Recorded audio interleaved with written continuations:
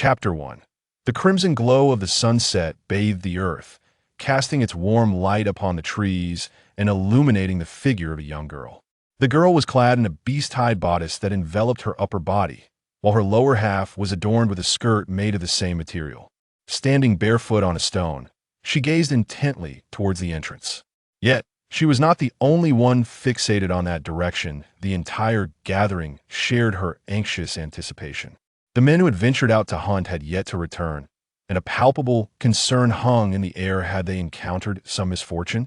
Xia Yi leaped down from the stone and turned to retreat to her modest shelter made of leaves.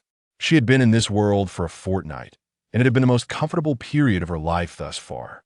2 weeks prior, Xia Yi had finally liberated herself from the throng of bodyguards, strolling through the streets alone when, out of nowhere, a small boy collided with her, sending her tumbling into the path of an oncoming truck. The vehicle struck her with such force that she was hurled several meters away. When Xia Yi regained consciousness, she found herself being carried away, the jostling causing her insides to ache. Suddenly, she coughed violently, prompting the individual carrying her to pause and hurriedly set her down. It was at that moment she beheld her rescuer. The figure was bare from the waist up, wrapped only in a beast hide around his lower body, and his long hair obscured half of his face, rendering his features indistinguishable. Had it not been for his exposed torso, she might have struggled to discern his gender. Xia Yi was momentarily paralyzed by confusion. Where was she? How had she ended up here? Hadn't she been struck by a vehicle?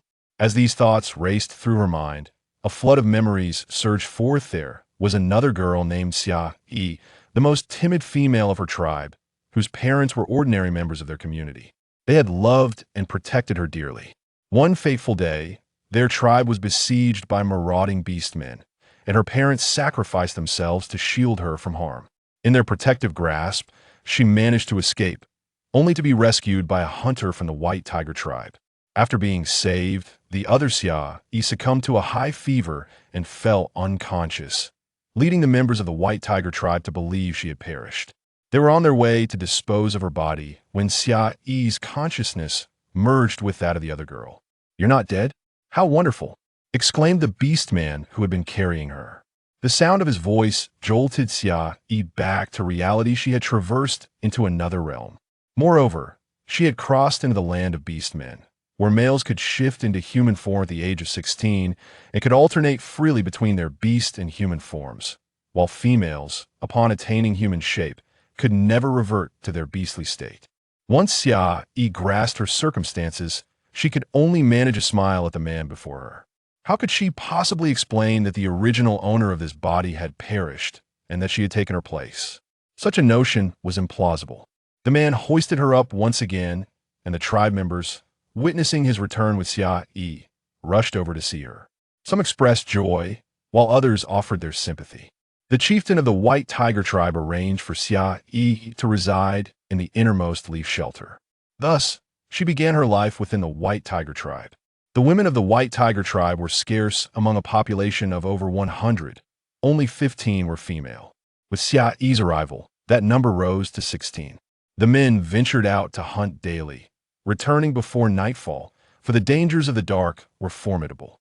Generally, no one lingered outside after sunset unless absolutely necessary. The women were tasked with processing the huntsmen's spoils and preparing roasted meat for the tribe's leaders. For half a month, Xia Yi lived in this manner, accompanying the women in their daily labors, with little else to occupy her time. Today, anticipation filled the air as everyone awaited the return of the hunters. The sun was nearing the horizon, yet the men had not yet appeared. After standing on the stone for a while without sight of them, Xia Yi leapt down and returned to her leafy abode. Living in this world was not without its merits. She was spared from the ceaseless obligations of her former life. Just then, a commotion outside alerted her to the hunter's return. She hurried to see, but her petite stature prevented her from glimpsing the scene. She could only hear the voices of the men. "Those damned wolf tribe members are utterly despicable. They lurked and ambushed us, stealing our prey," one beastman exclaimed indignantly. "Indeed, if it weren't for Mu-chun, we would have lost everything." Another chimed in. "Next time I encounter a member of the wolf tribe, I will give them a thorough thrashing. A third vowed, had it not been for the encroaching darkness, we would have pursued them to exact our revenge for their theft. The first beastman added. All right, enough of that. There won't be a next time, another voice interjected. This was Mu Chun, the very beastman who had initially carried Xia Yi. He was the foremost warrior of the White Tiger tribe and the chieftain's son, destined to be the next leader barring any unforeseen events. Let's divide the spoils from today's hunt. The chieftain commanded, waving his hand. The men parted, allowing the women to step forward to process the game. As Xia Yi approached, her mouth twitched in disappointment. There was only a single wild boar. It seemed she would go to bed hungry once again. She quickly moved to assist in the preparations.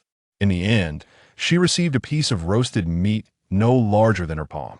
Looking at it, she felt a twinge of distaste. She had consumed roasted meat for half a month straight. Although seasoned with salt to enhance its flavor, the monotony was wearing thin. She longed for something boiled or stir-fried, perhaps even a warm soup. Here, have some of mine, a voice suddenly offered, and Xia Yi looked up to find Mu Chun extending a piece of meat towards her. When she hesitated to take it, he pressed it into her hands, believing she was still hungry and that her portion was insufficient. By the time she realized what had happened, she found herself clutching a sizable piece of roasted meat. No, thank you. I have enough. You should eat. She insisted gratefully, aware of how considerate Mu Chun had been towards her over the past 2 weeks. He often worried that she might not have enough to eat and would bring her wild fruits on occasion. Seeing her refusal, Mu Chun said nothing further, bringing the meat to his own mouth. Since that day he had rescued her, she had remained remarkably quiet, diligently assisting with tasks alongside the others, never uttering a word more than necessary. Was she still struggling to adapt to their community? Had Xia Yi known what Mu Chun was pondering, she would have assured him that she felt completely at home, though she was blissfully unaware of his thoughts. Here, I gathered some fruits today. If you're hungry, eat these. I'll bring you more next time I find them, Mu Chun said, offering her the fruits he had picked. Thank you, Xia Yi replied, accepting the 2 bright red fruits from his hand. They resembled apples, albeit slightly larger. Mu Chun smiled upon seeing her accept the fruits and stood to leave. As she watched his retreating figure, she recalled the first time she had laid eyes on his face just a day after he had carried her back. He was strikingly handsome, far surpassing any modern internet celebrity in charm. Lost in her thoughts, Xia Yi felt her cheeks flush with warmth. I wonder how we will endure this winter, she overheard a nearby woman remark. Turning her head, she recognized the speaker as Mu Ling. Indeed, many perished during the last winter. My mother was among them. Another woman, Aya, responded, wiping tears from the corners of her eyes. Aya, do not be sorrowful. Your mother has gone to meet the beast god, Mu Ling comforted her. Yes, Aya, do not grieve, the other women chimed in to console her. Their words jolted Xia Yi's memory, yes. In the original owner's recollections, winter was a time of great suffering. The winters here were often harsh, with heavy snowfall rendering hunting impossible. Food was already scarce, and the elderly beastmen would sacrifice their own rations for the younger members and cubs, resulting in many elderly failing to survive the season. Additionally, marauding beastmen would invade to seize their supplies. The beastmen lacked knowledge of food preservation, relying solely on the spoils harvested immediately after the first snowfall. With so little to sustain them, it was no wonder that starvation loomed over them. Determined to find a solution, Xia Yi resolved to venture out, seeking either food or a salt mine to store meat for the winter. With this thought in mind, she hurried to find Mu Chun, hoping he could keep an eye out for salt deposits. Approaching his shelter, she called for him to come out. What is it? Mu Chun inquired upon seeing her. When you go hunting, could you keep an eye out for any herbivores licking a particular type of stone? If you find one, please bring it back to me, all right? Sure, but what do you need it for? Mu Chun asked, hesitating momentarily before agreeing. You'll know when you find it. Thank you, Xia Yi replied, expressing her gratitude. All right, you should head to bed now, it's getting dark, Mu Chun advised. Well, all right, you should also take a rest soon. I shall take my leave, said Xia Yi as she made her way towards her hut. Upon arriving, she picked up a willow branch to brush her teeth, utilizing the water she had collected with leaves earlier that day to wash her face. Then, She lay down on her bed, which was more accurately described as a patch of straw strewn across the ground. Xia Yi did not mind and settled in, yet the cacophony of discordant sounds around her made sleep elusive. In ancient times, there were few entertainment options. At night only exercise remained. Despite having endured it for half a month, Xia Yi still found herself unaccustomed to such conditions. Since slumber was unattainable, Xia Yi pondered how she might venture outside. Simply stepping out on her own seemed implausible. How could she manage to escape? Moreover, she needed to find someone to craft a stone pot, for she had grown weary of roasted meat. Alas, she decided to abandon her thoughts for the time being and would inquire with Zhu Qing the following day. Zhu Qing was an elderly beastman and a previous clan leader, known for his kindness and valiant prowess during his tenure. He held considerable respect within the tribe, and now assisted other aged beastmen in caring for the younglings, having shown particular attention to Xia Yi in the past. With her thoughts swirling, Xia Yi resolved to set aside her musings until tomorrow and instead attempt to sleep. However, the clamor persisted, rendering rest impossible. Lying on her bed, she tossed and turned, and it was nearly an hour later before the noise began to subside, allowing her to drift into a gentle slumber. The following day, Xia Yi arose and first went to the stream to brush her teeth and wash her face. Upon returning, she enjoyed an apple and tidied her small hut before making her way to the cave where the elderly beastmen resided, seeking out Zhu Qing. At that hour, the hunting beastmen had all departed, leaving behind only a few women attending to the remnants of the previous evening's feast. There were a total of 15 elderly beastmen, 3 females and 12 males, along with 5 youngling-sown female and 4 males. They all shared the same cave, and typically, the elderly beastmen remained indoors unless necessary. It was only the younglings who ventured out to play. Upon entering the cave, Xia Yi spotted several younglings preparing to go outside. Zhu Qing, noticing her arrival, hastily retrieved a fruit from behind him and approached her. "Xia Yi, what brings you here?"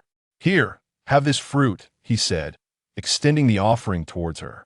"Thank you, Zhu Qing, but that's not necessary. I've already eaten. I'm here to find anyone who can craft a stone pot." Xia Yi quickly declined the fruit and posed her question. "A stone pot? What is that?" Zhu Qing inquired, puzzled. "It is a pot made of stone, with a hollow center, but a base that does not leak," Xia Yi explained. "Is that how it is?" Zhu Qing turned and ventured deeper into the cave, returning with a stone to show her. "This is something we old fellows dug up during our leisure." Yes, that's exactly it. But it needs to be larger about this size, and the bottom should be dug out a bit more without breaking through," Xia Yi exclaimed excitedly, gesturing with her hands to illustrate her point. "Very well, I shall have them find a larger stone to excavate," Zhu Qing replied. "Zhu Qing, I was hoping to explore the area surrounding the tribe. Would that be permissible?" Xia Yi expressed her intentions for the day. "Of course, the surroundings are still safe, but do not wander too far. I will have Xiao Shi accompany you," Zhu Qing said before departing to find Xiao Shi. Xiao Shi was a youngling, already 10 years old. Before long, Zhu Qing returned with Xiao Shi in tow. "Make sure you return early. It's unsafe to be out too late," he instructed before retreating back into the cave. Xia Yi and Xiao Shi ventured into the forest, where they discovered an abundance of wild vegetables, including purslane, shepherd's purse, and bitter autumn greens. After a long absence from consuming vegetables, these were a delightful feast for Xia Yi. She eagerly set to work, while Xiao Shi watched her gather the greens with a look of bewilderment, unsure of what she intended to do with them and why she appeared so joyful. "Xia Yi, what are you doing with this grass? It's not edible." In the end, Xiao Shi decided to inquire of Xia Yi. "These are quite delicious, far tastier than meat," Xia Yi replied, oblivious to the confusion etched on Xiao Shi's face. Though he did not comprehend the meaning of delicious, he understood that it was better than meat. He wondered if the grass was truly edible and if it could indeed surpass the taste of meat. Xia Yi, preoccupied with gathering vegetables, failed to notice Xiao Shi's perplexed expression.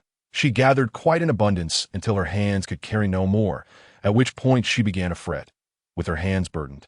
She pondered how she could possibly carry enough for herself. Glancing around, her eyes brightened upon spotting some vines in the distance. An idea struck her. she could weave a vine basket, placing the wild vegetables aside. Xia Yi hurried to the vines, tearing them down and commencing the weaving of her basket. Xiao Shi, watching Xia Yi alternate between gathering grass and pulling vines, was filled with questions and could not fathom her intentions. Xia Yi, what are you making? Can this be eaten? He asked, still unsure. This cannot be eaten. I am making a vine basket. Once completed, it can hold many items, Xia Yi explained while her hands remained busy. A vine basket? What is that? Xiao Shi queried, his brow furrowed in confusion.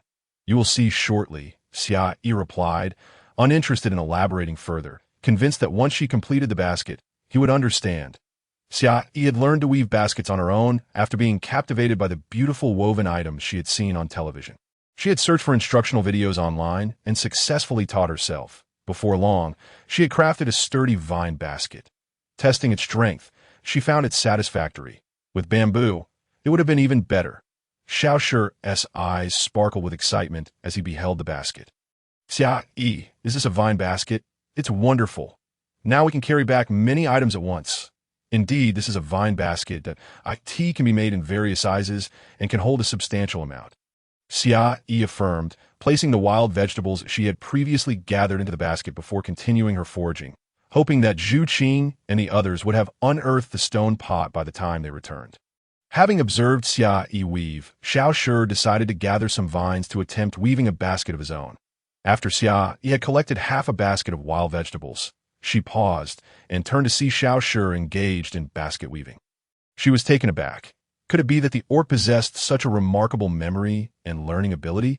He had managed to replicate her technique after merely watching her once. That be why the time Xia Yi approached. Xiao Shi had already fashioned a basket. He looked up at her and said, I watched you weave and thought I would give it a try. Well done. That's quite impressive, Xia Yi praised, causing Xiao Shi to bashfully scratch his head and grin foolishly. At that moment, rustling sounds emerged from the bushes, alerting both Xia Yi and Xiao Shi. Suddenly, a rabbit darted out, only to turn back upon spotting them. However, it was not quick enough. In a flash, Xia Yi picked up a stone and hurled it, striking the rabbit perfectly on the head before it could escape. Xiao Shi was astonished as he turned to Xia Yi, unable to comprehend how she had accomplished such a feat. Stop staring. Quickly fetch that rabbit and place it in your basket, Xia Yi urged, not intending to explain further. After all, she had once accompanied a special forces unit on missions. Catching a mere rabbit was trivial. Xiao Shi retrieved the rabbit and placed it in his basket, exclaiming, Xia Yi, you are incredible. You hit that swift creature with such accuracy. Noticing Xia Yi picking up more small stones, Xiao Shi was about to follow her when she swiftly threw the stones. Startling him, go collect the rabbits, she called. Approaching, he was taken aback to find 5 rabbits lying in the grass. You truly are amazing, Xiao Shi exclaimed. Is this what you call a jumping beast? He asked, referring to the rabbits. Xia Yi couldn't help but smile at the casualness of the name. She continued to catch more rabbits and gather wild vegetables, glancing at the sky as the sun began to lean westward. It appeared to be late afternoon. Having only consumed an apple that morning, she felt hunger pangs and decided it was time to return, especially as she remembered the apple Zhu Chun had given her the previous night. Feeling increasingly hungry at the thought of the apple, Xia Yi resolved to head back, saying, Xiao Shi, let's return for now and come back tomorrow. Xiao Shi, glancing at the sky and feeling it was still early, was reluctant to leave. However, Xia Yi had already made her decision, and he had no choice but to comply. With a basket of wild vegetables in hand, Xia Yi led the way, followed closely by Xiao Shi, who carried a basket of rabbits. While walking, Xia Yi felt as though she had stepped on something. Looking down, she noticed a thin stone slab, perfect for grilling meat, having grown weary of the same roasted meat. She thought it would be a delightful change of pace. Bending down, she picked up the stone slab and placed it atop her basket to take home. Upon returning to the village, Xia Yi set her basket down in the communal area and hurried to her shelter.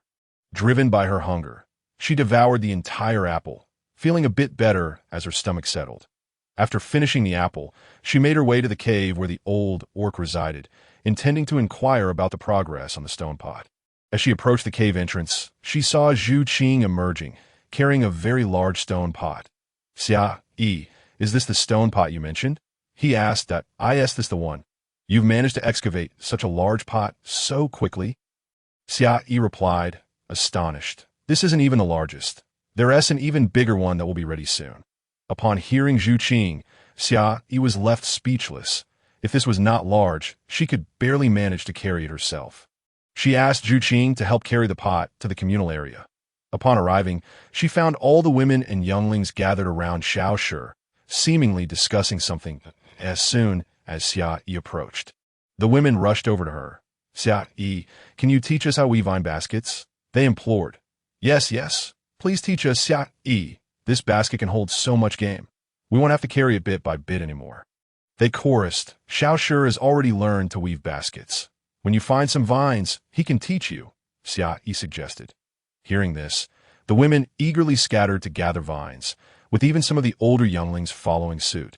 Vines were plentiful around the village, so there was no concern for danger. Once they had left, Xia Yi joined Zhu Qing in constructing a simple stove. After setting it up, they placed the stone pot on top and began to stoke the fire, using leaves to scoop some water for washing the pot before adding more water to boil. Xia Yi prepared to blanch the wild vegetables. As the water heated, Xia Yi took the wild vegetables, the rabbits, and the stone slab to the brook to wash them. She first cleaned the stone slab and placed it in the basket, then washed the wild vegetables and laid them on the slab, finally skinning and washing the rabbits to place in another basket. Just then, the hunting men returned. Xia Yi set her items beside the stone pot and noticed Xiao Shi tending to the fire, indicating that the men had returned from their hunt. The women busily began processing the game, leaving the baskets aside for the moment. Xia Yi glanced at the stone pot, which was now boiling. She intended to blanch the wild vegetables first. Once finished, she asked Xiao Shi, who was by the fire, to help pour out the water. It was impressive how strong the orcs were, at just 10 years old. Xiao Shi could lift such a large pot without fear of getting burned. And no wonder they could eat roasted meat without waiting for it to cool. Xia Yi added more water to the pot and placed the rabbit meat inside, preparing to make a stew. Earlier, she had discovered some wild ginger and scallions, which she added to the pot, saving a bit for grilling later. With Xiao Shi tending the fire, Xia Yi decided to see what the hunters had brought back. Approaching, she found 2 wild boars and a wolf. Goodness, they even managed to catch a wolf. Aren't they pack animals? Aren't they concerned about retaliation? She mused, but then she remembered that they were orcs, and their true forms were mighty beasts.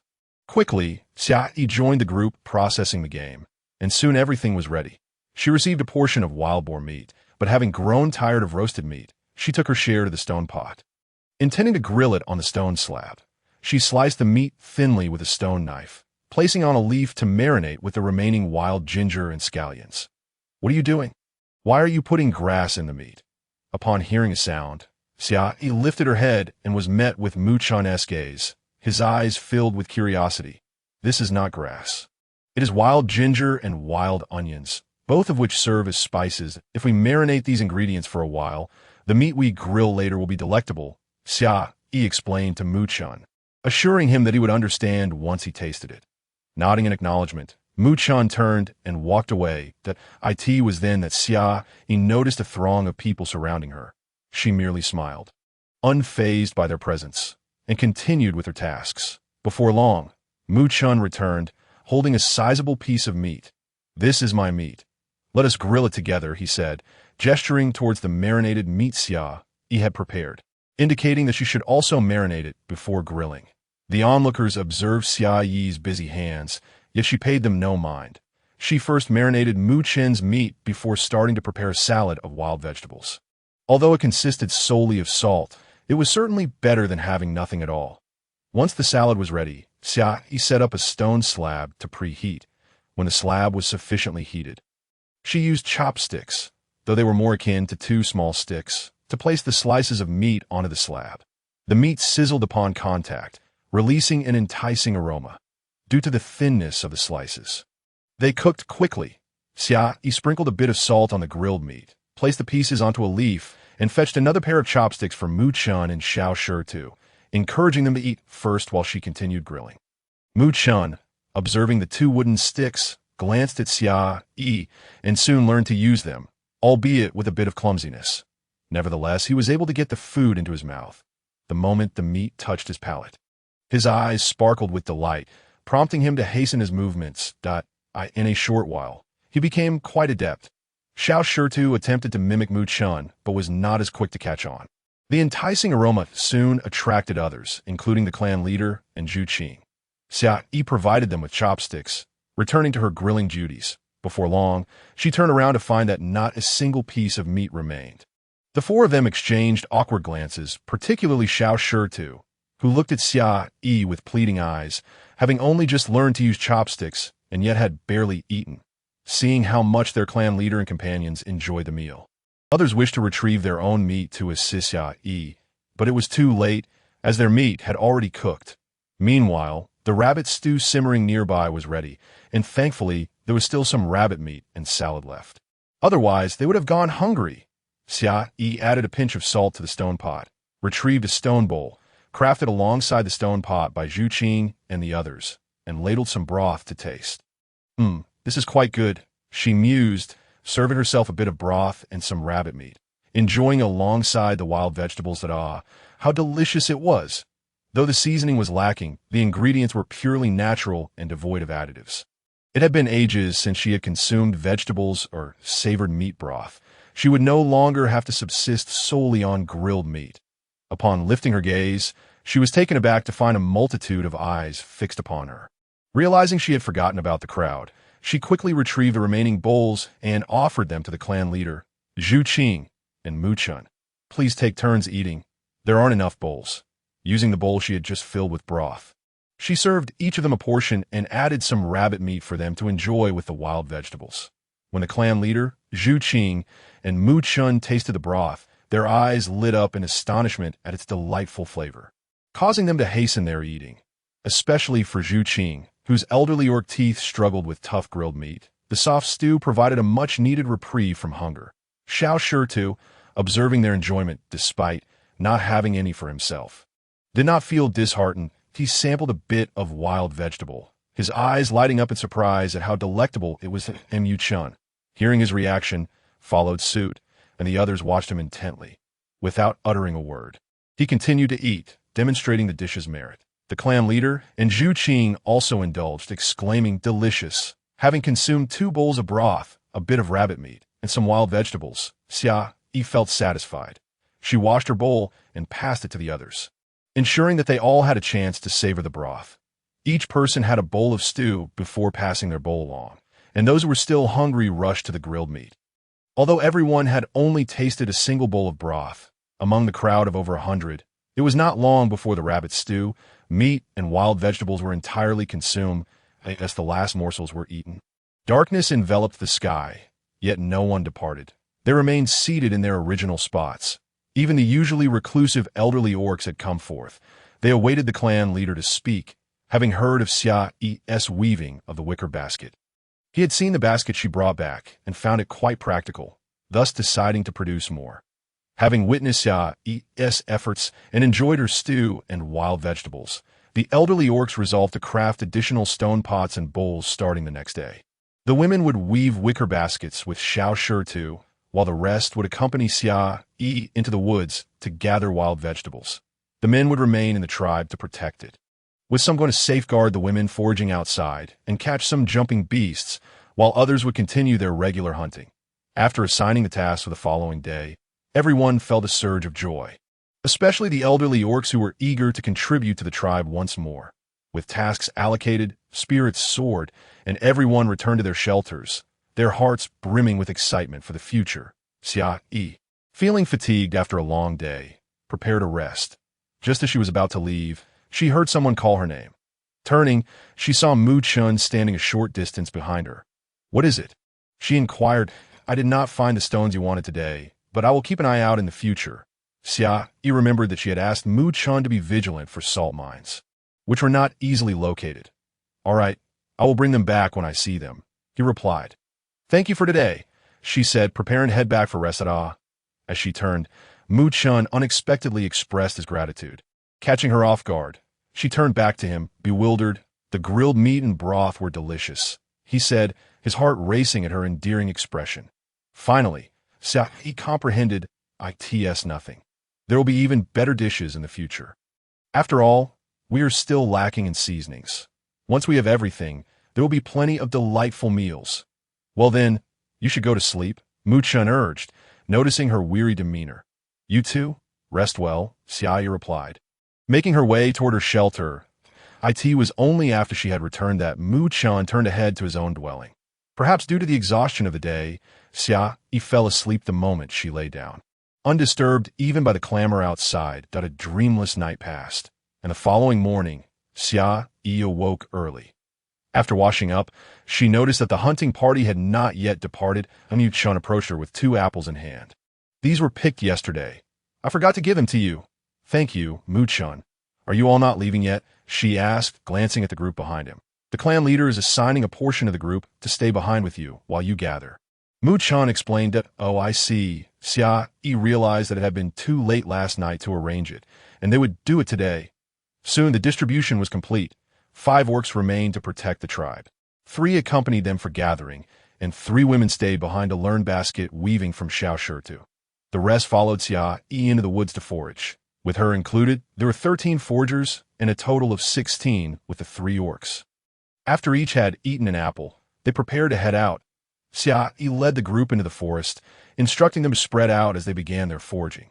Additionally, teach them to recognize wild vegetables, wild ginger, and wild onions, allowing them to gather these themselves. Once they have collected a sufficient amount, they should pile them together and wait for the woven basket to be ready for storage.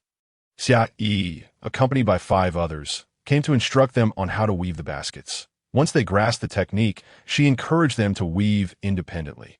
The learning capabilities of these beast folk are indeed remarkable. After a single lesson, some were already able to produce baskets. Xia Yi left them to their task, urging them to create several more.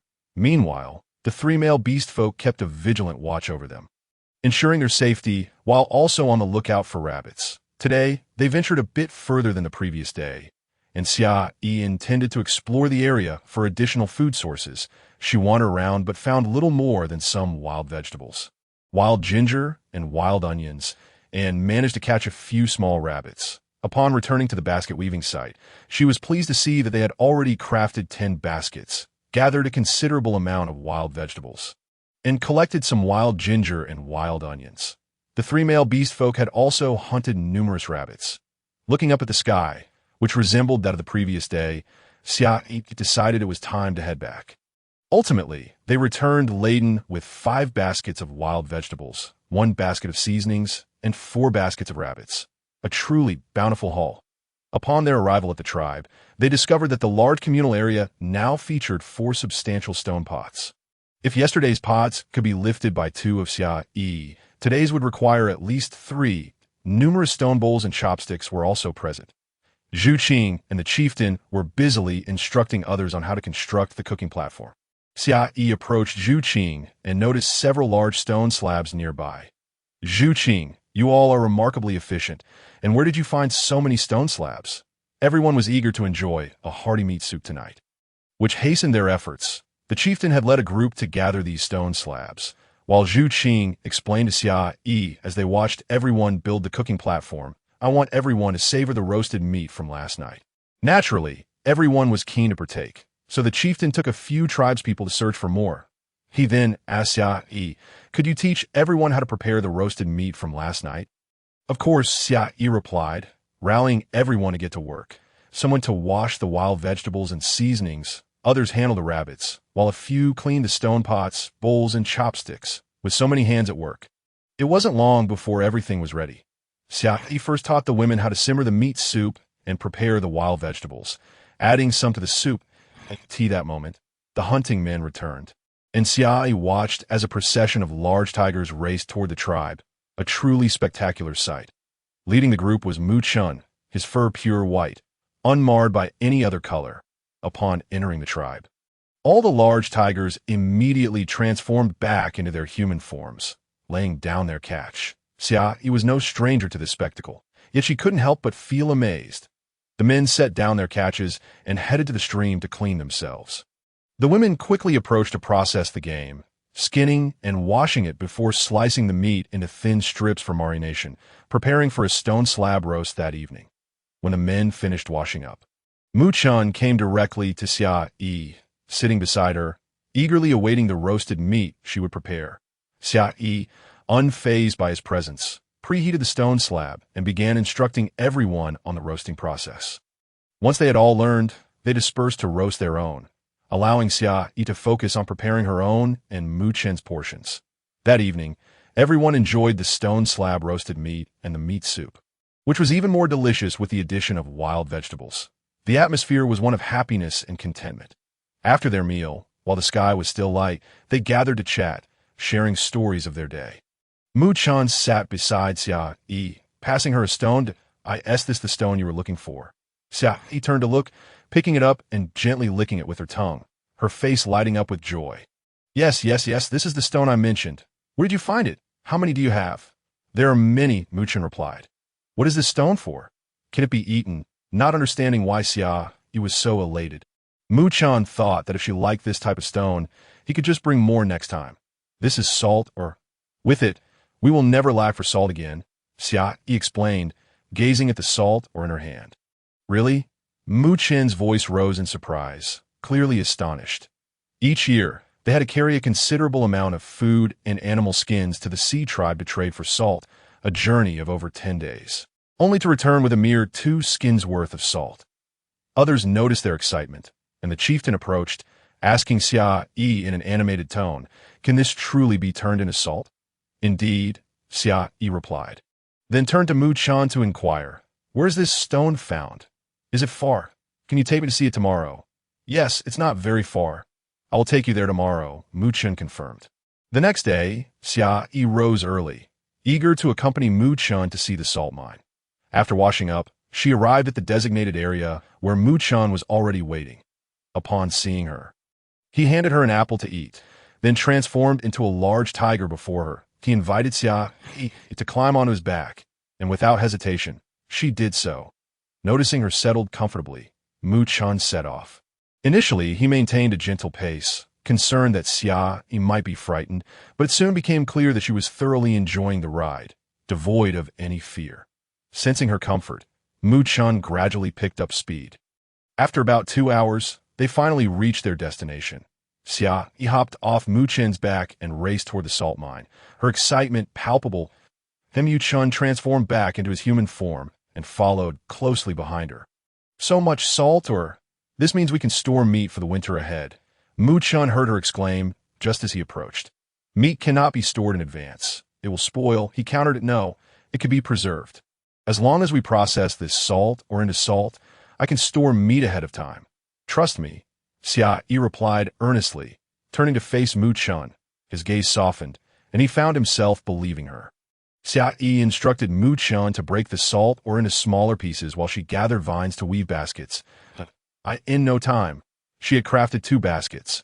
Observing Mu-chan still working on the salt ore, she decided to explore the surroundings. Suddenly, Xia Yi spotted a familiar leaf, reminiscent of sweet potato leaves. She quickly grabbed a stick to dig into the earth, revealing a large sweet potato before her. Xia Yi beamed with joy, envisioning the delicious roasted sweet potato, sweet and fragrant. Just as Mu-chan completed his task with the salt ore, he turned to find Xia Yi holding a clump of dirt and smiling broadly, which struck him as amusing. He approached her and asked, "Xia Yi, are you done?" "What are you doing?" Xia Yi snapped back to reality from her sweet potato daydream. "This is a sweet potato. It's delicious when roasted and can be stored for a long time without spoiling." "Really? Can it be stored for an entire winter?" Mu-chan asked, a hint of excitement in his voice. If so, it would be a tremendous boon, as food was always scarce in winter, leading to many going hungry. "Of course, let's dig up more to take back for everyone to try. We'll bring more people tomorrow," Xia Yi exclaimed, diving back into the digging. Mu-chan took the stick from her hands, encouraging her to rest while he continued to dig, reminding her not to get too tired. Xia Yi complied, grateful for his help. While resting, she managed to weave 2 more baskets, intending to use them for the sweet potatoes. Once her baskets were finished, Mu-chan had nearly excavated all the sweet potatoes. Xia Yi called out, "Let's take these back first. We'll enjoy roasted sweet potatoes tonight and return tomorrow for more." "All right, I'll follow your lead." Mu-chan agreed, and they proceeded to pack up the salt ore and sweet potatoes. Mu Chun transformed into his beast form once more, placing the 4 baskets on his back and inviting Xia Yi to climb aboard. She marveled at the strength of the beast folk once again that on their way back, laden with goods. Mu Chun was considerate of Xia Yi, moving at a slower pace, so she would be comfortable, which extended their journey to nearly 3 hours before they reached the tribe. By the time they returned, it was already afternoon, and the women had returned to process the rabbits. Xia Yi placed the salt ore in the cave where the elder beast folk resided, planning to make salt the following day. She then asked Mu Chun to help her carry the sweet potatoes to the stream for washing. Upon seeing that Xia Yi had discovered something new, the others rushed over to inquire about it. Xia Yi explained, "These are sweet potatoes, a food that can be stored throughout the winter." The news delighted everyone, and they eagerly asked where to find more. "There are plenty more. Tomorrow, Mu Chun will lead everyone to dig them up," Xia Yi said, pulling out a piece of sweet potato vine from her basket to show them, adding, "Look, the leaves look like this. Have any of you seen them before? Should everyone who has encountered the matter speak of it, we shall embark together on a quest to excavate tomorrow." As everyone gathered to examine the discovery, they unanimously claimed it was unfamiliar to that moment. The clan leader, having heard the commotion, hastened over, filled with excitement upon learning that Xia Yi had unearthed a food source capable of sustaining them throughout an entire winter. Upon arrival, he observed Xia Yi questioning the others while holding a sweet potato vine. He approached, took hold of the vine, and remarked that such vines were plentiful at the edge of the nearby forest. After confirming this multiple times, Xia Yi felt elated. She had been pondering when to venture out again, but now there was no need to search for sweet potatoes. The entire group resolved to commence their excavation at dawn the following day. Xia Yi had also prepared the sweet potatoes, ready to be buried in the fire pit back at their dwelling. Meanwhile, the women busied themselves preparing a meat stew, eagerly awaiting the return of the men from their hunt. Before long, the men returned, and the feast mirrored that of the previous day. Stone-grilled meat, stews, wild vegetables. The women deftly handled the game, washing, cutting, and curing the meat, their skills having markedly improved, allowing them to enjoy their meal in a short span of time. Mu Chun remained seated beside Xia Yi, who grilled meat for him, while he too took the opportunity to learn the art of grilling, aspiring to cook for Xia Yi in the future. As they neared the end of their meal, the enticing aroma of Xia Yi's roasted sweet potatoes began to waft through the air, prompting everyone to seek the source of the delightful scent. Xia Yi produced a perfectly roasted sweet potato, splitting it open to reveal its golden flesh, causing the others to gaze longingly at her hand. Amused by their reactions, Xia Yi handed her sweet potato to Mu Chun and, using a stick, extracted the remaining potatoes, distributing one to each person. They all emulated Xia Yi's actions, indulging in the delectable sweet potatoes. So sweet and delicious. These sweet potatoes are absolutely exquisite, exclaimed Little Stone, joyfully taking a bite. The others quickly followed suit, their eyes lighting up with delight as they hastened to devour their portions, some murmuring, "So tasty, so tasty." Before they knew it, their sweet potatoes were gone, and a collective thought emerged. They must excavate more sweet potatoes tomorrow, for they were simply too delightful. After their meal, the clan leader allocated tasks for the following day, designating 20 individuals for the hunt, while leaving 3 male orcs to safeguard the tribe. 20 male orcs, along with Mu Chun, were assigned to dig sweet potatoes at today's site, while the elderly and the young remained to assist Xia Yi in salt production. The rest accompanied the clan leader to the forest's edge to continue their sweet potato excavation. Once tasks were assigned, everyone retired early, eager to rise at dawn for their digging expedition. The next day, when Xia Yi awoke, she found that everyone had already set off. After freshening up, she observed that Zhu Qing and the others had extracted the salt mine, awaiting her arrival. Upon seeing Xia Yi approach, Little Stone presented her with a fruit, stating, "This is from Mu Chun. He asked me to give it to you." Never before had anyone shown such thoughtfulness toward her, and Xia Yi felt a warmth spread within her as she accepted the apple. Having finished the apple, Xia Yi prepared to commence the salt extraction process, which posed a bit of a challenge due to the absence of a filter, resulting in less pure salt. She led the group to fill all the stone pots with water, then broke the salt mine into small pieces, placing them in the water to dissolve, and proceeded to heat the mixture to evaporate the moisture. They then awaited the salt's emergence, though it would not be of the highest purity. During the waiting period, Xia Yi instructed Zhu Qing and the others to dig additional stone pots for the salt. As soon as the first pot was ready, the initial batch of salt emerged, eliciting excitement among the group. They realized they would no longer need to waste time retrieving salt, now that everyone understood the salt-making process. Xia Yi entrusted them to produce it independently. The individuals who had gone to excavate sweet potatoes began returning in succession, starting with those who had accompanied the clan leader, followed by those with Mu Chun. They transported their haul back and forth multiple times. By evening, all had returned, including the hunters, who were greeted with joy upon revealing the salt they had processed. Efficiently, they divided tasks. The women prepared the game for dinner, while the men cleaned the sweet potatoes they had gathered. The abundance of hands hastened their work, and soon the men placed the clean sweet potatoes in an open area to dry before transferring them to an empty cave. Dinner was ready quickly, and everyone gathered to share a meal once more.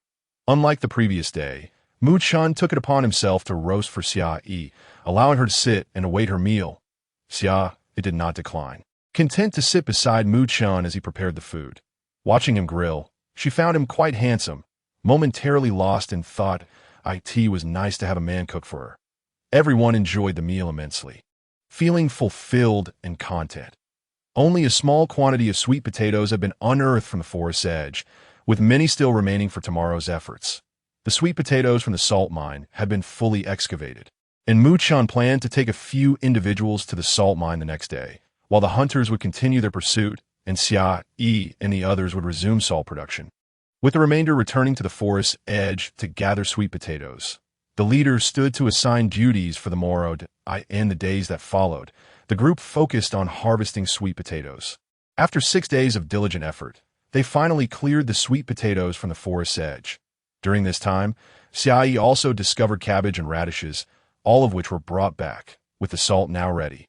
It was time to commence hunting for meat storage. The women also began foraging, collecting wild vegetables to dry for winter consumption, and gathering any edible fruits they encountered to preserve as dried goods.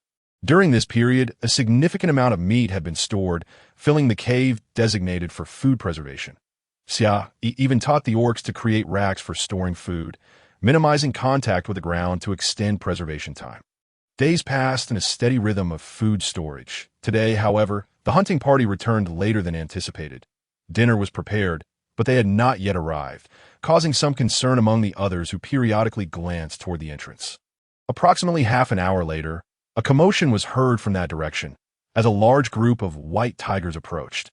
Upon seeing the hunting party return, everyone felt relieved and began to welcome them. Yet, it was evident that the day had not unfolded without incident, as some had sustained injuries. As they entered the gate, everyone reverted to their human forms. Mu Chun rushed in, cradling an orc in his arms. Upon closer inspection, it was Dan Y. Mu Chun carried him to a shelter and laid him on the bed, while the others bore various injuries to varying degrees. Xia Yi followed closely behind.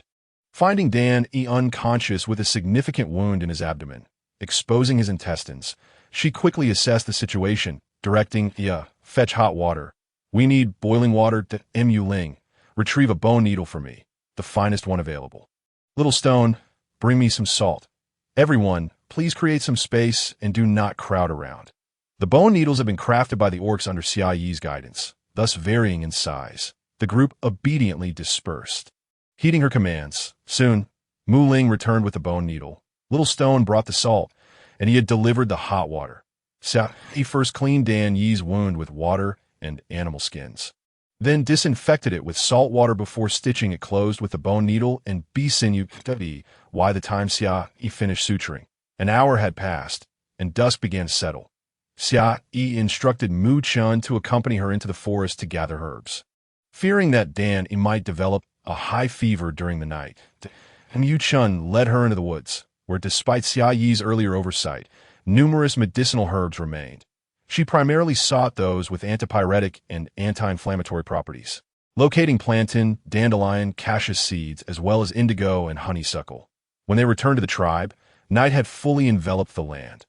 Xia Yi prepared a herbal decoction for Dan Yi to drink, knowing that in such a primitive era, his recovery relied solely on fate. Once Xia Yi had tended to everything. Mu-chan roasted sweet potatoes and stone-grilled meat for her, leaving a bowl of meat soup. Witnessing the food, Xia Yi felt her heavy heart lighten a bit. Eating Mu-chan's grilled meat and sipping the soup he had set aside brought her warmth and a sense of happiness. In the midst of a busy day, having someone offer a bowl of hot soup is nothing short of bliss. After finishing her meal, Xia Yi checked on Dan Yi's condition and found he had not developed a fever. Mu-chan remained close behind her, ready to assist whenever needed. Now, Xia Yi had the chance to inquire about the events that had unfolded. Mu-chan explained that they had encountered rogue orcs attempting to steal food upon their return from the hunt, followed by a horde of wild boars. The rogue orcs had outnumbered them significantly, and it was during the scuffle that Dan Yi had been gored by a wild boar. The tranquility of their current existence had caused Xia Yi to forget the lurking dangers. With winter still some time away, the rogue orcs had already begun their attempts to seize food. What would happen when winter truly arrived? Xia Yi contemplated the need to begin crafting weapons and setting traps, along with constructing a dwelling and fortifying the tribe's surroundings. However, as winter approached, the construction of the house and surrounding defenses would likely have to wait until the season had passed. That night, Xia Yi was too anxious to sleep, fearing that Xia Yi might develop a fever, and knowing that the people here were ill-equipped to handle such matters, she felt compelled to keep watch. Mu-chan also refrained from sleeping, choosing to accompany Xia Yi as they both vigilantly monitored Xia Yi. Although everyone was concerned for Xia Yi, their helplessness left them with little to offer. After dinner, they had checked on Xia Yi and then quietly retired for the night, the atmosphere heavy with worry, as the entire evening passed in profound silence, devoid of any discordant sounds. Exhausted from her vigil, Xia Yi eventually succumbed to sleep, resting her head upon Mu-chan's. As Mu-chan gazed at Xia Yi's sleeping visage, he found himself captivated, wishing he could simply continue watching her forever. In the latter part of the night, Mu-chan noticed that Xia Yi's face had turned a deep crimson as he reached out to touch her, but quickly withdrew his hand upon contact, realizing how feverish she was. Hastily, he roused Xia, wake up. Xia Yi's face is burning. Come quickly and see what's amiss. Groggily, Xia Yi was shaken awake, her mind still foggy until Mu-chan informed her that Xia Yi had developed a high fever. Instantly alert, she rushed to Xia Yi's side, where she was struck by how alarming her complexion had become. She instructed Mu-chan to fetch water, and upon his return, she guided him in using animal hides to sponge Xia Yi's face and body, careful to avoid her wounds. Meanwhile, she set off to retrieve the herbs they had dug up earlier that day to brew a remedy. Once the concoction was prepared, Xia Yi poured it into a bowl and brought it to Xia Yi's makeshift shelter. As she entered, Mu-chan had just finished sponging Xia Yi down. Xia Yi began to feed the medicine to Xia Yi, who, though unconscious, managed to swallow it, albeit slowly. After administering the remedy, she urged Mu-chan to continue sponging Xia Yi's body. This repeated effort gradually brought Xia Yi's temperature down, but it was not until 3 hours later that her fever finally subsided. Both Mu-chan and Xia Yi, utterly fatigued, collapsed on the ground, unwilling to move. Noticing Xia Yi's exhaustion, Mu-chan felt a pang of compassion and suggested she rest, assuring her that he would summon her immediately should anything arise. Xia Yi, reassured that Xia Yi's temperature had returned to normal, nodded wearily and made her way back to her own shelter, where she fell into a deep slumber without a second thought. When she finally awoke, it was nearly noon. After freshening up, she stepped outside to find the elders and young ones engaged in conversation, while several women tended to a fire, preparing a meal. Xia Yi first checked on Xia Yi, who was still in Mu-chan's company. Upon seeing Xia Yi approach, Mu-chan handed her a sweet potato, suggesting she eat something, as Xia and the others were busy making meat soup. All right, Xia Yi replied, taking the sweet potato and glancing at Xia Yi, who now bore a slight flush to her cheeks. No longer as pallid as the day prior to it seemed she would soon awaken. Have you not taken a moment to rest while keeping watch over her? Xia Yi inquired as she sat beside Mu-chan. Nibbling on the sweet potato, I managed to rest for a bit. Mu-chan replied. That moment, he turned and saw Xia Yi stirring awake. Overjoyed, he jumped up and rushed to her side, exclaiming, "Wonderful! Xia Yi is awake." His voice carried outside, drawing the attention of others who hurried over to see. Xia Yi approached to check on Shan Yi and asked if she felt any discomfort. That no, just a bit hungry. Shan Yi replied shyly. The news of Shan Yi's awakening and her appetite filled everyone with elation. In the past, severe injuries would have meant certain death, but now, thanks to Xia Yi's efforts, she was regarded almost as a divine savior. And the way the others looked at her had changed significantly. Yi quickly fetched a bowl of meat soup to feed Shan Yi. Afterward, Xia Yi emphasized the importance of resting and refraining from exertion. Confident that Shan Yi's recovery was on the right track, while she herself had numerous tasks awaiting her attention, Xia Yi stepped outside. She discovered that Yi and the others had finished cooking the meat soup. Having already eaten an apple that Mu Chan had given her, she felt only slightly hungry and opted for just a bowl of soup, skipping anything else. Her first priority was to craft weapons. And now that she had bamboo, she could begin with bows and arrows. The best material for crafting bows was dry wood, and bamboo would make the process even more convenient. She pondered whether bamboo was available in their vicinity and decided to inquire with Mu Chun. When Xia Yi found Mu Chun, he had just finished his bowl of meat soup. Seeing her approach, he smiled and walked towards her, asking, "What troubles you? You appear quite pensive. Are you still worried about the wandering beastmen?" "Yes, are you not concerned?" Xia Yi replied. Looking up at Mu Chun, "There's no need for worry. If the wandering beastmen come, I will protect you," Mu Chun reassured her. His words stirred something within Xia Yi, as no one had ever spoken to her in such a manner. Previously, she was always reminded to protect others, with the responsibility placed solely upon her shoulders. You'll hear someone say, "I will protect you," was a first for her. Determined, she resolved to minimize casualties during the winter. Mu Chun, "Do you know where I might find bamboo?" she asked. "Bamboo? What is that? Can it be eaten?" Mu Chun wondered, mistakenly thinking Xia Yi had discovered another food source. "No, it's not edible. It consists of segments with hollow centers," she explained. "Are you referring to the Jie tree?" Mu Chun asked, puzzled. Jie tree, Xia Yi echoed, seeking clarification. "Yes, the centers of those trees are hollow," he confirmed. "Where can we find it? Can you take me to see it?"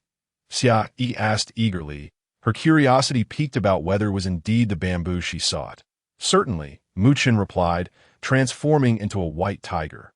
Without hesitation, Xia Yi climbed onto his back. Once she was settled, he sprinted off, and after about an hour, they arrived at a grove filled with bamboo.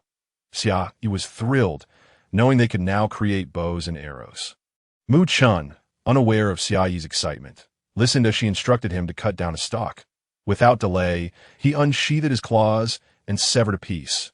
Xia Yi then directed him to strip away the leaves before she climbed back on his back, dragging the bamboo towards the tribe. Upon returning, Xia Yi located the beast's sinew and began crafting the bows and arrows. With the bamboo secured, she roasted it over a fire to enhance its flexibility. Afterward, she fashioned the bamboo into a bow shape, binding it with sinew. Next, she took the remaining bamboo, splitting it to create arrow shafts, sharpening one end for the arrowhead and shaping the other into a fletched form. Thus, the bamboo bow and arrows were completed. Testing the bow in her hands, she demonstrated its use to Mu Chun, who observed with curiosity. "What is this? What purpose does it serve?" he asked. "This is called a bow and arrow. It is a weapon used for hunting and can attack enemies from a distance," she explained, offering the bow to Mu Chun for him to examine. As Mu Chun inspected the bow, he remained perplexed about how it could be used for hunting or combat. Xia Yi chose not to elaborate further, believing that once he experienced its efficacy firsthand, understanding would naturally follow. Mu Chun, no longer questioning her intentions, simply followed Xia Yi as she led him into the forest. They searched for some time, but found no game. Previously abundant small animals like rabbits and wild chickens had become scarce due to their recent hunting efforts. After a while, they detected some movement on a small hillock. Xia Yi swiftly knocked an arrow and released it with a whoosh. She quickly dashed over to retrieve the rabbit, presenting it to Mu Chun. Stunned, Mu Chun marveled at the power of the bow and arrow. In a blink, Xia Yi had caught a rabbit, leaving him in awe of the weapon's effectiveness. Noticing Mu Chun's admiration, Xia Yi passed the bow to him, teaching him how to use it. He listened intently and, once instructed, began practicing. Watching him quietly, Xia Yi refrained from interjecting, allowing him to explore his newfound skill. Yu-chan attempted to shoot at a distant tree, missing on his first try. Undeterred, he persisted, and on his second attempt, he successfully hit the target. Xia Yi was once again impressed by the learning capabilities of the beastmen, offering occasional guidance as he honed his technique. Soon, Mu-chan skillfully struck down a rabbit, and with each subsequent shot, his accuracy and proficiency increased, hitting his targets with unwavering precision. Truly, he deserved the title of the foremost warrior in the clan, demonstrating an exceptional ability to learn within a mere afternoon. He had mastered the art of archery. Yu-chan found himself reluctant to cease practice. However, as he observed the sun gradually descending, he knew he had to return to the tribe. Upon their return, Xia Yi and Mu-chan discovered that the hunters had already returned, and everyone was prepared with food. After dinner, Mu-chan showcased his archery skills to the group, and the male orcs watched with eyes sparkling with excitement. Eager to take a turn, yet there was only one bow available. Sensing their eagerness, Mu-chan handed the bow over for each to try their hand at it. After their attempts, the atmosphere was electric. Mastering archery would make hunting significantly more efficient, alleviating their concerns about food shortages in winter. With ample food for now, the plan for the next day was to cut down the sturdy trees to craft more bows and arrows, allowing everyone to learn the skill. The clan leader had witnessed Xia Yi crafting bows. Though he was unsure of their purpose, he too felt exhilarated seeing Mu-chan's demonstration. The following day, the tribe awoke early, skipping breakfast to head out for bamboo cutting. By the time Xia Yi finished washing up and emerged, everyone had returned, and Mu-chan was already instructing them in bow making. In just one morning, they had crafted over 100 bows and produced thousands of arrows. However, the arrows were still insufficient, as they were consumables. The more, the better. After a hearty lunch, the men practiced archery under the guidance of Xia Yi and Mu-chan. Even the elders and young ones joined in, while the women focused on crafting arrows. Although the women also needed to learn archery, they could afford to wait until the men had mastered the skill. As evening fell, the practice continued after dinner. Some men had begun to teach their partners how to shoot, and while the women's learning abilities were not as robust as the men's, they were still commendable. Xia Yi watched the group practice, occasionally offering guidance on incorrect stances, though most instruction was provided by Mu-chan. Mu-chan, could you tell me about winter? Xia Yi inquired, observing the orcs still immersed in their archery practice. Previously, the original owner of her body had been well protected by her uncle and aunt, knowing only that food was scarce during winter, but little else. During winter, it often snows, making it difficult to find food. Many orcs starve to death due to food shortages, and there are also rogue orcs who attack tribes to seize food and females. Additionally, many orcs who have lost their tribes seek refuge or allegiance with others. Remembering the harshness of winter darkened Mu-chan's gaze. His mother had fallen victim to rogue orcs during that season. Mu-chan, I wish to capture some game to raise, ensuring our food supply is more plentiful during winter. Xia Yi suggested, noticing the solemnity in Mu-chan's eyes, which signaled his troubled thoughts. She quickly shifted the topic, mentioning that if others sought refuge in their tribe, their food might fall short, emphasizing the need for greater storage. Captured or raise? Mu-chan questioned, perplexed. It wasn't that they were unwilling to catch game, but rather that it was nearly impossible. Any attempt to approach prey would result in being attacked, making it unfeasible to get close.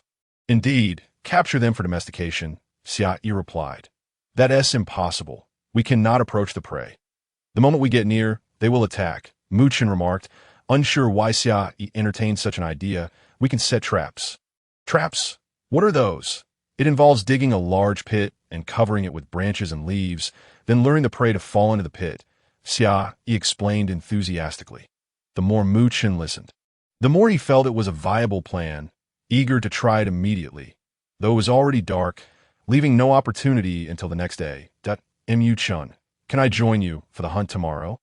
I want to observe, Xia Yi expressed, intending to teach them trap making and perhaps discover other food sources. She longed to find rice, having been here for nearly 2 months and missing it dearly. All right, Mu-chan initially intended to refuse but could not bear to deny her hopeful gaze. After a brief pause, he added, I will protect you tomorrow. Xia Yi was delighted by Mu-chan's acceptance, initially expecting to have to persuade him at length, but his prompt agreement filled her with joy. After arranging their plans, she returned to her shelter to rest, pondering when she might share a dwelling with Mu-chan. As she turned to leave, Mu-chan watched her depart, before heading to the clan leader's shelter to discuss her intentions to join the hunt. Unbeknownst to Xia Yi, after she left, Mu-chan sought out the clan leader. Upon her return, she quickly prepared for the next day's hunt before washing up and retiring for the night. The following morning, after washing up, Xia Yi took her bow and headed to the open field. Where everyone was enjoying sweet potatoes, she approached and grabbed one to eat. Just as she finished, they were ready to depart, and she joined Mu-chan. Noticing the clan leader was also present, Mu-chan. You must ensure Xia Yi's safety, the clan leader instructed, having been informed by Mu-chan the previous night about Xia Yi's desire to accompany the hunt. Initially, he had opposed the idea, but upon learning of her plans to teach trapping and capturing live game, he relented, though concern lingered in his heart. I will, clan leader, I will protect Xia Yi well, Mu-chan assured, knowing he would safeguard her without a scratch. Regardless of the leader's concerns, rest assured, I will take care of myself, Xia Yi replied, feeling warmth in her heart from the leader's worry. The clan leader felt slightly relieved by their promises. Though his worries remained, soon, the group set off, with the transformed male orcs sprinting ahead. Xia Yi enjoyed the exhilarating sensation of riding on Mu-chan's back. After about 3 hours of travel, they arrived at their usual hunting grounds. Upon arrival, Mu-chan divided the hunting party into 2 teams, one to hunt, the other to accompany Xia Yi, naturally including himself. Xia Yi found a suitable location for digging pits, and before long, a large pit was excavated. She instructed the others to cover it with branches and dry leaves, marking it to prevent anyone from falling in. Xia Yi then selected several more locations to dig additional traps. Ensuring they were similarly covered, the others were puzzled. Weren't they there to hunt? Why dig pits and cover them? Despite their questions, no one voiced them, habitually following Xia Yi's orders, recalling her instructions from the previous day. Mu-chan knew they only needed to lure the prey now. Without needing Xia Yi to remind him, he directed others to attract the game, cautioning them to avoid falling into the traps. Turning to Xia Yi, he noticed her gaze upon him. What's wrong?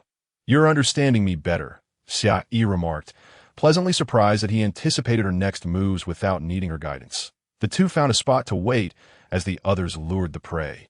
And after about half an hour, commotion ensued as someone successfully attracted game. 2 wild boars. With a loud thud, both boars fell into the trap. Soon, more game followed, each falling into the pits, and the trapped animals struggled to escape but were unable to climb out due to the depth. The gathering was filled with cheers of joy as they beheld the bounty of game, having never captured so many in such a short span without injuries. Their gazes towards Xia Yi brimmed with admiration, while Mu-chan regarded her with fiery intensity. Feeling bashful under their gaze, Xia Yi chuckled softly, knowing it was now time to transport their catch back. At the tea that moment, the hunting team returned, having brought down 3 wild boars and 1 deer. Some sporting minor injuries, yet it was still a commendable haul. Upon their return, those who had set traps guided the hunters to see their handiwork and the captured prey. The hunters were astonished at the abundance, eagerly asking how they had achieved such results. The trap team explained how they had dug the pits under Xia Yi's guidance, covered them, and lured the prey into the traps with Mu-chan's instruction. Upon hearing the news, the hunting team was utterly astonished, simultaneously filled with joy as they turned to gaze in admiration at Xia Yi and Mu-chan. Consequently, Xia Yi and Mu-chan became the focal point of a wave of reverent glances. After the initial excitement subsided, a sense of worry crept in. While they had successfully captured their prey, the question remained, how were they to transport the live animals back? One by one, they looked to Xia Yi, who in turn saw Mu-chan also seeking her guidance. Yet he had no better solution. Let us find some sturdy vines, Xia Yi proposed. In an instant, Mu-chan had an idea, quickly summoning others to search for them. Soon enough, the vines were procured. Xia Yi approached the trap to assess the captured animals, noting a few that were still futilely attempting to escape. Taking the vines, she fashioned a noose and tossed it into the trap, ensnaring the wild boar's neck, and called for Mu-chan to assist in pulling the creature out. She instructed a few others to hold the vine nearby, and as soon as Mu-chan pulled the boar up, he hastily bound its limbs, thus enabling them to transport the prey back. The remaining traps were dealt with in the same manner, and after more than an hour, all the captured animals, 8 wild boars, 6 goats, and 3 deer, had been successfully retrieved. Despite the commendable haul, there was a slight disappointment that the bows and arrows brought by the hunting party had gone unused. Nevertheless, there were no expressions of dissatisfaction among the group. Xia Yi glanced upward. It was still early, with the sun positioned directly overhead, likely around noon. She was not inclined to return just yet. Sensing her thoughts, Mu Chun instructed the others to head back with the prey. While he urged Xia Yi to share her methods for raising the captured animals with the group, gratefully, she complied, and once the others departed, Xia Yi began to explore the surroundings. She reasoned that with so many wild boars and goats in the vicinity, there must surely be sweet potatoes or something similar nearby. As luck would have it, she stumbled upon a patch of sweet potatoes. With this discovery, she resolved to return, as the live animals needed immediate care. However, she could not return empty-handed. Having found the sweet potatoes, she decided to gather some to take back. She enlisted Mu Chun to dig them up while she crafted several vine baskets.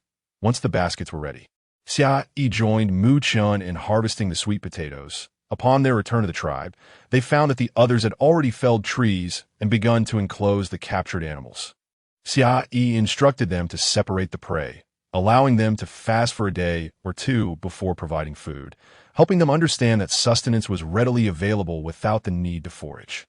Once all tasks were completed, Xia Yi and Mu Chun sought out the chieftain to inform him of their discovery of a new patch of sweet potatoes, urging him to dispatch people to harvest them promptly.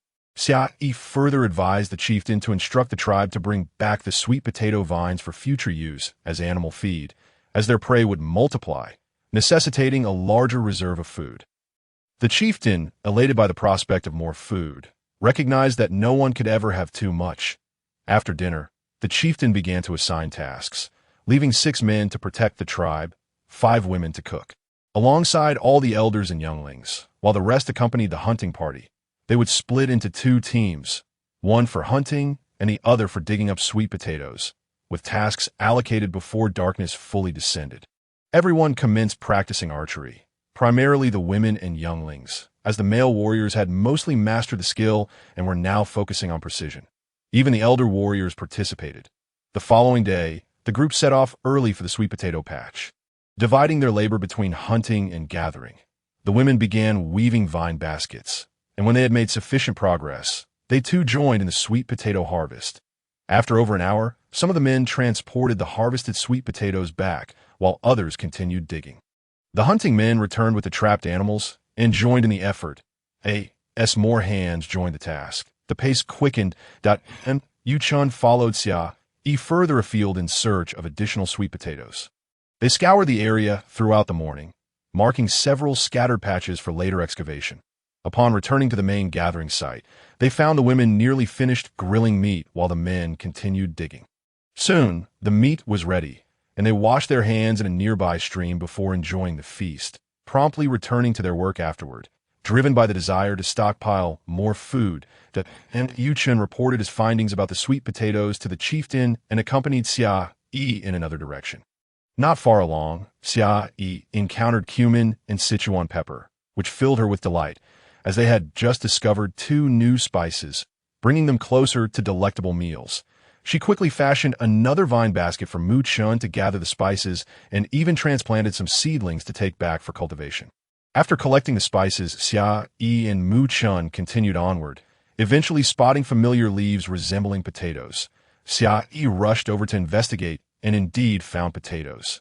Instantly, her mind raced with thoughts of various potato dishes, sour and spicy shredded potatoes, yellow braised potato chunks, cold potato salad, fried potatoes, mashed potatoes, and potato stew with chicken. Oh dear, I must not dwell on this any longer, or I will drool uncontrollably, she thought, observing Xia Yi lost in thought.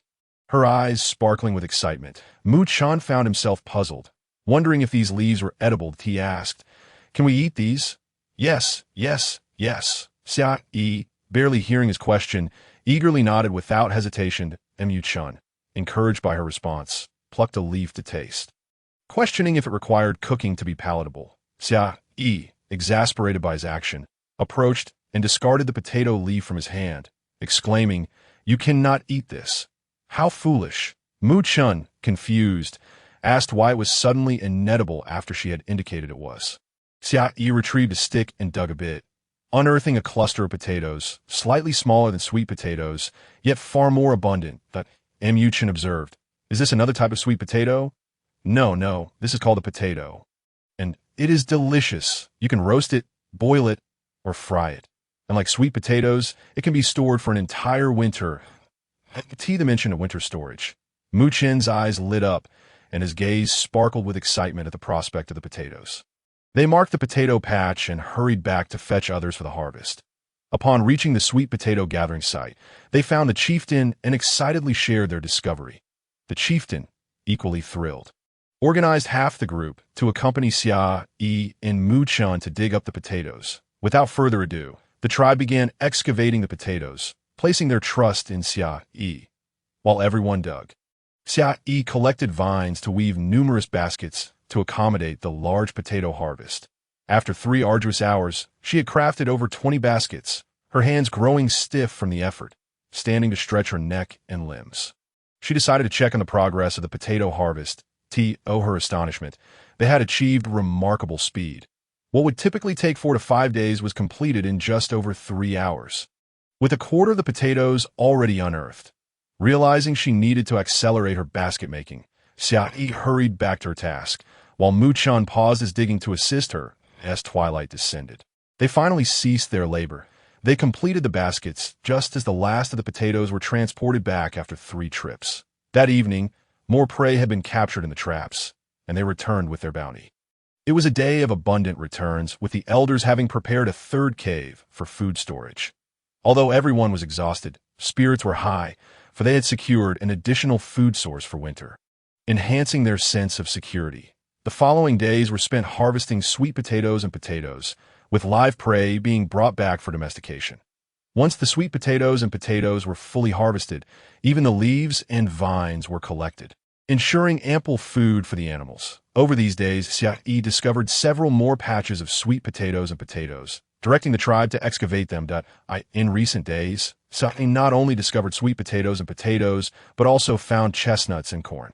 The food storage within the tribe is steadily increasing, and the hunt has also yielded abundant results, providing enough sustenance for the tribe to endure 2 or 3 winters. After 10 days of diligent effort, the entire clan has moved what needed to be moved and dug up all the discovered food. Today, the tribe held a grand feast to celebrate the bountiful harvest of this period. Happiness radiated from the faces of every tribe member. Xia Yi, thank you for bringing smiles of joy to everyone's faces and for bestowing hope upon us. Mu Chun exclaimed excitedly as he looked at Xia Yi. There is no need to thank me, Mu Chun. I am also a part of this tribe, and it is my duty to contribute. I will continue to strive for a better life for us all. Xia Yi replied, having already embraced her identity as a member of this community, as this place had become her home and her only support. Mu Chun felt a surge of excitement upon hearing Xia Yi's words. Delighted that she had come to regard this place as her tribe, fully integrating herself into the community. Everyone had been working tirelessly over the past few days, and the chief stood up with a beaming smile, announcing that tomorrow would be a day of rest for all, allowing everyone to do as they please. The tribe rejoiced at this news, for they were all exhausted and yearned for a day of relaxation. The feast continued late into the night, and afterward, everyone returned to rest. Despite the late hour, they quickly fell into a deep slumber. Although there was no need for gathering or hunting, the tribe members still rose early. Perhaps a testament to habit, breakfast consisted of roasted potatoes and meat soup, and after their meal, no one lingered idly, due to their busyness with digging sweet potatoes and harvesting corn. They had not had time to practice archery. Thus, after breakfast, everyone took their bows and arrows into the woods to hone their skills. Xia Yi was equally industrious. Accompanied by several tribe members, she dug several traps around the perimeter of the tribe. These traps were somewhat different from those used previously, as they were designed to capture live prey. The last time, the traps were dug deep without any additional components, but this time they were intended to deter potential attacks from wandering beastmen. Therefore, Xia Yi placed sharp bamboo and wooden sticks at the bottom of the traps. While a fall would not be fatal, Injuries were inevitable. She marked the locations of the traps and informed the tribe members to be cautious and avoid falling in. Xia Yi and her companions worked diligently throughout the morning, and by afternoon, she planned to construct a few more animal pens, as the current one was far too crowded with prey. Chief! Chief! Just as Xia Yi and her companions returned with some timber, they heard someone frantically calling for the chief.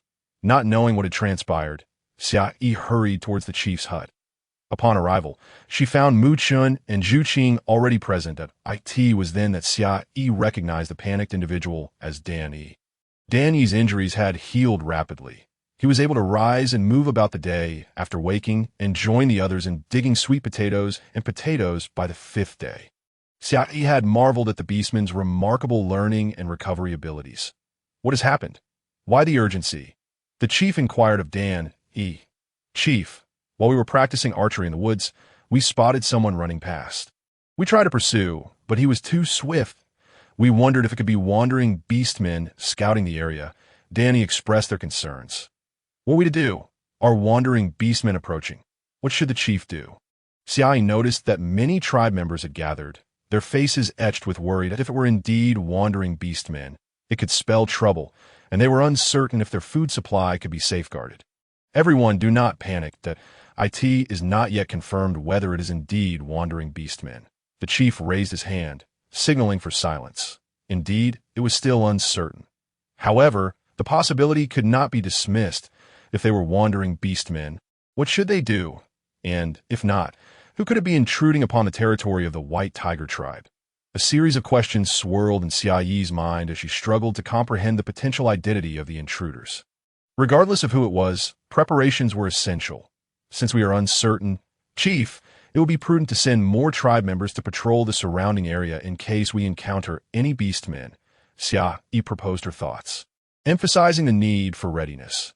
Everyone unanimously agreed with her suggestion, recognizing the importance of being prepared for any situation. And Yuchen also supported Xia Yi's idea of increasing the number of patrols around the tribe. In the ensuing days, over 20 tribe members took turns patrolling the vicinity of the tribe daily, and the hunting team refrained from hunting, instead focusing on retrieving prey from the traps. Tribe members were not allowed to wander alone and had to form pairs whenever they left the tribe. Particularly concerning was Xia Yi. Mu Chun, worried for her safety, accompanied her every day. Since Dan Yi had spotted other beastmen moving within the tribe as forest, Xia Yi's heart was filled with unease. It seemed that the construction of a protective wall around the tribe could not be delayed any longer. During the past few days, Xia Yi and Mu Chun scoured the area for suitable clay to make bricks. The clay for brick making could not be just any soil. It needed to contain some sand. After 3 days of searching, they finally located clay suitable for brick-making near a cave not far from the tribe. Initially, they intended to take some back for testing, but Mu Chun sensed something was amiss, prompting both to remain vigilant. Suddenly, Xia Yi heard a faint groan emanating from the cave, the sound barely audible, yet filled with a sense of struggle. It seemed that someone inside was injured. Xia Yi and Mu Chun exchanged glances, their expressions reflecting concern. Just as Xia Yi lifted her foot to approach the cave, Mu Chun pulled her back. Touched by his protective gesture, Xia Yi felt warmth in her heart that, I will lead the way. You stay behind me. If anything happens, you must run. Mu Chun intended to suggest that Xia Yi wait outside while he investigated. But his concern for her made him decide against it.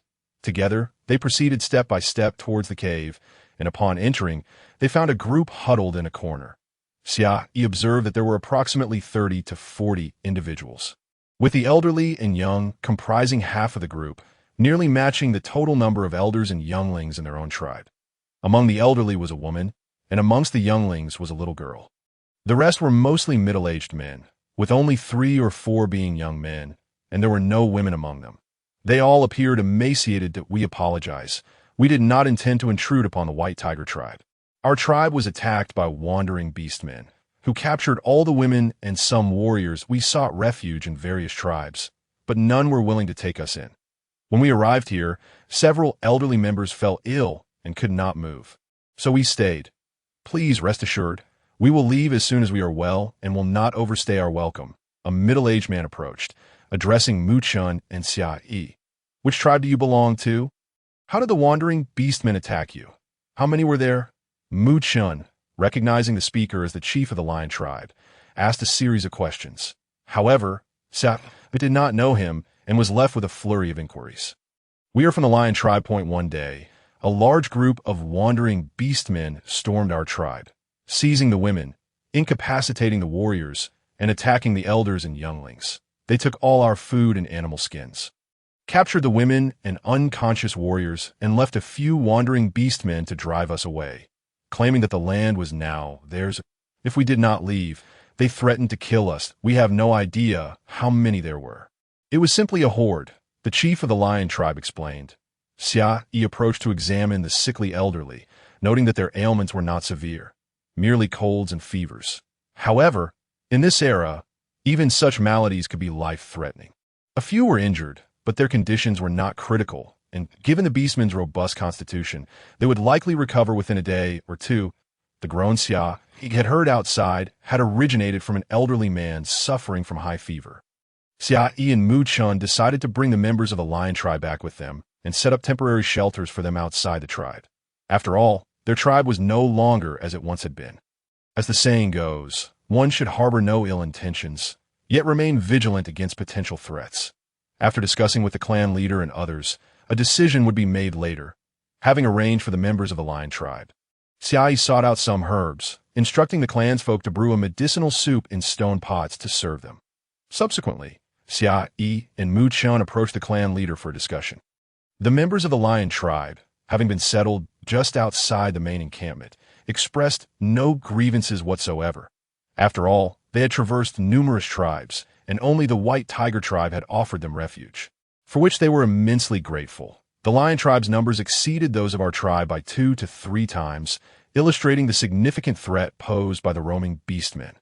Upon hearing Mu Chen's account regarding the lion tribe, the clan leader remarked that from the original owner's memories, the roaming beastmen had initially attacked the original tribe due to its frailty, rather than their own numbers being substantial. Initially, Xia Yi had assumed that the lion tribe had been small in number, thus vulnerable to attack. However, after hearing the clan leader mention that the lion tribe's population was 2 to 3 times that of their own, she realized it amounted to 300 or 400 individuals. The clan leader's words suggested that the roaming beastmen had developed an alarming rate. Yet it was possible that they were not merely one faction of roaming beastmen, that if they were indeed comprised of multiple factions or more, the threat to the tribe would be considerably greater. This thought filled Xia Yi with trepidation, prompting her to ask the clan leader, "Do you know the lion tribe? What is your opinion of their beastmen? Would they be able to join us? If they were to construct walls?" Xia Yi envisioned first encircling their tribe and subsequently encompassing all territory belonging to the white tiger tribe, aspiring to develop it into a beast city, which would necessitate a larger population. This winter presented the perfect opportunity for recruitment. Naturally, if this were to occur, their stockpiled food would be insufficient, requiring them to gather more supplies if they are willing. Of course, the clan leader replied. The lion tribe was once quite commendable, often assisting tribes without protective groups. Unaware of Xia Yi's intentions, he merely assumed she felt pity for them and wished to offer them sanctuary. After their discussions concluded, they proceeded to the temporary encampment of the lion tribe. Lion tribe leader, it has been a long time, the white tiger tribe leader greeted. "It has indeed been a while. We apologize for the intrusion," responded the lion tribe leader. "Kuang Shi, I have heard about the circumstances of your tribe. We have come to invite you to join us. I wonder if you would be amenable to this proposal." The clan leader directly broached the subject. "Really?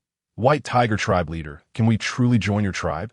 The other members of the lion tribe stood up in excitement upon hearing the news, having felt significantly improved after consuming the medicinal soup provided by the white tiger tribe. They had endured a long period of wandering, often going hungry and sleeping in fear, and they were fed up with their plight. How could they not feel exhilarated at the prospect of being welcomed by the white tiger tribe?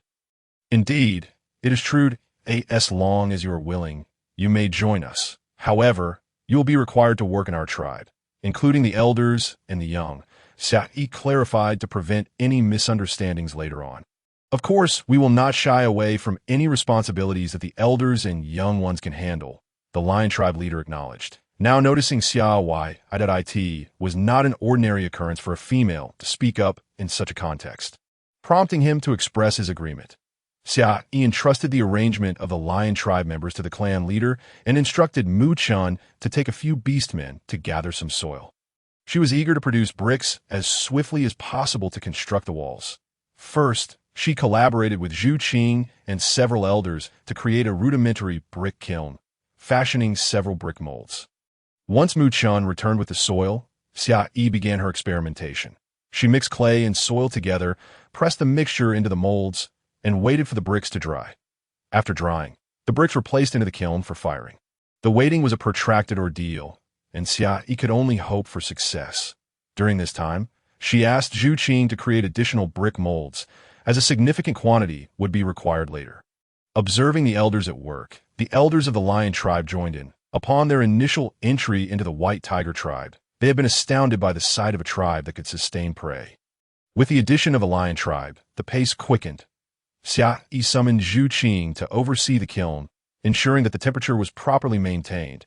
She intended to pass on the task of brick production to Zhu Qing in the future. Hoping for a successful outcome on the first attempt, the lengthy wait finally came to an end as Xia Yi removed the obstructing stones and discovered that the bricks were completed. Using a tool, she extracted the bricks and tapped them with a stone that it worked. Marvelous! We succeeded on the first try. Now we need to produce a substantial quantity, Xia Yi exclaimed excitedly to Zhu Qing. Xia Yi, what are these bricks for? Zhu Qing inquired, having learned alongside her, but unaware of their purpose as she had not previously specified it. He trusted Xia Yi completely.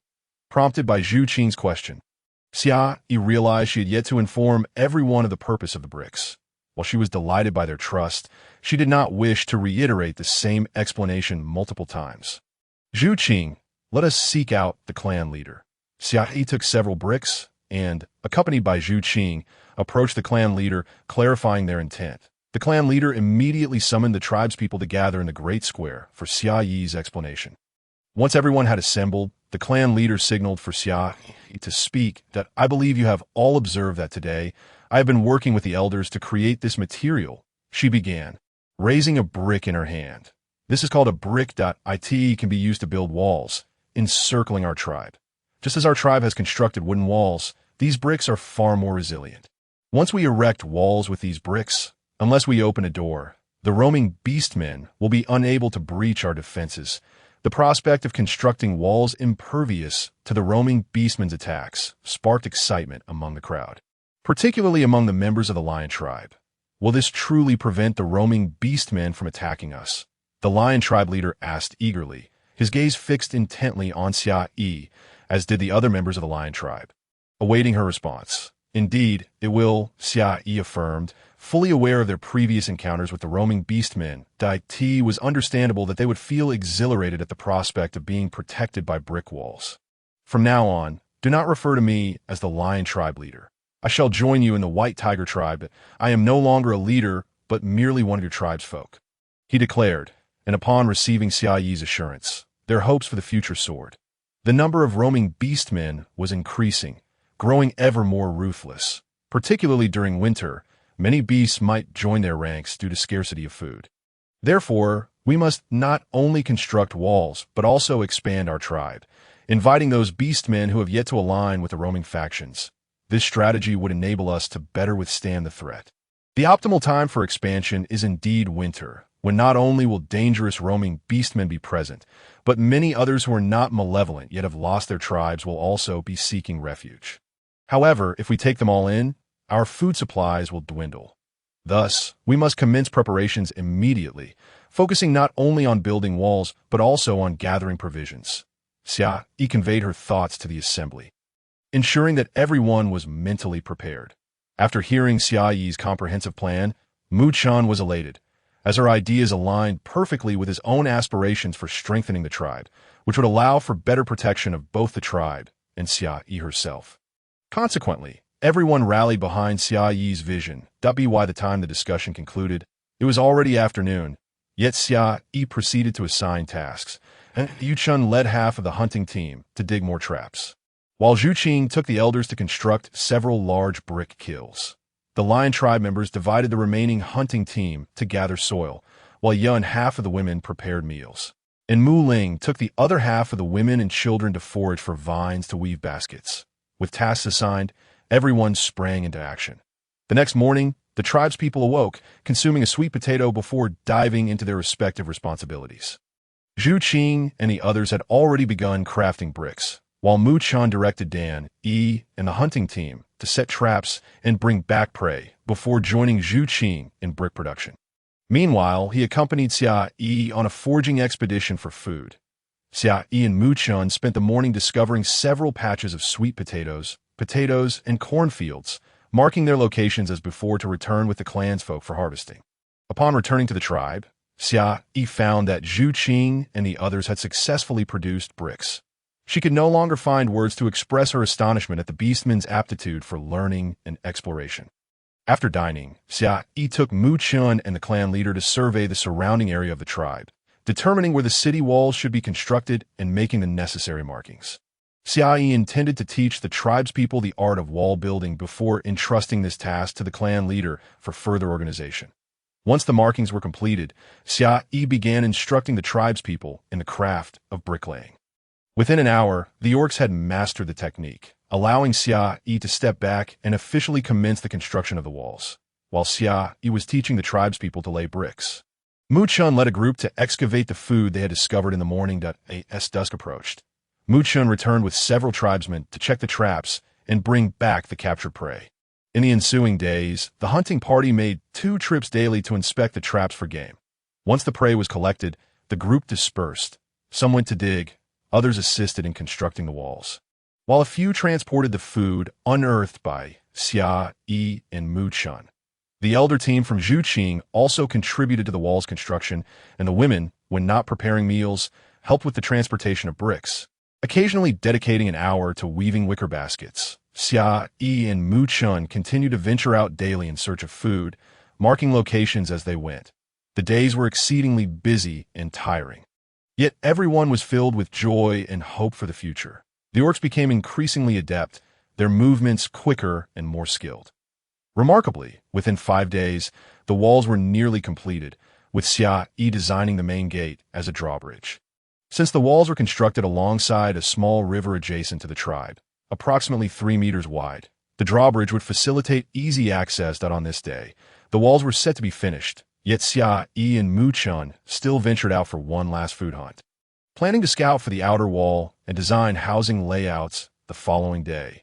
They opted to head in a new direction, not intending to travel far. Fortune favored Xia Yi. After departing the tribe for over 2 hours, they stumbled upon a vast expanse of golden rice, which brought her immense joy. Finally, they would have rice to eat. The long-lost fragrance of rice wafted through the air, allowing Xia Yi to relax both body and mind.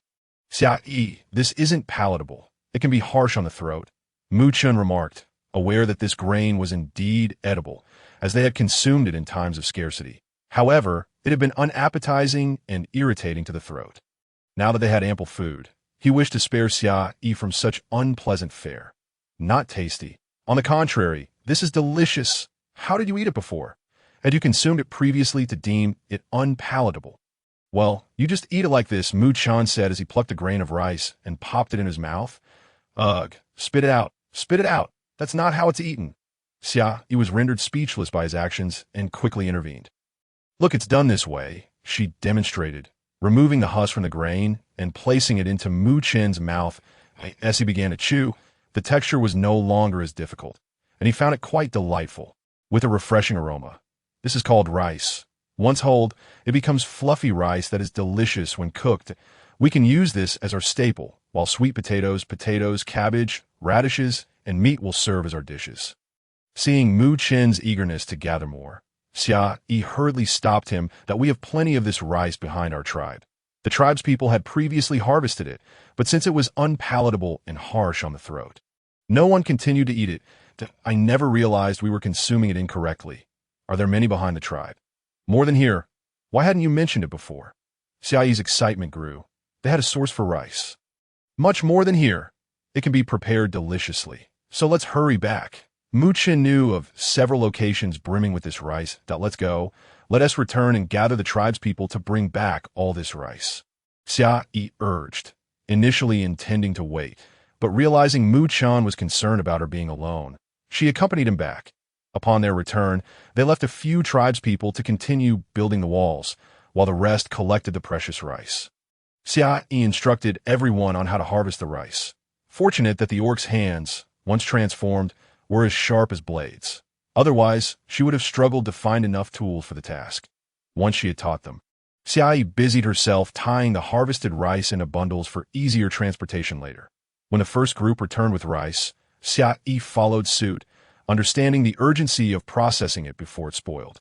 Unlike the sweet potatoes and potatoes, finding a spacious area, she cleared it and called for an orc to bring a large stone, commencing the process of threshing the rice.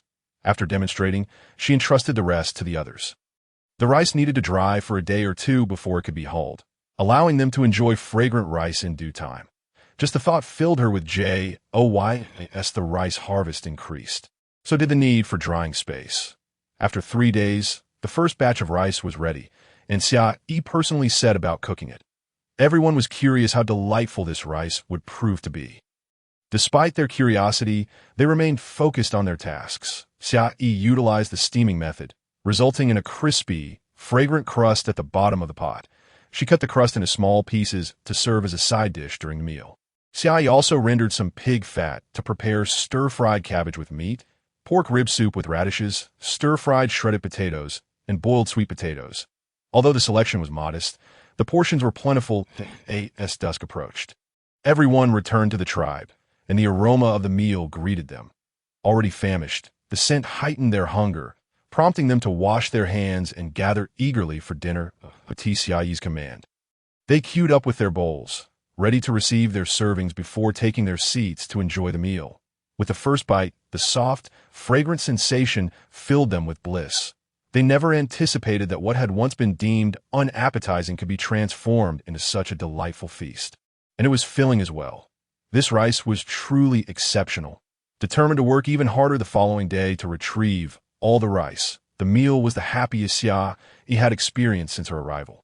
Finally, they enjoyed rice and stir-fried dishes. Previously, they had been busy and had not taught the orcs how to stir-fry. Their meals consisted solely of stews or roasts.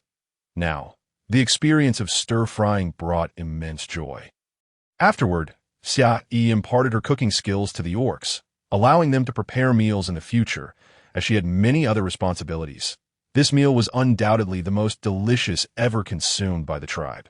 They had never tasted such delightful food before. Previously, they had only eaten roasted meat, but after Xia Yi's arrival, they learned to stew meat, which they found delectable. Now, with her teaching them to stir-fry and cook rice, their future lives under Xia Yi's guidance promised to be even brighter. As the meal ended and night fell, everyone retired for rest, still reminiscing about the wonderful dinner they had just enjoyed. It was their first taste of such exquisite cuisine. Quietly, they resolved to seek out more rice in the future to enjoy daily. The following day, as they returned to harvest rice, everyone worked even harder, eager to bring back more of the delectable grain. After 5 days, over 100 individuals finally completed harvesting the rice they had discovered, along with the additional patch on the back mountain. Mu Chun also led a crew to the locations he knew of to gather more. Although the tribespeople were fervently collecting rice, the construction of the outer walls did not falter. On the second day of harvesting, Xia Yi, Mu Chun, and the clan leader completed marking the outer walls layout. The pace was slightly slow due to the majority being occupied with the rice harvest. Another half-month passed, and Mu Chun returned with the last of the known rice, after which everyone wholeheartedly focused on the wall's construction. Winter was fast approaching, and according to the original owner's memories, snow would begin falling in about a month. However, a pressing concern loomed. Winter would bring snow, and the cold would be biting. The current weather was already a bit chilly in the mornings and evenings, and while the Orcish fur garments sufficed, how would they endure the winter? Xia Yi could hardly bear the thought. Do you remember seeing any small, white, fluffy things that felt soft when you were out hunting, Mu Chun? She inquired out. No. Is that something edible? Mu Chun pondered before responding. Not edible. That's cotton, used for making clothes. Clothes fashioned from cotton are exceptionally comfortable to wear. Donning them in winter allows one to venture outdoors without the biting chill. You might inquire with Kuang Shi, as he has traversed numerous places. Let him know, Mu Chun instructed Xia Yi. Indeed, how did I not think of that? Xia Yi remarked, lightly tapping her forehead. Observing Xia Yi's self-inflicted tap, Mu Chun swiftly reached out to grasp her hand. Preventing further knocks, cautioning that it would hurt, he then tenderly massaged the spot she had just struck. And oh, more tapping in the future, he declared earnestly to Xia Yi. Flustered by his actions, Xia Yi felt her heart race. She recognized this fluttering sensation as infatuation. She relished Mu Chen's concern for her. Having been in this realm for nearly 4 months, since the day she arrived, Mu Chun had continuously supported and cared for her. And it was even more apparent now. Once this busy period subsides, she would ask Mu Chun if he harbored feelings for her. If so, they could be together. All right, I understand. Let us seek out Kuang Shi, Xia Yi said, playfully nudging Mu Chun towards their destination. Mu Chun, albeit helpless, complied. Kuang Shi, I wish to ask you something. Xia Yi and Mu Chun approached Kuang Shi, who was engaged in bricklaying. Certainly, what is your inquiry? Kuang Shi replied, setting down the bricks and turning his attention to Xia Yi. Having been here for over a month, he understood the unique standing of this female in their tribe. Every member adhered to her directives. As she had discovered their food sources, devised methods for domesticated prey, and possessed healing knowledge, even creating formidable weapons such as bows and arrows, it could be said her status eclipsed even that of the chief. During their month here, they had witnessed her prowess and found her amiable, naturally yielding to her authority. You have traveled extensively. I wish to know if you have encountered a small white tuft growing on trees or grass of moderate height, which feels remarkably soft to the touch. Xia gestured to Kuang Shi for emphasis. Kuang Shi pondered for a moment and replied, I believe I have seen such a thing within the territory of the brown bear tribe. In abundance, is it far from here? Not at all. It is merely a half-sun's journey away. A half-sun's journey, equating to a morning's time, would suffice for a round trip. If it were indeed cotton gathering, it would require time, necessitating a night spent there. Kuang Shi, could you escort us there? I am eager to see it. Xia Yi expressed her enthusiasm. Of course, he replied, Mu Chun, gather a few tribesmen to accompany us. If it truly is cotton, we will need hands to collect it. Xia Yi turned to Mu Chun. Understood, he said, ultimately assembling 15 orcs to join them. After approximately 5 hours of travel, Xia Yi beheld a vast expanse of white blossoms. Indeed, it was cotton. Her worries about winter garments dissipated by the time they arrived. It was afternoon, coinciding with the return of the brown bear tribe's hunting party. The members of the brown bear tribe had a slightly yellowish complexion, exuding an aura of strength and vigor. Particularly striking was the one at the forefront, of average stature, possessing captivating peach blossom eyes, surpassing even the most handsome modern influencers in allure, rivaling Mu Chen's appeal. Albeit Xia Yi still found Mu Chun slightly more attractive. Noticing Xia Yi's gaze fixed on the brown bear orc, especially the foremost one, Mu Chun felt an unsettling discomfort and subtly shifted his foot to obscure her view. White Tiger Tribe. You are orcs of the White Tiger Tribe. What brings you here? You should be aware that this is the territory of the brown bear tribe. The leading orc addressed them.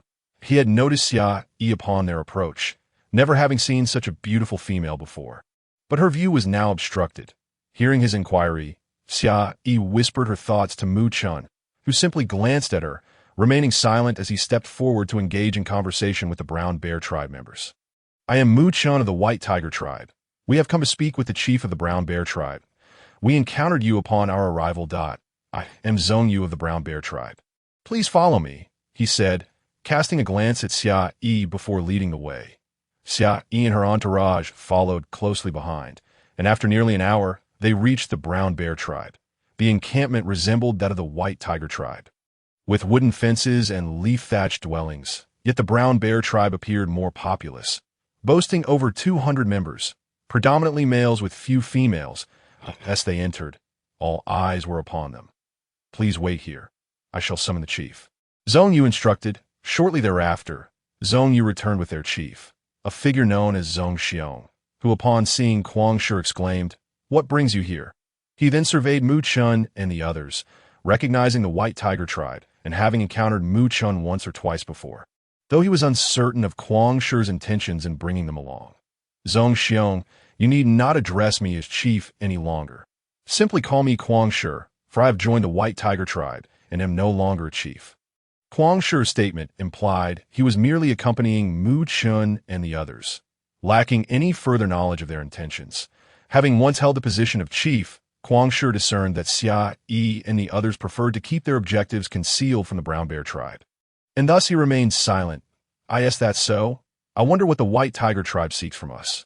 Zhong Xiong turned his attention to Mu Chun, who also caught sight of Xia, a strikingly beautiful female accompanying them. Zhong Xiong, we have come to discuss an alliance, Mu Chun stated directly, echoing Xia Yi's earlier words. The orcs were familiar with the concept of alliances, an alliance. What is the purpose of such arrangement? Zhong Xiong inquired, taken aback that the White Tiger tribe would propose an alliance. Even the orcs accompanying Xia Yi were equally surprised. Surely you have heard of the increasing number of wandering orcs, who frequently raid tribes for food and women.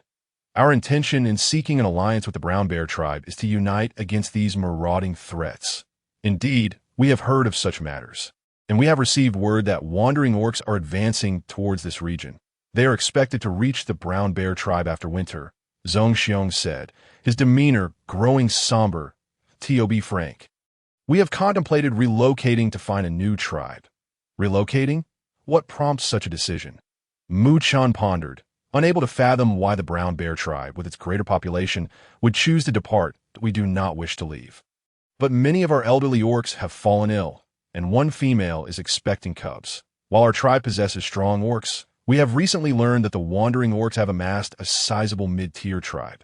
If we do not relocate, we risk being attacked, and the brown bear tribe may cease to exist. In this context, small tribes typically range from 100 to 1,000 members, mid-tier tribes from 1,000 to 5,000, and large tribes exceeding 5,000. Based on Zhong Xiong's words, the wandering orcs had surpassed 1,000, which posed a significant threat. May I inquire how the brown bear tribe obtained this information? Xia Yi asked Zhong Xiong. Zhong Xiong regarded her in silence. Typically, females do not speak in such situations. Moreover, this female displayed neither fear nor trepidation upon hearing about the wandering orcs, maintaining an air of calm. He sensed she was not an ordinary female. It was the chief of the bird tribe who informed us. They often soar through the skies, observing the movements of the wandering orcs. Our tribes are in close proximity, frequently interacting, so the bird tribe chief dispatched someone to relay the news. As Zhong Xiong continued to scrutinize Xia Yi without responding, Zhong Yu interjected to answer a question. They too are considering relocating. How many orcs reside in the bird tribe? Do you know? Xia Yi turned to Mu Chun after hearing Zhong Yu's response. Perhaps a bit more than the brown bear tribe, around 300. Mu Chun replied, having learned numbers from Xia Yi. Nodding, Xia Yi then asked Zhong Xiong, chief of the brown bear tribe, where do you intend to migrate? We have yet to determine our destination, for now. We simply wish to leave this place, Zhong Xiong admitted, uncertain of where they would go. Due to his ignorance of where to relocate to avoid encountering the wandering beastmen, it would be prudent for the chieftain of the brown bear tribe to first visit our white tiger tribe, as there may be unexpected delights in store. Xia Yi extended the invitation, suggesting that a visit now would allow for a return by tomorrow, thus not consuming much time. Originally, Xia Yi had intended to directly invite the brown bear tribe to join the white tiger tribe, but she deemed it more effective to let them see for themselves and subsequently propose it. The chieftain of the brown bear tribe had also contemplated sending someone to inform the white tiger tribe of the wandering beastman's presence, as he wished to prevent more tribes from being besieged. With Xia Yi's invitation now extended, he decided to personally make the journey to see what surprises the white tiger tribe might offer. As she mentioned, it would not take much time. Furthermore, the chieftain of the brown bear tribe considered inviting the chieftain of the bird tribe to join them on their visit to the white tiger tribe. Hoping it might bring him surprises as well, that he agreed to the visit, postponing matters concerning cotton until the brown bear tribe and the bird tribe expressed their willingness to join the white tiger tribe. Thus, Xia Yi and her companions set off with the chieftains of the brown bear tribe and bird tribe toward their own tribe. Each chieftain brought along 2 beastmen, and by the time they arrived at the white tiger tribe, night had fallen and the outer walls were yet to be completed. Consequently, they did not witness the outer walls upon arrival. As they approached the inner wall, Mu Chun called out, prompting someone to appear and promptly lower the drawbridge. The beastmen from the brown bear tribe and bird tribe were astonished at the nearly 3-meter-high walls. How had the white tiger tribe managed to construct such towering fortifications? Such walls would surely deter any assault from the wandering beastmen. Upon entering, they found the beastmen of the white tiger tribe still dining. The chieftain, upon spotting Xia Yi and the accompanying chieftains, hurried over. "Chieftain, we have invited the chieftains of the brown bear tribe and bird tribe as our guests." Xia Yi stated before the chieftain could speak. Although the chieftain was unaware of Xia Yi's reasons for the invitation, he said nothing and welcomed both chieftains to join in the meal. Seeing Xia Yi invite them without hesitation, the chieftains of the brown bear tribe and bird tribe recognized the significance of this female within the white tiger tribe. They did not decline the offer and joined in the feast. Where the menu featured rice, bone and vegetable soup, roasted sweet potatoes, stone-grilled meat, chestnut stew, and fried potatoes. The chieftains were further astonished by the abundance of food offered by the white tiger tribe, as they observed the beastmen feasting. They knew these were indeed meals, and the variety was quite lavish. Their first bite of rice was fragrant and tender, followed by roasted sweet potatoes, stone-grilled meat, fried potatoes, and chestnut stew, complemented by a bowl of bone and vegetable soup. It was a delightful experience, unlike anything they had ever tasted, and they felt fuller than ever before. "How do you find the food, chieftains of the brown bear tribe and bird tribe?" Xia Yi inquired as they finished their meal. "Is there enough for all of us?" They asked that it could sustain our 3 tribes throughout the entire winter. Xia Yi understood the implication behind their question. They were already contemplating joining the white tiger tribe. "We, the brown bear tribe, wish to join your white tiger tribe, if you would permit it," the chieftain stated, noting they had yet to find a suitable place. The strong walls of the white tiger tribe would provide better protection for women and the elderly, allowing their warriors to engage the wandering beastmen with peace of mind.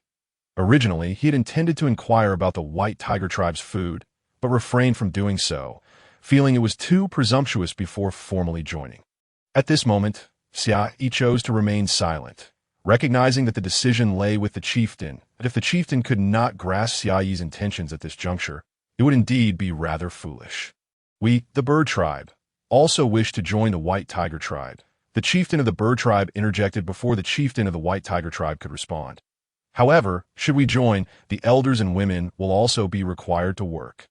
And the beastmen must adhere to our arrangements without any dissent."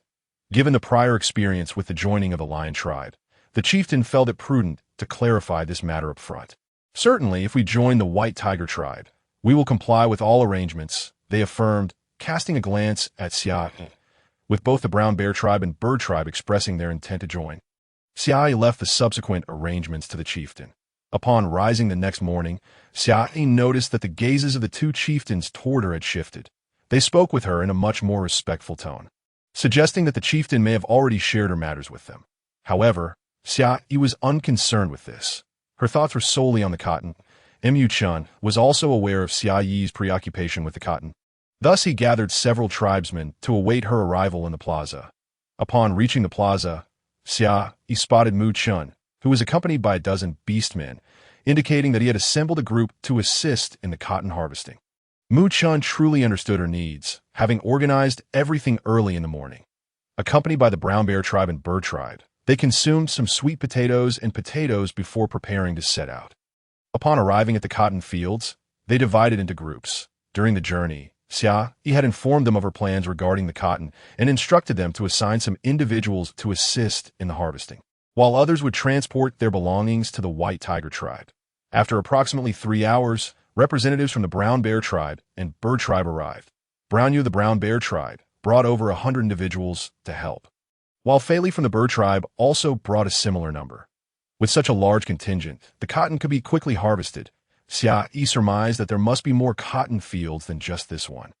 Yu and Fei were familiar with the area, and when she inquired about additional locations, she was pleased to discover that there were indeed several more fields. She instructed everyone to harvest all the cotton, ensuring that all seeds were collected to plant for the next year, thus eliminating the need for further searches.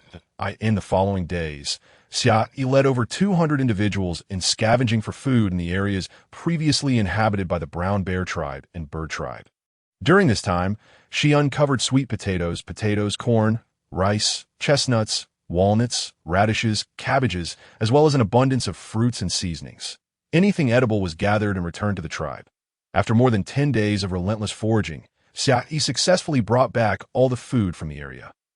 Throughout these days, Xia Yi remained at the site, allowing her followers to transport everything back. It was only after every morsel was collected that she returned to the tribe, with Mu Chun by her side throughout the entire endeavor.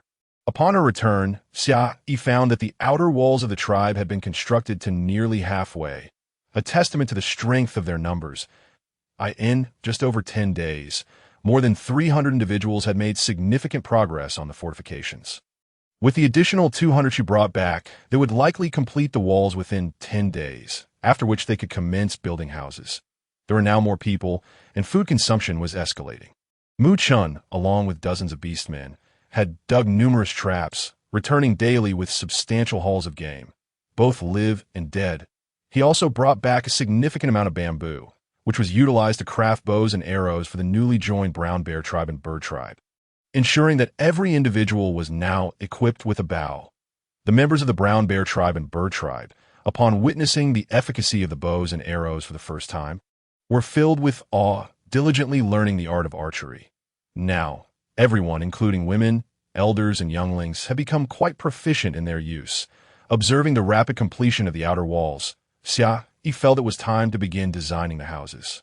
The internal area was vast enough to accommodate a city without issue, and there was even a small hill within it that she chose not to disturb, planning to cultivate it in the spring. Using charcoal, she sketched the layout of the city on animal hide, designating the center for a conference hall and grand plaza, while other areas were divided into streets and residential zones. The street district would feature shops, inns, taverns, and factories, as well as various housing options. Xia Yi envisioned her own residence as a 2-story villa, investing great care into its design, for it might become her and Mu Chen's home. The quaint villa boasts an expansive yard, where a charming gazebo shall be constructed, while the remaining space may be utilized for planting various flora. Xia Yi's villa is envisioned to be nestled beside a babbling brook. The exterior area is magnitudes larger than the interior. Yet Xia Yi does not intend to commence design work on it just yet. She wishes to preserve the exterior for later, planning to design it once the interior is completed. Furthermore, she intends to erect some mud and straw huts outside to provide shelter for wandering beast folk during the winter months. It is unfeasible for her to allow these individuals to reside within the interior, as human intentions can be inscrutable. 2 days later, the external walls were completed, and Xia Yi convened a small meeting with the chieftain in a shelter.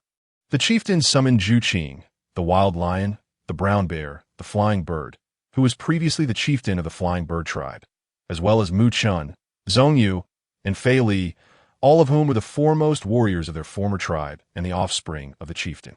Once everyone had gathered, Xia Yi presented her previous design plans, initially unveiling the internal layout. "This is the internal distribution plan," she explained, pointing to the central section, which is our current Grand Plaza.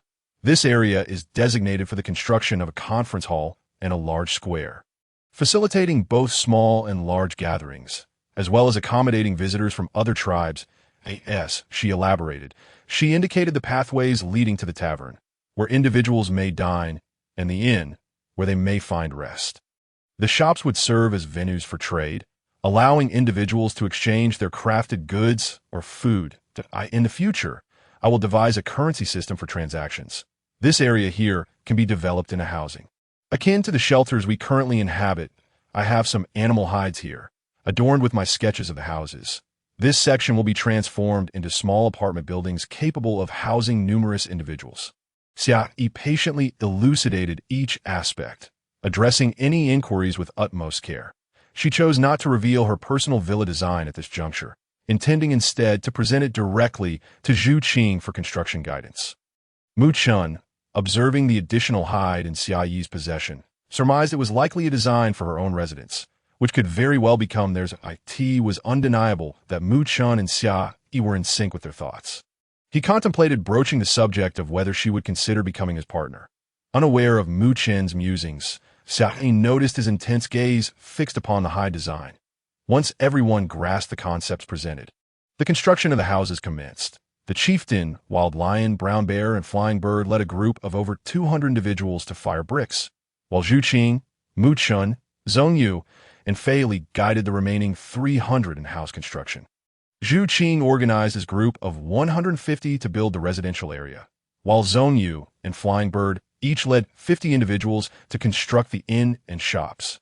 Respectively, Mu Chun, overseeing another 50, diligently checked the traps twice daily for game, bringing back their catch, while dedicating the remainder of their time to assist in the city's construction. During his spare moments, Mu Chun busied himself with the design and construction of Xia Yi's home. Meanwhile, Xia Yi engaged the women in crafting winter garments from cotton and animal hides, as the approach of winter brought increasingly frigid temperatures, necessitating the swift creation of warm clothing. She gathered the prepared hides and skillfully cut them with a stone knife. Once sewn, she stuffed them with cotton, securing the filling with a bone needle and sinew to prevent clumping. The same method was employed to create trousers. Upon completing the first set of winter garments, Aya immediately donned the animal hide coat, marveling at its warmth, something she had never experienced before. In prior winters, they would huddle together in a cave around a fire for warmth. This year, with their newly built homes and animal hide coats, they would not suffer as they had in the past. The women, inspired by Xia Yi's handiwork, sought her permission to try their hand at the craft, and upon receiving her consent, they eagerly set to work. Xia Yi joined in, utilizing scraps to embellish the garments, which the women found delightful and eagerly imitated. Lacking sophisticated tools, they resorted to simple stitching techniques, and a complete set of animal hide garments could be fashioned in no time to expedite the process. Xia Yi organized the group, assigning tasks. Some cut hides, others stitched, while others stuffed and secured the cotton, thus enhancing their efficiency. Within a day, Xia Yi and the women produced 150 outfits. Initially, the women were unfamiliar with the tasks, which slowed their progress. Had they worked in unison, the output would have been even greater as the weather remained bearable. The men continued their construction without feeling the chill, prompting Xia Yi to withhold the animal hide garments for the moment. The following day, she refrained from joining the others in garment making, instead crafting 3 sets of clothing and 2 outer garments for both herself and Mu Chun. Indeed, as they grew more skilled, their pace quickened, resulting in over 200 outfits completed by the next day. With the cotton barely utilized, it was evident that providing 2 or 3 sets for each individual posed no challenge. As they focused on house construction, the group relocated their game to a nearby hill for breeding, amassing a stock that rivaled modern large-scale breeding facilities. In the spring, they planned to teach the beastfolk agriculture, alleviating the need for daily perilous hunts for sustenance. Days turned into weeks, and soon the women had exhausted their cotton supply, leaving a modest quantity of hides. They managed to produce over 6,000 garments, with the men's clothing vastly outnumbering the women's, which totaled just over 1,000. That the progress of the housing was also swift, with 2/3 already completed. In less than 10 days, the internal city would be fully constructed. Xia Yi designed the houses to feature heated floors. With a fire lit, the entire dwelling would be warm and inviting. Once they moved in, the dread of winter would be significantly diminished. After 6 days, the small city was completed, and Xia Yi visited her villa, finding it to be even more satisfactory than she had envisioned. Some details surpassed her original designs, and she recognized Mu Chun's influence in those enhancements. On the second day of construction, Xia Yi had been aware that Mu Chun was personally overseeing the building of her home. She had previously informed him that he need not consult her for any modifications he deemed necessary, as they would eventually share the space. Now, as she gazed upon the finished house, her satisfaction only deepened. The residences were allocated accordingly. The quaint villas designated for those with partners, while the smaller ones designed for families could comfortably accommodate 2 or 3 individuals. The quadrangle was reserved for the elderly and young, facilitating their care for the little ones. Single men and women would reside in apartment buildings, each consisting of 3 to 4 floors, with 5 rooms on each floor. If an individual occupied a room alone, a single building could house 20 people. If shared, it could accommodate around 40. Single women would also live in apartment buildings, albeit not in the same structures as the men. Mu Chun, being the chieftain's offspring, temporarily resided in a small villa with the chieftain as everyone settled into their warm homes.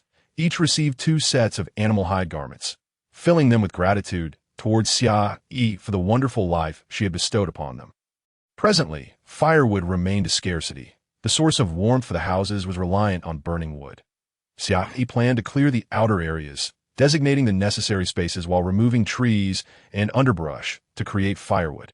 Her room was located on the 2nd floor, furnished with a bed, a wardrobe, and a vanity table, which previously lacked a mirror. The lavatory she designed bore a close resemblance to modern ones, accompanied by a bathing area. On a particular morning, as she emerged from her warm cocoon, she felt a chill in the air. The blanket was crafted from the same animal hide used for the winter garments. She located her coat and donned it. After washing up, she stepped outside, only to be greeted by a landscape blanketed in white, evidence that snow had fallen overnight, heralding the arrival of winter. Descending the stairs, Xia Yi prepared to procure some food. Ever since everyone had their own homes, meals were now prepared individually. As she approached the kitchen, she heard a knock at the door and turned to let the visitor in. It snowed last night. Today, everyone is cooking in the Grand Plaza. I brought you breakfast, Mu Chun announced, entering with a bowl of lean meat porridge in one hand and a sweet potato in the other. Have you eaten? She asked, relieved that someone had brought her food to spare her from cooking. I've already had my meal. The chieftain intends to start digging the cellar today, as you suggested, Mu Chun replied, placing the breakfast on the table before adding some firewood to the kitchen. The furniture had been crafted with Zhu Qing's assistance, and now every house was furnished at that's fine. You needn't worry about the firewood. I will join you shortly to take a look. Xia Yi settled down to enjoy her breakfast while conversing with Mu Chun. Upon hearing that Xia Yi intended to venture outside, Mu Chun ceased tending to the fire and joined her at the table. Waiting patiently for her to finish her meal, he found great delight in watching Xia eat, as she resembled an adorable little hamster. Once Xia Yi had finished, Mu Chun collected the bowl and took it to wash, even though Xia Yi had planned to do it herself. His speed surpassed hers. After tidying up, the two set out together. Upon arriving at the Grand Plaza, they found that everyone had already completed their breakfast, with the women still busy clearing the dishes. The clan leader, accompanied by the men, was preparing to excavate a cellar. Noticing Xia Yi's arrival, the leader invited her to observe the digging process. The idea of the cellar had been proposed by Xia Yi when the houses were newly constructed, as the increasing number of prey had rendered the small hill somewhat overcrowded. Thus, she envisioned digging a cellar to store food, thereby freeing up several caves for raising game animals. Of course, the task of gathering firewood had delayed this until now. As Xia Yi approached, she observed that none of the individuals were clad in animal skin coats. She speculated whether this was due to the cellar excavation or if they simply felt warm. She refrained from asking, although they had yet to commence digging. The sheer number of people present suggested that they would complete the task within a day. So he examined the area and designated an entry point for the work to begin, choosing to excavate a large cellar beneath the Grand Plaza and a smaller one beneath the conference hall. Contrary to her initial belief that the task would take an entire day, they finished digging by midday. After lunch, they began reinforcing the cellar with timber to prevent collapse, constructing numerous shelves within for storage purposes. Once everything was set, they began transferring food from the caves into the cellar. After moving the contents of 5 caves, the large cellar was filled, while the smaller one accommodated the contents of over 2 caves. Mu Chun, along with several clan members, transported additional game to the caves for raising, alleviating the overcrowding on the small hill. With winter upon them, many animals sought refuge, while others hibernated, and fortunately, the traps yielded fewer catches. Otherwise, there would have been no space for them. That evening, Xia Yi returned home after dining at the Grand Plaza. With dusk yet to fall, Mu Chun accompanied her. Xia Yi, there are still many trees on the outskirts that remain uncut. Aren't we going to fell them? Mu Chun inquired. No need, Xia Yi replied. We have ample firewood already. Did you not mention that we would build the outskirts eventually? With so many trees and weeds, how can we construct anything? For now, we shall wait until we have more people. Then, we will have assistance with the cutting, she said with a cheerful smile. Understanding Xia Yi's rationale, Mu Chun refrained from pressing further. Xia Yi, I wish to establish a medical class for those in the clan who wish to learn about medicine. Upon reaching her doorstep, Xia Yi pushed the door open and entered. You are willing to share your medical knowledge with everyone. Mu Chan was taken aback, surprised by Xia Yi's willingness to teach the clan. Of course, I not only intend to teach medicine, but also to impart literacy in mathematics. Initially, Xia Yi planned to start with a medical class, teaching basic medical principles, and if there were individuals interested in medicine, she would delve deeper with them, eventually offering other classes for reading and writing. Xia, thank you for your generosity in sharing your knowledge with Mu Chun, who had learned numbers from Xia Yi, knew their practicality and convenience. Now, with her willingness to teach more, his excitement was palpable that I will return to find my father and gather the clan members to announce this news. Anyone who wishes to learn will be welcomed. With that, Mu Chun prepared to leave. Upon his return, the night had fallen and the clan members were asleep. Where are you going? Xia Yi called out, stopping Mu Chun. It will be the same tomorrow. I need to prepare. If I arrive unprepared, you won't understand what I teach, he realized, his excitement having made him forget this crucial detail. He scratched his head sheepishly while gazing at Xia Yi. You silly, she chuckled, shaking her head. The following day, after a hearty breakfast, everyone gathered in the Grand Plaza. This winter, our food supply is abundant, and we need not worry about scarcity, now that there are not many tasks at hand. Xia Yi intends to establish a medical classroom. Those interested may join, the clan leader announced. Many clan members expressed interest in participating. However, Xia Yi cautioned, studying medicine is no simple endeavor. It requires dedication and patience. If you feel you lack the perseverance, it may be best not to enroll.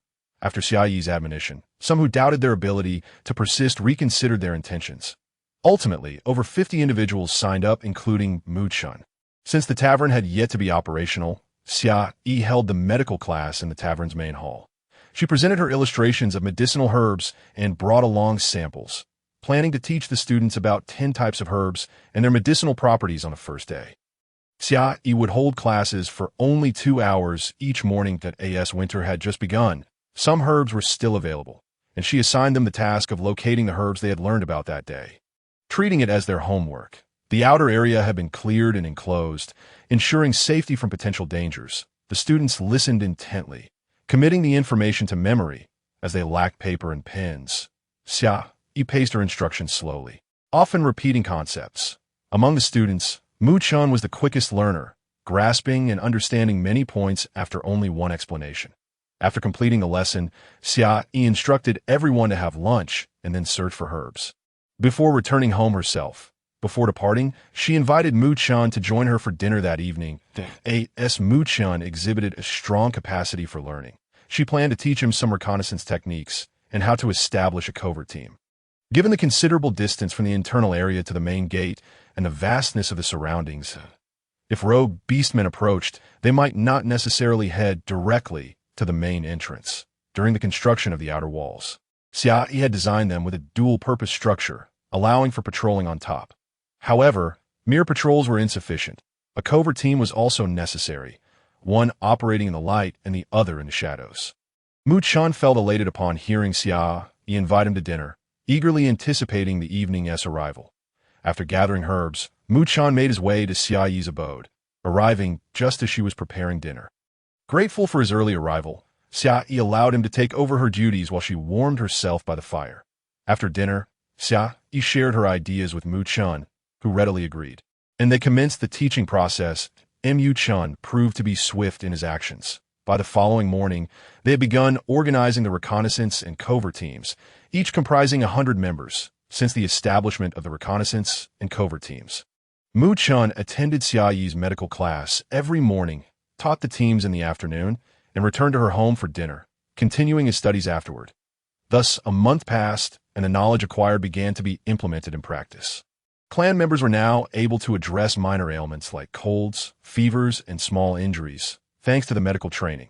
With a month of winter behind them, Xia Yi had imparted knowledge of all the medicinal herbs and was now teaching basic first aid and wound management. Additionally, she had fully instructed Mu Chun in reconnaissance and covert operations, who, due to his keen understanding, could often make connections and apply his knowledge innovatively. Each evening after dinner, Xia Yi began teaching Mu Chun Taekwondo and Tai Chi. One evening, having dined earlier than usual, Xia Yi instructed Mu Chun in Tai Chi, but decided to halt the lesson early, expressing her desire to inspect the outer walls. Mu Chun accompanied her. Crossing the suspension bridge, they noted a thick layer of ice covering the river. Xia Yi paused, spotting movement beneath the ice. To her astonishment, fish swam below. Xia Yi, those are river beasts. They are not palatable and contain many small bones that can choke you. We had a clan member perish from a bone lodged in their throat. Mu Chun warned, noticing her gaze fixed on the river. River beasts. You mean fish? They're quite delicious. Just be cautious of the bones. And all will be well. When we return, you can catch a couple, and I will prepare them for you, Xia Yi replied. With that, Mu Chun transformed into a majestic white tiger, allowing Xia Yi to climb on his back as they made their way towards the outer walls. Due to the cold weather, Mu Chun, fearing the chill would affect Xia Yi, refrained from running, yet his speed still surpassed her walking pace. By the time they reached the city wall, an hour had already elapsed. Had they run, they might have arrived in approximately half an hour. Upon noticing their approach, the patrolling guards on the wall gathered to greet them. As Xia Yi ascended the wall, she was met with a vast expanse of whiteness and a bustling sight of trees. Winter had already persisted for a month, and it seemed that orcs would soon arrive. With little to do on the wall, Xia Yi resolved to have Mu Chun catch fish for their meal. Just as she was about to head back, she spotted Fei Li returning from outside, alighting on the wall and transforming in a human form. Upon seeing Xia Yi and Mu Chun, he hurried over to greet them. Fei Li, what is the situation outside? Mu Chun inquired. Fei Li, a member of the reconnaissance team selected by Mu Chun for his exceptional capabilities, had been appointed as the team leader 2 days prior. Mu Chun had sent him out to assess the external circumstances, and now they fortuitously encountered him returning.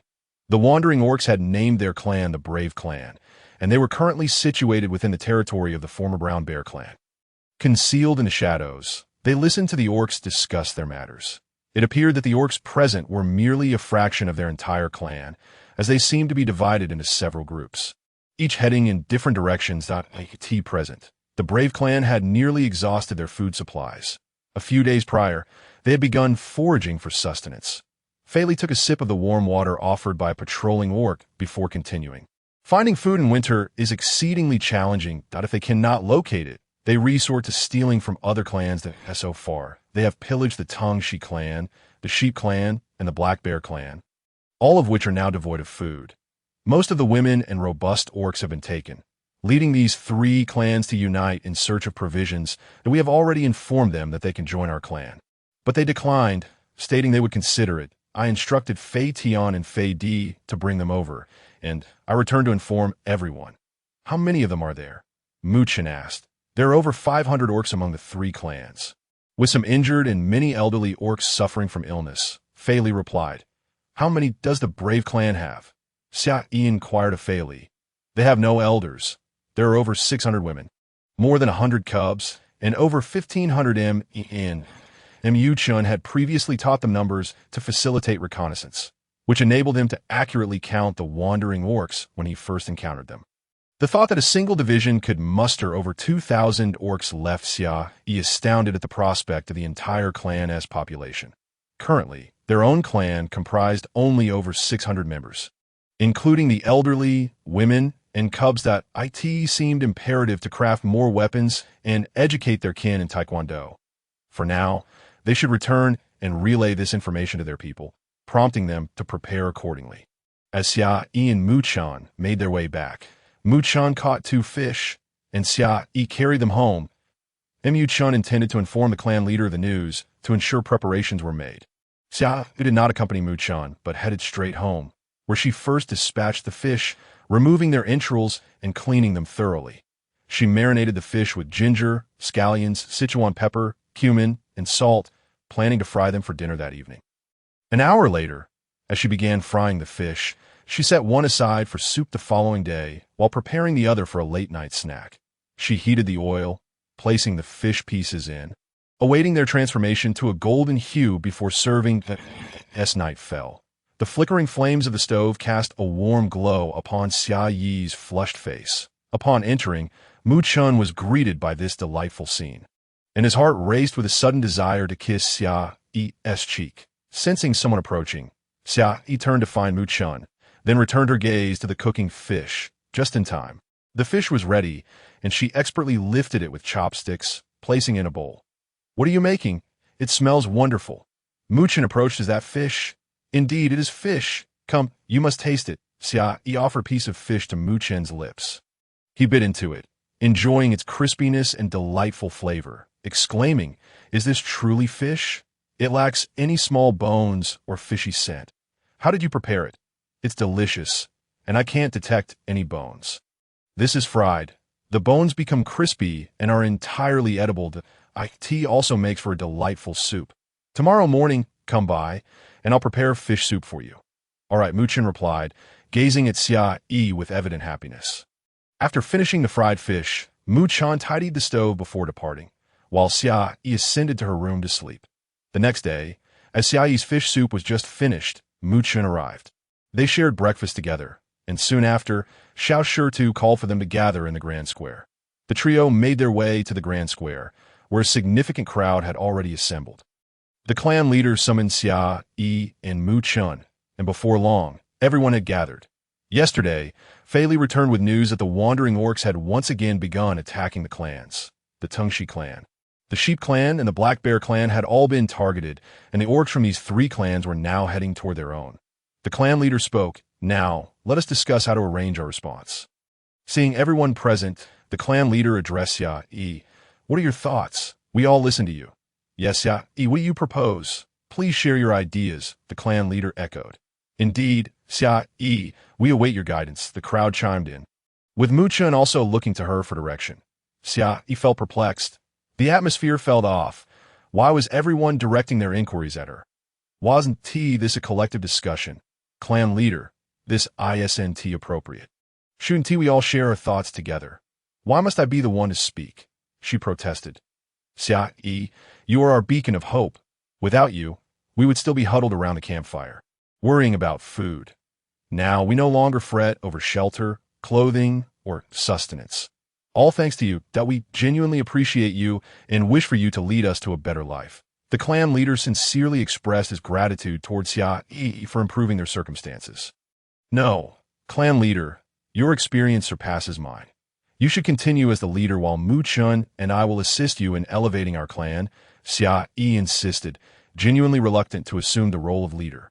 Very well, I shall remain the leader. The clan leader conceded without pressing Xia Yi further. He turned to the assembly, declaring that all matters concerning the clan would henceforth be decided by Xia Yi, and all clan members were to adhere to her directives, with any dissenters facing expulsion. He then turned back to Xia Yi with a smile. You won't disregard my words as leader, will you? A flock of crows flew overhead, and Xia Yi thought to herself, what difference does it make to be the leader?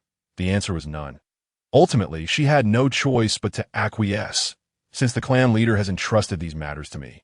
I shall share my thoughts. If the Tengshi clan, the Sheep clan, and the Black Bear clan approach us before they have joined our clan, and we have gotten to know them, I propose we keep them at the periphery, supplying them with one meal daily, but no more. The responsibility of hosting them will fall to the Brown Bear and Fei Niao.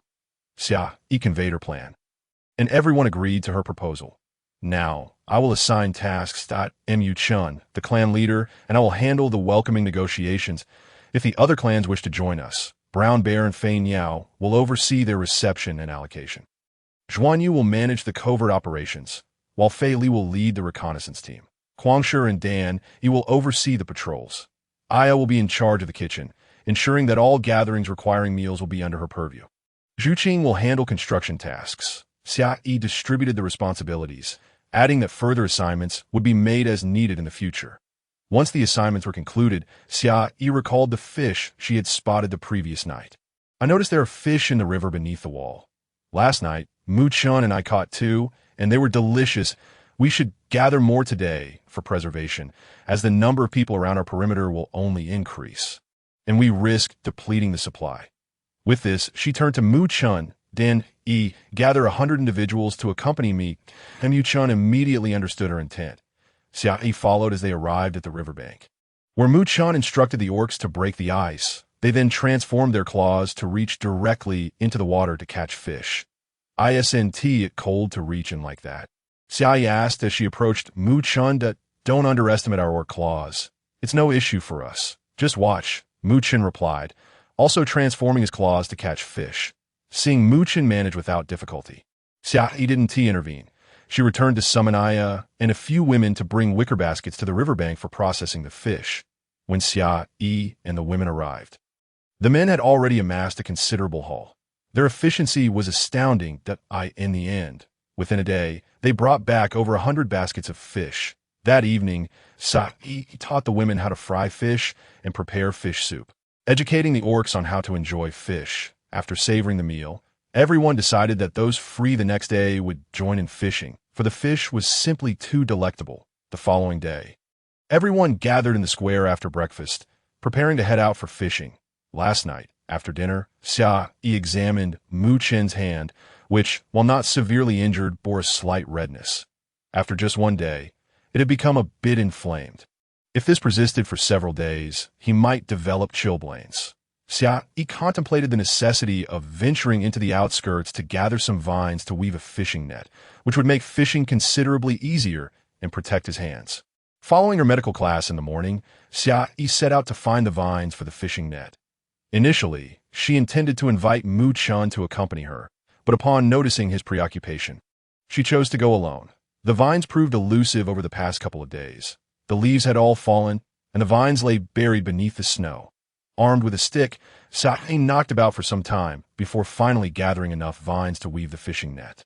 Feeling too weary to return home, she began crafting it on the spot. While in the midst of her work, she heard someone calling her name.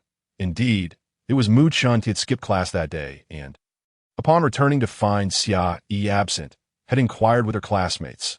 Learning that she had gone to the outskirts to search for materials, he hurried over. Upon seeing Xia Yi rise, he rushed to ensure she was unhurt. Fortunately, she had only suffered from the cold, her hands reddened by exposure. Mu-chan felt a pang in his heart. Such beautiful hands should not be mistreated in this manner. Why didn't you call me when you went out? Look at your hands. They're freezing, he chided, rubbing them gently. I didn't want to disturb you, since you seemed busy that I was just gathering some vines. There was no danger, so you needn't worry. Xia Yi replied, feeling warmth spread through her heart. From now on, no matter where you go or how busy I am, you must call me. You are not to venture out alone. Understand? Mu-chan said, feigning sternness. All right, I promise to call you next time, she assured him. What are you working on? Let me help, he offered, taking the partially completed fishing net from her hands. I'm weaving a fishing net. She explained, then began to teach him the craft. Following her instructions diligently, Mu-chan quickly mastered the technique, and under her guidance, they completed their first net. Eagerly, they rushed to the riverbank to test their creation. As the net was cast into the water, curiosity drew onlookers closer. Before long, Xia Yi instructed Mu-chan to retrieve the net, and he pulled up a bountiful catch of fish, eliciting joy and surprise from the gathered crowd at the unexpected abundance. It became clear that simply tossing the net into the river could yield such a plentiful harvest. Consequently, Xia Yi urged Mu-chan to teach the others how to weave fishing nets and catch fish. She chose not to return home, remaining by Mu-chan's side while he instructed the group. As he concluded his lesson, evening approached, and Xia Yi collected 2 fish to prepare for dinner. Mu-chan promptly took over, declaring, "This water is too cold. You shouldn't be handling icy water any longer." He processed the fish while Xia Yi simply smiled and waited nearby. Once the fish were ready, Mu-chan carried them back alongside her. Since their community had moved into the shelter, everyone had been cooking for themselves, but Mu-chan consistently dined with Xia Yi, often taking the lead in meal preparation. Today was no exception. He marinated the fish, set rice to cook, and soaked some wild vegetables to add to the fish soup. Once everything was prepared, he began frying the fish, first the ones for the soup, then those intended for direct consumption. Finally, he sought shredded potatoes and cabbage, placing the dishes on the table and calling Xia Yi to join him for dinner on the 3rd day of fishing. News arrived from the patrol team announcing the arrival of the Tongxi tribe, the Mianyang tribe, and the Heixiong tribe. Xia Yi was in class, teaching her students how to suture wounds. emphasizing the importance of stopping bleeding and disinfecting before stitching. When the chieftain approached her, she was demonstrating the suturing technique to Muchun, upon hearing that the three tribes had reached the outer walls. Xia Yi instructed her students to practice what she had taught, promising to address any questions in their next lesson, and then followed the chieftain outside. Outside, gentle snowflakes danced in the air, suggesting that more snow was on the way. Upon reaching the outer walls, they encountered 500 or 600 individuals clad in the same animal skin garments as the White Tiger tribe, supporting one another as they stood. At the forefront were 3 young men who, despite their disheveled appearance, stood tall and proud. Their eyes widened with surprise upon seeing Xia Yi and the others emerge, particularly when they beheld her beauty and fair complexion, which showed no signs of winter's harshness, indicating they were not lacking in sustenance. Seeing the 3 young men's gazes fixed on Xia Yi, Muchun instinctively stepped forward to greet them, effectively blocking their line of sight. Surely, these 3 must be the chieftains of the Tengxi tribe, the Mianyang tribe, and the Heixiong tribe. Indeed, I am Tengxi, chieftain of the Tengxi tribe. This is Mianyang, chieftain of the Mianyang tribe, and he is Heixiong, chieftain of the Heixiong tribe. The Tengxi chieftain introduced them. I presume you have heard of our tribe's conflict with the White Tiger tribe. As he spoke, he cast a glance at Fei Li, recalling their earlier invitation to join the White Tiger tribe. We were quite astonished by the height of your walls. Any bold tribe would find it nearly impossible to attack if you remain within, the Mianyang chieftain remarked. If we were to join, our elders and young ones would be much better protected. There is no safer place than this. Yes, we had previously extended an invitation, but you did not accept, Xia Yi interjected. She had noticed several beastmen eyeing the walls with greedy expressions. Previously unaware, she now recognized the need to clarify their intentions before allowing them entry. I believe the White Tiger tribe will provide us with superior protection. Hence, we agree to join your ranks. The Heixiong chieftain added, affirming their desires. However, when we invited you to join us, you declined, expressing a wish to observe our tribe first. Now that you have seen our walls, what assurance do you have that we should agree to your inclusion? Xia Yi queried. White Tiger tribe chieftain, has it come to the point where a female speaks on your behalf? Does her voice carry weight? One beastman sneered, a member of the envious group that I forgot to mention. Esteemed chieftains, that all matters, large and small, within the White Tiger tribe are determined by this female, Muchun retorted, his demeanor turning serious. The 3 tribesmen looked astonished. Which tribe would allow a female to hold such authority? The very notion of a female wielding power over all matters was unprecedented for them. It is indeed true that within the White Tiger tribe, this female holds the reins of decision-making.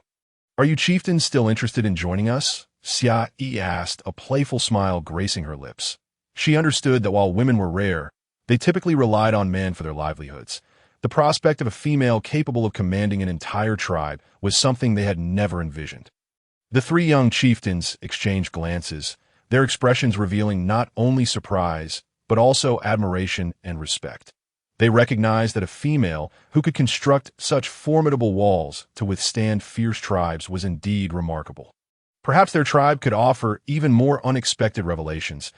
As long as the White Tiger tribe can provide us with food and shelter, we are willing to yield to your authority, they declared. Chieftain, how can you submit to a female? Questioned a few of the greedy beastmen, while others concurred that it was inappropriate to yield to a woman. Our tribe will not force anyone's hand. If you are unwilling to join the White Tiger tribe, we can offer you shelter for a time, but you must procure your own food, Xia Yi clarified. That will not suffice. Offering us shelter without food is not truly offering shelter. They protested. Then what do you propose for this shelter? Xia Yi inquired. Why, we should be allowed to reside in the finest caves and enjoy the best food, they demanded greedily. There's a better option, Xia Yi replied. What option? They asked, their eyes glinting with avarice. Observing their intent gaze upon Xia Yi, Muchun felt a surge of anger. Wishing to take action against them, of course, it means that you shall not enter our tribe. You are free to do as you please outside, and no one will intervene, Xia Yi stated, turning away. Wait a moment, female. The Tengxi tribe agrees to join the White Tiger tribe and will heed your directives. The Tengxi chieftain promptly declared. The Mianyang tribe also wishes to join the White Tiger tribe and will follow your lead. The Mianyang chieftain quickly added, we too, the Heixiong tribe, are eager to join the White Tiger tribe and will comply with your arrangements. The Heixiong chieftain affirmed, joining the chorus. If the members of the White Tiger tribe return and enter, they would remain oblivious to where they might find such a splendid place capable of withstanding the might of the brave tribe. They may enter our tribe, but we cannot afford to serve them. They are not originally from any of our 3 tribes. We encountered them along the way. They do not seek food while traveling. When it comes time to eat, they merely snatch our provisions. Before the 3 young chieftains could speak, other beastmen interjected. Xia Yi turned her gaze towards the 2 scouts who had guided them, and seeing their nods, she turned back to the group. You may enter the outskirts of our White Tiger tribe, she declared, then looked at the others, but you cannot. Our tribe does not harbor the worthless. The members of the 3 tribes entered the outskirts of the White Tiger tribe, while the patrol team halted the others from entering. Xia Yi was not neglecting them.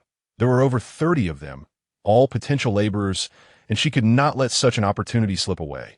Instead, she instructed Mu Chun on a few strategies to entice them to seek her out. The 3 tribes followed Xia Yi into the interior, where she brought them to the entrance. Brown Bear and Flying Bird were already waiting there. Xia Yi entrusted them to Brown Bear and Flying Bird, remaining by their side.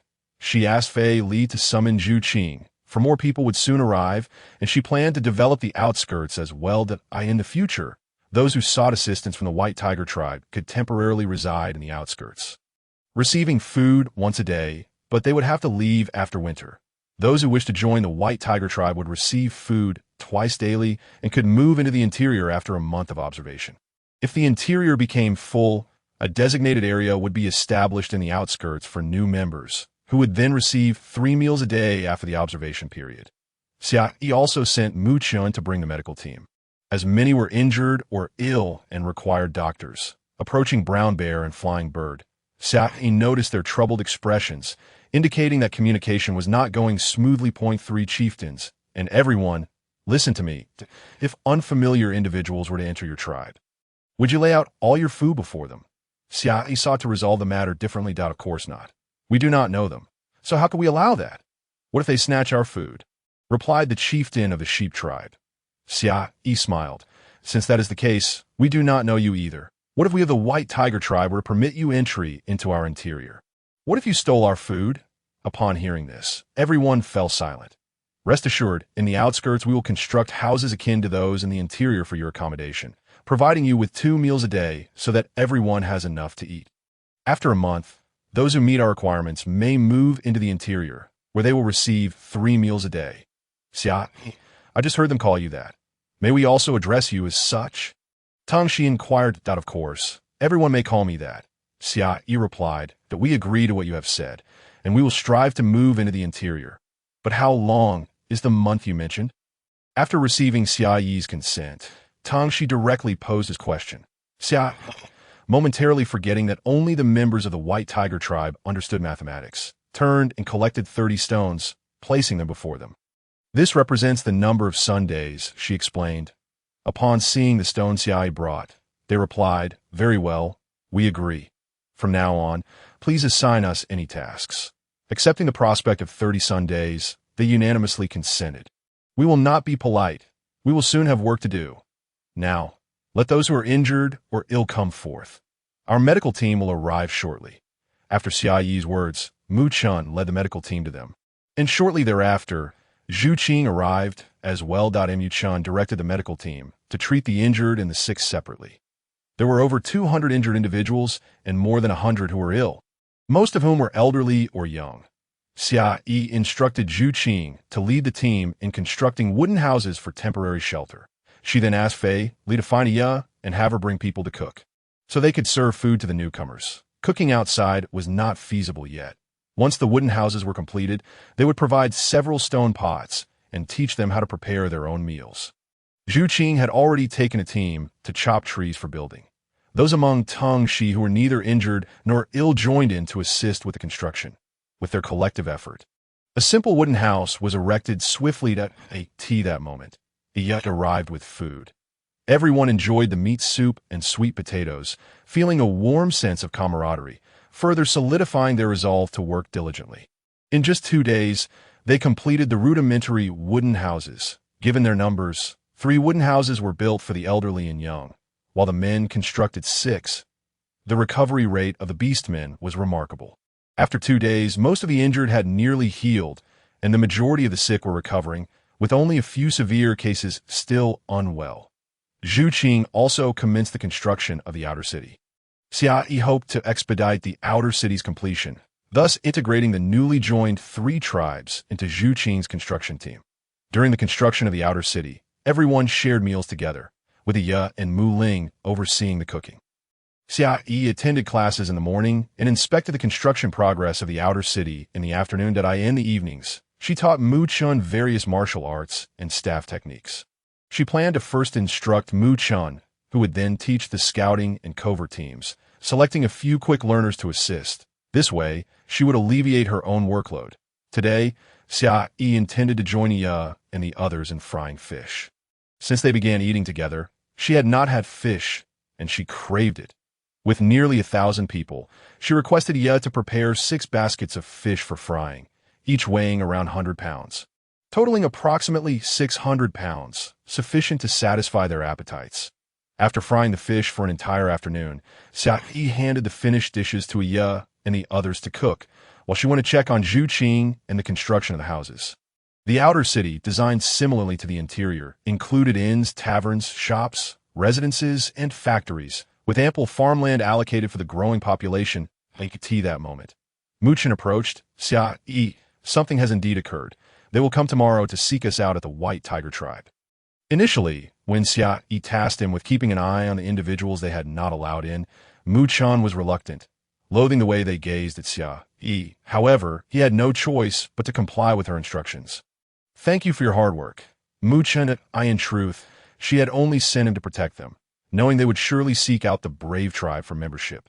Yet, given their age and injuries, the Brave Tribe would not accept them and would likely cast them out or, worse, kill them.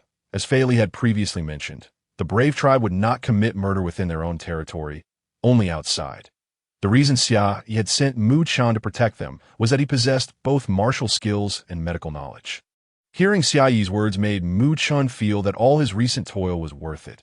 He would do anything for her well-being. Tea that moment, Ye called everyone to dinner, Tang, Shi, and the others. Having adapted to life in the White Tiger Tribe, washed their hands before meals and used bowls and chopsticks. Upon hearing it was time to eat, they paused their work to wash up. The tribe members of the White Tiger Tribe had previously enjoyed fish and knew it was delicious. However, Tang Shi and his companions, new arrivals, hesitated to try it, fearing the river fish would be unpalatable and thorny. Xia Yi understood their reluctance.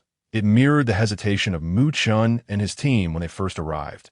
Yet, she said nothing, allowing them the option to eat or not, as there were other dishes available. Watching Xia Yi and the others savor their meal, they swallowed hard, attempting a taste. Their eyes lit up with delight. How delicious it was! Before long, they regretted not trying it sooner, as the fish quickly disappeared. The following morning, the newcomers waited eagerly at the city gates. Xia Yi, having completed her medical class, followed Mu Chen outside. The beastmen of the medical class could now handle injuries and illnesses, so Xia Yi no longer needed to attend. Instructing them to approach her with any questions as Xia Yi exited, she saw them huddled in the corner of the city wall, all shivering from the cold. Upon spotting Xia Yi and her party, they hurried to their feet and approached her. Female, we wish to join your White Tiger Tribe and are willing to follow your arrangements. Please allow us to become part of your tribe. Spoke the leader of the group, his 30 companions looking on with eager anticipation. Their greed had transformed into hope and longing in their eyes. What is your name? Xia Yi inquired. Xiao Chong. I am called Xiao Chong. Xiao Chong, as in the resilient little cockroach. Xia Yi did not voice the latter part, presuming they would not understand. Yes, he affirmed. Xiao Chong, you must understand that the White Tiger Tribe does not tolerate idleness. To join us, you must adhere to our rules and contribute labor. One must not seize the sustenance of others, nor bully one's kin. Should such actions come to light, we shall expel you from our tribe forthwith. barring your return to the White Tiger tribe for all eternity. Xia Yi's solemnity in addressing these matters is to preclude any future occurrences, ensuring that those expelled may harbor no grievances. We shall not transgress again. We will abide by your directives, Xiao Chong promptly declared. They're the orcs who had previously lost their tribe during winter, shunned by the tribes they sought refuge in, thus becoming wanderers.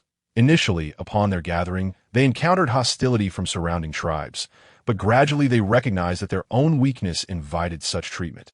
Only by fortifying themselves could they cease to be victims, and thus they evolved into their current selves. Do you concur? Xia Yi pointed towards the orcs behind Xiao Chong. As long as we are no longer bullied, we all agree, came the collective response. Indeed, as long as we're not oppressed, we shall not oppress others. Echoed the sentiments of those behind. Rest assured, all members of the White Tiger tribe are treated equally. Provided you do not initiate bullying, others will not bully you. Xia Yi felt a sense of satisfaction with her declarations. Yet she felt compelled to add, you may speak these words, but I cannot fully trust you just yet. Once you enter the tribe, I shall keep a watchful eye until I can place my faith in you. Do you have any objections? No objections. We shall strive to earn your trust, they replied. As long as they had a place to call home and someone to watch over them, they had no qualms. Mu Chun stood silently beside Xia Yi, protecting her without uttering a word. With matters discussed, Xia Yi and Mu Chun led them inside. Upon entering, Xia Yi entrusted Xiao Chong and the others to the brown bear. While she ventured to inspect the construction of the external city, Xiao Chong and his companions were handed over to Zhu Qing, accompanying him in the building of the external city. Upon their arrival in the tribe, they were astonished to see elder warriors laboring on houses, with some already completed, affirming their decision to join the White Tiger tribe. After dinner, Xia Yi returned, with Mu Chun following suit. Since winter had begun, Mu Chun had nearly mastered the boxing and staff techniques Xia Yi had taught him, and now it was merely a matter of practice. After escorting Xia Yi home, he did not return immediately, but instead went to the kitchen to add firewood and fetch water to heat for her ablutions. Xia Yi watched Mu Chun bustle about, her heart filled with an indescribable sense of peace.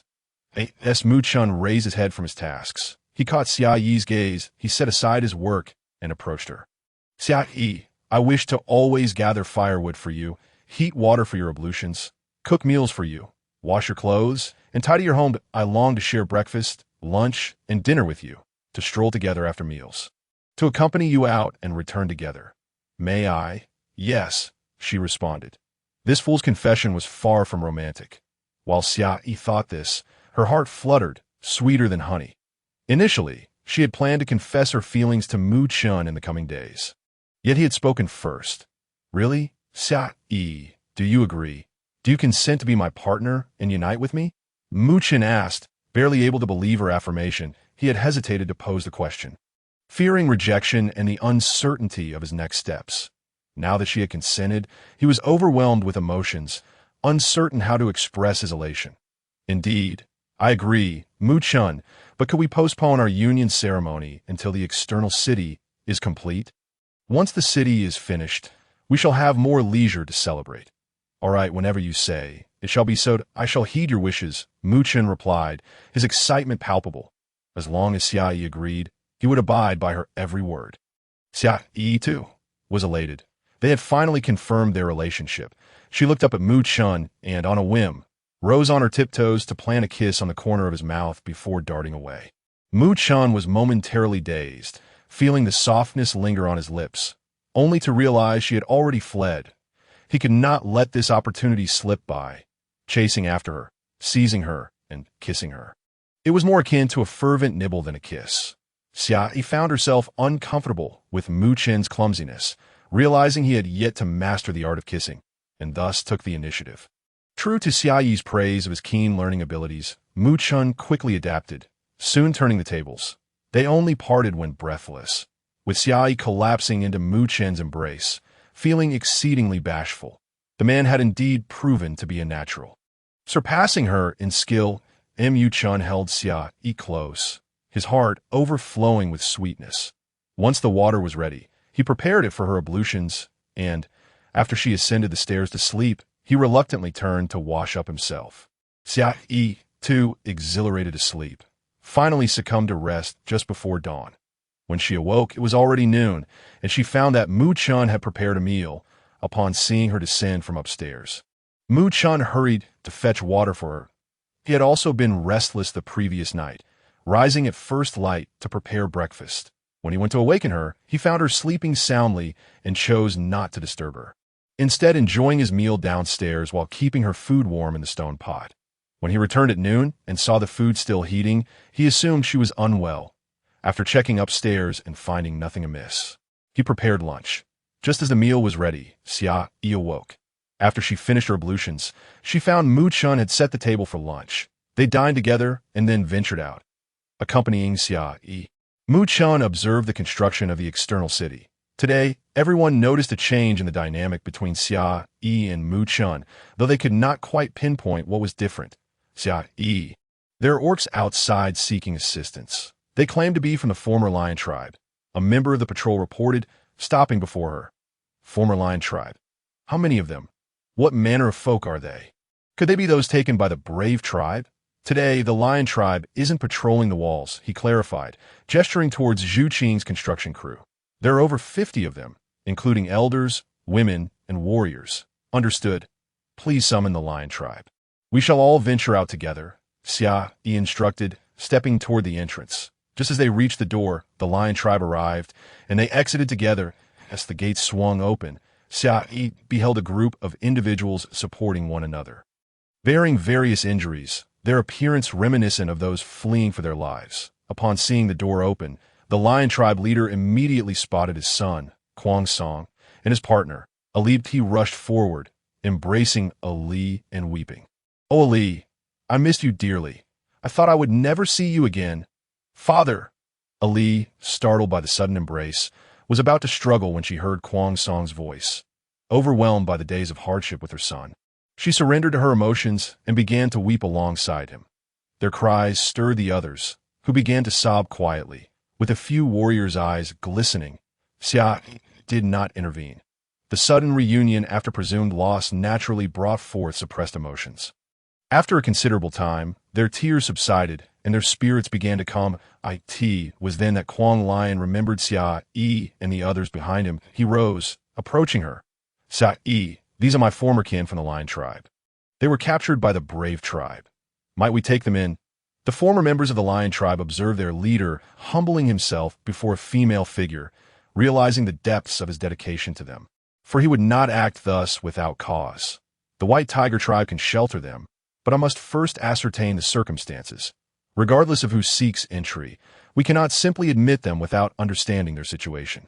"Very well, you may inquire," Kuang Lion responded, stepping aside for Xia Yi to pose her questions. When the leader of the former lion tribe joined us, he mentioned that the brave tribe captured women and warriors. "What are these elders?" "These are those I encountered on our escape. They had lost contact with their tribe, and upon seeing their plight, we took them along," Ali explained. Xia Yi scrutinized Ali, sensing that the woman's story was not as simple as it appeared. "How did you manage to escape?" "After we were captured by the brave tribe, we consistently defied their orders. Thus, they kept us confined within a shed, assigning 2 individuals to watch over us. Later, some of their brave warriors ventured out in search of food, only to be met by a group of assailants attacking their tribe. In the ensuing chaos, we seized the opportunity to escape." Ali calmly responded to Xia Yi's words that it is indeed rare to encounter such a woman in the beast realm. Xia Yi thought to herself that she ought to learn more about this woman. "Well, I understand," Xia Yi pondered, reflecting on the audacity of another tribe daring to attack the valiant tribe during such a brutal season. She turned to the wild lion and instructed, "You shall lead these individuals inside. Adhering to the previous protocols, allow the medical team to tend to their injuries." After conveying her orders, Xia Yi took Mu-chun by the hand and walked towards the outskirts of the tribe. "Thank you, Xia Yi," Wild Lion said as he escorted them into the tribe, explaining to these individuals the standing of Xia Yi within the tribe, along with the requirements for entering. Upon hearing Wild Lion elucidate Xia Yi's status, Ali was filled with curiosity and glanced towards the entrance. Xia Yi wished to take Mu-chun outside to observe the situation beyond, particularly to see the so-called valiant tribe. As they walked, they spotted a small tribe ahead, its gates and shed blanketed in snow, obscuring its appearance. Only a snowy path wound through the center. Xia Yi had no intention of entering. Instead, she guided Mu Chun around the periphery. However, her desire to avoid entry did not prevent others from noticing them. "You are Mu Chun of the White Tiger tribe," someone called out from behind as they walked a short distance. "Yes, and you are?" Mu Chun turned around, finding himself unfamiliar with the newcomer. "We are from the Ant Emperor tribe. Are you here in search of food? You might want to reconsider.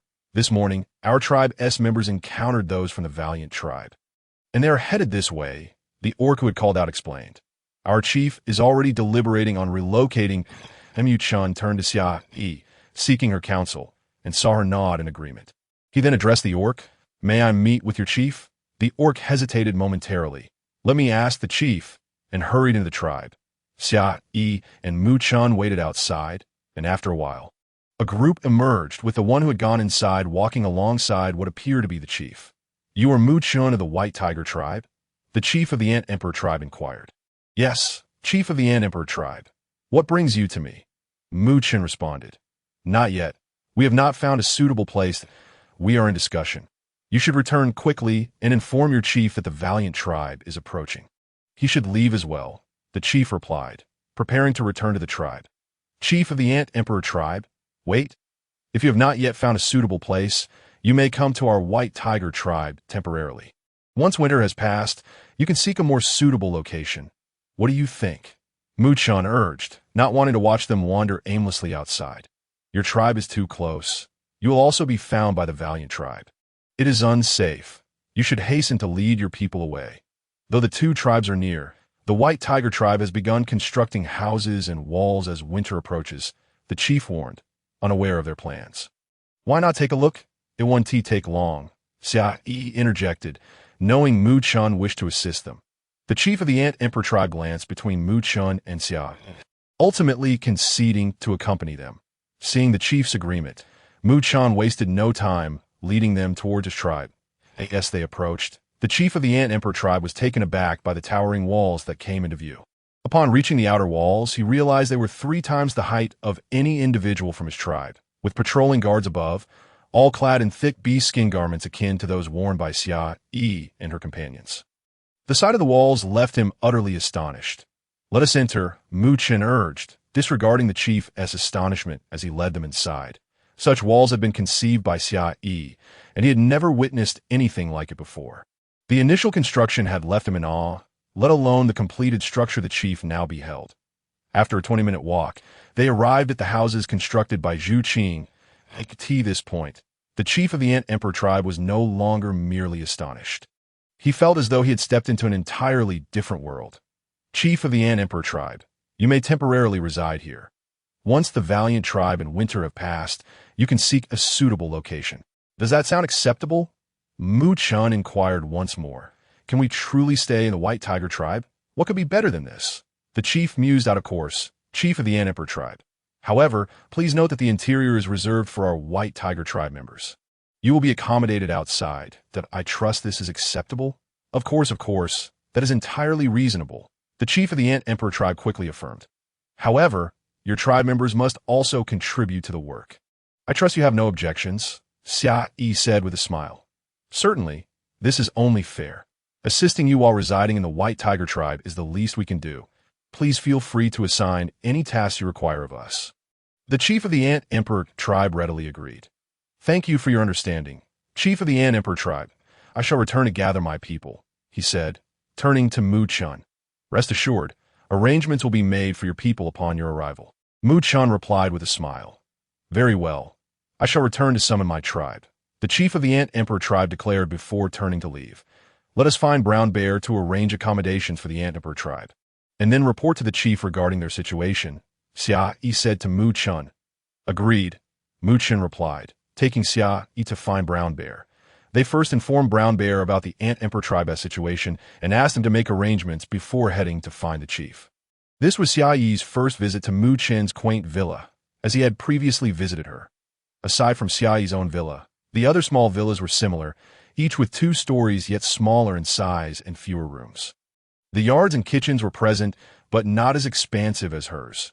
Xia Yi's little yard was ample enough for cultivating both vegetables and flowers, while theirs could accommodate only a few flowers, making vegetable planting rather cramped. As Xia Yi and Mu Chun entered, the chief was practicing Tai Chi. Upon noticing their arrival, he ceased his movements, approached with a smile, and said, "Xia Yi, your Tai Chi is remarkable. I have practiced for a month now, and I feel my health has improved significantly. If you persist, Chief, you shall only improve further," Xia Yi replied, beaming. "Chief, we ventured outside and encountered the Ant Emperor tribe in distress. So we invited them to come and stay temporarily.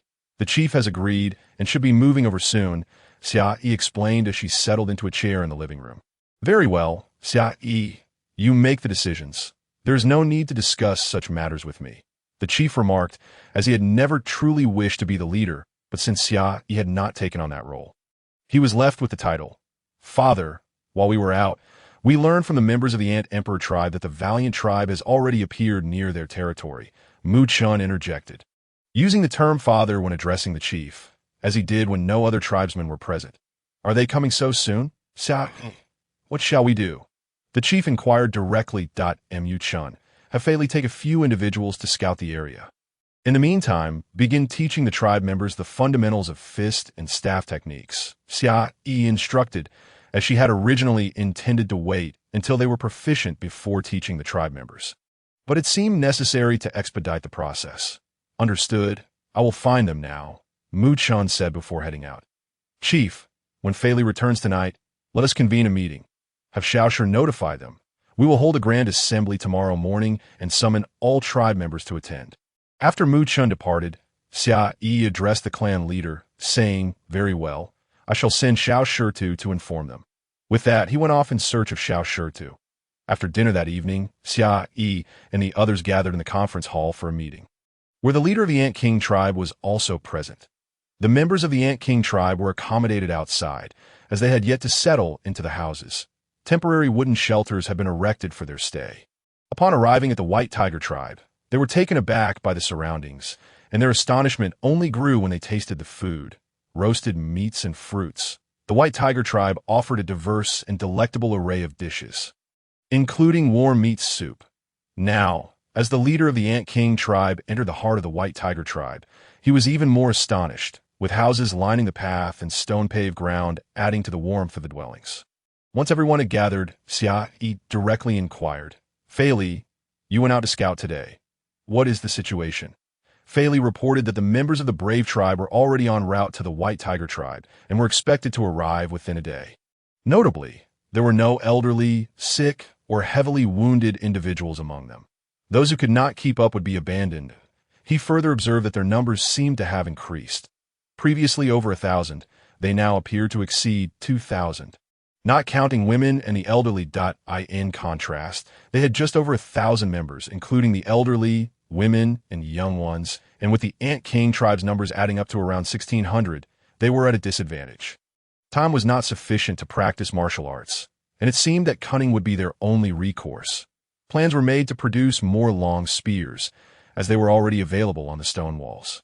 Lost in thought, Xia Yi failed to notice the gazes fixed upon her when she lifted her head. Even the leader of the Ant King tribe was staring. "Their numbers surpass ours, placing us at a disadvantage. We must rely on strategy. Tomorrow, the construction team, led by Zhu Qing, will pause their work, and they will search for more stones to fortify the walls, which will be handed over to the patrol team of the Mad Lion. Mad Lion, you are to position the newcomers from your tribe, the Ant King tribe's warriors, and your patrol team along the walls, with 2 stationed at intervals, along with a pile of stones. Point 1 must be skilled with a bow. When the Brave tribe approaches, we will strike with stones. Tomorrow, you will assign all your warriors to Mad Lion, and he will position them on the walls at Mu Chun. Send out 5 scouts to assess the situation outside, and then gather the remaining scouts and all the shadow guards to craft long spears. Clan leader, Brown Bear, Flying Bird, and the leader of the Ant King tribe shall assist Mu Chun in this endeavor. I will ensure that the medical team prepares the necessary herbs and also assists that you would prepare meals and ready all the arrows, which would be distributed after dinner the following day." Xia Yi assigned tasks for the next day, instructing everyone to commence action after breakfast. Mad Lion, Remain vigilant for any external developments, that if there is any unusual occurrence, alert us immediately. Understood, Xia. I will be watchful. Mad Lion replied, Mu Chun. Ensure the scouts prioritize their safety while assessing the situation, Xia Yi added, turning back to Mu Chun. The reconnaissance team will keep us informed of the brave tribe's movements. We will have archers both on the walls and below. Zhu Qing and Mu Chun. Arrange your construction and patrol teams beneath the walls. You should send some of the women to assist there, while the others stay behind to cook. If the brave tribe attacks the white tiger tribe, we shall use bows from a distance and stones up close. Xia Yi had intentionally left small openings in the walls during construction to facilitate bowmen in the event of an attack. Everyone was to carry long spears to avoid direct confrontation with the brave tribe's beasts. After ensuring all matters were in order, Xia Yi dismissed everyone to rest. After a long day, she felt exhausted. Mu Chun escorted Xia Yi back, allowing her to sit in the living room to recuperate while he prepared water for her to wash up, adding firewood to the heating system. Xia Yi awaited Mu Chun's return. She found herself growing increasingly lazy, accustomed to his attentiveness. Once Mu Chun brought the heated water, Xia Yi remarked, Mu Chun, I think you should refrain from preparing my washing water in the future. Why? Mu Chun, puzzled by her statement, questioned hadn't they agreed to be together. Why would she wish for him to stop? Because you are spoiling me. Just look at how lazy I am. I wait for you to heat my washing water. Xia Yi said with a hint of vulnerability, what's wrong with that? I intend to spoil you, treat you well, and make you reliant on me. Mu Chun responded, visibly relieved by her answer. Why did it seem as if Mu Chun had turned mischievous? Even capable of sweet talk? Yet, the thought brought a smile to Xia Yi's heart. After washing up, Xia Yi headed upstairs to sleep, but Mu Chun took hold of her hand, turning her around to kiss her lips. Xia Yi was momentarily taken aback, but soon lost herself in the kiss. The next morning, after breakfast, the clan leader summoned everyone to the external city to inform them of the impending arrival of the brave tribe and to relay the arrangements made the previous night, preparing them mentally for what lay ahead. Hearing that the brave tribe was approaching the white tiger tribe, the clan's people felt a surge of anxiety. They did not wish for their painstakingly constructed homes and walls to be taken from them. Upon learning that preparations had been made, they resolved to fiercely protect their territory. The clan leader concluded his address, prompting everyone to spring into action.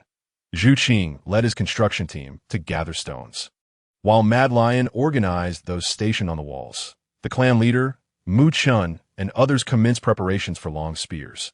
Meanwhile, Xia Yi led the medical team in preparing herbs, dividing tasks into 3 groups.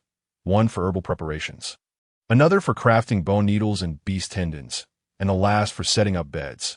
They cleared a patch of land not far from the external walls, erecting temporary shelters to serve as a makeshift hospital. By the time the medical team had everything in order, the sun was beginning to set. They gathered in the designated area for a meal, only to find that others had yet to arrive. Even though the food was already prepared, Xia Yi instructed Yi to call everyone for dinner, emphasizing that unfinished tasks could wait until after they had eaten. After all, man is iron, and food is steel. Missing a meal leaves one famished. Xia Yi approached the area where Mu Chun and the others were busy crafting long spears, observing their fervent labor that made them oblivious to the passage of time. She walked up to Mu Chun and said, Clan leader, let everyone take a break and eat first. We can resume work afterward. Hearing her voice, Mu Chun looked up, glanced at Xia Yi, and then at the sky.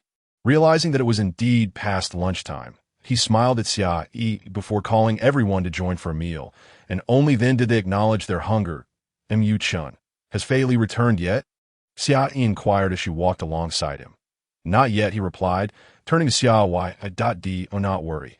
The brave tribe will not be able to breach our defenses. All right, Xia Yi responded. When they arrived, Mad Lion and Zhu Qing had also brought their people. After lunch, there was little time for conversation as preparations resumed. Xia Yi's medical team was ready, and she instructed them to assist Mu Chun and the others in crafting long spears as evening approached. Flying Bird returned, finding that others had yet to arrive for dinner. He sought out Mu Chun, and Xia Yi was there as well. Mu Chun, Xia, I am back. What news? What is the situation with the brave tribe now? Mu Chun and Xia Yi asked eagerly. They are currently within the territory of the former Ant King tribe. I overheard them say that their food supplies are running low, and they intend to stay here for a few days before attacking several tribes to seize more food. Staying for a few days? Where are they headed next? Xia Yi inquired, sensing the gravity of the situation. That remains uncertain. They mentioned that after winter, they would be able to arrive, indicating that they do not need to travel every day. Flying Bird replied, unsure of their destination. Could be the headquarters of the brave tribe. Xia Yi pondered aloud. Headquarters? What do you mean by that? Mu Chen asked, intrigued. The headquarters is the central location where all the leaders of the brave tribe gather. Xia Yi explained, contemplating the extended winter of the beast world, which lasted about 6 months. With 3 months having already passed, she realized they would need approximately 3 more months to reach the White Tiger tribe headquarters. If not for winter, they could have arrived in just over a month. It seemed that once everything was in place, she would need to venture out to see for herself. After dinner that night, no one left. They remained in the external square, waiting. The brave tribe had now reached the territory of the former Ant King tribe, and the scouts brought news that they would be lingering there for a few days. Unsure of when they might be attacked, Xia Yi advised everyone to remain vigilant. Our preparations are nearly complete. Starting tomorrow, anyone unprepared should practice martial arts with Mu Chun and the others Mu Chun. Tomorrow you shall instruct the reconnaissance team to approach the outer city walls to communicate with the orcs patrolling atop. Xia Yi then addressed Mu Chun. Very well, I will ensure they go, he replied. The night air was rather chilly and dark. It was unlikely that the brave tribe would attack, yet the patrol team could not afford to be complacent. All right, Xia, I will personally lead the team tonight, Mu Chun promptly assured her. We must take turns to rest. Otherwise, we shall lack energy for tomorrow. Understood. With Xia Yi's command, everyone dispersed to return and rejuvenate themselves. Mu Chun escorted Xia Yi back, prepared warm water for her to wash up, and watched as she ascended to her quarters before he too retired for the night. Worrying about a potential attack from the brave tribe on the White Tiger tribe, Xia Yi barely managed to sleep through the night. Consequently, she rose early the next morning, first boiling water to wash up before preparing breakfast, which consisted solely of porridge and stir-fried potato shreds. Just as breakfast was completed, Mu Chen arrived. Upon seeing that Xia Yi had prepared the meal, he approached her from behind, embracing her. Why are you up so early today? Did you not sleep well last night? Although he posed a question, his tone suggested certainty. I did not sleep well. I was a bit worried, Xia Yi confessed, leaning against Mu Chun. Do not fret. I am here, and I shall protect you. Mu Chun reassured her, turning her to face him and playfully brushing her nose. Now, eat your breakfast. You can rest afterward. He gently guided her to sit on a stool, serving her a bowl of porridge and handing her chopsticks, while he also prepared a bowl for himself. No, after breakfast, take me to the outer city walls to have a look. I cannot rest easy under these circumstances, she insisted. All right, I will take you shortly. Mu Chun acknowledged her concerns, realizing that it would be futile to encourage her to rest further after enjoying breakfast together. Xia Yi and Mu Chen departed. Upon stepping outside, they found the area unusually deserted. Xia Yi cast a puzzled glance at Mu Chun, who discerned her confusion that it's quite far from the outer city walls, and everyone is wary of a sudden arrival from the brave tribe, leaving them little time to get there. Thus, they all moved over to the outer walls last night, he explained. How could I not know? I barely slept last night myself. Such commotion should have alerted me, she replied, pondering her heightened vigilance. Everyone was aware that you were exhausted and feared disturbing your rest. They only moved in the dead of night and did so quietly. Which is why you were unaware, Mu Chun said, affectionately ruffling her hair. Xia Yi felt deeply touched by their collective consideration. She understood that every effort yielded rewards, and her rewards were already manifesting. This strengthened her resolve to lead everyone towards a better life. Upon reaching the outer city walls, they found the tribe members practicing their martial arts. As Xia Yi approached, they paused to greet her. The chieftain approached. Xia Yi, you've arrived so early. Why not rest a bit longer? Rest assured, the brave tribe has yet to arrive. No need. Chieftain, I came to take a look at Mu Chun. Please help me to set up a shelter. I intend to stay here tonight, she replied before turning to Mu Chun. There's no need for that. You should return to rest. We will keep watch here, the chieftain insisted. Indeed, Xia Yi, return and rest. We shall look after matters here. If anything arises, I shall inform you immediately, he added earnestly. There's no need. Chieftain, the accommodations are rather far, and the back and forth would tire me.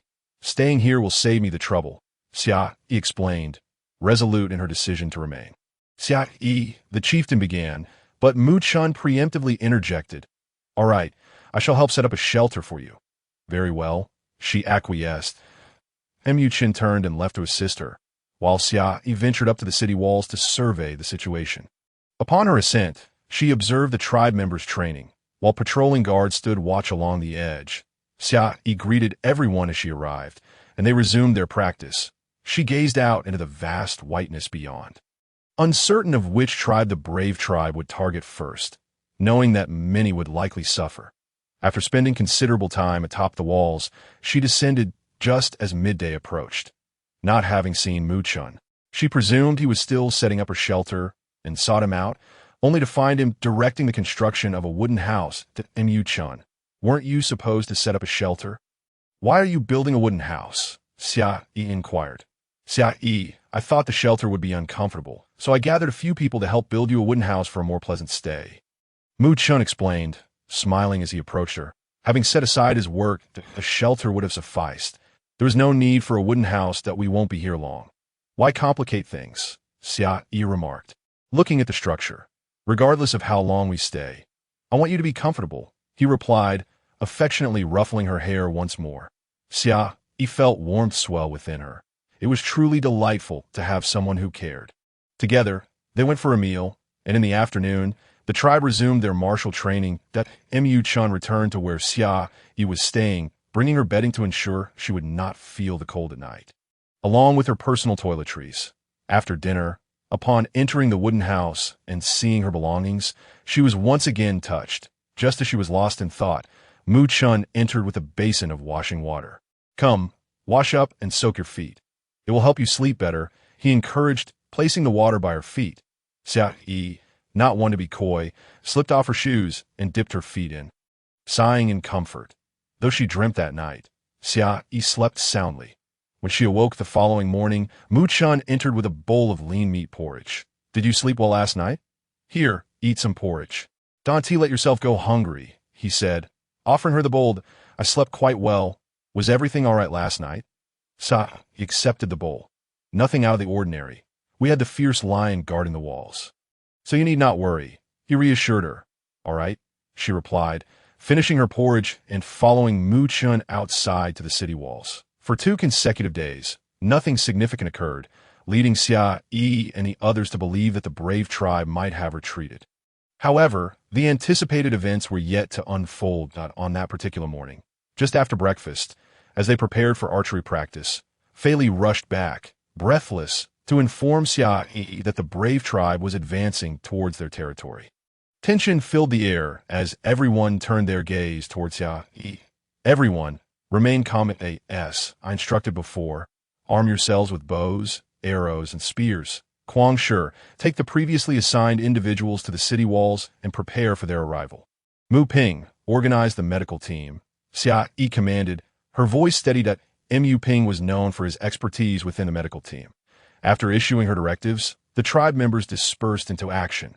Xia Yi retrieved her bow and spear from the wooden house, slinging the bow across her back and grasping the spear firmly.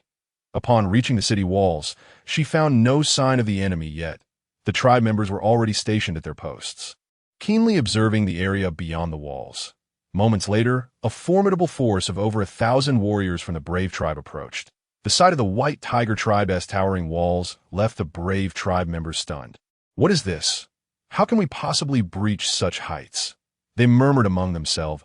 As they drew closer, Xia Yi identified the imposing leader at the forefront, flanked by a battalion of vigorous young warriors.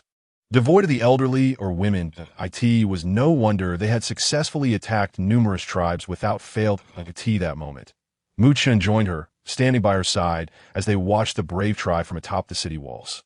Suddenly, several of the brave tribe warriors transformed into massive eagles, soaring towards them. This is bad. They have flying warriors, Xia Yi exclaimed, taken aback by their unexpected aerial advantage. Fei Li, take a few flying warriors, armed with your spears, and bring them down. Understood.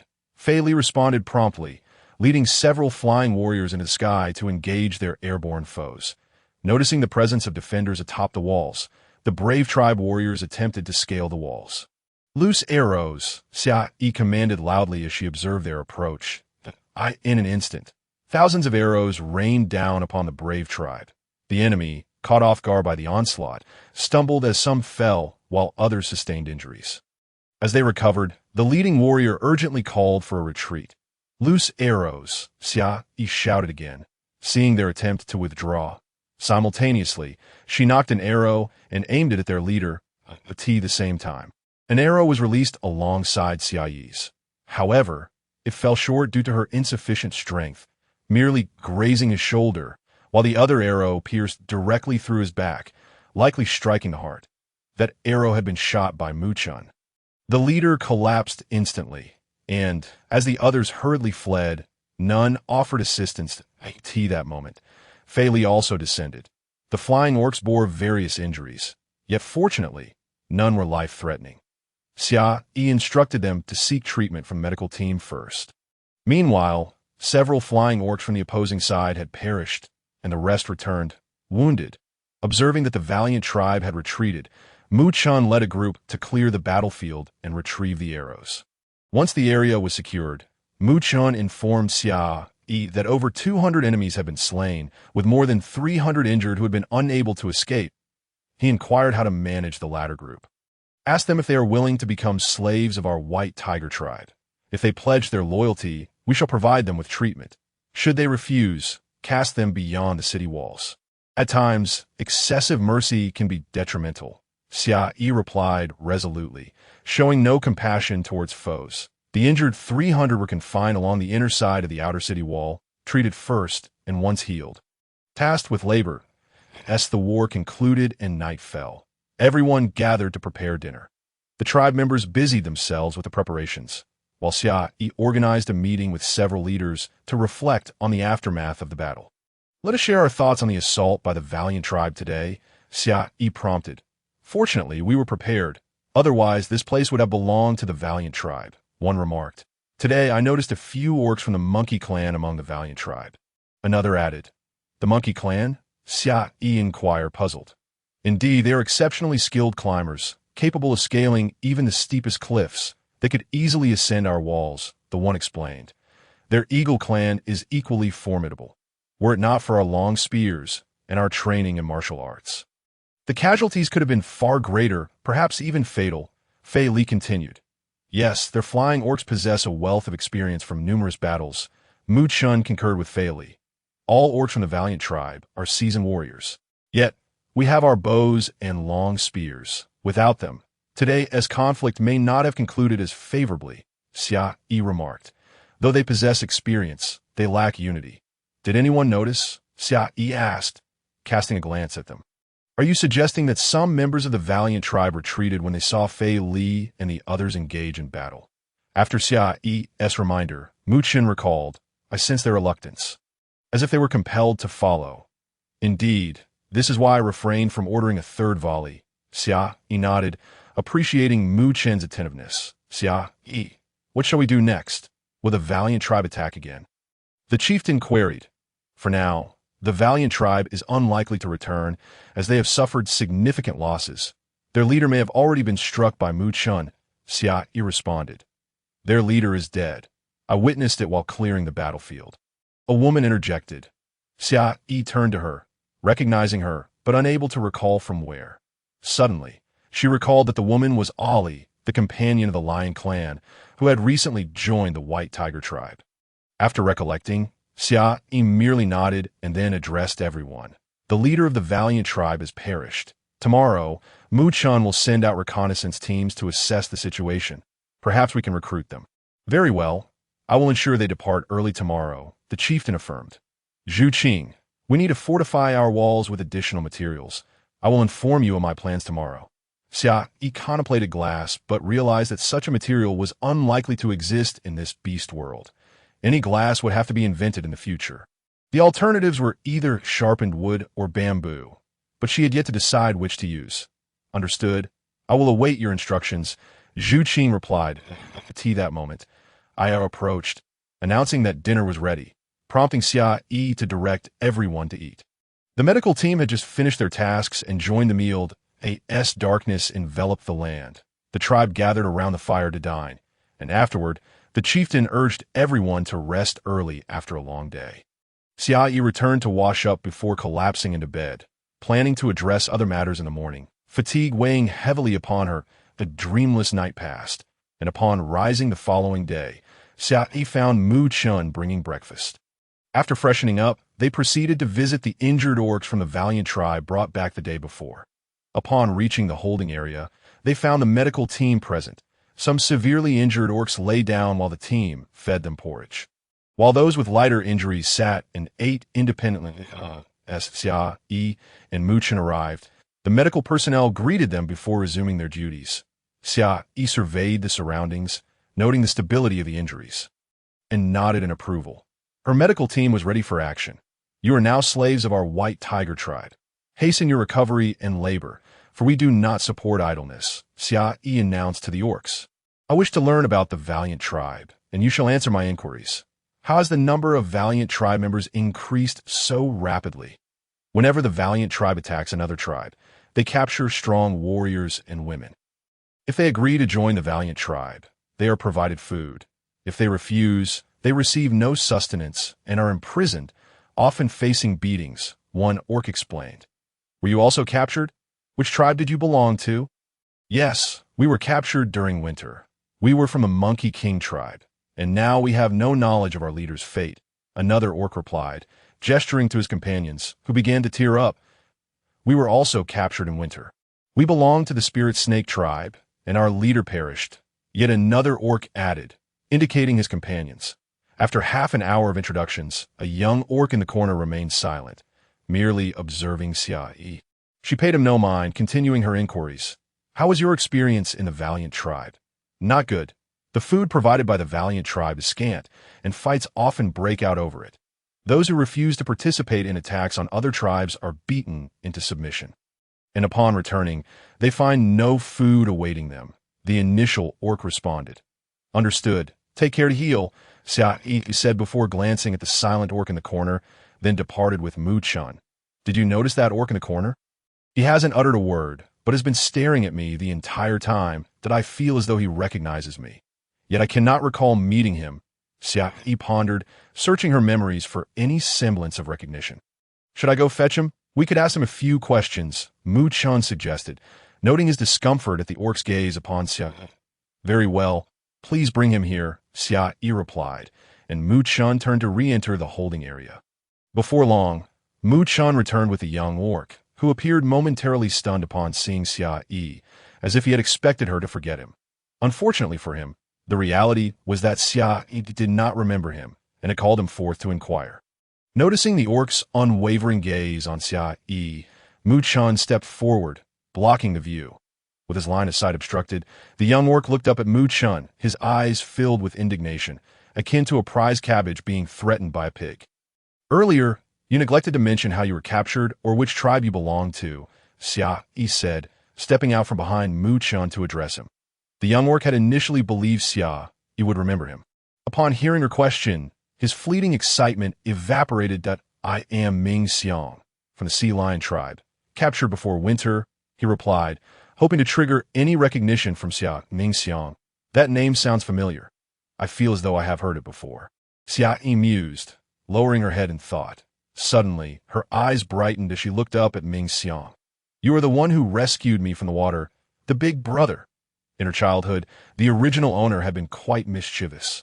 On one occasion, when her father intended to visit the seaside tribe to trade for salt, she stealthily followed him, hiding within a fur pelt, her small frame making her presence undetectable. Her father only discovered her presence as they approached the seaside. With no way to turn back, they allowed her to accompany them. Upon reaching the shore, her father took her along with the tribe to exchange salt. Overcome by the allure of play, she stealthily wandered away from her kin to frolic by the sea, inadvertently falling into the water. Ming Xiang, who was 4 years her senior, spotted her and rescued her. tea that time. She affectionately referred to him as Big Brother. Their tribe had come to trade salt, intending to stay by the sea for 2 to 3 days, during which she frequently sought Mingxiang as company. Mingxiang, in turn, cherished her as a younger sister, ensuring she received a share of any delicacies he had. Those days marked the happiest moments for the original owner of her memories. Eventually, as the tribe prepared to leave, she wept, imploring her father to allow Mingxiang to accompany them. In the end, her father, unable to grant her wish, promised that Mingxiang would seek her out when they were older. Mingxiang also assured her he would come for her in the future, which eventually persuaded her to obediently return with her father. However, not long after their return, unfortunate events unfolded, leading her to become frail, timid, and introverted, ultimately causing her to forget Mingxiang entirely. Given the passage of so many years, it was no wonder that Xia Yi struggled to unearth this memory from the original owner's recollections. "Have you remembered?" Mingxiang exclaimed joyfully, astonished at how much the little Xia Yi had grown and how beautiful she had become. As he reached out to pat her head, Mu Chun swatted his hand away. "Mingxiang, shouldn't you be at the seaside tribe? How is it that you are here at the brave tribe?" Xia Yi inquired, perplexed. "During the flowering season, some of our tribe members ventured out for training, and I followed them that I had intended to find you, but was unexpectedly captured by the brave tribe midway.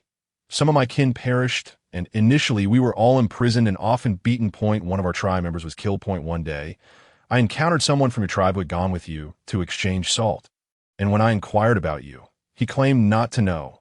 Fearing for your safety, I capitulated. Upon my release, I searched among the women, but found no trace of you. Later, I even ventured to your tribe, but did not see your body. I thought to follow the brave tribe, hoping to find you. To my surprise, I have found you here during the flowering season, which signifies spring." Mingxiang's experiences had not been as easy as he portrayed. "Mingxiang, thank you." Xia Yi expressed her heartfelt gratitude, deeply touched that someone had been thinking of the original owner. That Mu Chun, standing nearby, felt less pleased, pondering why this individual had known Xia Yi before him and had held her in his thoughts for so long. Observing that Mingxiang's injuries were not severe, merely some scrapes without any arrow wounds, Xia Yi arranged for him to join the team that had recently integrated into the Lionheart tribe. When Mingxiang arrived, Ali and the others welcomed him warmly, recalling that he had assisted them during their escape. Once Mingxiang was settled, Xia Yi and Mu Chun ascended the city wall.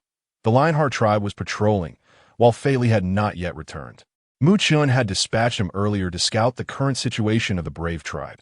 After spending some time on the wall, Xia Yi and Mu Chun descended, as she needed to find Zhu Qing to inform him about the additions to the city wall that they had agreed upon the previous day. Zhu Qing had already taken the construction team to build houses, and when Xia Yi found Zhu Qing, they were in the midst of their work. Upon seeing Xia Yi approach, Zhu Qing understood that she had likely decided on the modifications for the wall. "Zhu Qing, after some thought, I've decided not to add anything to the wall for the time being. Among the injured, there are members of the monkey tribe that I will let him try it once he is healed." Xia Yi conveyed. "All right, I will proceed with the house construction for now. When you're ready to add, just let me know, and I will gather people to assist," Zhu Qing replied. After their discussion, Xia Yi and Mu Chun returned to the interior of the city wall, where they planned to prepare a meal. Mu Chun began by boiling water to warm Xia Yi's hands before starting to cook, while she sat by the stove, tending to the fire, enjoying the warmth. Before long, Mu Chun had prepared a fish soup, stir-fried cabbage with meat, fried chicken, and stir-fried potato shreds. Just as they were about to enjoy their lunch, Fei Li returned, transforming their meal for two into a meal for three.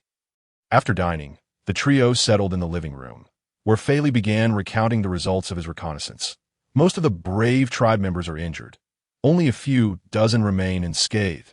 They departed early this morning, taking the women with them from the Ant Emperor tribe's territory. That I had people follow them. It seems their destination is the seaside tribe, Fei Li reported. The remaining members of the brave tribe were all wounded, with some having succumbed to their injuries, while others were imprisoned. What could they possibly intend by heading towards the seaside tribe? Xia Yi pondered. "Let us first arrange for the remaining individuals. Mu Chun, take some people. We should go and see," she declared, standing up and preparing to head out. Mu Chun called upon the patrol team to accompany Xia Yi, and as they reached the entrance, they discovered Ming Xiang awaiting them. "Xia Yi, are you going to the brave tribe? May I join you?" Ming Xiang asked upon spotting her and the others. During lunch, he had inquired with Ali and the Lionheart tribe members, learning that Xia Yi had effectively become the leader of the White Tiger tribe. He had always recognized her intelligence, but was astonished at her current prowess. If Xia Yi were to know his thoughts, she would undoubtedly say, "You overestimated. The Xia Yi you knew has long since passed." However, Xia Yi remained unaware of Ming Xiang's musings. "Ming Xiang, are your injuries serious?" Despite being minor wounds, Xia Yi felt it prudent to ask. "It's nothing. These minor injuries are no issue," Ming Xiang reassured her, moving his arms and legs to demonstrate. "Very well, then let us proceed together." With that, a group set off towards the site of the former Ant Emperor tribe. Upon exiting the gate, the orcs transformed into their beastly forms, while Ming Xiang, being a sea lion, remained in human shape. Xia Yi climbed onto Mu Chan's back, settling in comfortably. Once she was secure, Mu Chan took off at a swift pace. Though Ming Xiang did not transform, his human form was still remarkably swift, allowing him to easily keep pace with Mu Chan and Xia Yi. Before long, they arrived at the location where the Ant Emperor tribe had once resided. The sight before them elicited a gasp from Xia Yi. Upon reaching the entrance of the former Ant Emperor tribe, they could see the situation within. Previously, when Xia Yi and Mu Chan had arrived, it had been a desolate white expanse. Now it was bustling with people, some lying down, others leaning on wooden sticks to move slowly, and some sitting that a few appeared ready to leave, likely those who had been previously imprisoned. Their arrival startled the captives, causing them to huddle together, nervously murmuring, "Don't kill me, don't kill me." Some appeared to have given up the struggle, gazing vacantly at them.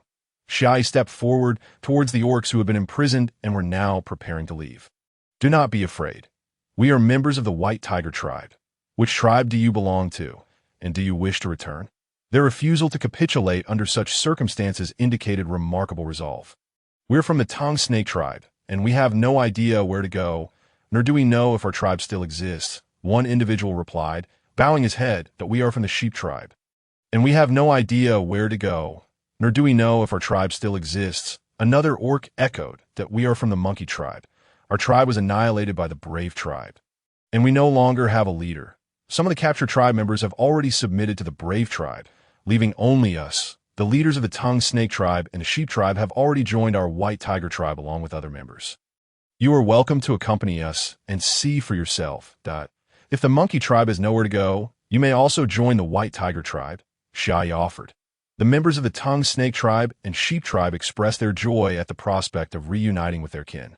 The members of the monkey tribe, however, remained undecided. Xia Yi was unperturbed, allowing them time to consider their options while she attended to the injured orcs of the brave tribe. Once they had made their decision, they could come and find her. There were over 100 orcs who had been imprisoned at Yuchun instructed 2 individuals to escort the members of the tongue snake tribe and sheep tribe back to their leader. As Xia Yi and her group approached the injured orcs, she presented them with 2 choices. "Before you stand 2 paths. One leads to waiting here to die, and the other is to accompany us back, where we will provide treatment and food. However, those with severe injuries may not be healed. Should you choose to join us in the White Tiger tribe, you must swear an oath to the Beast God, pledging to remain our eternal slaves. The Beast God is the deity of this world, revered by all. Once an oath is taken, betrayal becomes unthinkable, lest one faces the Beast God's wrath upon hearing the promise of food and treatment." The members of the brave tribe unanimously chose to follow them back, accepting their fate as slaves of the White Tiger tribe. They had previously witnessed the might of the White Tiger tribe during their assault. Turning, Xia Yi noticed the members of the monkey tribe waiting for her. She approached them with a smile. "Have you come to a decision? If so, please accompany us that we agreed to join your White Tiger tribe." An orc spoke, then glanced at Ming Xiang, for Ming Xiang had stealthily aided them in the past. "Very well. Although joining our tribe does not equate to enslavement, it still requires hard work." Xia Yi observed this and, without uttering a word, smiled at them and said, "This is not an issue." Among the injured, there were over 300 who could walk, while more than 50 could not. Initially, over 500 had remained, but the rest had perished, leaving only a little over 300 They supported each other as they moved slowly along. Thus, a large group of individuals commenced their leisurely journey towards the White Tiger tribe. As Mingxiang accompanied Xia Yi and the others on this expedition, he realized that the Xia Yi of today was no longer the little Xia Yi who had once trailed behind him. Calling him Big Brother, she had transformed into a clever and beautiful young woman, possessing her own opinions and ideas, exhibiting a sense of purpose. His gaze was fervent, almost burning, making it difficult for Xia Yi to overlook. However, she paid it little mind, fully aware of Mingxiang's thoughts. It was merely a recognition of her evolution from her former self. After all, she was not the original owner. How could she possibly mirror the original?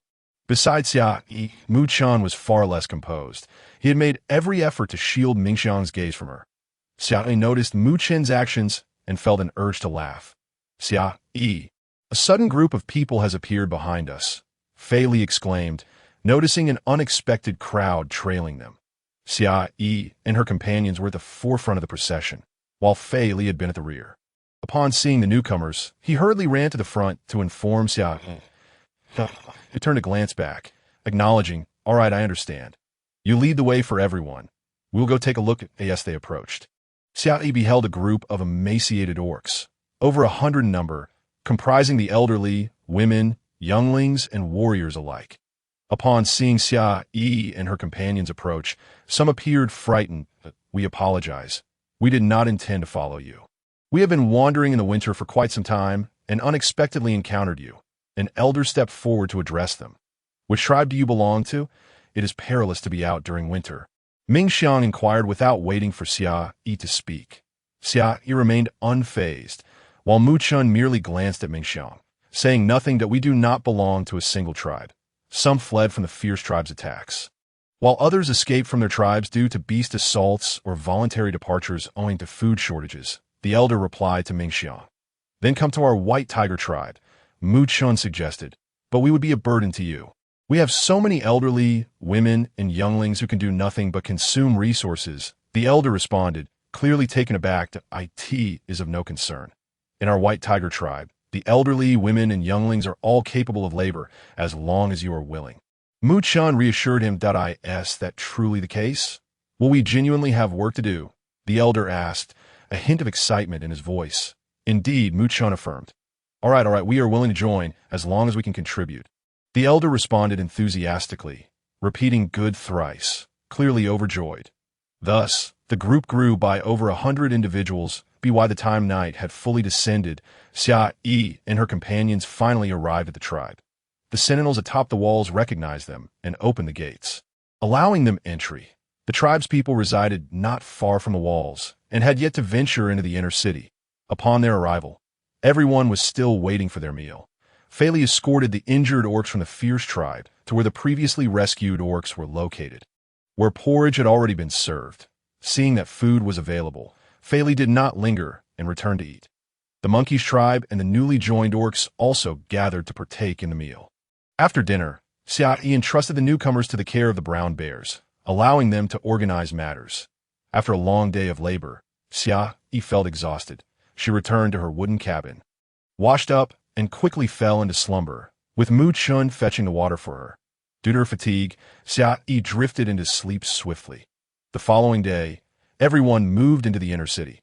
Zhu Qing continued to lead his construction team in building houses, while most of the newly joined individuals temporarily joined the construction crew, hoping to complete the outer city before spring. Mingxiang was assigned to the outer city, so he did not wish to grant any special privileges to anyone. Mu Qian, however, was quite satisfied with this arrangement. In the ensuing days, everyone busied themselves, and they gradually took in more wandering orcs. Most joined the construction team, leading to rapid progress in building the outer city. If this pace continued, the outer city would be completed in just 10 days. The houses that had already been constructed were ready for habitation. One day, as Xia Yi stepped out of her room, she beheld heavy snow falling outside, rendering it impossible to venture out. Xia Yi descended to heat water for washing. Just as she finished, Mu Qian arrived, his body dusted with snowflakes. Xia Yi rushed over to brush the snow off him. "How did you manage to come through such a heavy snowfall?" she inquired. "I want to come and share a meal with you." Muchen replied, gazing at Xia Yi. Initially, he had intended to ruffle her hair affectionately, but fearing he would chill her after just coming in from the cold, he refrained. After a while, as Muchen warmed up, he began preparing breakfast for Xia Yi. She sat by the stove, tending to the fire, her thoughts drifting to the snow outside. She mused that even with an umbrella, one would likely hesitate to go out in such weather. Xia Yi became so lost in thought that she failed to notice Muchen had completed the meal. When he set the dishes on the table and called her to eat, she finally snapped back to reality, realizing she had been daydreaming for an extended period. Muchen served Xia Yi a bowl of lean meat porridge, also preparing one for himself. Muchen, when do you think this snow will cease? Xia Yi asked while eating, glancing outside. It seems it will continue for several days, he replied after observing the snowfall. Do we have enough food? Xia Yi inquired, redirecting her gaze to Muchen. We have sufficient supplies, but after this heavy snowfall, we may encounter many more wandering orcs, if we take in over 1,000. Our provisions will last just over a month. He answered, Do not worry. Once the snow ceases, I will take the tribe to catch more fish, if necessary. I will lead them to hunt. Muchen reassured her, not wishing to see Xia Yi troubled. Hunting can be discussed later. Once the snow stops, focus on fishing first. I will think of a way. There are not many game animals during winter, and hunting poses significant risks. Xia Yi insisted, reluctant to let Muchen take such chances. After their meal, with little else to do and unable to venture outside due to the heavy snow, Xia Yi entertained Muchen with stories. Sharing the tale of journey to the west, she narrated how Sun Wukong emerged from the stone, arrived at Huagua Mountain, sought a master to learn the arts, created chaos in heaven, was subsequently suppressed under the 5 Fingers Mountain by Buddha, and eventually accompanied Tang Sung on his quest to the west for scriptures. Xia Yi spoke with diligence and detail, captivating Muchen, who became increasingly engrossed in the story to the point of forgetting to prepare dinner. It was not until Xia Yi's stomach growled that he realized lunchtime had passed. When she reached the part where Tang Sung and Sun Wukong arrived at Gao Laozhuang and encountered Zhu Beiji, her stomach unexpectedly rumbled, leaving her a bit embarrassed. She glanced at Muchen and chuckled as she followed him to the kitchen. After their meal, Xia Yi resumed her storytelling, and that evening, due to the relentless snow, she did not allow Muchen to return home. She had guest rooms on the 2nd floor and invited him to stay. The heavy snow persisted for over 10 days before finally ceasing. During this time, Muchen remained at Xia Yi's place, listening to her stories for more than 10 days, finally completing journey to the west. Having been confined indoors for over 10 days, the snow outside had accumulated to nearly half a person's height. Without clearing it, they would be unable to exit. Thus, Xia Yi and Muchen began to shovel the snow in the courtyard of Xia Yi's villa. They first cleared a path and opened the door, revealing a thick layer of snow outside. They continued to shovel, creating a route to the chief's dwelling. Upon reaching the chief's villa, Muchen transformed to his beast form and, with Xia Yi, scaled the wall to enter. Inside, snow covered everything, and no one answered the door, compelling them to leap over the wall. The chief had just finished breakfast in the small living room when he saw Xia Yi and Muchen enter, inviting them to come in and warm themselves. The chief was pleased that Muchen had been staying with Xia Yi. Ideally, he hoped for little cubs to arrive by spring, though he dared not voice his hopes aloud. Chief, now that the snow has stopped, we must organize the tribe to start clearing the snow and check the river in the outer city for fish. We need to catch plenty, as more wandering orcs will soon arrive. Xia Yi stated as she took a seat. Very well. I shall immediately organize the tribe to begin clearing, the chief replied, promptly transforming and rushing outside. Is it all right for the chief to do that? No need to worry. It is not far, he is fine. It would be a different matter if it were a greater distance. Muchen reassured her. Muchen addressed Xia Yi, saying, I will notify the clansmen at the outer city walls. Will you remain here or return home? He rose and inquired. Can I not accompany you? Xia Yi replied, It is too cold. You should stay inside where it is warm. Muchen insisted against her going. Very well. I can return alone. You should hurry. She conceded. I shall escort you back and then inform them. Muchen insisted on accompanying Xia Yi, and she acquiesced. After seeing Xia Yi home, Muchen departed. Xia Yi, observing his retreating figure, felt restless and decided to clear the snow instead. Thus, Xia Yi took a broom and began to sweep the snow, gradually pushing it into a corner to clear a path. As she worked, more people began to join her, following her example to pile the snow against the walls. When Muchen emerged and did not see Xia Yi, he surmised she had gone to clear the snow as well. So he took up a broom and joined in. Together, they labored throughout the day until the path was finally cleared, yet the status of the outer city remained uncertain. Xia Yi suggested Mu Chun venture outside to assess the situation while she returned home to prepare a meal. "How goes the snow clearing outside?" Xia Yi inquired upon Mu Chen's return. "There are many people out there still working. It is nearly finished," he replied as he entered. "What delectable dish are you preparing?" "It smells divine that I have fried the fish you adore. It will be ready shortly. Just wait a moment," she responded. After sharing a meal, although the snowfall had ceased, Mu Chun had been residing there for over 10 days and was reluctant to leave. Especially since they were soon to become partners, Xia Yi made no objections, allowing him to continue staying in the guest room. The next morning, upon rising, Xia Yi found that Mu Chun had already prepared breakfast. After washing up, they enjoyed a meal together. Today, Xia Yi planned to investigate the outer city, while Mu Chun would lead the clansmen to fish. Upon assessing the outer city, Xia Yi noted that the paths had been cleared. Due to the excessive snowfall, construction could not proceed and would have to wait for some time. She climbed to the outer city walls and observed that the snow had been cleared by the patrol teams, creating a pathway outside. Descending from the walls, Xia Yi sought out Mu Chun, discovering him and the clansmen hammering at the ice covering the river. After days of relentless snow, the ice had thickened considerably, and it took them a long time to break through to create a small hole. Peering through, they saw that the water beneath remained unfrozen, teeming with fish. Originally, Xia Yi intended to use salt, but Mu Chun halted her. After a morning of labor, they managed to break 3 large holes in the ice. Xia Yi contemplated the ice blocks, realizing that their dugout would maintain a low temperature year-round. If they stored these ice blocks within, their spring provisions could last longer. She planned to ask Mu Chun to take some later.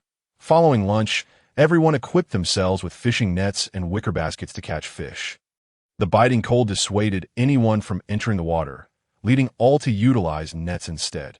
Newcomers observing Mu Chun and others fishing were amazed as they pulled in nets brimming with fish, far surpassing what they could catch by hand. During their time together, they had grown fond of the fish, despite initial hesitations regarding the fishy aroma. "Xia Yi, this was your idea, wasn't it?" Ming Xiang exclaimed, thrilled at the sight of net fishing. "If we applied this near our coastline, our daily harvest would soar." Xia Yi merely smiled in response, saying nothing.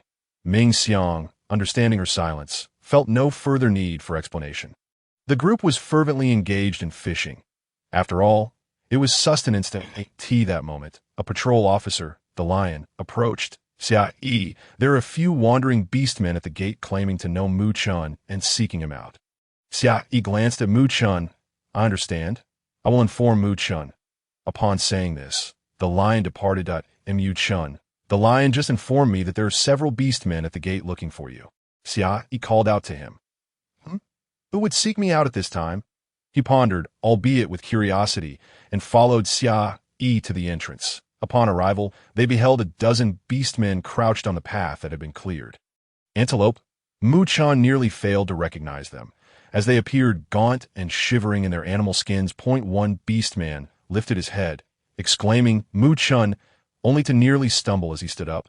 "What brings you here in such frigid weather? Has something transpired?" Mu Chun rushed forward to support him. "Xia Yi, this is the chieftain of the Antelope tribe, my dear friend Antelope. Antelope, this is my future partner," Xia Yi introduced without hesitation.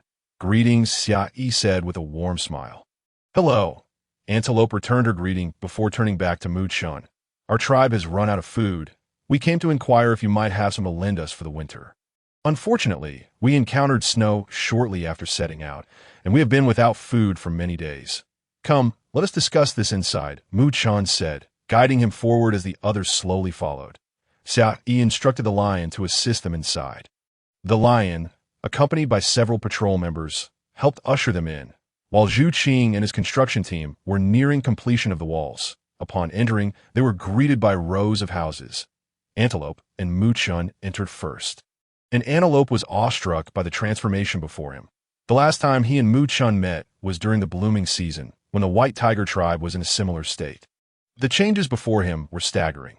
Had Mu Chun not been with him, he might have doubted if he had entered the right place. The others who followed suit were equally astonished, and Mu Chun led Antelope into the tribe, while Xia Yi asked Yi to prepare some lean meat porridge and fish soup. Upon entering the small villa designated for the chieftain, Antelope immediately felt warmth envelop him, as if his stiff fingers were regaining sensation. Mu Chun guided them to the small living room, and shortly thereafter, Xia Yi and Yi arrived with the steaming porridge and soup, and Mu Chun served each of them a bowl of fish soup. You have gone too long without food. Drink this fish soup to warm your stomach first. It will be easier to digest the porridge afterward, he advised, having learned from Xia Yi. Fish soup?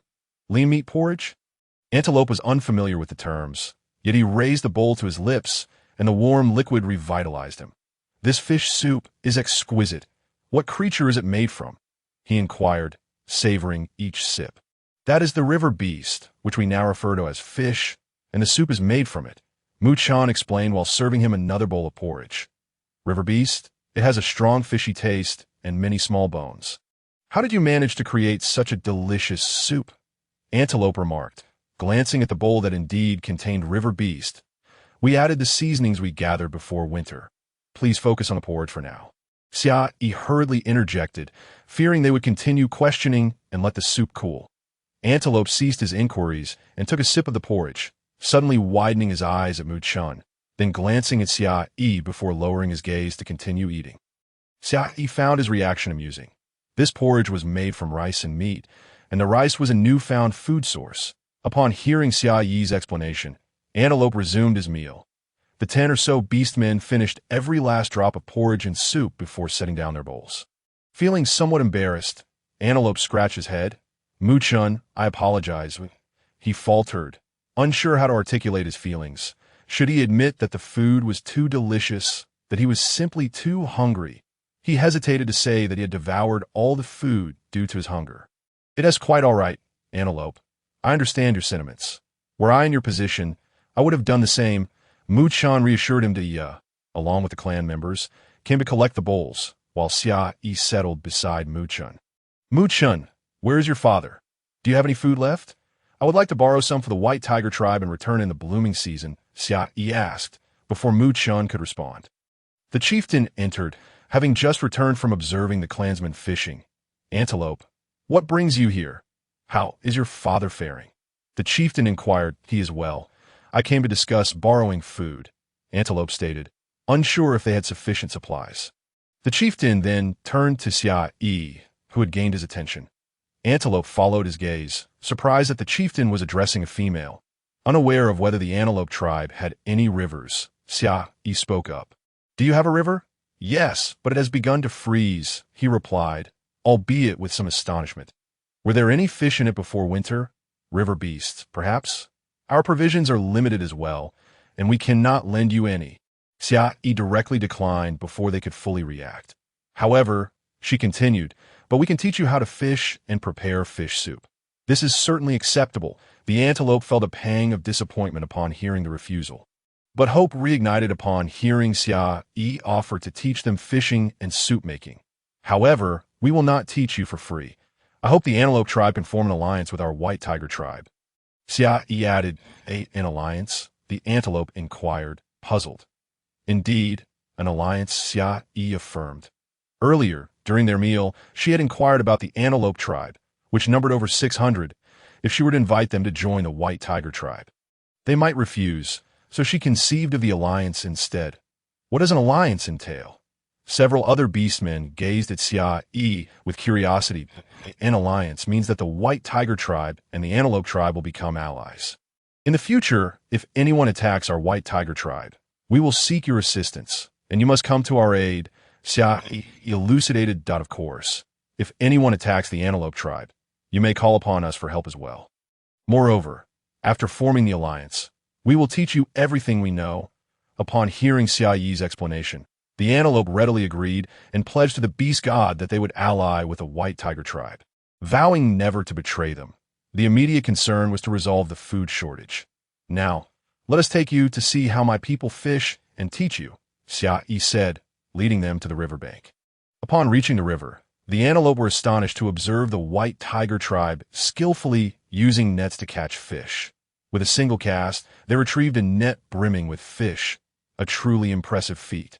Mu Chun, please teach them how to weave nets, so they may experience it firsthand, Xia Yi instructed. Very well, I will first take them to gather some vines, Mu Chun replied. Antelope, let's go find some vines. Afterward, I will teach you how to weave nets and catch fish, he turned to the antelope and announced. All right, the antelope agreed, following Mu Chun and his group. Due to the increasing scarcity of vines, they returned just before dinner. Concerned for their tribe, the antelope forewent their meal and devoted themselves to learning fishing from Mu Chun, and Yu Chun first demonstrated casting the net, then guided them through the process, from casting to hauling it back. The antelope learned diligently and quickly, and while they were not as swift as the antelope, the tribe's members remained earnest in their efforts that by nightfall, they had all acquired the skill of fishing. After dinner, the antelope divided into groups. Some followed yet to learn how to fry fish and make soup, while others learned to dig stone pots. Xia Yi was unsure how long they would study. So after dinner, she returned home. The next morning, Mu Chun had already prepared breakfast. How did the antelope fare in their learning? Xia Yi inquired while eating. They have nearly mastered it. After breakfast, they will set off back to their tribe. Mu Chun responded. Let them take some sweet potatoes, and rice with them when they leave, Xia Yi suggested. Thank you, Xia Yi. Mu Chun expressed his gratitude that in the future, do not thank me so formally. It feels distant. Xia Yi replied after finishing her last mouthful of porridge. All right, Mu Chun set down his bowl. After tidying up, the two stepped outside together. They arrived at the tribe leader's small villa, where the antelope had just finished breakfast. Mu Chun arranged for 15 baskets of potatoes, 15 baskets of sweet potatoes, and 10 baskets of rice to be packed for them. They had learned how to cook these items the previous evening. The antelope were deeply moved upon seeing the provisions. While learning to dig stone pots the night before, they had heard from Zhu Qing about Xia Yi's contributions, and they held her in great esteem. They had initially thought that Xia Yi's teachings in fishing and fish preparation were a generous gift, but they were pleasantly surprised to receive food as well. Xia, should you ever require assistance from our antelope tribe, do not hesitate to send for us. I will not be modest. Once winter passes, I shall send Zhu Qing to teach you how to make bricks and build houses, Xia Yi replied with a smile. Very well, Mu Chun, you are truly fortunate, he said before leading a group of 10 beastmen away with their supplies.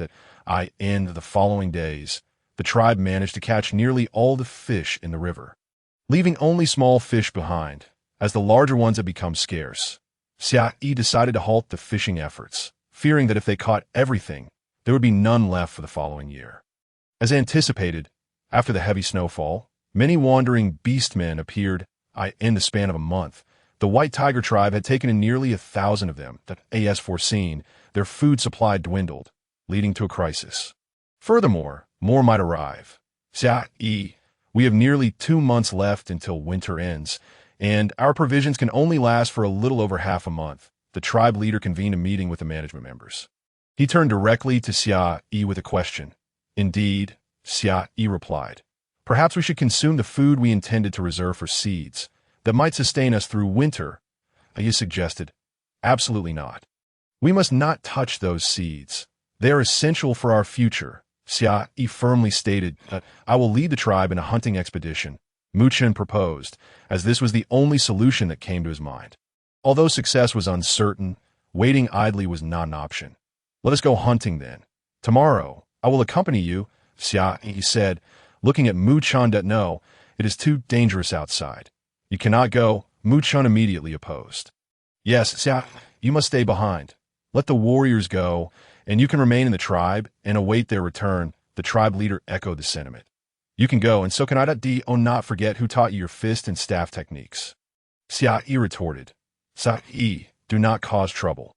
Hunting is a task for men. You should stay put and wait for my return, Mu Chun insisted, unwilling to let Xia Yi take such risks. I am not causing trouble. Xia Yi replied earnestly. How about this? I will only go once tomorrow, and afterward I will accompany you until winter passes. Is that acceptable? Seeing that Mu Chun remained adamant, Xia Yi was forced to compromise.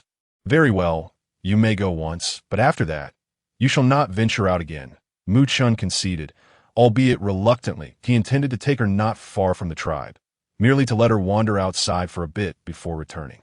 If Xia Yi were aware of his thoughts, she would only roll her eyes. The others, initially wishing to persuade Xia Yi, found themselves at a loss for words once Mu Chun agreed. Thus, the meeting concluded. Due to the heavy snow, external city construction had been stalled, but after a month, the snow had sufficiently melted. Zhu Qing resumed leading his construction team to build the external city. The external city could be completed in about 10 days.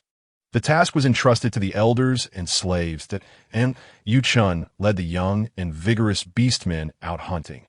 Only Zhong Yu and Fei Li were permitted to accompany the shadow guard and patrol team. The rest were not allowed to join. Furthermore, Mu Chun did not let anyone from the patrol team on the city walls participate in the hunt. Over 700 beastmen set out to hunt, and Mu Chun divided them into 5 teams. One led by him, one by Zhong Yu, another by Fei Li, one by Ming Xiang, and one by Mu Chun himself. His team had the fewest members, only 50, as he originally intended to take Xia Yi out for a brief excursion, and he had hoped to bring even fewer, but could not be too conspicuous, so he settled on 50 to unbeknownst to Xia Yi, who was busy preparing supplies for the outing. She was unaware of Mu Chun's plan. Having endured hunger throughout the winter, the animals had also suffered, and Xia Yi mused that as winter was nearing its end, some animals would surely emerge in search of food. She decided to bring some bait along that on the day of departure. Xia Yi instructed someone to carry a basket of sweet potatoes and a basket of corn, while she herself carried a bow, an arrow, and a long spear. Upon arriving outside, she found everyone equipped with bows and arrows, ready to set off. Yu Chun and Ming Xiang understood her intentions upon seeing the sweet potatoes and corn she brought. Ming Xiang felt a twinge of concern for her safety, knowing that if many predatory birds became aware of her presence, it could be perilous. He glanced at Mu Chun, who recognized his apprehension. I will ensure her safety, Mu Chun reassured him. The others, unaware of the underlying tension, assumed Xia Yi was merely preparing for the possibility of hunger during the outing. The party set off, each leading their respective groups. Initially, Mu Chun had planned to take Xia Yi for a brief outing, but now, seeing her preparations, he decided to lead her farther away. Regardless of what unfolded, he vowed to protect her. Xia Yi and her companions arrived at a vast forest, where everything was blanketed in a pristine layer of white. Footprints of both humans and animals are visible in the snow. Xia Yi's conjecture proved accurate. Some creatures have indeed begun to emerge in search of food. Dismounting from Mu Chun's back, Xia Yi approached a corn basket, plucking a cob and scattering a few kernels onto the snowy ground. The other tribespeople, save for Mu Chun, observed with heavy hearts, and Mu Chun hastily instructed them to conceal themselves. Before long, 4 or 5 chickens appeared, eagerly pecking at the scattered grains, prompting several tribesmen to swiftly draw their bows. With a series of swift twangs, blood spattered the snow as 4 or 5 chickens lay lifeless on the ground. These chickens are far too lean. We should capture them alive and fatten them up before consumption, Xia Yi remarked with a hint of disdain. The other tribespeople, aside from Mu Chun, felt shame for their earlier thoughts. All right, let us commence our hunt. You 3, come here and each take a corn cob. The rest of you, gather some vines to construct traps with me, but do not venture too far. We shall capture our prey alive. The group dispersed, fortunate that the surrounding area was devoid of others utilizing the vines. Xia Yi fashioned one end of vine into a slipknot, placing it in the snow while drawing the other end to a concealed spot for her tribesmen to hold. She placed some corn kernels in the trap and instructed them to pull the vine if they detected any game, ensnaring it within. Upon hearing Xia Yi's instructions, their eyes sparkled with realization. Why hadn't they thought of this before? Xia Yi crafted 4 traps, mindful of their small numbers, as larger prey could prove perilous. Once completed, she filled each trap with corn kernels and retreated to a hidden position to wait. As time passed, approximately 10 minutes later, a disturbance arose from a nearby snowdrift. A large bear, weighing over 200 pounds, emerged, making its way toward the corn in one of the traps.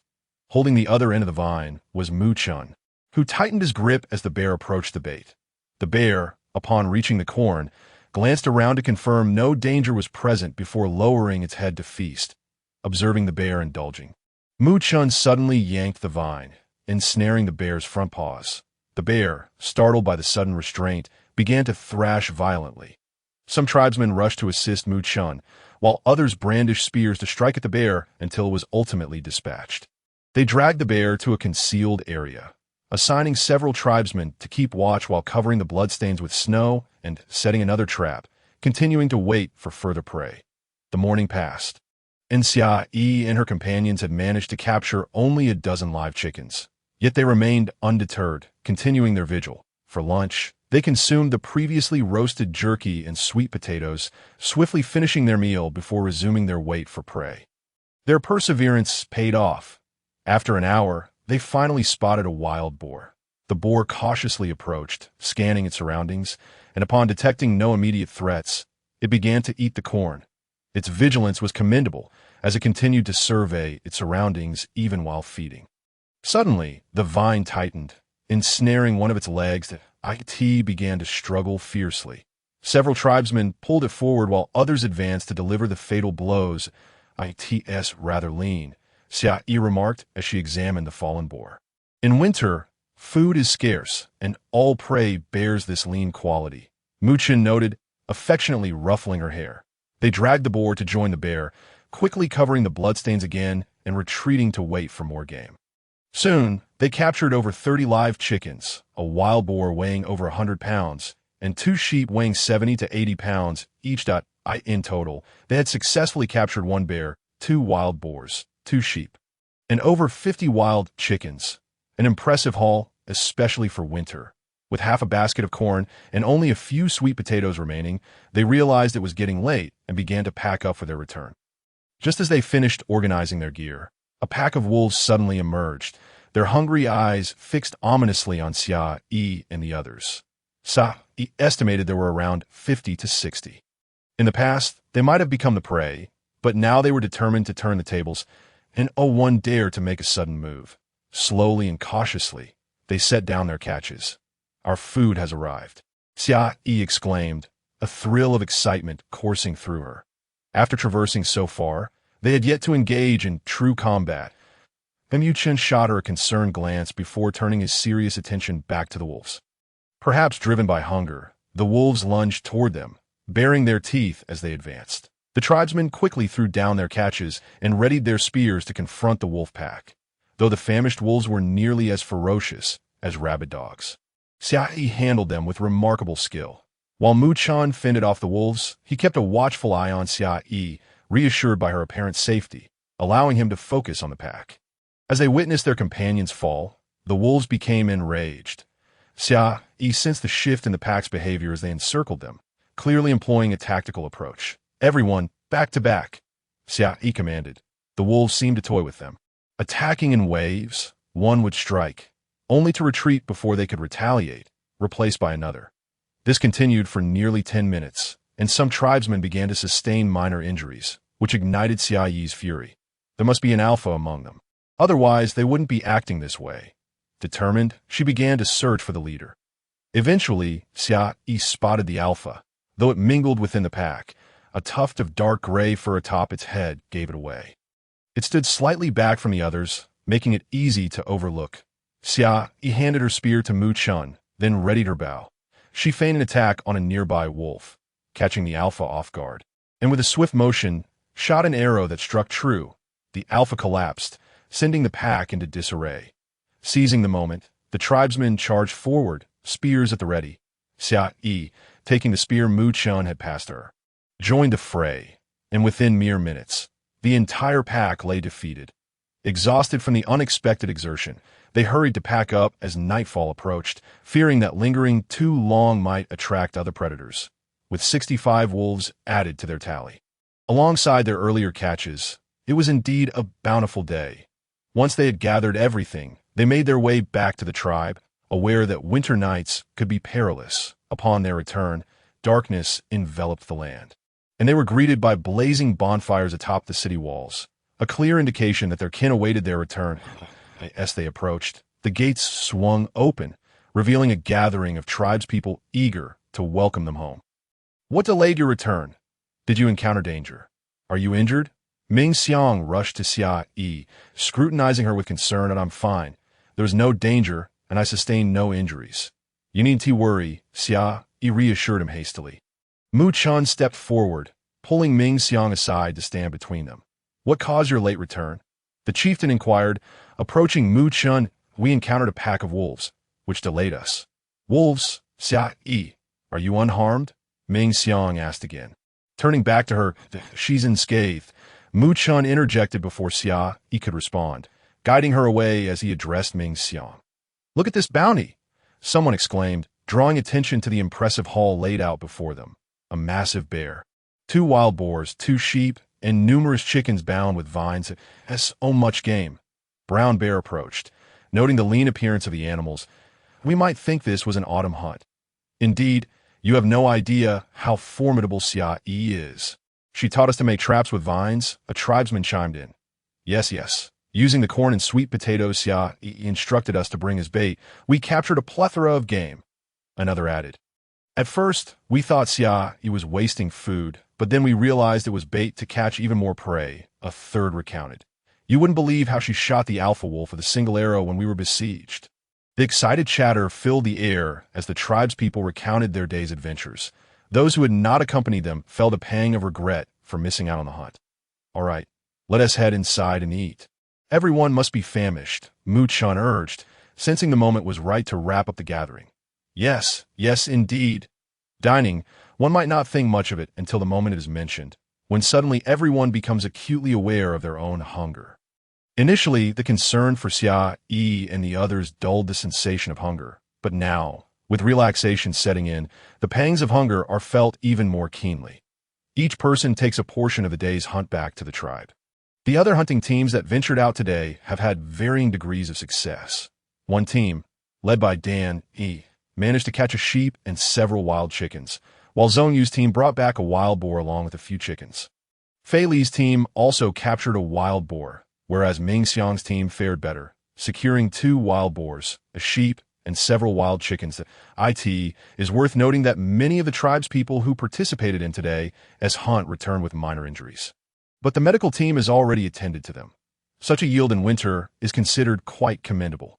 This evening, the atmosphere is jubilant, prompting a feast of 2 wild boars to celebrate, and the dinner extends late into the night. After a long day, Xia Yi is utterly exhausted.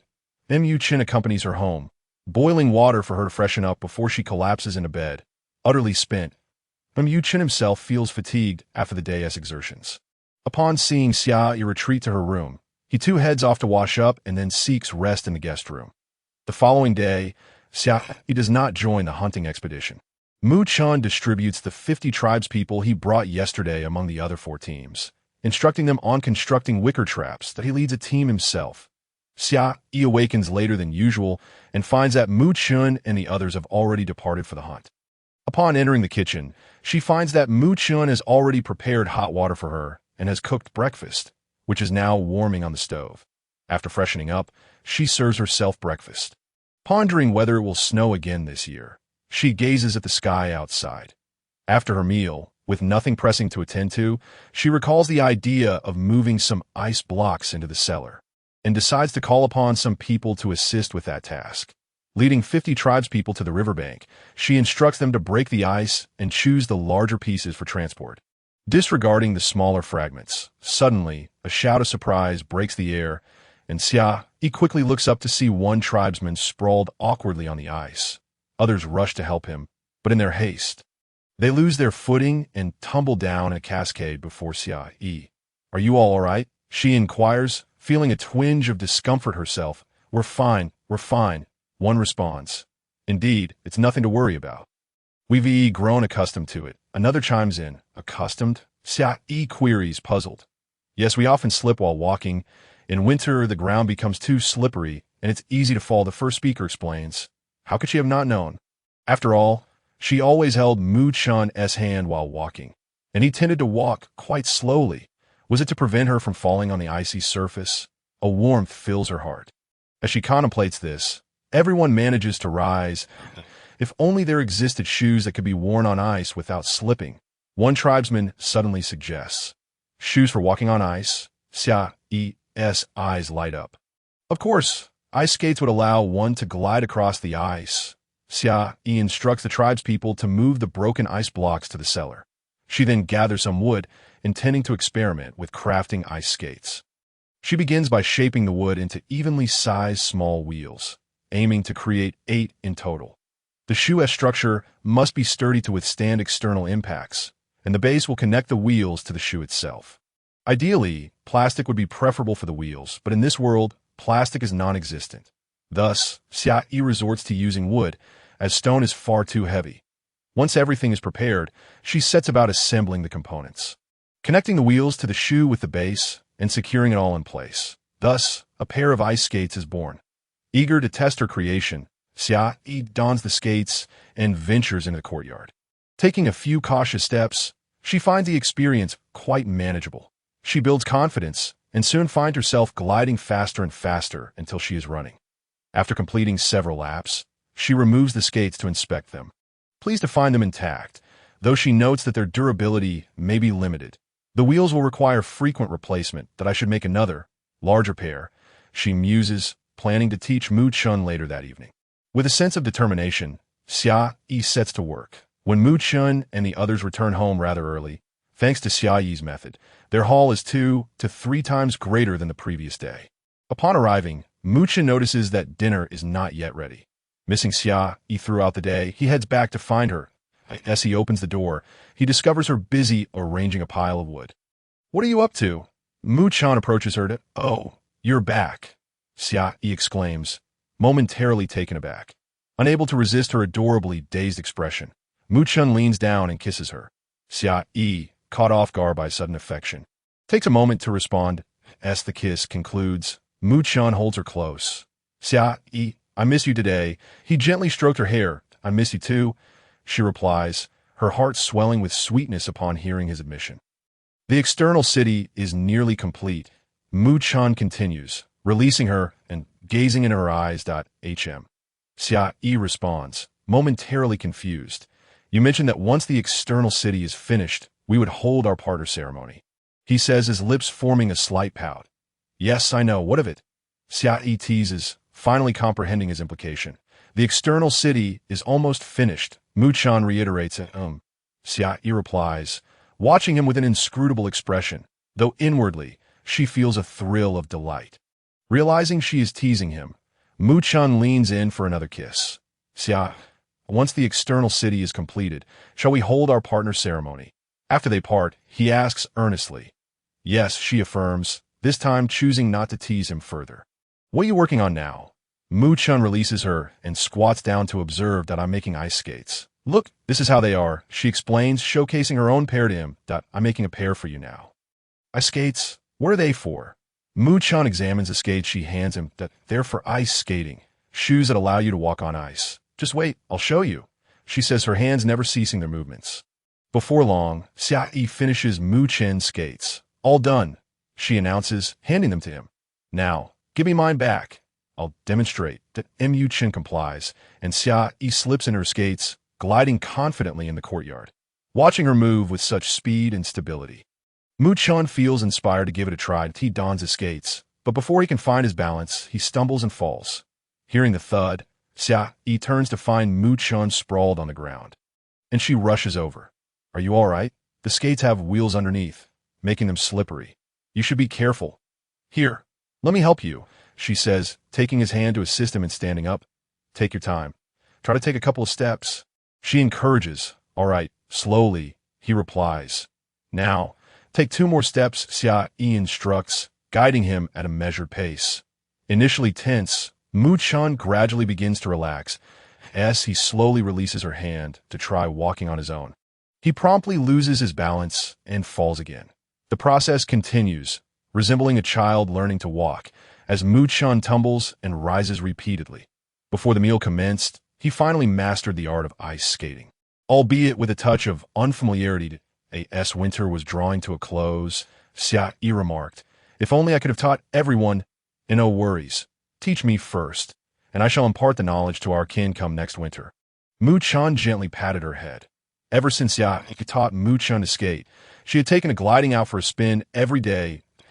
In the initial days, numerous tribesfolk would inquire about her newfound skill, and she would gladly explain and teach them. Gradually, as responsibilities mounted, few had the time to learn, and consequently, the number of learners dwindled. Meanwhile, Xia Yi had been preoccupied with crafting her partner's attire, selecting several pieces of her preferred animal hides from the cellar for the task. She envisioned a sleek, long dress, using white hides for the bodice and a white base for the skirt, adorned with intricate patterns in red and gold. Within 2 days, she had completed the top half of the garment. And today, she intended to focus on the long skirt. Xia Yi, something's amiss. You must hurry and take a look. Mu Ling has collapsed after eating roasted meat. Dan Yi rushed into Xia Yi's home. Collapsed? How could that happen? Have you sought Mu Ping? Xia Yi set aside her work, rising quickly to inquire of Dan. Yes, I've called for Mu Ping. He has come, but he claims he is unsure of the cause and instructed me to find you. Danny exclaimed, flustered. Let us go and see, Xia Yi replied, stepping out the door, with Dan Yi hastily trailing behind her. Upon arriving at Mu Ling's residence, Xia Yi found a considerable crowd gathered, including the tribe leader.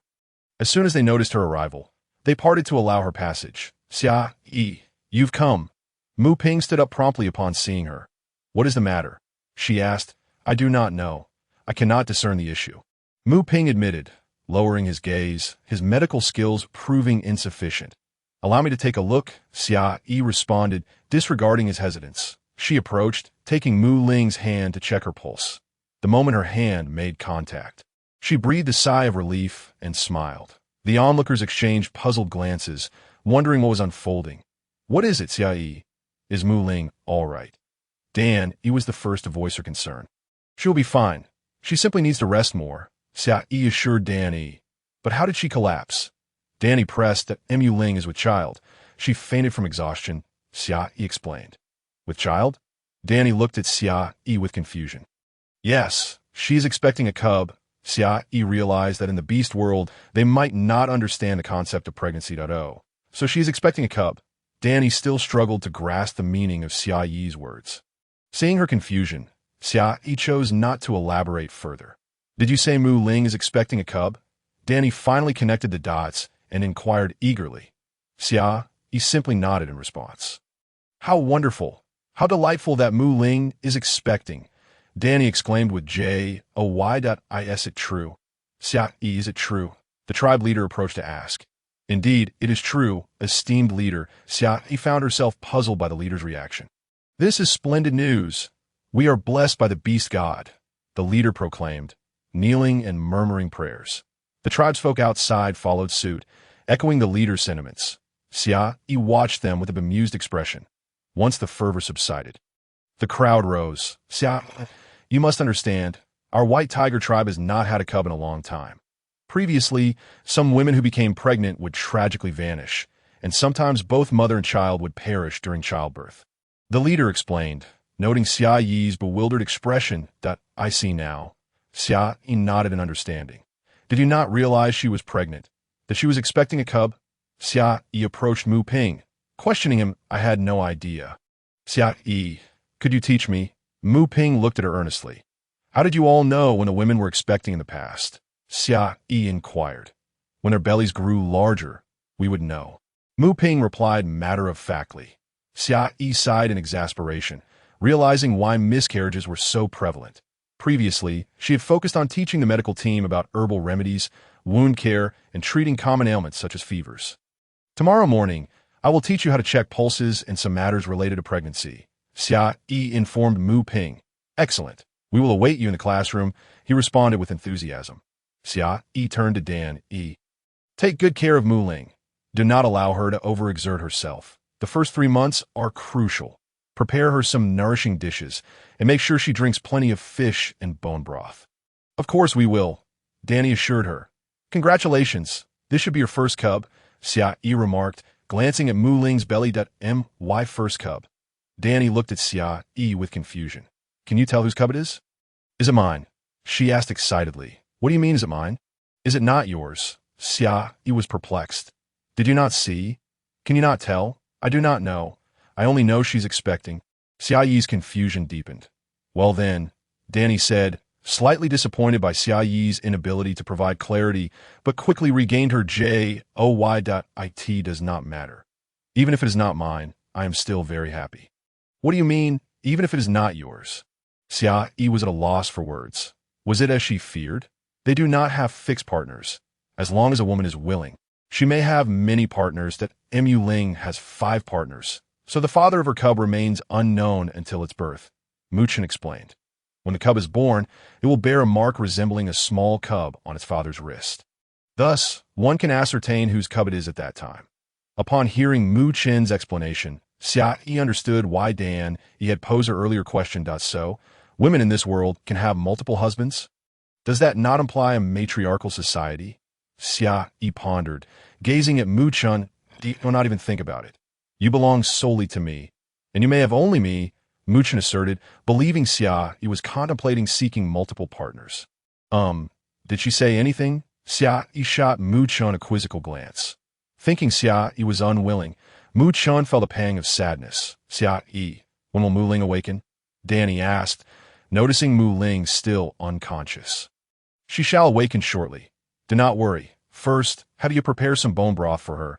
Xia Yi reassured Dan Yi. Leader, we need to discuss some matters. Xia Yi approached the tribe leader. The construction of the outer city is nearing completion. It is time to establish some rules. Very well. I shall summon the others, the leader replied, preparing to depart. One moment. Leader, let us discuss it first and finalize our decisions before convening, Xia Yi urged, blocking his path. Join me for a meal, she invited. All right, they agreed, and the 3 of them proceeded to Xia Yi's home. Xia Yi offered the leader a seat while she headed to the kitchen to prepare the meal, with Mu Chen following suit. Although Xia Yi entered the kitchen, Mu Chen insisted on doing the cooking himself. Leaving Xia Yi to tend to the fire, he first simmered rice in one pot while preparing bone broth in another. Then he sliced some pork belly and cabbage to stir-fry, added fried potato strips, and cooked chicken. Before long, the meal was ready, and the 3 sat down to eat. After dining, Mu Chen cleaned the dishes while Xia Yi brewed some honeysuckle tea for the leader. Xia Yi, did you wish to speak with me? The leader inquired, sipping the tea. Leader, I wish to establish some regulations, hence my consultation with you, Xia Yi replied, also taking a sip. What rules do you wish to implement? Speak, the leader set his stone cup down, looking at her. Leader, I propose we adopt a monogamous system, wherein a male may have only one female partner, Xia Yi articulated. Why? The leader asked, perplexed. Mu Chen, having just entered from the kitchen, overheard Xia Yi and wholeheartedly supported her proposal. Initially, he had contemplated this very notion, intending to introduce it when he became leader, so he was pleasantly surprised to find Xia Yi shared his views. Leader, monogamy is highly beneficial for the health of our tribespeople, particularly the females that, as you mentioned earlier, some women who became pregnant would quickly disappear. This is closely linked to their having multiple partners. Xia Yi elucidated, however, we have a scarcity of females and an abundance of males. Moreover, several females have already taken multiple partners. What shall we do about this? The chieftain inquired. Chieftain, I intend to establish a beast city. In the future, there will be many more beast men, ensuring that every male will have a partner. As for the females who already have multiple partners and have performed the bonding ceremonies, there is little we can do. However, from now on, a female shall only have one male partner, and the partnership ceremony can only take place with mutual consent. This poses a dilemma, the chieftain remarked, somewhat troubled. For the elder members, it was of little consequence, given their age and diminished prospects. Yet for the younger warriors, the situation was different. Father, I concur with Xia Yi, Mu Chen interjected. As a male, I am unwilling to share my partner with other males. With that, he turned his gaze towards Xia. Very well. Xia, do you have anything else to propose? The chieftain continued to question her. All tribe members should have a surname for easier management. What is a surname? The chieftain asked Xia Yi. For instance, my name is Xia, but I adopt Xia as my surname. Thus I am Xia Yi, she explained. Then I am Mu Chen, which means my surname is Mu, my name is Chen, correct? Mu Chen queried. Indeed, that is one way to it is also acceptable to use surnames like Li, Wang, Qin, Lu, and Tang. This can be communicated to everyone later, the chieftain affirmed. Yes, I will compile a list and present it later. I have not yet finalized the other matters. But I will inform you once I do. Xia Yi responded. Good.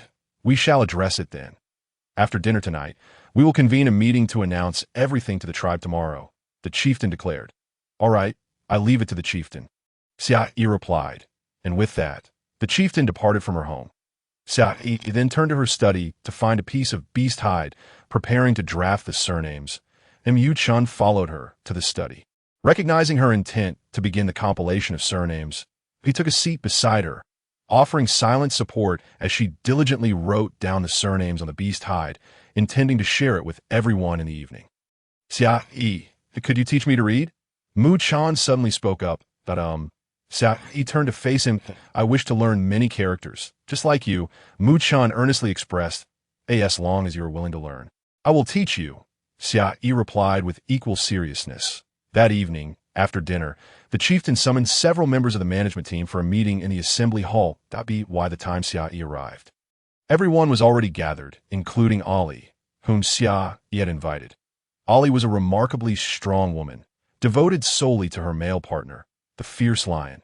During her time in the fierce lion tribe, she had commanded the respect of its members.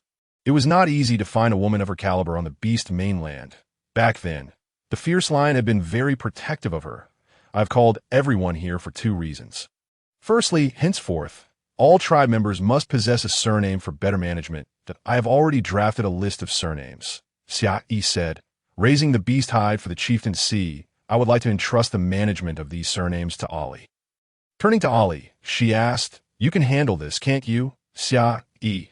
Is that really possible? Ali was taken aback, finding it hard to believe Xia Yi had assigned her such a responsibility. Yet her excitement was palpable. Then I will pass this task to you, Ali, the chieftain said, stepping forward to hand the beast hide to her. Ali eagerly accepted the hide, but upon opening it, she was left bewildered. Xia Yi, what is this? I cannot read it. Not to worry, you may come to me every day for lessons in reading, Xia Yi reassured her. All right, I will come to you every day to learn, Ali responded joyfully. Xia Yi continued. The second matter is that we will implement a monogamous system within our tribe, that a female may only have one male partner. For those who already have multiple male partners and have performed the bonding ceremony, we cannot manage that situation. From now on, each must have only one partner. Furthermore, the partnership ceremony can only occur with the mutual consent of both individuals. Xia Yi spoke swiftly, concluding her statement. But Xia Yi, how can this work? Our tribe already has a shortage of females. Zhongyu is the first to voice his concern, having hoped to become Xia Yi's partner himself. The implementation of a monogamous system would eliminate his chances. Do not worry. We will establish a beast city, and in time, there will be more females, Xia Yi assured him, promising that every beast man would have a partner. Ali gazed at Xia Yi with admiration. This was a dream she had long wished to realize, and now Xia Yi was making it happen. How could she not be in awe of her? The fierce lion, observing her, affectionately ruffled her hair.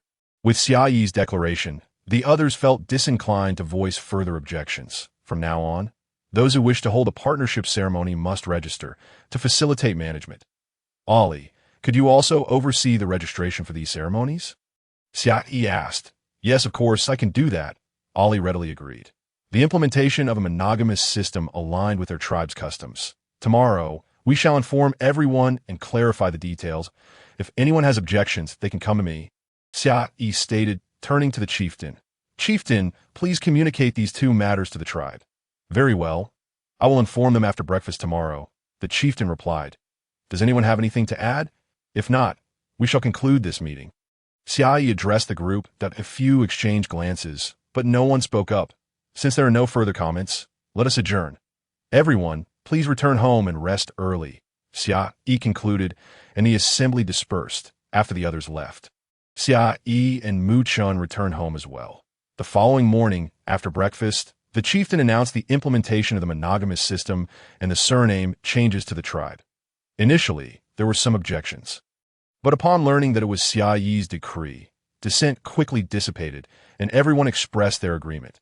That day, Xia Yi had breakfast at home, while Muchen opted not to go hunting, concerned that tribe members might approach Xia Yi with questions and, worried for her, decided to stay behind. However, after waiting for quite some time without any visitors, Xia Yi had to attend a class with the medical team.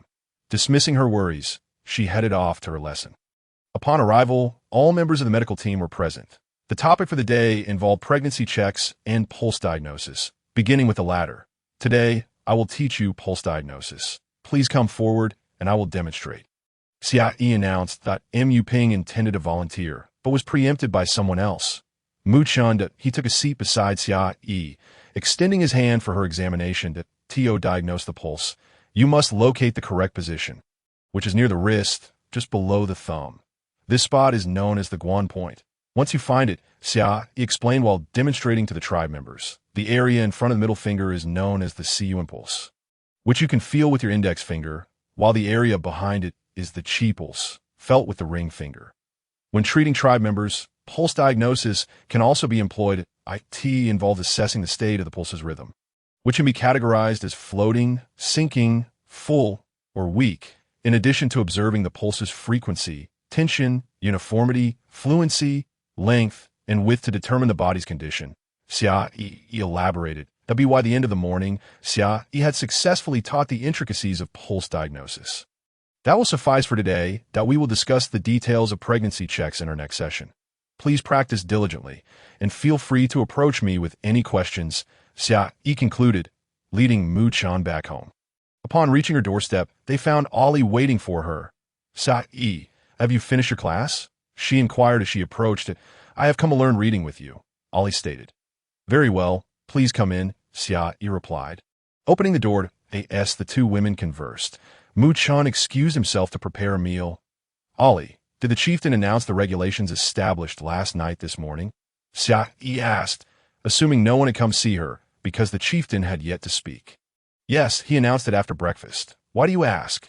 Ollie responded, puzzled. Were there no objections? Why has no one come to inquire? Xia Yi pressed. There were some initial concerns, but once it was revealed that you proposed it, everyone had no further objections. They all trust you, Ollie explained.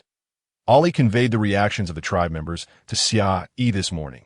Xia Yi felt deeply moved. The trust everyone placed in her had reached such a remarkable level. In truth, the faith that everyone has in you surpasses even your own expectations, Ollie remarked, gazing at Xia Yi.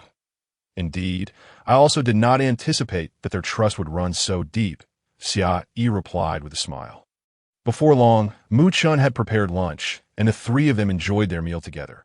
Following lunch, Xia Yi commenced teaching Ollie and Mu Chun literacy. She utilized animal hides and charcoal to instruct them. Beginning with recognizing and writing their names, Xia Yi inscribed their names on the animal hide and handed it to them for their recognition. Both Mu Chun and Ollie were thrilled to see their names on the hide, examining it repeatedly with excitement. Subsequently, Xia Yi began to teach them how to write, and initially, their handwriting was rather crooked, taking quite some time to perfect. Once they mastered writing their names, Xia Yi proceeded to teach them the 100 family surnames. Over the following days, Xia Yi attended classes in the morning and taught Mu Chun and Ollie literacy in the afternoons, as well as how to craft their partner garments that Mu Chun and Ollie demonstrated remarkable learning abilities, mastering the 100 family surnames within 2 days, both recognizing and writing them flawlessly. Xia Yi also taught them the 3-character classic and the rules for disciples, which they had successfully learned. Xia Yi was aware of Mu Chen's strong aptitude for learning, but was pleasantly surprised to find that Ali's learning ability was equally impressive. Xia, the external city will be fully constructed by tomorrow. Would you like to go see it? Mu Chan asked after dinner one day. Oh, soon. Xia Yi turned to him in surprise. Not soon enough. I find it rather slow. Mu Chan replied with a hint of melancholy. Seeing his demeanor, Xia Yi couldn't help but chuckle. All right, then let us go together tomorrow. After all, my medical team's lessons are complete, and they must rely on themselves now. Besides, it has been quite some time since I last visited the external city. The next day, Mu Chun rose early to prepare breakfast. By the time Xia Yi awoke, he was already seated at the dining table awaiting her arrival. Thus, Xia Yi hurriedly washed up and joined him for breakfast.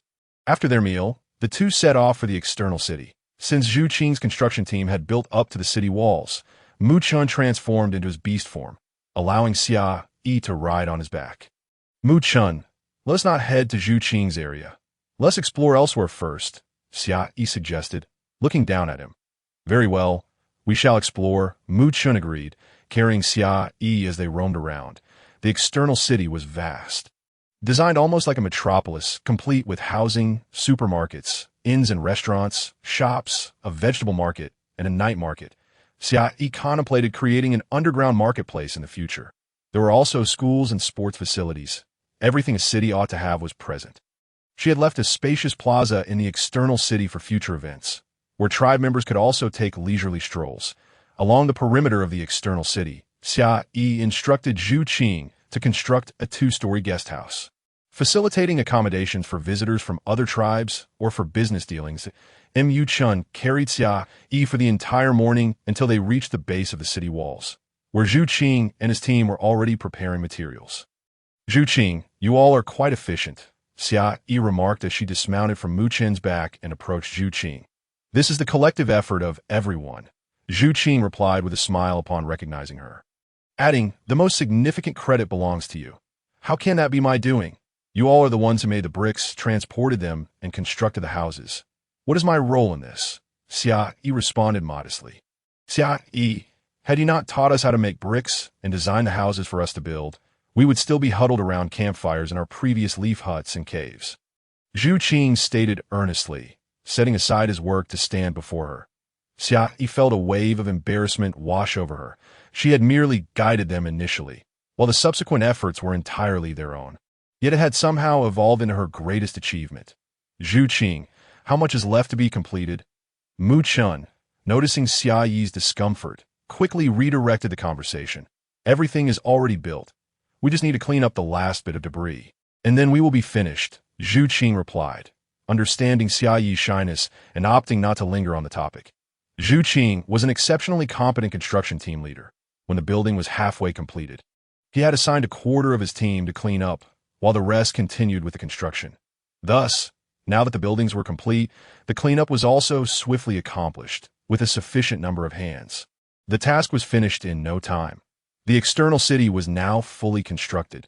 With the completion of the external city came the anticipation of Xia Yi and Mu Chen's pairing ceremony.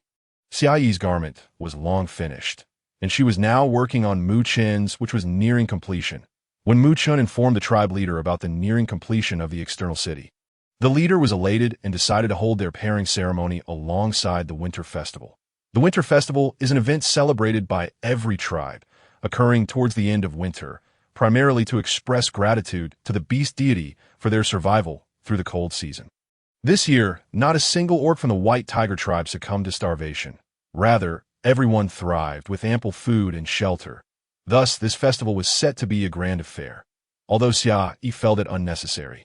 Believing that surviving winter was due to their own efforts rather than divine intervention, she refrained from voicing her thoughts, respecting their beliefs. Ultimately, it was decided that Xia Yi and Mu Chen's pairing ceremony would take place on the day of the Winter Festival.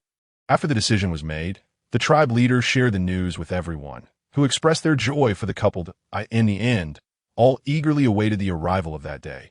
Each day, Mu Chun led the tribe members on hunts to gather more food for the upcoming feast. In a flurry of activity, Xia Yi successfully completed Mu Chen's garment the day before the ceremony. When the date was set for the pairing ceremony, Xia Yi insisted that Mu Chun return to his residence. Initially, Mu Chun was quite reluctant to leave. That evening, after Xia Yi had just finished dinner, Ali and Yi arrived. Come in quickly. What brings you here? Have you eaten dinner?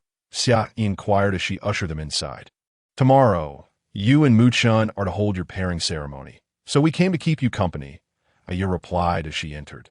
Xia Yi had momentarily forgotten that, in the orc world, it was customary for a woman who had already paired and one who had not to accompany the bride the night before the ceremony.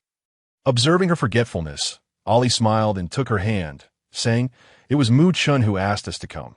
Hearing that it was Mu Chen's request warmed Xia Yi's heart. "Please come in and sit. It's chilly outside," she said, leading them into the warmth of her home. "Xia, I heard you made your pairing garment. May I see it?" Yi asked excitedly as soon as they entered the room. Of course. It's in my room. Let me show you, Xia Yi responded. The three of them entered her beautifully decorated room, adorned with flowers crafted from animal hides that Xia Yi had taught Muchen to make. Vines were used to string the animal hide flowers together, hanging them on the walls. Xia Yi had also created some small crafts, giving the room the appearance of a lovely new abode. Wow, Xia, your room is stunning. And there are flowers, Xia exclaimed, reaching out to touch them. Oh, how are these made of animal hides? There are no real flowers here. Muchen and I made these from animal hides. Xia Yi chuckled as she observed their surprise. Xia Yi, is this your pairing garment? It's beautiful, Ali said, gazing at the garment hanging on the rack. Indeed, Xia Yi confirmed, prompting Xia to rush over to take a closer look. Wow, it truly is beautiful. The three lingered in Xia Yi's room until nightfall before descending downstairs. Xia, have you prepared the dishes for tomorrow? Xia Yi asked as they entered the living room, where a fire was crackling. Everything else is ready. The whole roasted lamb is waiting for you to set up the cooking area tomorrow, Xia replied. All right, I will handle the whole roasted lamb in the morning, Xia Yi said, feeling slightly uneasy about Xia's lack of experience with it. The trio continued to chat about various topics until late into the night before retiring to rest. But Xia and Ali stayed in the guest room on the second floor. Xia Yi was somewhat anxious, having hardly slept that night. She awoke early the next day, only to find that someone had risen even earlier. Yes, she went downstairs to prepare hot water for washing up. She discovered Muchen had already boiled the water and was beginning to make breakfast. Muchen, why are you up so early today? She approached while washing her face and inquired of Muchen. I was too excited last night to sleep, and as dawn broke, I rose to prepare a meal for you. Muchen walked over and embraced Xia Yi from behind. Xia Yi merely smiled, saying nothing, for she felt the same way. Just as breakfast was nearing completion, Ali and Aya finally got out of bed. Upon seeing the breakfast was ready, they hurried to freshen up and eat. There were still numerous tasks to attend to after the meal. The sacrificial ceremony was to be held in the evening, followed by the couple's ceremony for Xia Yi and Muchen, also taking place that night. After breakfast, the clansfolk began preparing for the evening's events, and Muchen, having finished his meal, set off to attend to his duties. Meanwhile, Xia Yi busied herself with the preparation of her whole roasted lamb. The lamb needed to be freshly slaughtered. With over 2,000 individuals in the tribe, Xia Yi instructed her people to kill more than 30 lambs, all of which had been raised and were now plump and ready to eat. Once the lambs were processed, Xia Yi placed them in over 30 stone basins for marinating, intending to start roasting them after lunch so they would be ready by evening. She cleaned the lamb offal with wood ash and asked Aya to prepare a soup in the afternoon. Having arranged everything, it was already midday. After breakfast, Xia Yi began directing everyone in the roasting of the lamb, securing them with sticks and placing them on the roasting rack that Zhu Qing and others had built the previous day. After completing these tasks, Xia Yi felt quite fatigued and planned to rest for a while, as there would still be the sacrificial ceremony and her coupling ceremony with Muchen in the evening. Soon, night descended, and the food was ready. The sacrificial ceremony was about to commence. Xia Yi had changed into her ceremonial attire and waited at home for Muchen to come and escort her. As the venue for the ceremony and the coupling was somewhat distant from the city, that if she walked there, she might not arrive until after the ceremony was over, Muchen soon came to fetch her. And upon seeing Xia Yi standing there in her flowing white gown, he thought she resembled a deity. The elegance of her white dress accentuated her figure, making her irresistibly alluring. Had it not been for their coupling ceremony that evening, Muchen would certainly have preferred her to dress differently.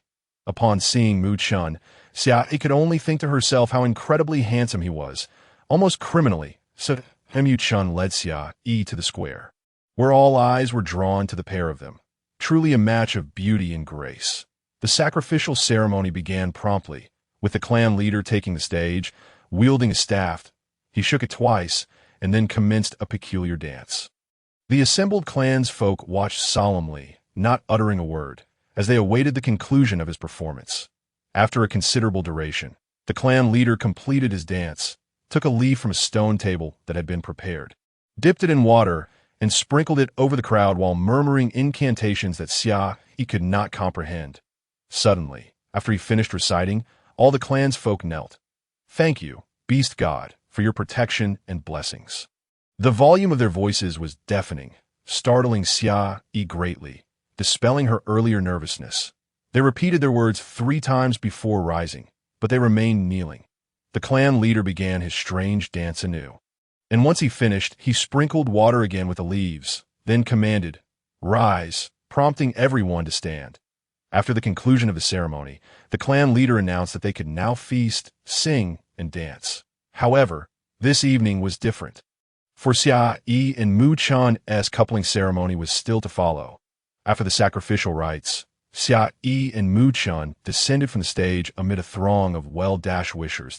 Mu Chan held Xia Yi's hand, leading her step by step onto the platform. The earlier tension had dissipated, only to return nude. Mu Chan felt quite anxious as well. From this day forth, Xia Yi would be his life partner. They stood before the clan leader, who placed a necklace made of feathers around Xia Yi's neck and another made of beast bones around Mu Chen's. Great beast god, Mu Chen of the White Tiger Tribe and Xia Yi of the White Tiger Tribe are now united as partners. Forever unwavering in loyalty, we beseech the great beast god to witness this union, the clan leader proclaimed, hands clasped towards the inky sky. As words concluded, Xia Yi felt a sharp pain in her wrist and quickly raised it to see a small white tiger had appeared, Mu Chen's beast form. Xia Yi found it utterly magical. Simultaneously, a small me appeared on Mu Chen's wrist, and he smiled contentedly as he caressed it. Soon, a group of men and women surged forward, encircling Xia Yi and Mu Chen, beginning to dance and sing, though Xia Yi could not understand the lyrics. "What are they singing?" she quietly asked Mu Chen. "They're blessing us," Mu Chen replied with a smile.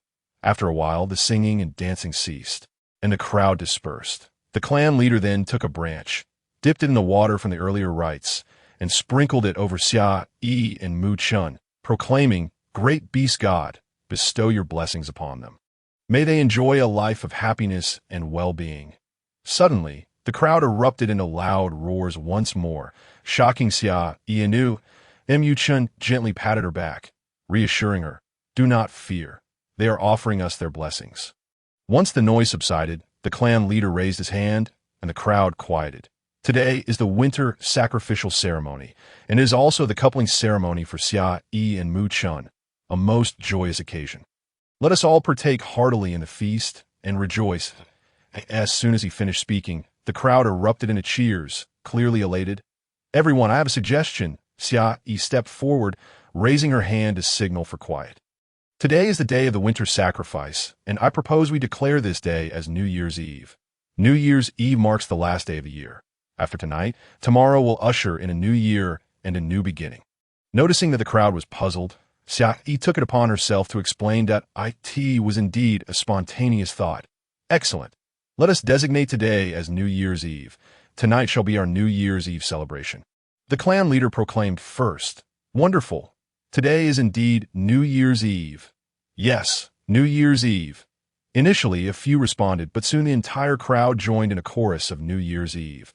After the exuberant shouting, the clan leader announced the conclusion of the coupling ceremony, and they could now feast. Hearing the announcement, everyone rejoiced. The aroma of the roasted lamb filled the air, and they took their seats, eagerly awaiting their meal. Due to the large number of people, the women served the roasted lamb, distributing it to each person's place for direct consumption. Everyone dined, sang, and danced, reveling in the joy of the occasion. For Xia Yi, the only thing missing was wine. If only there were some, it would have been perfect. She resolved to brew some herself next year.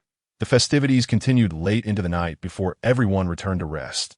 Xia Yi was carried home by Mu Chen. She was utterly exhausted by the day's events, and by the time they reached home, she had already fallen asleep. Mu Chen was concerned for her and gently laid her down in the room. However, as soon as he released her from his back, Xia Yi stirred awake. Are we home?" she murmured drowsily. "Yes, we are home," Mu Chen replied, his voice slightly hoarse, and he found it hard to resist her sleepy appearance. However, he knew he still needed to boil water for her to wash up, as he was aware of her washing routine. "You lie down for a moment. I will go prepare water for you," he said, covering her with a blanket before heading downstairs to heat the water. After Mu Chen left, Xia Yi had intended to doze off again, but suddenly recalled that tonight was their wedding night, and sleep eluded her. Anxiety began to set in, thus, she rose and started pacing around the room. initially intending to ease her nerves, but the more she walked, the more anxious she felt. When Mu Chun entered with a basin of water, he found her pacing restlessly. It's cold outside. Why are you up? He asked. I'm not cold, she replied, startled by his sudden entrance, forcing a smile. Come, wash up, he instructed, placing the water in the washing area. As Mu Chun entered the washing area, Xia Yi felt even more anxious. What was there to fear? She had already decided to marry him, so it was inevitable. What was there to be afraid of? Xia Yi thought to herself and followed Mu Chun into the washing area. In truth, Mu Chun was feeling quite anxious himself. However, Xia Yi was too preoccupied with her own nerves to notice.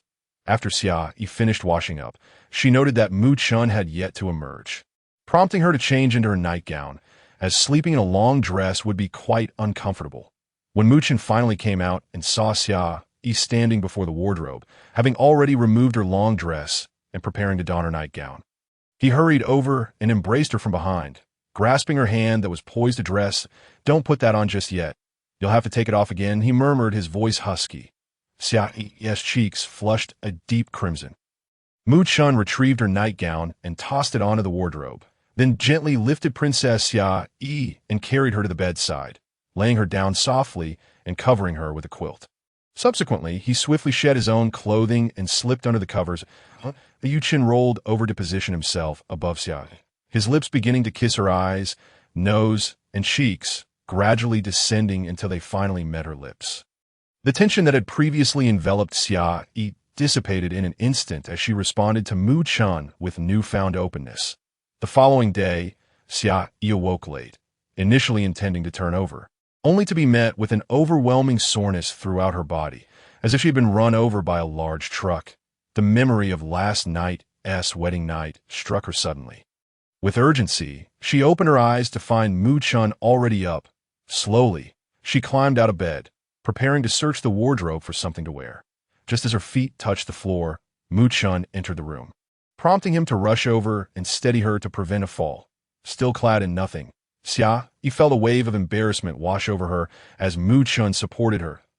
Then Mu Chun helped Xia Yi sit properly, draping a quilt over her body before heading to the wardrobe to find her clothes. He covered her with the quilt. He noticed the marks of his affection on her skin, a flicker of pride shining in his eyes. Those were his conquests. Ultimately, it was Mu Chun who assisted her in dressing, for any movement caused her pain, rendering her unable to do so herself. After ensuring Xia Yi was properly clothed, he instructed her to lie back down while he went downstairs to prepare lunch for her. For several days, Xia Yi and Mu Chun remained at home, venturing outside only for meals, skating, or rest. The weather was splendid, with sunshine gracing each day. Xia Yi, spring is approaching, and the prey will soon emerge in search of sustenance. Tomorrow, I shall lead the hunting party, Mu Chun declared as they lay together after an evening of exercise. All right, please be cautious, Xia Yi replied weakly. Very well, I shall warm breakfast for you in the pot. Remember to eat when you rise, Mu Chun said, planting a soft kiss on her hair. Okay, good. Now sleep, he added, gently stroking her head. The next morning, Xia Yi awoke to find that Mu Chun had already departed for the hunt. After having breakfast, she decided it was time to venture outside after days of confinement. With spring nearing, it was time to prepare the small hill for planting. First, the rice needed to be sown, and sweet potatoes required early seedlings that must be planted in early spring. Then, potatoes also needed to be planted, as they could be cultivated twice a year, with an additional planting in autumn. Last year, they had failed to find peanuts, but if they discovered some this year, they could plant those too. Xia Yi resolved to ask Mu Chun to take her further afield in autumn to search for them. She first sought out Zhu Qing. Zhu Qing, the weather has warmed, and our tribe's construction is nearly complete. Tomorrow, please take some people to the antelope tribe and teach them how to build houses, Xia Yi reminded, recalling her promise to the antelope tribe. All right, I have no other matters to attend to. I shall take some people over tomorrow, Zhu Qing replied. Thank you, Zhu Qing, Xia Yi said before heading to find Tang Shi, Mian Yang, and He Xiong. Tang Shi, Mian Yang, He Xiong, you are all here. How fortunate, I need not search for each of you individually, Xia Yi remarked upon finding them together. Did you need something from us? Tang Shi inquired, suddenly noticing that Xia Yi seemed more radiant than usual. I would like you to take the slaves and turn over the small hill. We need to prepare the land for planting come spring, Xia Yi explained. Planting? What is that? Mianyang asked. It means cultivating our own food, so we won't have to struggle to find sustenance in the future. Xia Yi clarified. Is that truly possible? He Xiong asked, his curiosity piqued. Of course. First, take the slaves to turn the soil, and I will teach you how to plant, Xia Yi assured them. All right, when can we go? Can we go now? Mianyang asked eagerly. Yes, gather the others, and I will visit the chieftain before joining you, Xia Yi instructed as she turned to leave. Tang Shi Mianyang and He Xiong promptly set off to rally the others. Chieftain, I am preparing to plant rice, sweet potatoes, and potatoes on the small hill. I have instructed Tang Shi, Mianyang, and He Xiong to gather the slaves to turn the soil, Xia Yi reported upon entering the chieftain's home. Good, proceed as you wish. In the future, you need not consult me on such matters. Simply take action, the chieftain replied, regarding Xia Yi with approval. Understood, chieftain. Do not call me chieftain. You are now bonded with Muchun. So it is time to address me differently. The chieftain chuckled warmly at Xia Yi. Father, Xia Yi said shyly. Good child, the chieftain beamed. Well then, father, I must be off, she said, preparing to leave. Go ahead. The chieftain waved her off. With the chieftain's approval, Xia Yi exited, intent on informing Teng Shi and the others about how to turn the soil and collect stones for future use. Upon her arrival, she found Teng Shi and the others already present. Although the slaves were robust young orcs, they had not been taught combat techniques due to their previous busy schedules. Consequently, Xia Yi had refrained from allowing them to hunt. She aspired to train her people, enabling them to gain experience. Once the spring rush was over, she would have Muchun teach them some skills to accompany him on hunts. Xia Yi, you've arrived. We are ready. Where do we begin? He Xiong asked eagerly. Very well. We will split into two teams. Point one will advance to chop trees, while the other will follow behind to gather the cut trees and branches for firewood, Xia Yi instructed. Understood, Tang Shi replied, turning to Mianyang and He Xiong. Mianyang, you take 300 to gather the fallen debris. He Xiong, and I will take 400 to fell the trees. All right, with the plan set. The group sprang into action, laboring diligently throughout the day. After several hours, they had made significant progress. As dusk approached, they concluded their efforts. When Muchun arrived, Xia Yi was just preparing to return. How was the day? Are you exhausted? He inquired before she could speak. Not at all. What about you? Did you encounter any dangers? Is everyone unharmed? Xia Yi asked, inspecting Muchun for any injuries. None at all, since you taught our people combat techniques. They have become quite adept. Even facing prey directly is no longer an issue. Muchun replied, pride evident in his voice. As they walked home, Xia Yi assumed Muchun had only just returned, only to discover upon arrival that dinner was already prepared. After sharing a meal and cleaning up, they settled in for the night. The next day, Xia Yi accompanied Teng Shi and the others to the small hill to observe their progress in chopping trees. By dusk, apart from the trees Xia Yi had designated to remain, all had been felled and cleared. She fashioned a rudimentary hoe from wood and stone. The absence of iron was indeed inconvenient. She resolved to explore for iron or when time permitted. Once completed, Xia Yi had He Xiong tested, and it proved functional. She instructed the others to craft more before nightfall, ensuring they would be ready for the following day. The next morning, after breakfast, Xia Yi arrived at the site, where Muchun had escorted her before heading off to hunt. The snow had completely melted, yet the weather remained somewhat chilly, prompting everyone to don their fur-lined garments. Upon her arrival, few individuals were present, so Xia Yi took the opportunity to plan what would be planted where. Xia, you're here early. Teng Shi, Mianyang, and He Xiong greeted her as they arrived. What are we to do today? Mianyang asked. Mianyang, you take 200 people from here to there and clear out the stones, placing them aside to form a partition. Teng Shi, you gather your team from here to there. And He Xiong, you take your group from here to there, clearing out the stones as well. Xia Yi assigned, and the teams set to work. Given that the small hill was part of their tribe's territory, the stones were not abundant. With so many hands, they completed the task in just over 2 hours and began digging. They planned to turn over the entire area before dividing it into sections. Due to the rudimentary nature of their tools, some of the hoes were already showing wear, necessitating repairs. The translation is a bit slow. Not much has been accomplished in a day. So, perhaps you should refrain from coming tomorrow. We can manage the translation ourselves. All right, let's go inform a sheep that the progress is somewhat sluggish. Just as we mentioned to Xia Yi, no worries. If I feel weary, I shall rest at home. Xia Yi understands that they mean well. After 5 days of tireless effort, Teng Shi, the sheep, and the black bear, accompanied by over 700 slaves, finally completed the translation of the small mountain. Xia Yi, what do you think we should do next? Teng Shi called Xia Yi over to consult her. Let us divide it for now. It is already spring, and we can start planting food. Upon seeing that the small mountain had been entirely turned over, Xia Yi couldn't help but exclaim in wonder, indeed, many hands make light work. Well then, as it is still early today, let us proceed with the division, and we can plant tomorrow, the sheep eagerly suggested. That seems reasonable, Xia Yi replied, glancing at the sheep, sensing their keen interest in planting. Thus, Xia Yi began to delineate the areas with everyone's assistance. She allocated 1/3 of the small mountain for rice cultivation, initially intending to use the entire area for this purpose. However, the seeds available were only sufficient for 1/3 of the mountain. Nevertheless, she recalled her previous conversation with Zhu Qing, who mentioned that the plants here could yield 2 crops a year.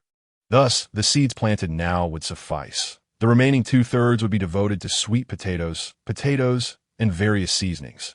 Although the area designated for seasonings was slightly smaller for a mountain, it was still substantial when viewed independently. The current planting would serve as seeds for the next season, while they planned to cultivate winter crops in the summer. With the areas divided, Xia Yi lifted her gaze towards the sky, noting it was nearly 4 in the afternoon. With their tasks here completed, it was just the right time to return home and prepare dinner. Before reaching home, she encountered Xiao Shi. Xiao Shi, why are you running so fast? Is something the matter, Sister Xia Yi? The chief asked me to come and fetch you for a meeting, Xiao Shi replied, still calling her Sister Xia Yi as she had taught him. Soon, the other little ones began to mimic this address. All right, I understand. You may go play now, Xia Yi said, patting his head. Xiao Shi turned and dashed away, while Xia Yi changed direction towards the meeting room. Chief, you summoned me for something? Upon entering, she found the leader of the Ant Emperor tribe present as well. Xia Yi, the Ant Emperor tribe leader, began, we wish to join your White Tiger tribe. Upon hearing this, Xia Yi had already surmised the situation that we welcome you, leader of the Ant Emperor tribe. She responded with warmth. This is wonderful news.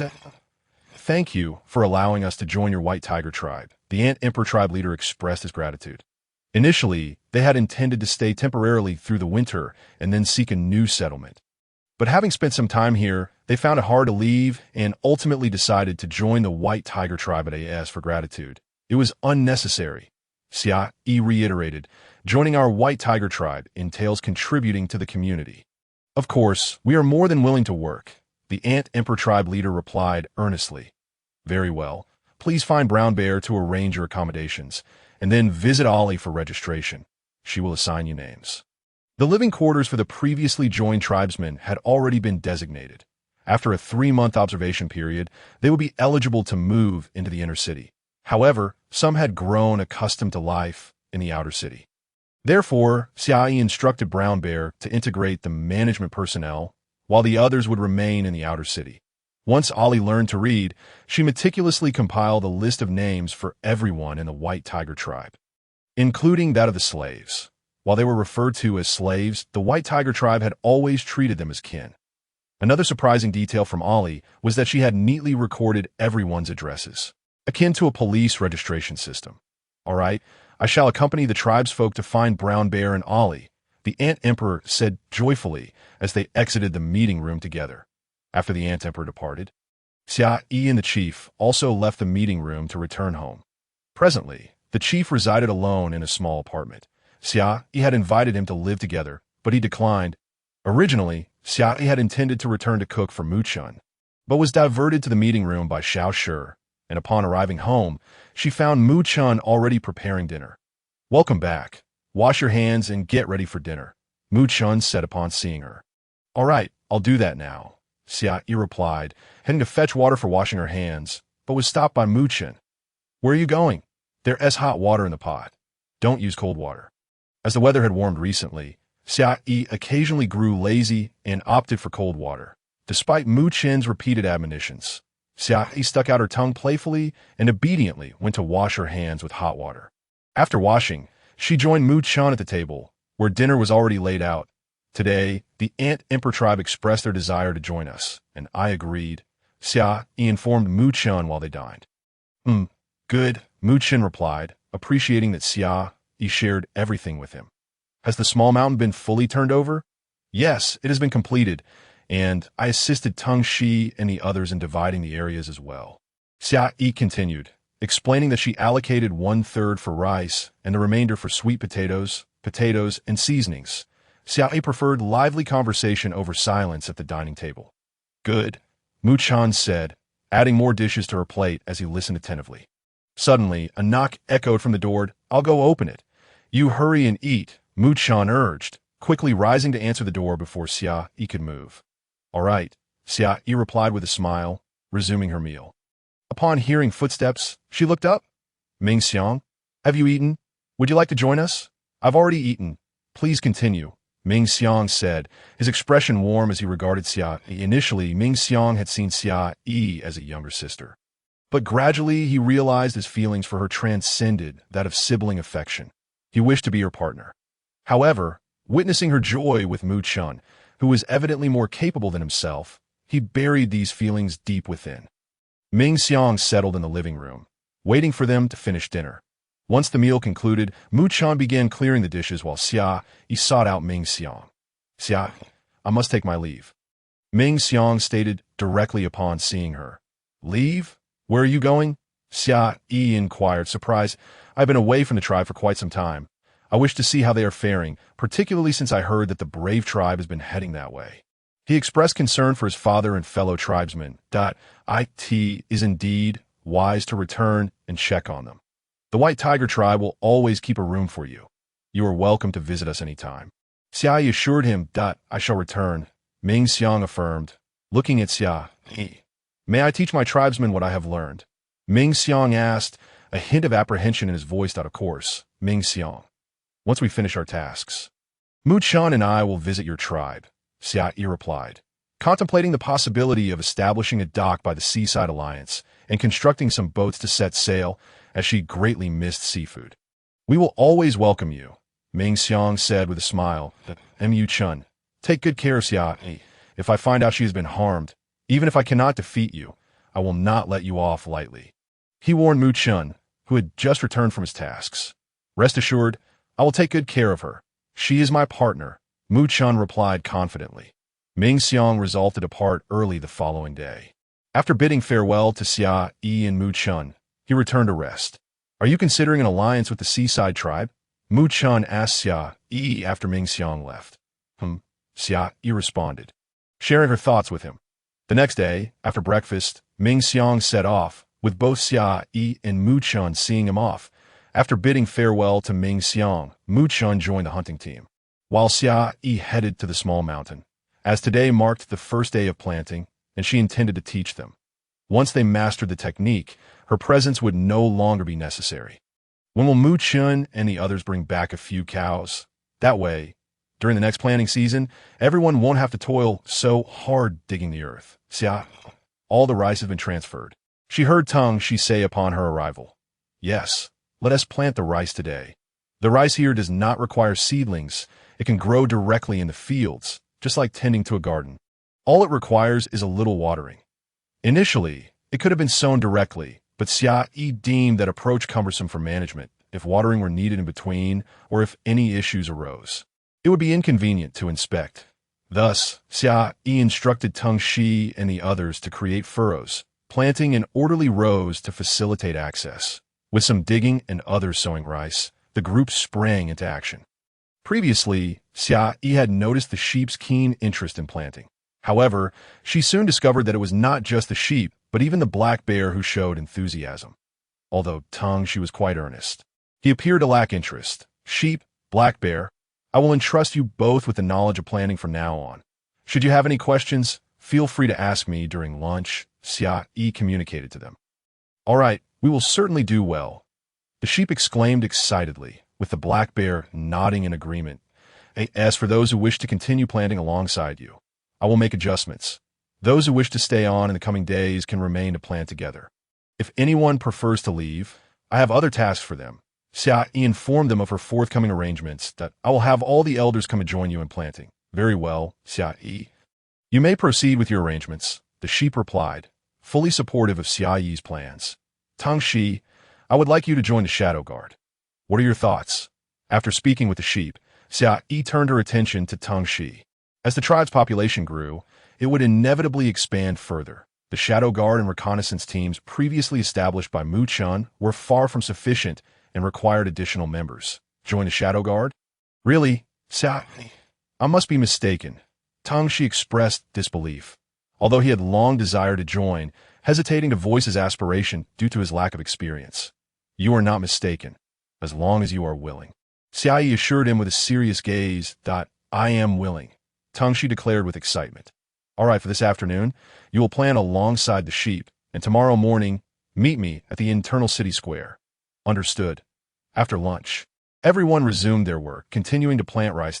In the afternoon, Xia Yi instructed Tangxi to lead the group, while she taught the sheep and black bear how to cultivate potatoes, sweet potatoes, and various seasonings. Xia Yi decided she would not return the following day, entrusting them with the task. As the afternoon came to a close, with rice still unplanted, Xia Yi asked them to continue the next day. From now on, I will leave the planting to the sheep and black bear. We no longer require so many young warriors for this task. Is there anyone who wishes to stay behind to work the land? Xia Yi inquired as everyone gathered. If you do not wish to stay and continue planting, please step to my side, and I will arrange alternative work for you. Upon her words, she was the first to step forward, followed by many others. Ultimately, around 200 individuals remained to cultivate the land. Tomorrow morning, you will gather at the internal city square, and I will assign you tasks. Xia Yi instructed those who had come to her side. As for the rest, you will continue planting alongside the sheep. Now, everyone, return for dinner and rest early, she concluded before taking her leave. Father, Xia Yi did not return home, but instead headed to the chief's residence. Xia Yi has arrived? Come in, the chief called out with a beaming smile upon seeing her. Zhu Qing is not here. I would like you to inform the elderly beastmen that they should join the sheep in planting tomorrow. That is not a problem. Earlier this morning, that group of old fogies asked me if there was anything for them to do. The chief replied, having intended to ask Xia Yi himself, upon returning from the chief's house. Mu Chun had already prepared the meal, and Xia Yi washed her hands before dining. Have you finished planting the rice today? Are you tired? Mu Chun inquired as he served her a bowl of rice. I am not tired. There is still a bit of rice left to plant that I have entrusted the planting to the sheep and black bear, and I have already taught them how to cultivate sweet potatoes, and seasonings. They will plant on their own tomorrow, Xia Yi replied as she accepted the bowl of rice. Indeed, it was time to hand that over to them. I do not wish for you to tire yourself so. Mu Chun added, serving himself a bowl as well. Xia Yi smiled, saying nothing further, knowing that Mu Chun cared for her. I plan to expand the Shadow Guard and reconnaissance teams, so please have Zhongyu and Fei Li meet me at the internal city square tomorrow. Very well, I will not go hunting tomorrow. I will accompany you. Sound good? By the way, have you caught any cattle while hunting these past few days? Xia Yi suddenly recalled the cattle. No, why? Are you craving beef? Should I go check tomorrow? Mu Chun assumed she was yearning for meat. No, I wish to capture a cow to tame it for plowing. Xia Yi explained that I thought you were simply craving beef. Mu Chun chuckled in response that I will be more mindful of that in the future. The next day, Xia Yi rose early, stretching her waist. This Mu Chun, I should not have taught him so many techniques. Now he is experimenting on his own, Xia Yi muttered softly. Allow me to give you a massage, Mu Chun offered, placing his hands on Xia Yi's waist. After breakfast, the two headed to the square, where everyone had already gathered, including Zhongyu and Fei Li. After dinner the previous night, Mu Chun had informed them, so they had arrived early. Around 500 individuals were present in the square. Is there anyone who wishes to join a specific team? Xia Yi asked. Those who wish to join the Shadow Guard, please stand with Zhongyu, and those who wish to join the reconnaissance team, stand with Fei Li. If you are uncertain, remain where you are. With that, Xia Yi instructed everyone to form lines. Ultimately, the Shadow Guard had 200 members, The reconnaissance team had 230, while over 70 remained stationary. Then you shall join the Shadow Guard, Mu Chun decisively stated, determining their teams. The remaining 70 stepped behind Zhong Yu. From today onward, Zhong Yu will be responsible for training the Shadow Guard, while Fei Li will train the reconnaissance team that I expect to see results in a month, Mu Chun declared as the group settled. Now, take your teams and head out, Mu Chun concluded, leading Xia Yi away. Where are we going? Xia Yi inquired, puzzled. We are going to see the small hill where you've been planting with the tribe these past few days, Mu Chun replied, holding Xia Yi's hand. Upon reaching the small hill, they found a sheep supervising some elders planting sweet potatoes, while the black bear was overseeing others planting potatoes, and the young men who had sown rice yesterday were still engaged in their task. Very well, they understand the importance of collaboration. Xia Yi felt a sense of satisfaction. The sheep and the others greeted Xia Yi and Mu Chun without pausing their work. After touring the entire small hill, they returned thanked Yu Chun. Zhu Qing has gone to the antelope tribe for a time. Tomorrow, let us visit the antelope tribe and teach them something, Xia Yi suggested. All right, I will be delighted to visit the antelope tribe. Mu Chun replied, pleased that Xia Yi remembered them. Father, tomorrow Xia Yi and I will visit the antelope tribe. We will leave the tribe in your capable hands, they informed the chief. Very well, you may go with peace of mind. I will take care of the tribe, the chief assured them. The two dined at the chief's residence before returning home, of course, the meal being prepared by Mu Chun on the following day. Mu Chun rose early to prepare some food for the journey. As it would take 3 days to reach the antelope tribe from their white tiger tribe, he made jerky and sweet potato chips, perfect for snacking on the road. They could hunt fresh food along the way. Mu Chun had everything ready by dawn, but Xia Yi was still asleep, that he entered the room and found her still in slumber. Xia, breakfast is ready. Rise and shine. After we eat, we shall depart. Mu Chun gently whispered in her ear. When Xia Yi turned over, her lips brushed against Mu Chun's.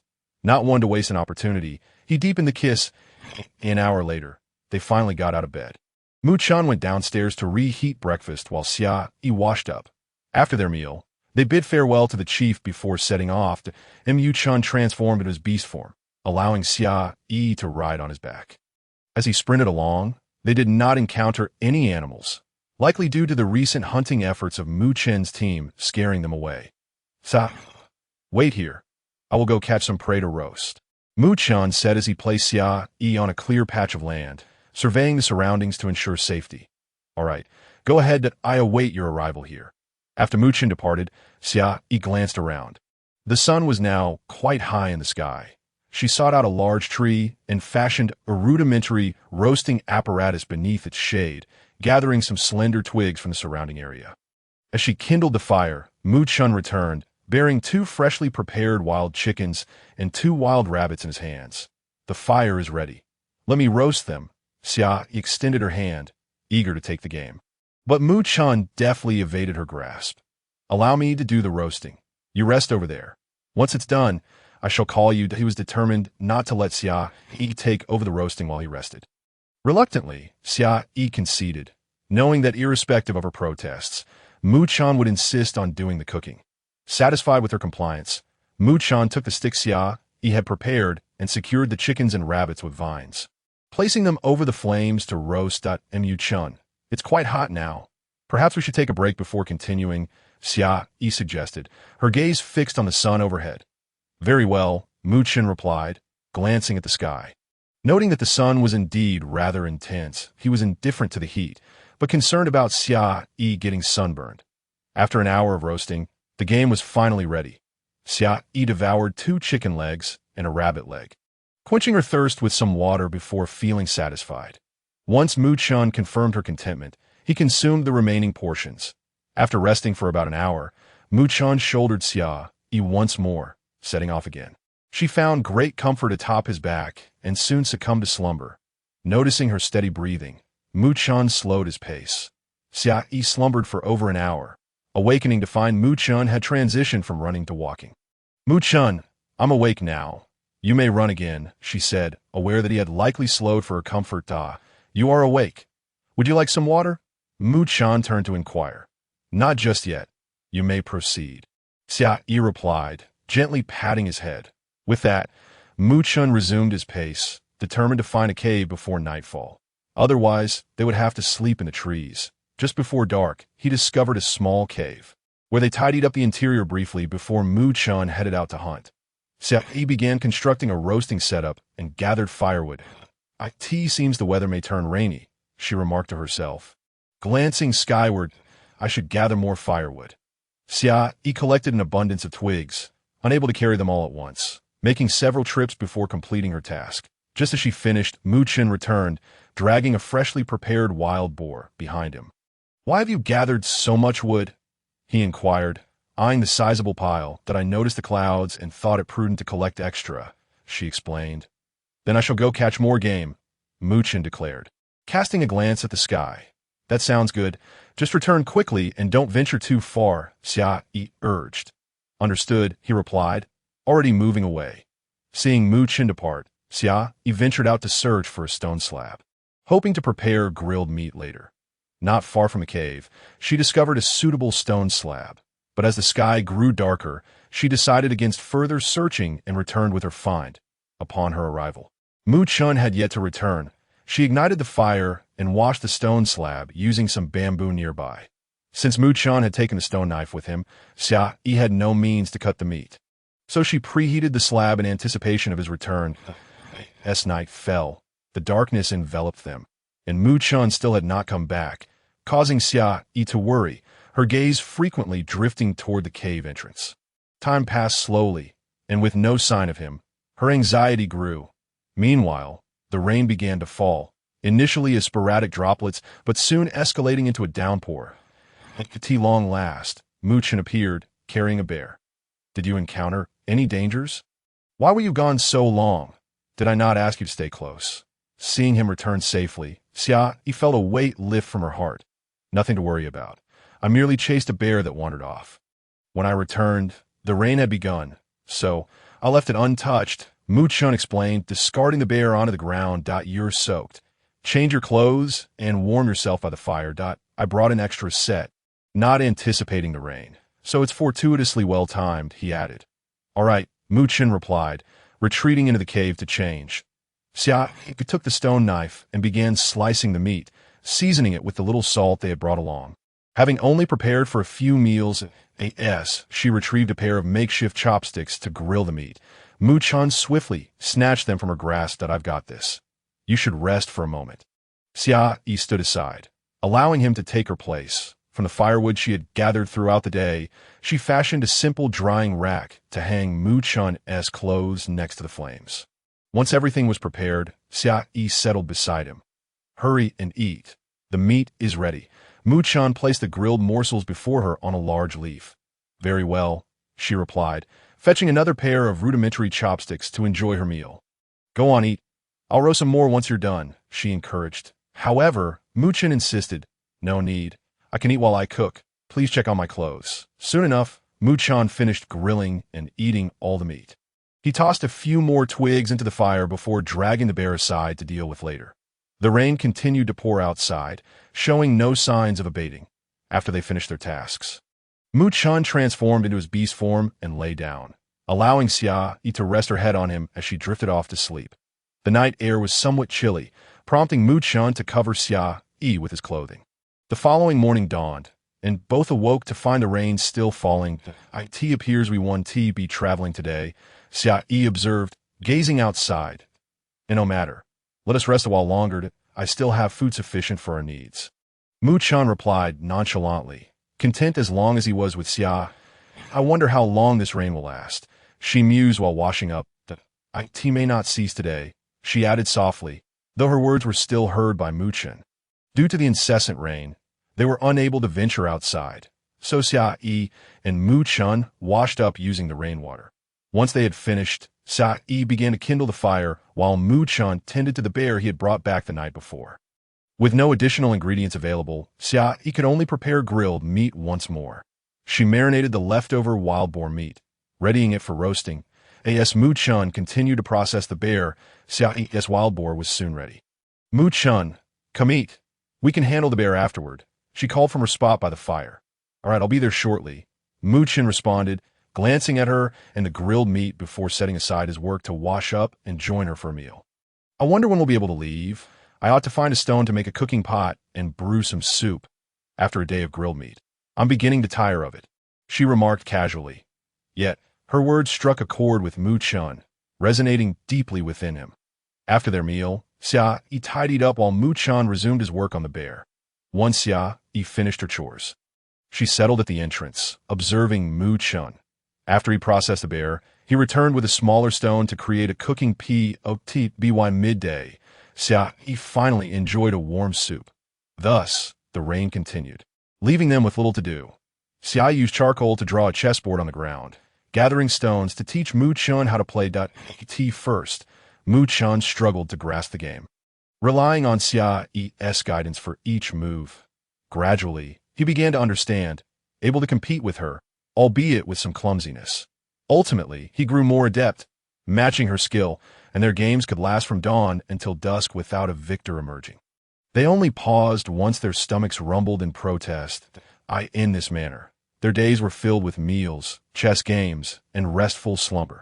The two individuals had spent a full 3 days in the small cave until the rain finally ceased.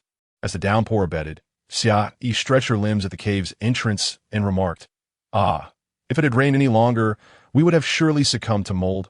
Mu Chun stepped out and replied, Indeed, but even if it had continued, we would have run out of food.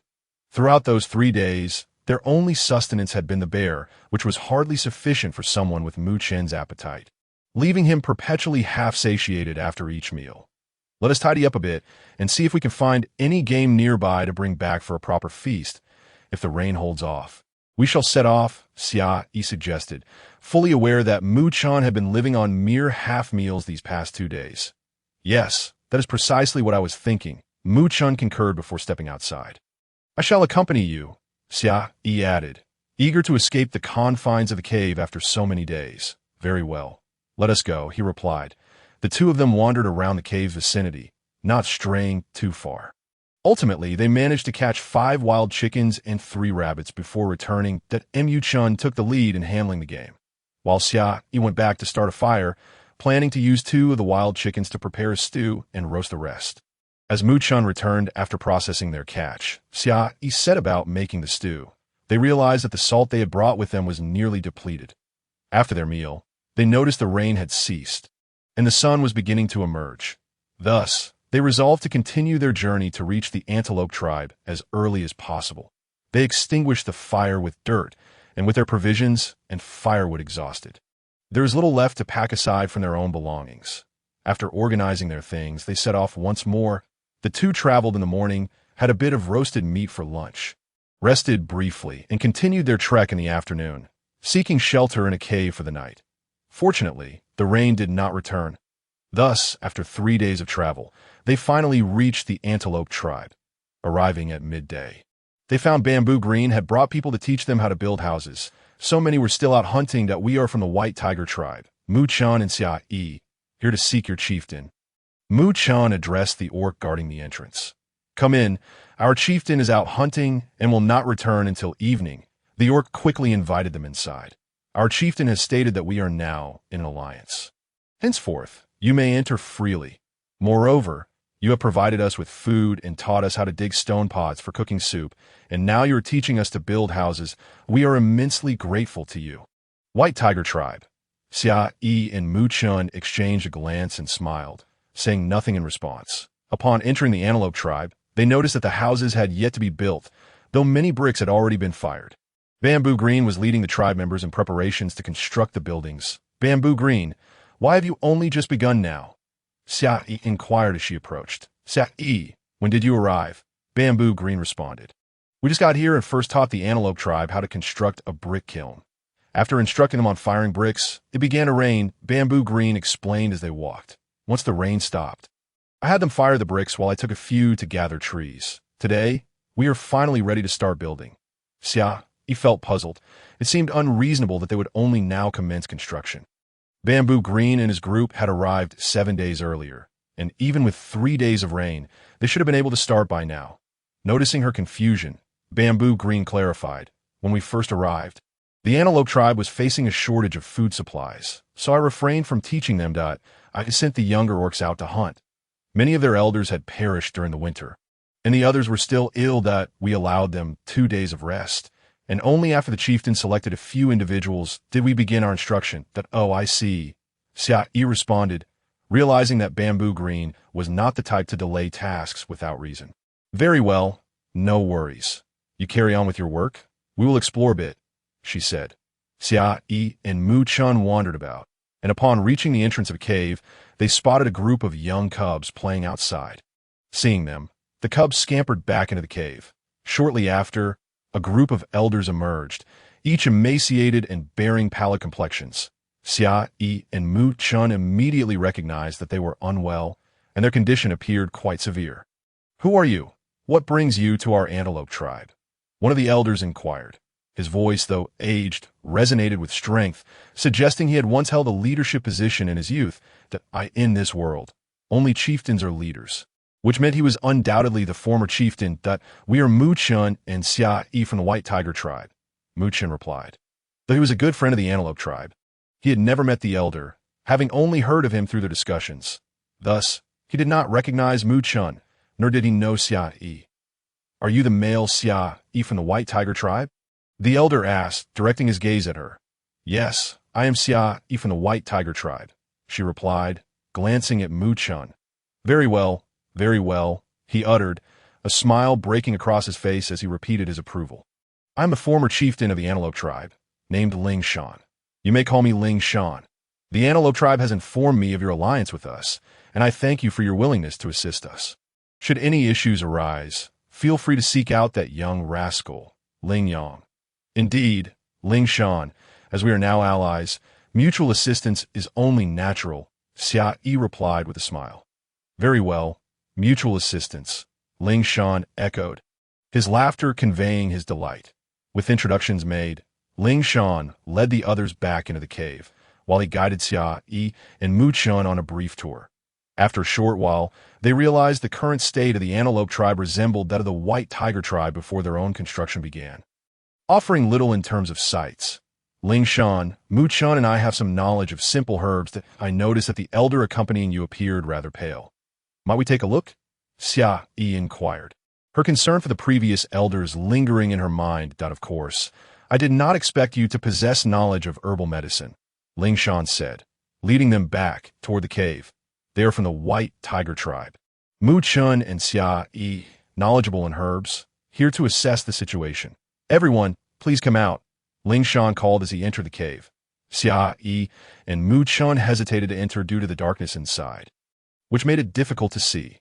Before long, Ling Shan returned with the others. Xia Yi instructed everyone to sit in 2 rows, with her and Mu Chun attending to 1 row each.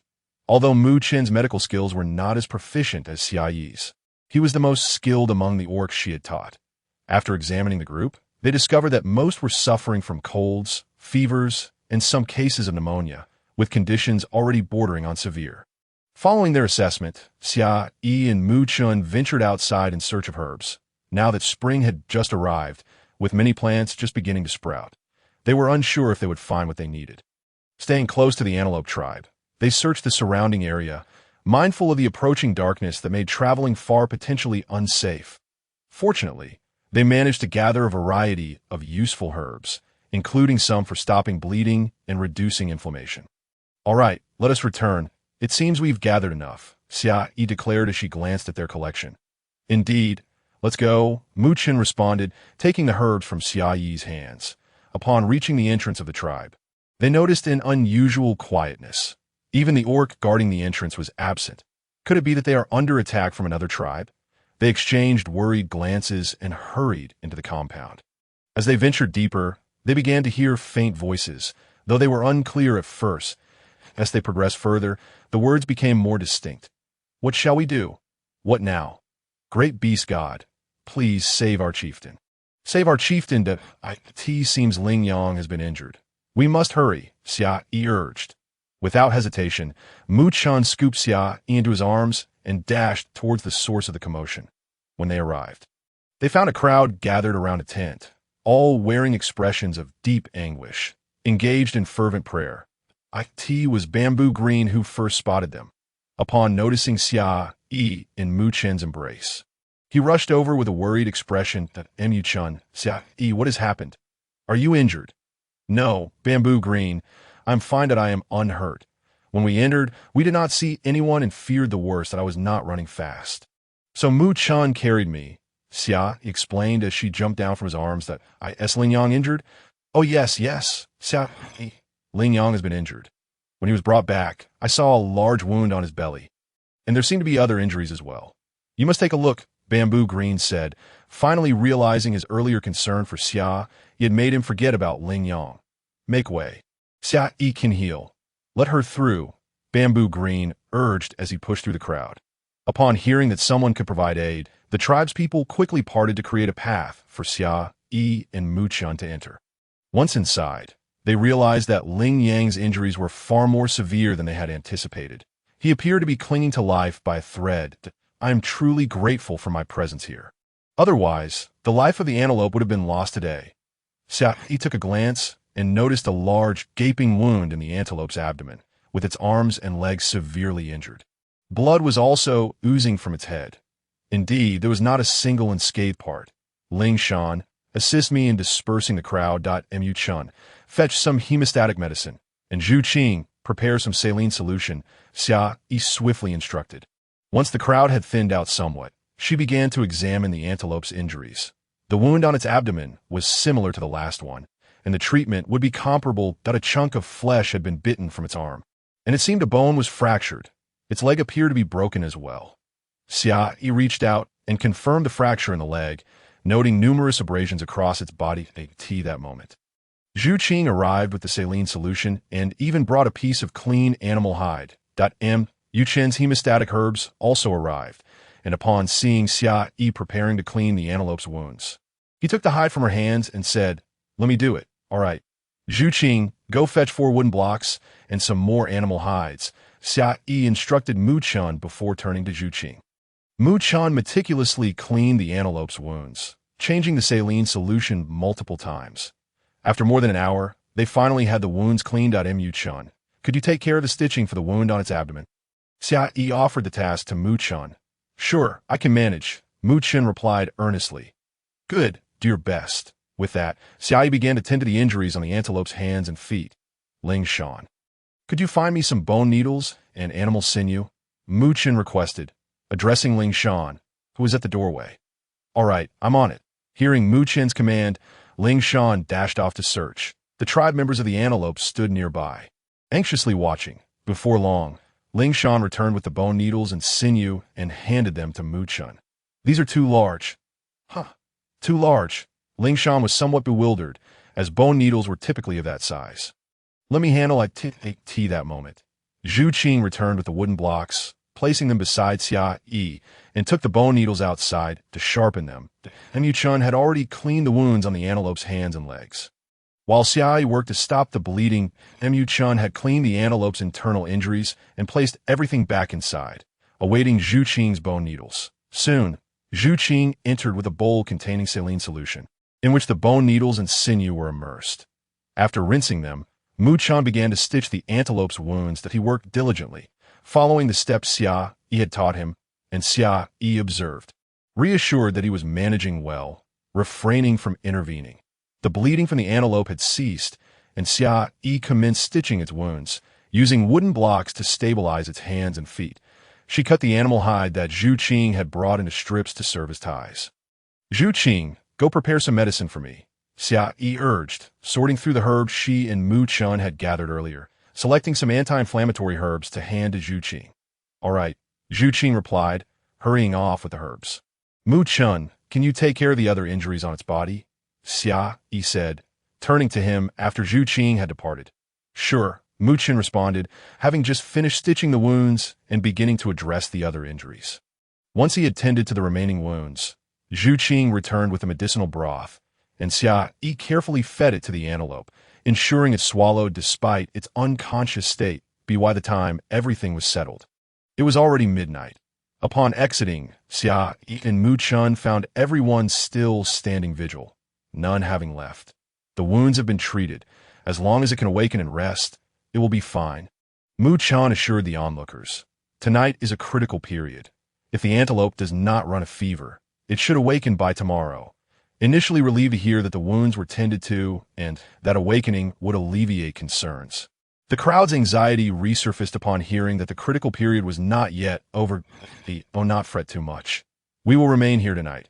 Mu Chan reassured the anxious crowd. I'm a bit hungry. Is there any food? Xia Yi, noticing the worried expressions, quickly shifted the topic.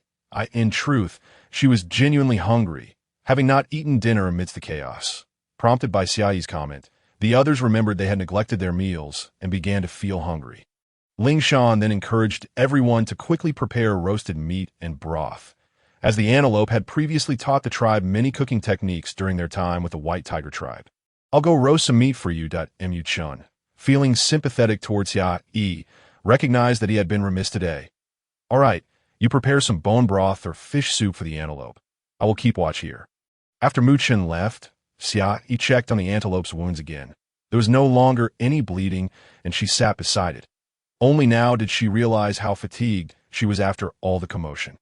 Xia Yi organized the herbs, separating those meant for the elders, intending to ask Ling Shan to brew them some medicine later. Additionally, there were some hemostatic and anti-inflammatory herbs, given that the antelope might run a fever tonight. She needed to find some antipyretic herbs. However, it was already dark outside, and she could only wait for Mu Chun to return before venturing out again. Periodically, she would touch the antelope's forehead to check for fever. About half an hour later, Mu Chun returned with 2 bowls of fish soup. Here, drink some fish soup to warm your stomach. The roasted meat will be ready soon. He handed 1 bowl to Xia Yi and, carrying the other, approached the antelope's side to feed it. Have you eaten? Xia Yi asked after taking a sip of the soup, feeling warmth spread in her stomach. Not yet. I'll have some after feeding the antelope. Mu Chun replied while tending to the antelope. Mu Chun, after we finish eating, let's go look for some antipyretic medicine. I'm worried the antelope might run a fever later. Xia Yi shared her concerns with him. All right, but first, let's eat the roasted meat. Mu Chun glanced at the herbs they had gathered earlier, confirming they indeed lacked any antipyretics. Okay, Xia Yi resumed sipping her soup. Initially, she intended to carry the bowl outside herself. But Mu Chun insisted on taking it out for her, promising to bring back roasted meat. Before long, Ling Shan and a woman entered, bringing roasted meat for Xia Yi, which struck her as somewhat peculiar. She assumed Mu Chun was outside enjoying the feast. How was the antelope? Ling Shan inquired as he entered, while the woman set the roasted meat aside, casting a glance at the antelope before stepping out. So far, it hasn't run a fever, Xia Yi replied, glancing at the antelope as she answered Ling Shan. You should eat. Our tribe does not have as much food as yours, so make do with what you have. Ling Shan said apologetically, It's all right. The roasted meat is quite good, Xia Yi remarked as she began to eat. By the way, Mu Chun went out to find herbs. He asked me to inform you. Ling Shan suddenly recalled Mu Chun's instructions. He went out? Xia Yi paused her eating, looking at Ling Shan inquiringly.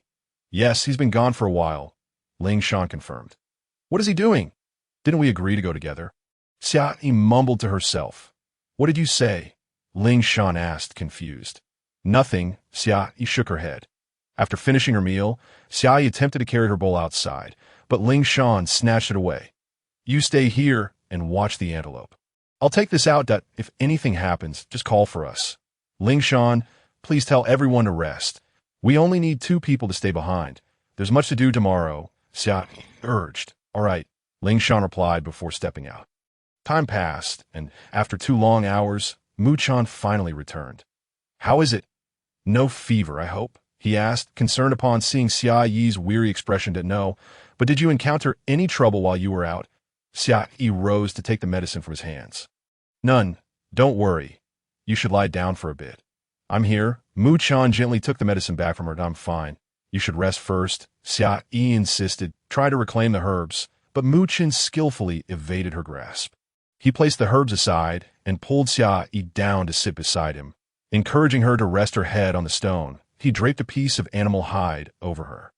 Rest now. Be good. Mu Chun's tone was soft. All right, if anything happens, call me. Xia Yi relented, settling down to catch a brief nap. Once Xia Yi had fallen asleep, Mu Chun first touched the antelope's forehead to check for fever. Finding it cooled, he then sorted the herbs he had gathered, including some antipyretic and anti-inflammatory ones. After washing them all thoroughly, he set them aside for later use.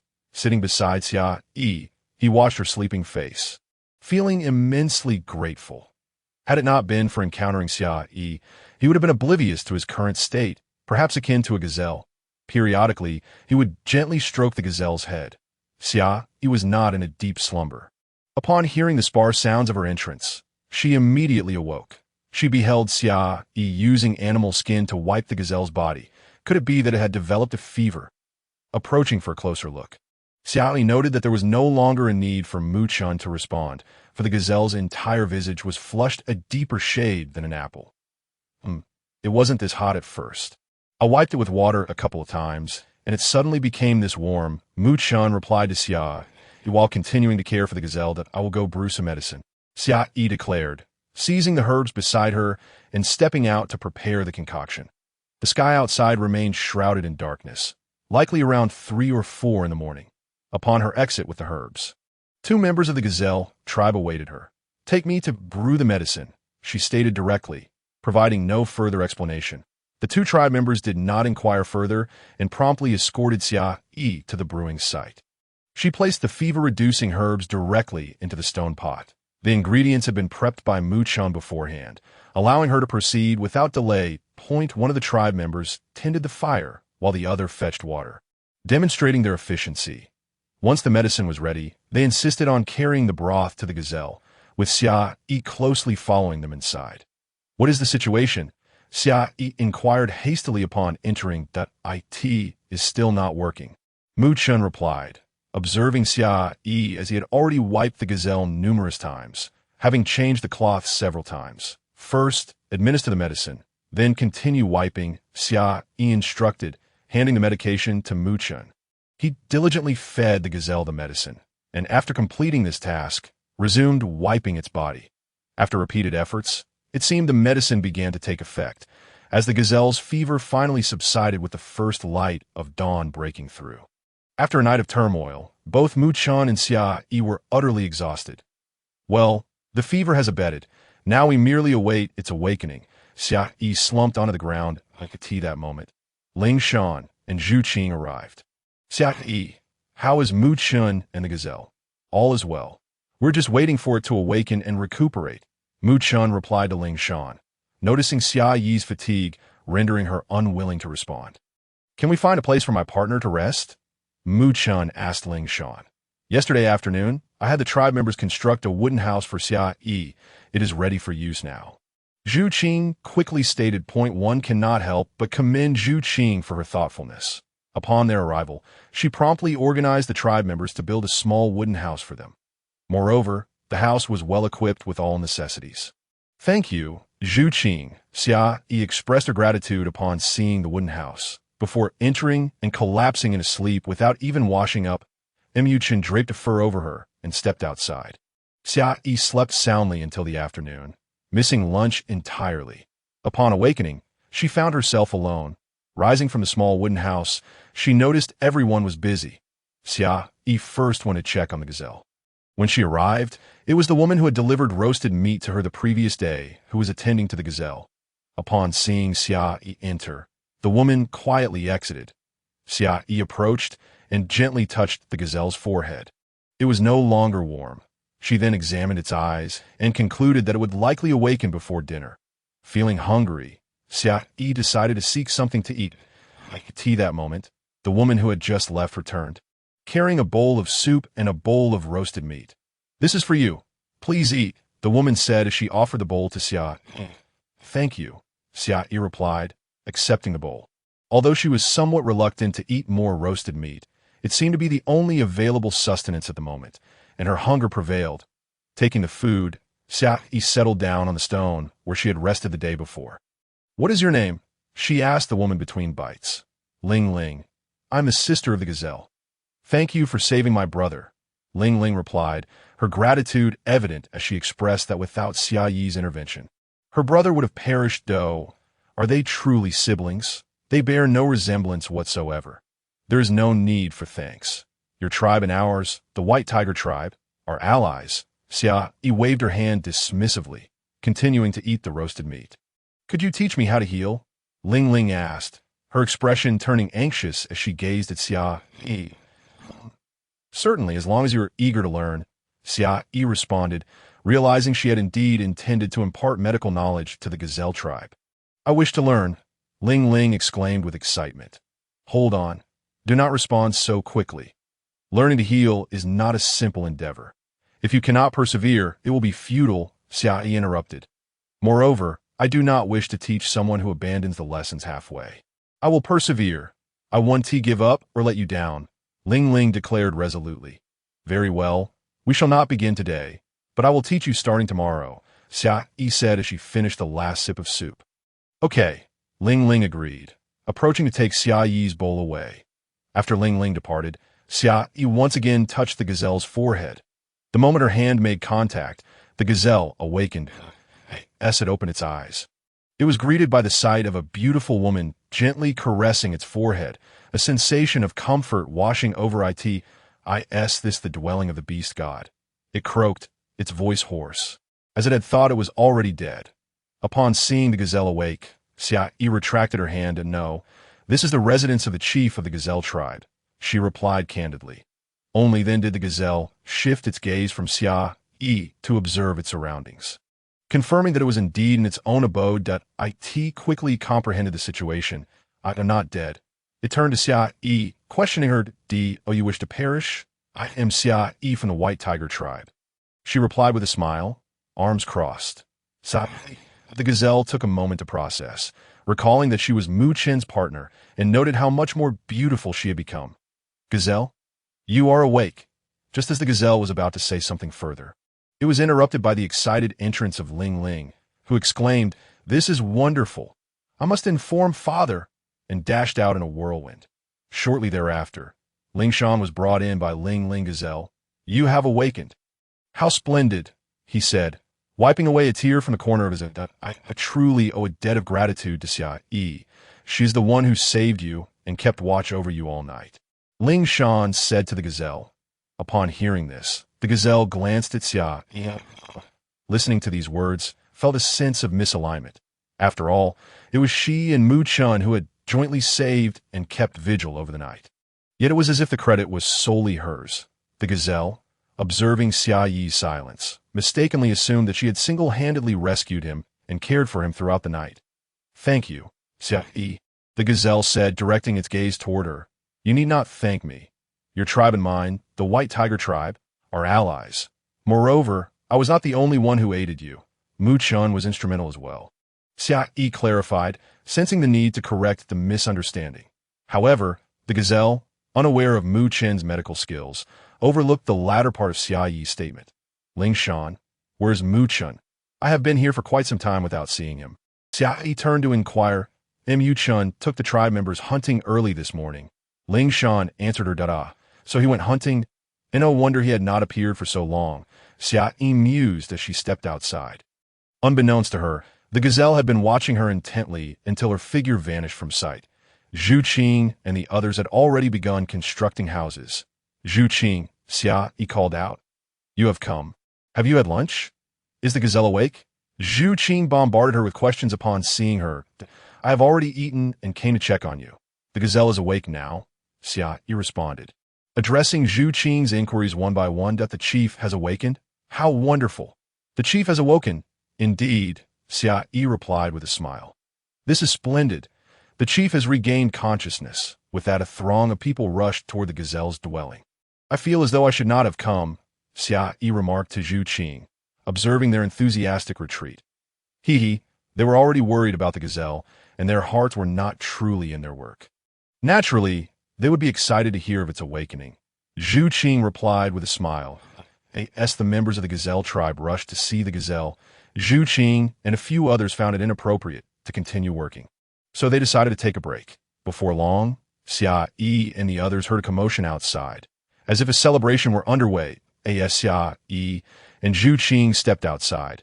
They soon realized that Mu Chun had returned with a hunting party, indicating a successful day, which accounted for the collective cheerfulness. From a distance, Mu Chun spotted Xia Yi and approached her with a smile. inquiring if she had rested well and whether she felt fatigued.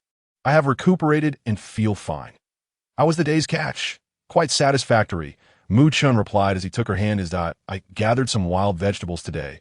I'll prepare a cold dish for you this evening. Wild vegetables? That's delightful. Come, let us prepare a meal, Xia Yi exclaimed, pulling Mu Chun along in joyous abandon.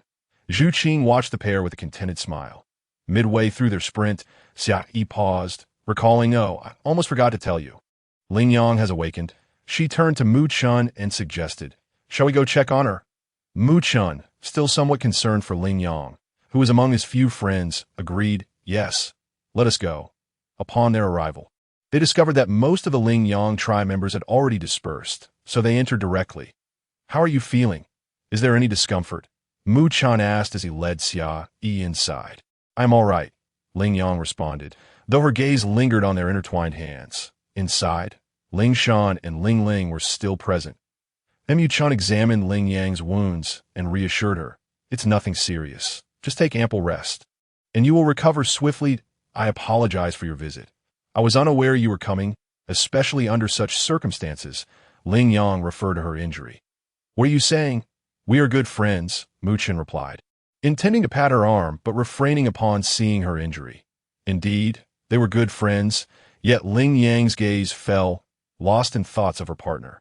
Suddenly, a light flickered in her eyes, and she raised her head with a smile. That evening, Xia Yi finally savored the wild vegetables.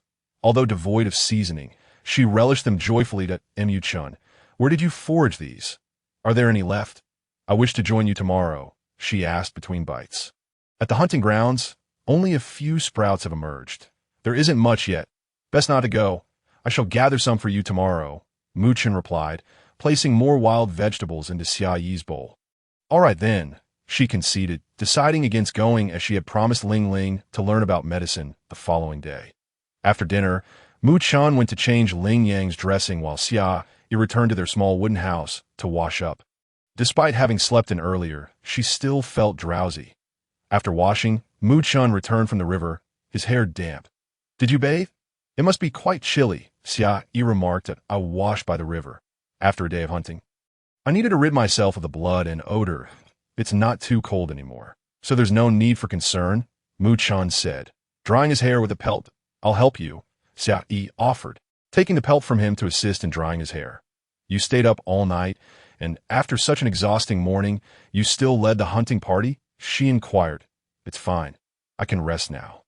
If I hadn't taken them hunting this morning, they would have gone without food today," Mu Chun replied, enjoying Xia Yi's ministrations. "All right, do rest soon," she said, placing the pelt aside, and as Mu Chun drifted into slumber, Xia Yi shook her head and climbed into bed herself. Having retired early the previous night, Xia Yi awoke just as Mu Chun was stirring. "Good morning, Mu Chun," she greeted him with a smile. "Good morning, Xia Yi," he replied, leaning in to kiss her. Had it not been for his obligation to lead the Ling Yang tribe on a hunt that morning, he would have wished to linger longer with Xia Yi.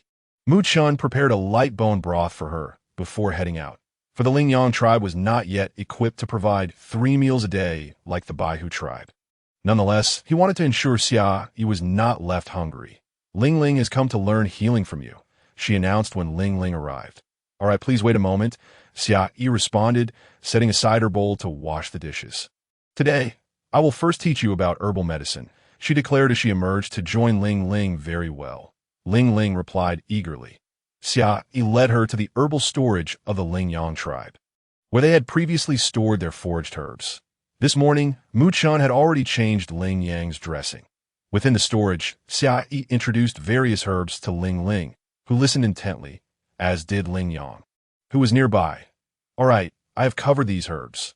Do you have anything you haven't grasped? Speak up, and I will explain further." Xia Yi concluded her explanation that "I'm uncertain about this herb," Ling Ling said, picking up a dandelion. "That is a dandelion.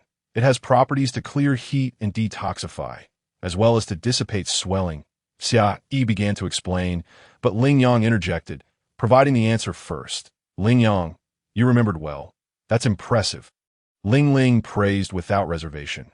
"Indeed, Xia Yi has taught thoroughly," Ling Yang remarked with a smile. "For today, this is all we shall cover. You can take 2 tribespeople with you to see if they can remember these herbs. I must take my leave now. Feel free to ask me anything you don't understand, Xia Yi decided, sensing something peculiar in Ling Yang's gaze, and chose to depart. She resolved to discuss it with Mu Chun later that evening. When Mu Chun returned that night, Xia Yi shared her observations about Ling Yang's odd behavior. Then Mu Chun immediately deduced that Ling Yang might have feelings for Xia Yi and felt it necessary to speak with her. It's nothing. She likely admires your skills. He reassured her. Yes, that's so. Was that admiration I saw? Although slightly puzzled, Xia Yi chose to trust Mu Chun's words. The tribe members had prepared their own meals from the ingredients they had foraged, and the Ling Yang tribe made no objections. After dinner, once Mu Chun had cleaned the dishes, he informed Xia Yi that he was going to discuss hunting matters with Ling Yang. Xia Yi thought little of it and allowed him to go. When Mu Chun arrived at Ling Yang's dwelling, she had just finished her meal. Mu Chun, you're here, she greeted, eyeing the space behind him for Xia. I came alone. Xia Yi is not with me. Mu Chun discerned her unspoken thoughts. What are you implying? Ling Yang asked, avoiding Mu Chun's gaze. Ling Yang, do you have feelings for Xia Yi? Mu Chun questioned directly, not mincing words. Don't deny it. I want to hear the truth. Ling Yang was momentarily taken aback by the straightforwardness of the inquiry. You noticed, did you? He replied with a resigned smile. Mu Chun, I wish to be another partner to Xia Yi, Ling Yang stated earnestly. Meeting Mu Chun's gaze. You have no chance. Xia Yi will not accept you. Ling Yang, you must concede. Mu Chun had not anticipated such a blunt response from Ling Yang. Why wouldn't she accept me? You should know I am not inferior to you, Ling Yang retorted, his smile fading. Indeed, you are not inferior. In the past, you may have even surpassed me. Yet, you remain merely you, Mu Chun responded.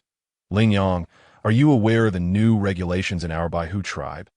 It is a one-to-one partnership, Mu Chun informed him. What do you mean by one-to-one? Ling Yang asked, confused that it means that one female can only have one male partner, and the partnership ceremony can only be conducted if both parties consent. Mu Chun explained patiently. That is impossible. How could a female have only one male? Don't mislead me. Ling Yang replied skeptically. This regulation was proposed by Xia Yi, Mu Chun stated calmly. Xia Yi proposed it? Ling Yang's eyes widened in surprise, hoping that Mu Chun would follow with a just kidding. Alas, Mu Chun's words dashed his hopes. Yes, it was Xia Yi's proposal, and all members of the Baihu tribe have agreed. If you doubt this, you can inquire with Zhu Qing. Ling Yang fell silent, lying back on his bed. Even without the one-to-one rule, Xia Yi would not choose you, Mu Chun added, noticing Ling Yang's silence. Why not? Ling Yang turned to ask. Because of love. Xia Yi loves me, and though she may have affection for you, it is not love that in truth, she holds affection for every member of our Baihu tribe. Mu Chun asserted, gazing directly at him. The echoes of she likes you, but does not love you resonated in Ling Yang's mind, drowning out the rest of Mu Chun's words. Even the moment Mu Chun departed went unnoticed. All that lingered was the piercing thought. Must he truly relinquish his feelings? Having grown up for the first time, I find myself deeply enamored with a female. Does it have to end like this? Mu Chun is uncertain about what Ling Yang may be thinking after his departure. Today, he intends to persuade Ling Yang, for he does not wish to lose this friend. Upon returning, Xia Yi is already asleep. He sheds his clothing and shoes, then climbs into bed, embracing Xia Yi as he drifts off to sleep. The following day, Mu Chun prepares breakfast for Xia Yi as usual before leading the members of the Ling Yang tribe out for a hunt. He refrains from disclosing the conversation he had with Ling Yang the previous night. When Xia Yi awakens, breakfast is ready, but Mu Chun has yet to embark on the hunt at Mu Chun. I believe it's not practical to take the members of the Ling Yang tribe hunting every day. Ling Yang's injury will require at least a month of recovery, and we cannot remain here for that duration. We have many other matters to attend to. Yes, I understand that I am currently teaching them some hunting techniques and how to set traps. Mu Chun acknowledges, reflecting on Xia Yi's words, it would be prudent to teach them some self-defense skills, such as martial arts and staff techniques, to ensure they possess the means to protect themselves in times of danger. Xia Yi considers that since they are in alliance and Ling Yang is a close friend of Mu Chun, imparting these skills is indeed necessary. Very well, I will teach them as soon as possible. Mu Chun thinks to himself, appreciating Xia Yi's concern for others and hoping that Ling Yang can come to a resolution on his OWAS. Mu Chun heads out to hunt. Xia Yi finishes her breakfast when Ling Ling arrives to see her. After 2 days of acquaintance, she finds Ling Yang's sister to be a commendable woman, quite similar to a Ye from there by Hu tribe. Xia Yi, I have gathered these herbs. Could you please check if they are correct?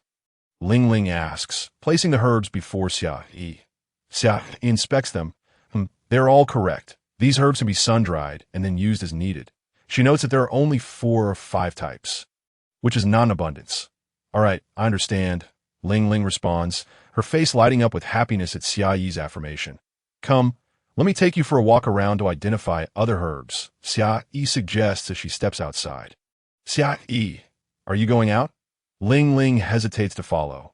Yes, just a short stroll around. We won't venture too far, Xia Yi replies, turning to ask, is there a problem? The tribe leader forbids us from going out. It is too dangerous, Ling Ling explains. Xia Yi pats her forehead, realizing she had forgotten that they are not in the Baihu tribe, or the Ling Yang tribe, like the previous Baihu tribe members. Takes great care to protect women and young ones. I will ask Ling Yang if we can have 2 people accompany us out. Xia Yi decides as she and Ling Ling walk towards Ling Yang's hut. Ling Yang, I wish to take Ling Ling for a walk around the tribe. Could we find 2 people to accompany us? Ling Yang had initially resolved to decline, but upon seeing Xia Yi, his gaze unconsciously follows her. Of course. Ling Ling, you go find a I will speak with him, Ling Yang responds, though his eyes remain fixed on Xia. All right, Ling Ling exclaims, joyfully rushing off. Ling Yang, why are you staring at me? Is there something on my face? Xia Yi inquires, feeling the intensity of Ling Yang's gaze. Nothing. Ling Yang averts his gaze with difficulty. Shortly thereafter, Ling Ling returns with a tribe leader. Did you call for me? Ada asks as he enters. Yes. I need you to take 2 tribe members with Ling Ling and ensure her safety. Ling Yang instructs, casting a glance at Xia. Understood. Ada replies before heading out. And Xia Yi quickly follows suit. Once outside, Xia Yi and Ling Ling are joined by 3 members of the Ling Yang tribe for their excursion. They gather various herbs, with Xia Yi teaching Ling Ling to recognize each one, as well as introducing her to some wild vegetables, suggesting that she can bring the women from the tribe to gather them in the future. Thus, each day, Xia Yi guides Ling Ling in identifying herbs and wild vegetables, spending less time in Ling Yang's presence, sometimes not even visiting him in a day. Meanwhile, Mu Chun leads the Ling Yang tribe's hunting party, teaching them techniques and trap setting, and upon their return, he instructs them in martial arts and staff techniques. 10 days pass swiftly, and Ling Yang is now able to move about a bit more. During this time, Ling Ling has learned a great deal about herbs, becoming adept at addressing common ailments such as colds and fevers. Moreover, Xia Yi has taught her numerous wild vegetables and their preparation methods. The elders of the Ling Yang tribe have nearly fully recovered after consuming the medicines provided by Xia Yi and Mu Chun. The hunting party, now equipped with skills, can hunt independently, and the techniques taught have made their endeavors far less strenuous than before. Zhu Qing has also completed the construction of 8 houses for the Ling Yang tribe and plans to separate some for additional housing and others for building walls.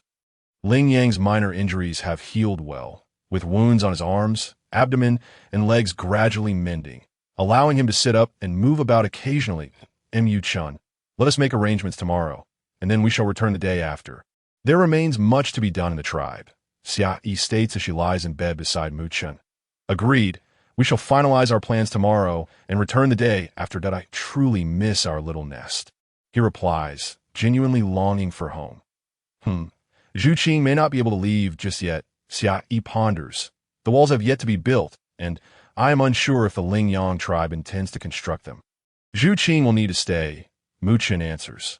Then let him remain for now while we return, Xia Yi concludes. The next morning, after breakfast, Mu Chun briefs the hunting party on their plans while Xia Yi seeks out Zhu Qing. Zhu Qing, Mu Chun, and I will return to the tribe tomorrow. There are many construction matters requiring your attention in the Ling Yang tribe, so please remain here to guide them, Xia Yi explains to Zhu Qing. All right, I will return once the Ling Yang tribe has completed their tasks, he agrees. Also, don't spend all your time working with them. Train a few individuals, then gradually let them take charge, allowing them to learn to do things on their own. You must also return to the tribe. They need to learn independence. Xia Yi advises Zhu Qing. Understood. I shall begin training a few individuals right away, aiming for an early return to the tribe. Zhu Qing responds with a cheerful grin. Just as Xia Yi concludes her conversation with Zhu Qing, Mu Chen approaches. Have you finished your discussion? Xia Yi asks as she walks toward him. Indeed. And you? All right, let's go find Ling Yang. I just inquired, and Ling Ling is also there, Mu Chen suggests. Very well, Xia Yi agrees, and they join hands, making their way to Ling Yang's hut. Xia, you've arrived.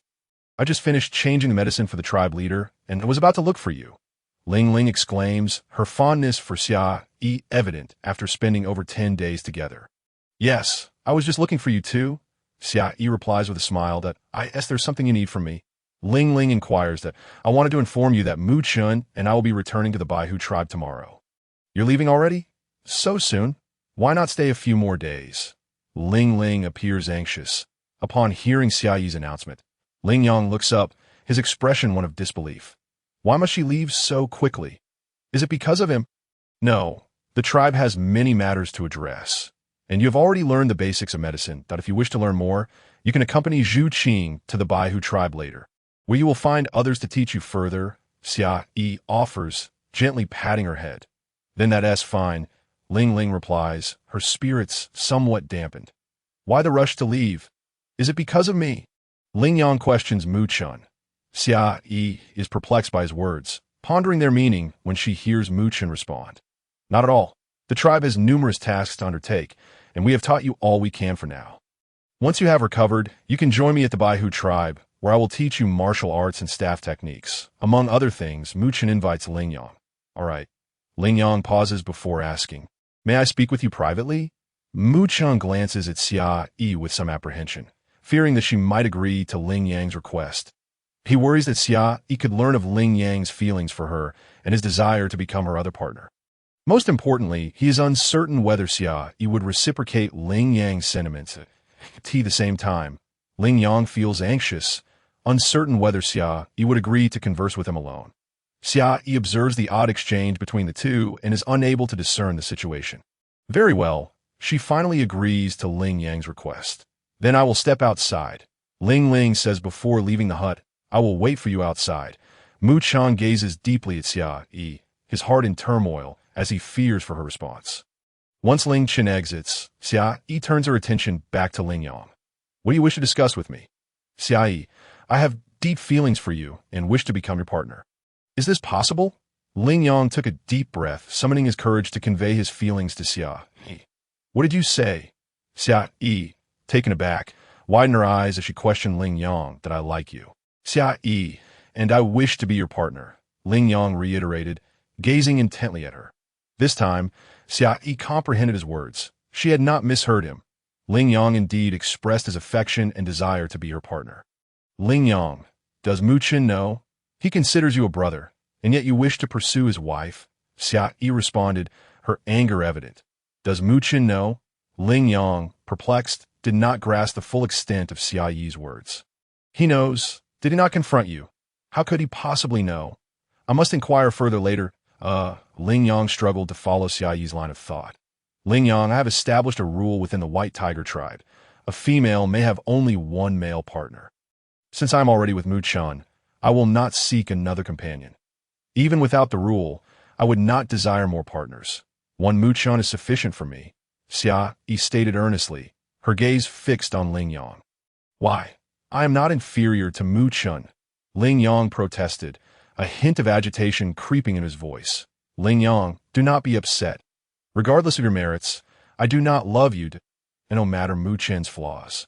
He is still Mu Chen, and my love for him remains. I cherish him for who he is. Xia Yi explained to Ling Yang that, it seems Mu Chen was right. You would never agree since you do not love me. Ling Yang remarked, a sense of despondency washing over him. You will find a more suitable female companion. Xia Yi paused before continuing.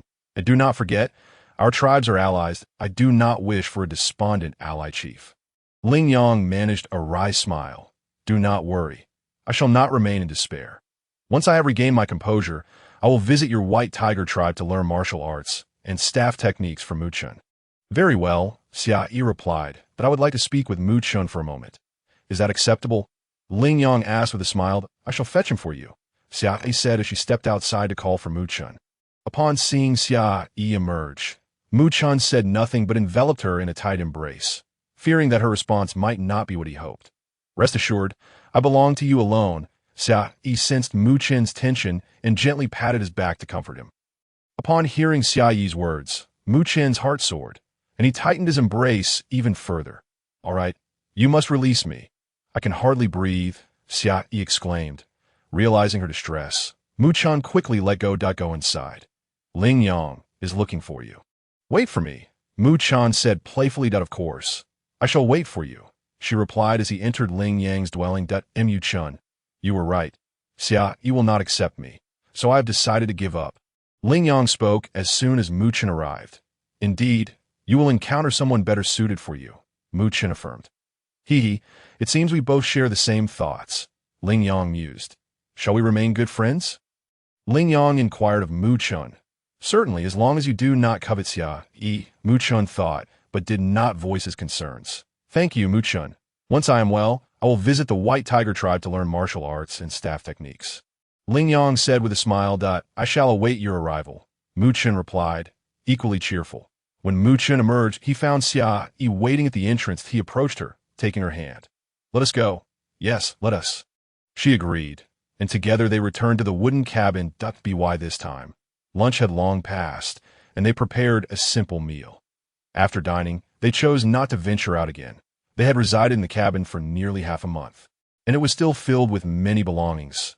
Xia, let us ask Zhu Qing to leave this cabin for us. If we return, we shall have a place to stay, Mu Chun suggested. That is possible. But this cabin is not permanent. It was meant for temporary use and is not very sturdy, Xia Yi replied. True. Then what shall we do with these items? Mu Chun pointed at the bowls. Stone pots, stone knives, and various other belongings they had accumulated. Let us gift them to the Ling Yang tribe, Xia Yi proposed. Very well. I shall find Ling Yang and have him manage it, Mu Chun said as he stood to leave. After a short while, Mu Chun returned. I asked Ling Yang to take care of it after we depart tomorrow. All right, Mu Chun, it has been a long time since we last sparred. Shall we practice some martial arts? Absolutely. Thus, the pair began their sparring session.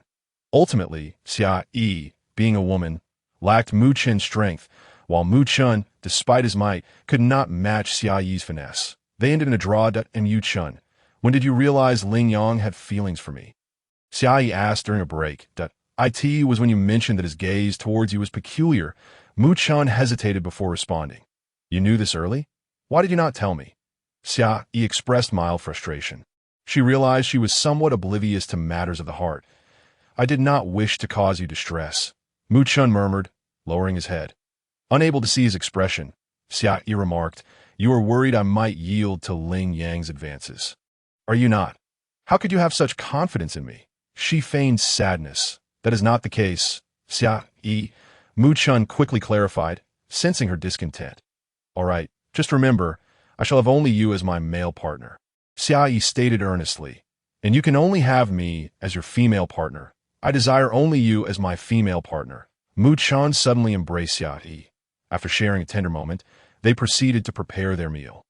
On the following day, Xia Yi and Mu Chun departed early, skipping breakfast as they set off for the White Tiger tribe. By the time Zhu Qing arrived, they had already left. Ling Yang felt a tinge of disappointment upon learning this. There was no farewell, and it seemed that Xia Yi would remain forever etched in the depths of his heart. Mu Chun, why have we left so early? The sun has yet to rise.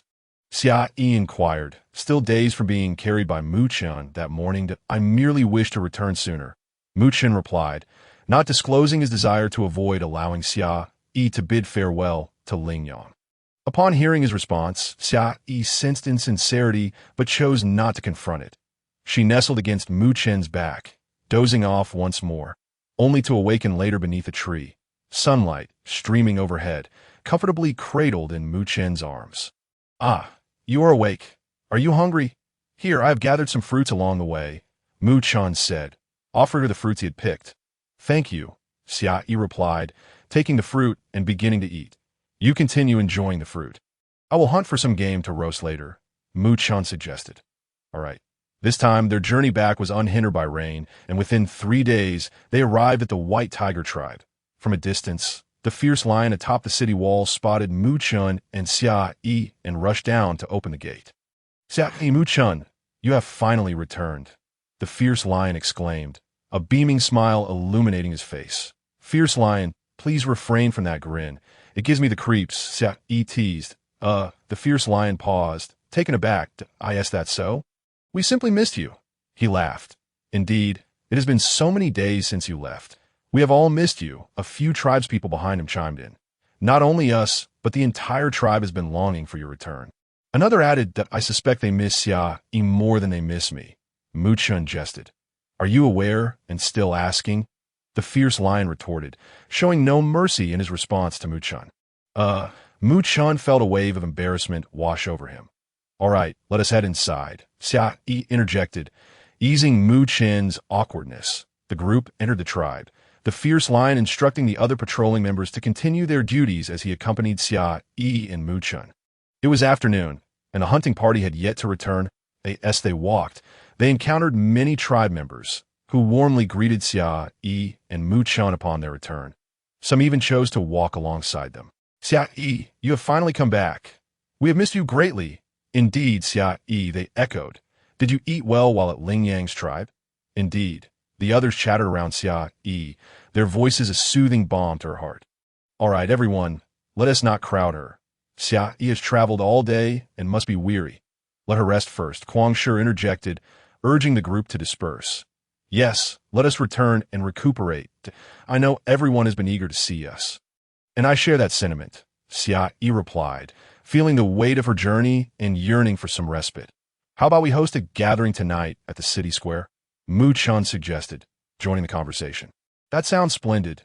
"Yes, indeed. We must prepare some food." The excitement grew, and soon they were bustling about to gather provisions. "Xia Yi, do take a moment to rest," they urged her. "Yes, Xia Yi, please rest," they echoed. Mu-chun felt a twinge of jealousy as he observed the enthusiasm of others toward his partner. Xia Yi and Mu-chun made their way to the chieftain's abode, but upon arrival, they discovered he was not there. Xia Yi instructed Little Stone to convey their presence before returning to rest. Upon opening her door, a wave of nostalgia washed over her. It had been more than half a month since they had last stayed home, yet the place remained immaculate, likely due to the assistance of fellow clansmen. "You should rest for a while," Mu-chun suggested. "But aren't you going to rest?" Xia Yi inquired, recognizing that it had been Mu-chun who bore the brunt of their travels. "Let us rest together," he replied, lifting her into his arms as they ascended the stairs. They did not sleep long before rising again, as Mu-chun had plans to observe the new Shadow Guard training under Zhong Yu and the reconnaissance team being trained by Fei Li. Xia Yi intended to check on the medical team, that Mu Ping. "How have you and Mu Ling been lately?" Upon entering the medical tent, she found Mu Ping checking Mu Ling's pulse. "Xia Yi, you're awake," they exclaimed, having heard the news of her return. "Have you rested well?" Xia Yi inquired, glancing at Mu Ling's belly. "I'm perfectly fine," Mu Ling replied with a smile. "Make sure to rest well. It won't be long before the little one arrives." "I will," Xia Yi, Mu Ling said, her hand gently caressing her abdomen, a look of bliss upon her face. "Where is everyone else, Mu Ping? Why are you alone?" Xia Yi noticed the absence of others. Some have gone to gather herbs. While others are conducting health checks for the elders, Mu Ping explained, "All right, I understand. You carry on with your duties. I'll go check on the sheep in the fields," Xia Yi said as she stepped outside. Arriving at the hillside, she could already see the first hints of green sprouting forth, evidence of new growth. "How swiftly they have grown. When I left, the planting was not yet complete, and now I return to find shoots emerging." She mused aloud.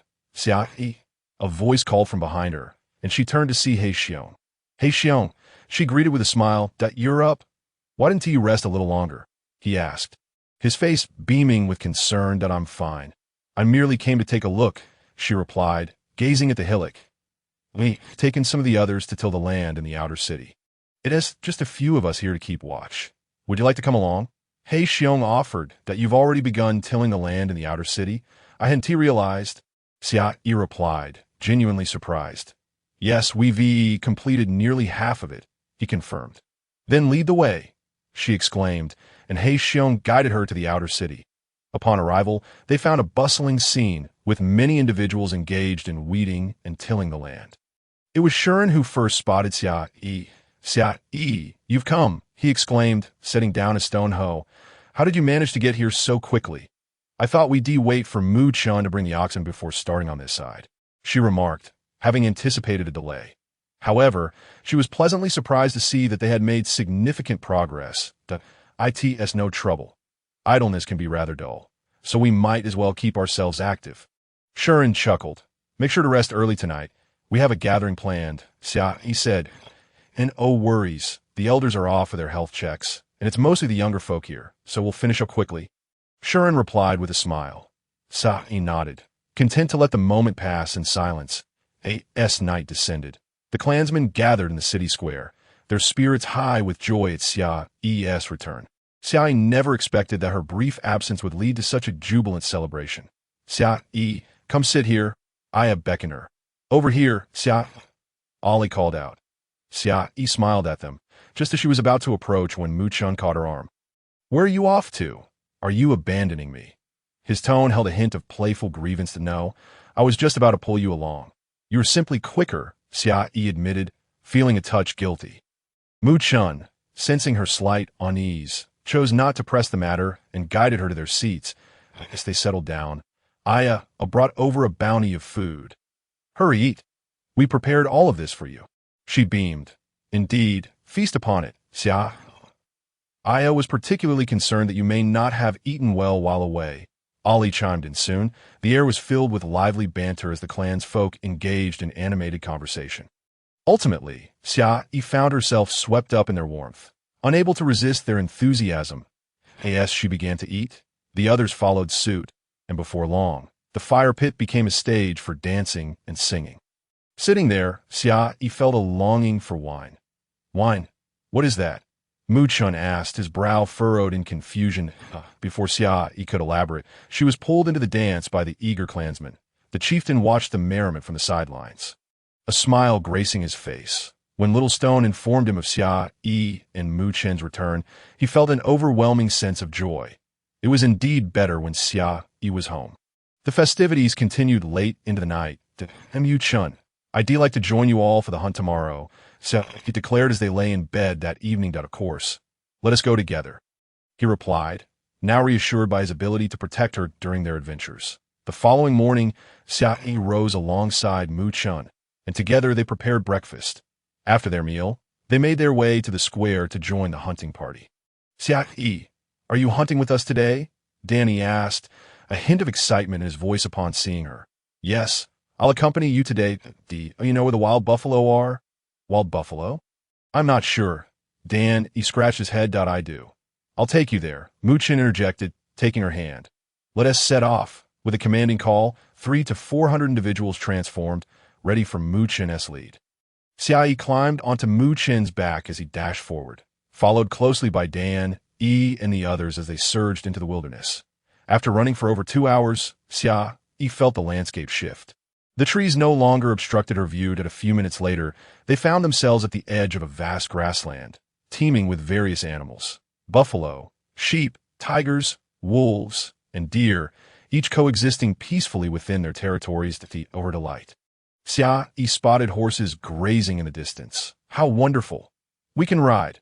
Her eyes sparkled with excitement. They chose to remain at the grassland's edge, careful not to startle the creatures. "Let us not disturb them. If we do, we may not catch any," Mu Chun cautioned, reverting to his human form. Followed by the others, they observed the grazing and resting animals from a distance. "That we will split into 2 groups, one to catch buffalo, and the other for horses. Mu Chun, you lead the buffalo team, while I'll take some of our clan members for the horses," Xia Yi organized decisively. "Danny, you take a group to catch the buffalo."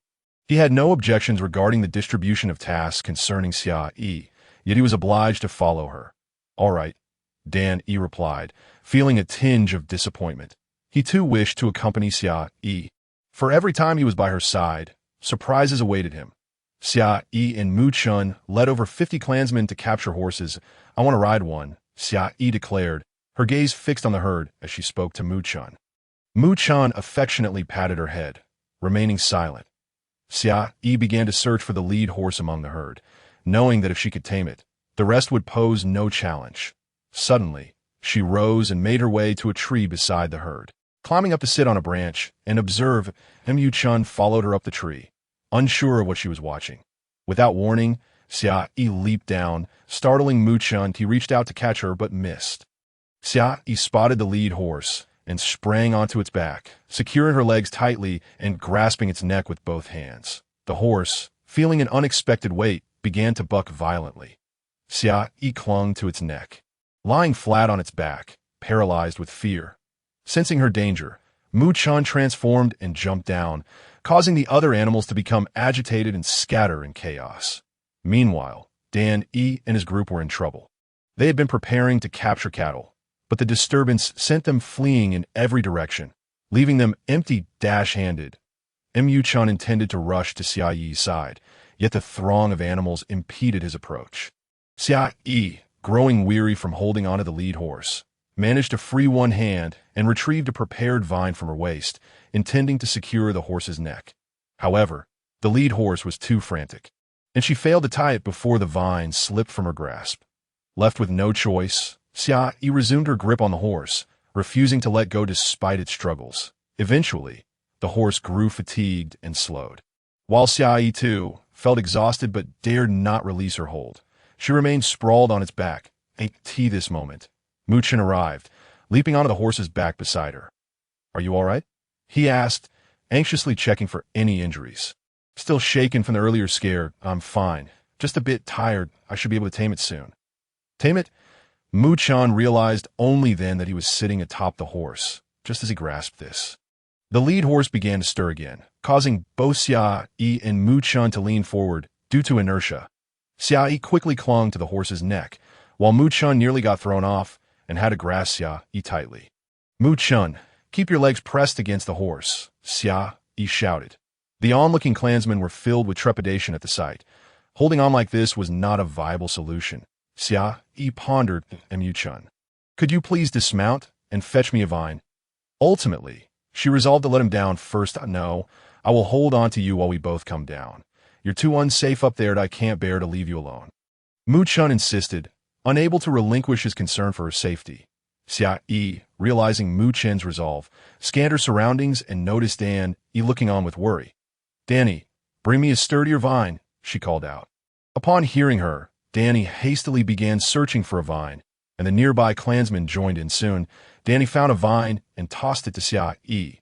She caught it with one hand, looping it around the horse's neck and tying a secure knot before slowly rising. She tightened the vine. The lead horse continued to struggle, but with less vigor, possibly due to exhaustion. Mu Chan, from behind, Xia Yi embraced her and took the vine from her grasp, pulling it taut. Now, they felt considerably safer, and the surrounding clansmen released a small sigh of relief. However, it was just a momentary reprieve, as the lead horse had yet to cease its movements. Xia Yi and Mu Chan remained on the horse's back for nearly half an hour until the lead horse finally surrendered, choosing to cease its struggles. Had it not stopped, Xia Yi might have been forced to give up due to sheer exhaustion. Fortunately, the lead horse yielded first. When they dismounted, Xia Yi's legs wobbled, nearly causing her to fall. But Mu Chan swiftly caught her. Observing their descent, Dan Yi and the others hurried over to secure the horse and check on them, anxious for any signs of injury to Xia Yi.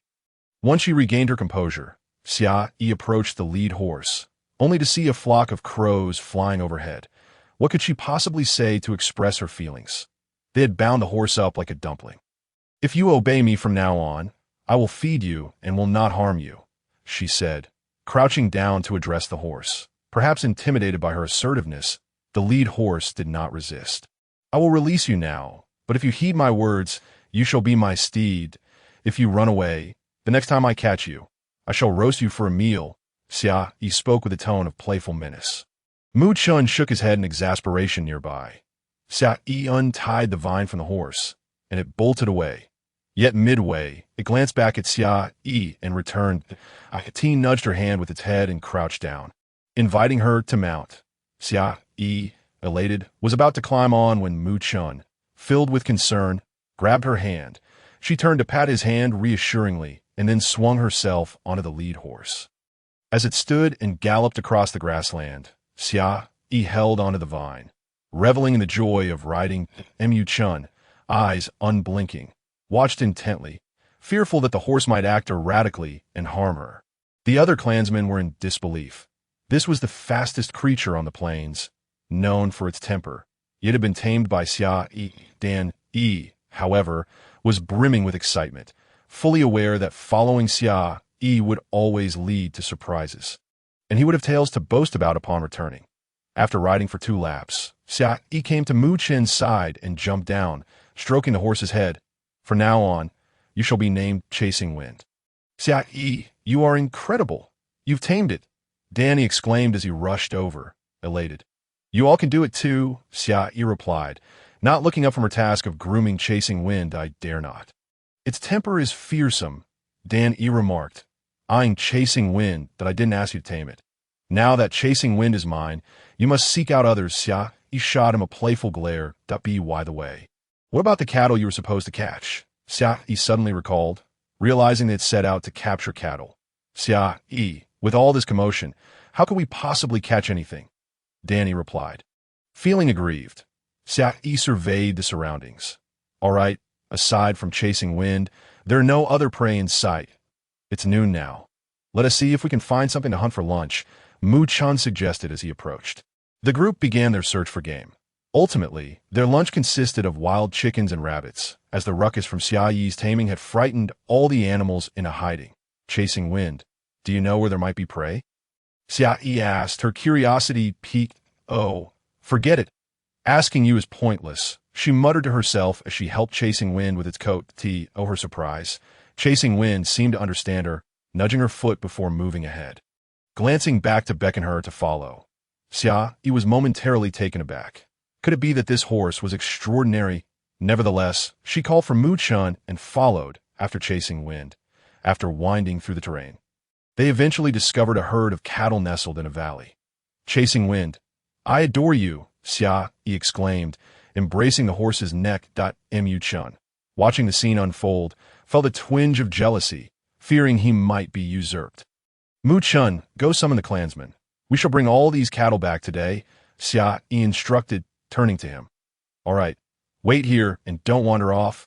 I'll return shortly. Mu Chun, still somewhat uneasy about leaving her alone, added, I will wait right here.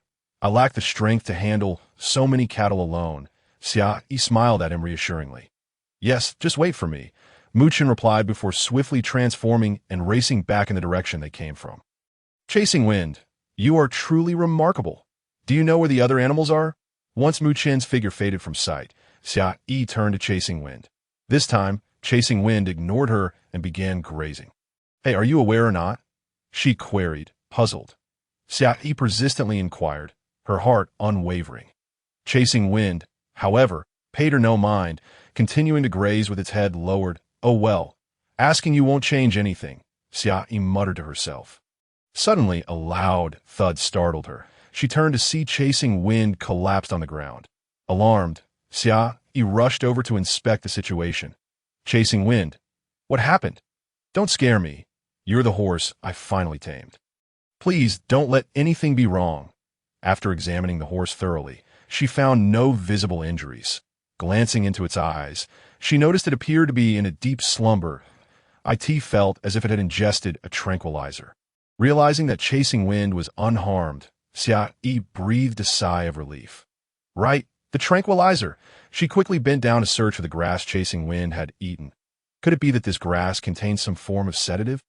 Xia Yi picked up a blade of grass and spoke to herself. That moment, Mu arrived with his clan members. Upon seeing Xia Yi still there, Mu Chun felt a wave of relief. But it quickly turned to alarm when he noticed Chasing Wind unconscious beside her. His heart raced as he hurried over. Xia, what is going on? Have you encountered any danger? Are you hurt? Only when he confirmed she was unharmed did he relax. I'm fine, really.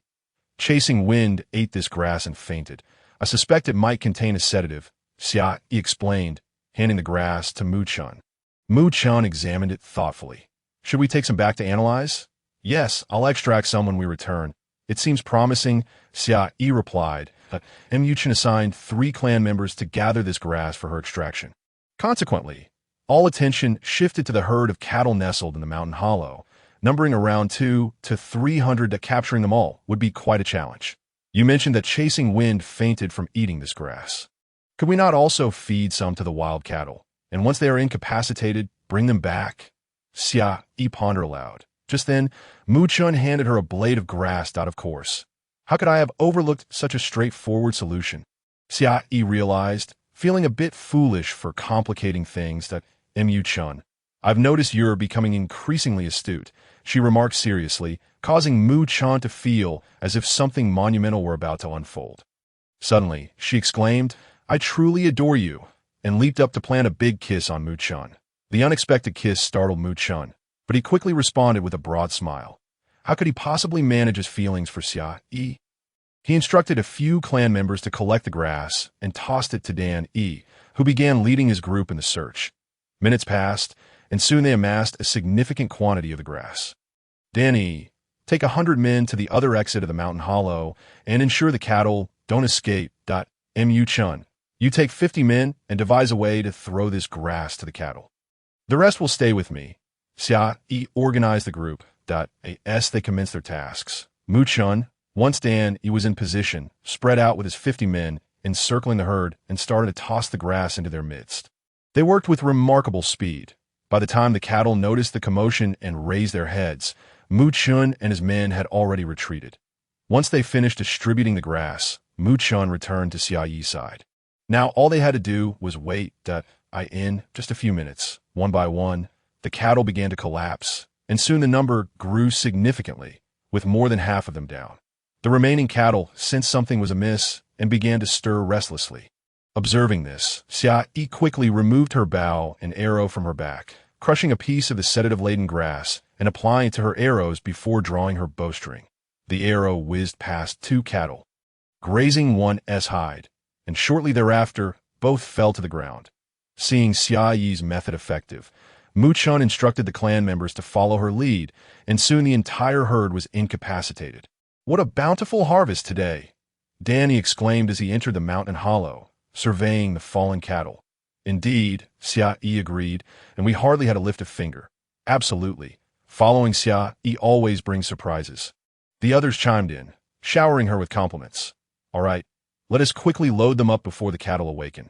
That would render our efforts futile, Xia Yi urged, feeling overwhelmed by the praise.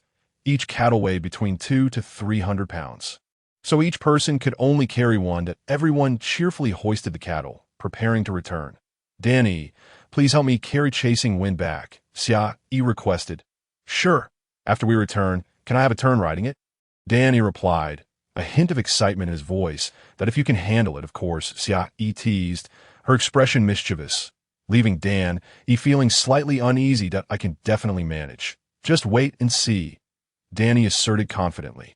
Mu Chun, having witnessed Chasing Wind's previous outburst, cast a sympathetic glance at Dan Yi before setting off with Xia Yi on his back. Seeing Mu Chun depart, Dan Yi hoisted the horse and followed closely behind. And soon a large group of people was making their way toward the White Tiger tribe. The sight of the enormous group returning with cattle startled the fierce lions perched atop the city walls. Every time Xia Yi goes out, it's always a mix of thrills and surprises, one lion mused. The cattle were placed in the pen Xia Yi had previously prepared with Zhu Qing. Let us starve them for a couple of days, then feed them. They'll soon learn to obey us and can help with work afterward, Xia Yi declared happily. Danny, take Chasing Wind to my home. Rather than confining or tying Chasing Wind up, Xia Yi simply let it roam freely in the yard. Mu Chen stepped out to gather some grass for Chasing Wind, ensuring it wouldn't devour the vegetables in the yard upon waking. Chasing Wind awoke the next day, still somewhat weak, lying on the ground while consuming the food Mu Chun had prepared. This sedative is quite potent. I must have Mu Ping extracted as soon as possible, Xia Yi mused, stroking Chasing Wind's head. Chasing Wind, eat your fill. I'll be stepping out for a moment. With that, she took the sedative-laden grass to the medical team. Mu Ping, this grass contains sedative components. I'll teach you how to extract it. It will prove useful in the future. Upon entering, Xia Yi handed the grass to Mu Ping. That is sedative? What do you need? I'm eager to learn about medicine. He replied enthusiastically that we'll need a stone pot for boiling, Xia Yi instructed. All right, I'll fetch one. Mu Ping responded promptly, quickly locating a stone pot. Once they had the pot, they set up a makeshift stove in the yard. And Xia Yi began teaching Mu Ping the extraction process. Her instructions were meticulous, and Mu Ping absorbed the knowledge diligently, occasionally demonstrating his understanding. Before long, he had mastered the technique. Xia Yi entrusted him with the remaining grass for extraction. Feeling somewhat fatigued, she decided to have lunch with the medical team, then return home for a brief rest and a nap. Upon arriving home, she spotted Dan Yi squatting at her doorstep. "Danny, why are you sitting here? Didn't you go hunting?" "I stayed back today to look after Mu Ling," Danny replied, standing up at the sight of Xia Yi. "Then what brings you to my doorstep?" "Is Mu Ling unwell?" No, I can't find you," Danny said with a hopeful smile. "Find me? What is the matter?" Xia Yi wondered if she had forgotten something. "Yesterday you promised me that once Chasing Wind woke up, I could have a ride," Danny said, looking a bit forlorn. "Oh, right? I did promise you," Xia Yi recalled. "Are you sure you want to ride?" she asked again. "Of course." Danny had been thinking about it all night. "All right then, let me check if Chasing Wind has recovered," Xia Yi said, stepping inside. Upon entering, she found Chasing Wind standing and munching on grass, looking quite spirited. It seems to be recovering well. Truly a remarkable creature from the Beastman continent." "Xia Yi, can I ride it now?" Danny asked eagerly. "Let us head outside the tribe. It's too cramped in here that if Chasing Wind becomes restless, this small space won't suffice for its antics." "Why?" Danny inquired, puzzled. "Because it's more spacious out there," Xia Yi replied earnestly. All right, Danny assumed Xia Yi wanted him to ride longer, so he followed her outside. With that, Xia Yi led Chasing Wind out of her home and climbed onto its back. "I'll go first. Close my door behind you and hurry up," she called before riding off, leaving Danny envious. He quickly shut the door and transformed, racing after her. Xia Yi waited at the city gate for 4 to 5 minutes before Dan Yi finally arrived. Xia Yi handed the vine reins from Chasing Wind to Dan Yi, then retreated to the city wall's entrance to stand alongside the ferocious lion.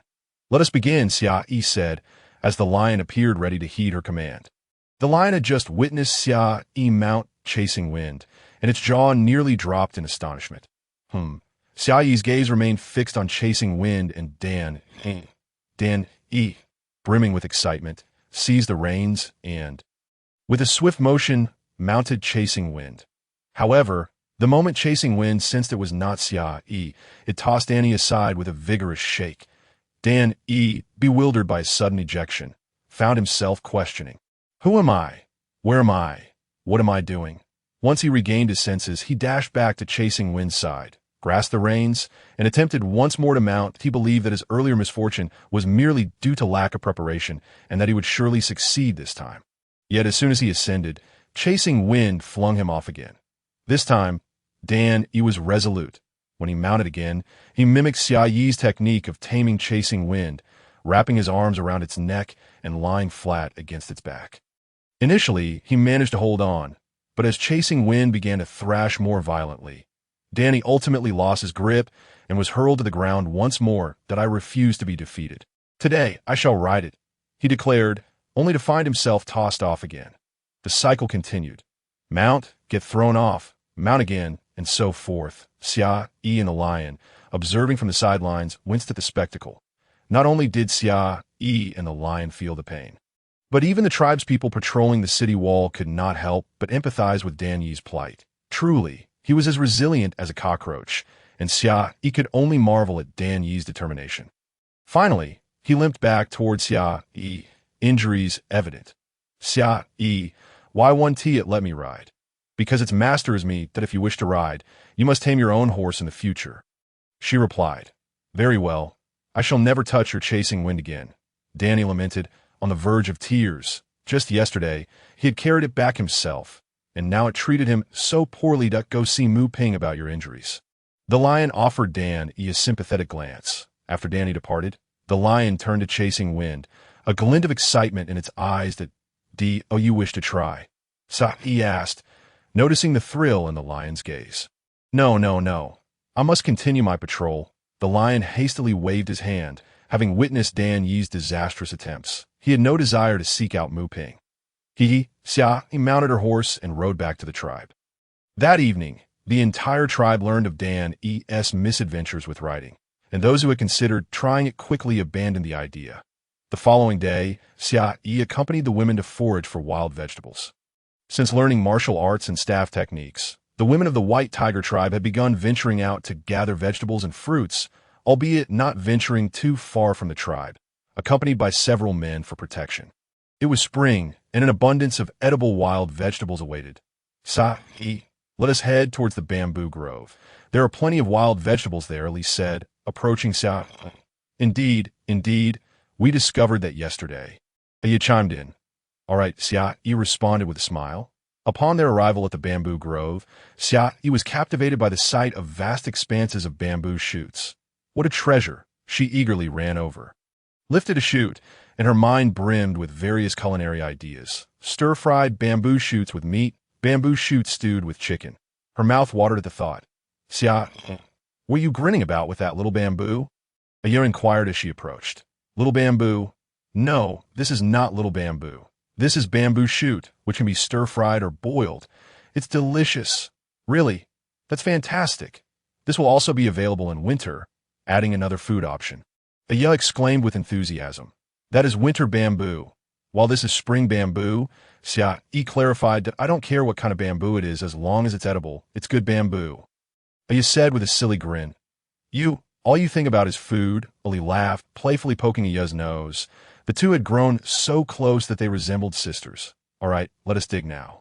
I've decided we shall feast on spring bamboo tonight, Yi declared as she began to work.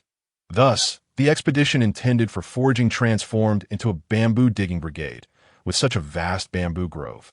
They had plenty of work ahead of them. They could also make dried bamboo shoots to preserve for winter. As they dug, Xia contemplated their bounty. That evening, the women returned with baskets brimming with spring bamboo, and the tribespeople were already anticipating yet another delicious meal. Xia Yi, hurry, come teach me how to cook. Yi tugged impatiently at Xia Yi's sleeve.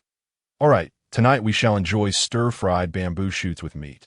Xia Yi shared her excitement. First, remove this outer layer. Discard any that are too tough, and only keep the tender ones as she demonstrated. She explained to Yi.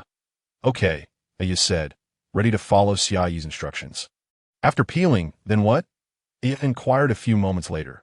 Slice them with a stone knife. Boil them in a stone pot for a short time. Don't cook them too long. Then drain the water, and you can stir-fry them with meat.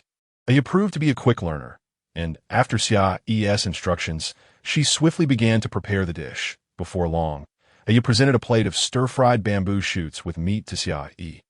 Unable to contain her excitement, Xia Yi eagerly picked up her chopsticks to taste as the flavors melded in her mouth. The delicate aroma of bamboo shoots intertwined with the savory scent of meat. The sweetness and crispness of the dish overwhelmed her senses. This is exquisite.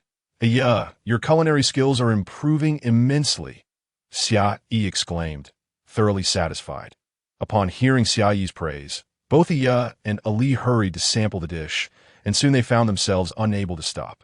They polished off the entire plate of stir-fried bamboo shoots with meat. Still yearning for more, Yi quickly prepared another batch for the tribespeople to taste, and not a single person expressed dissatisfaction. Everyone fell in love with spring bamboo.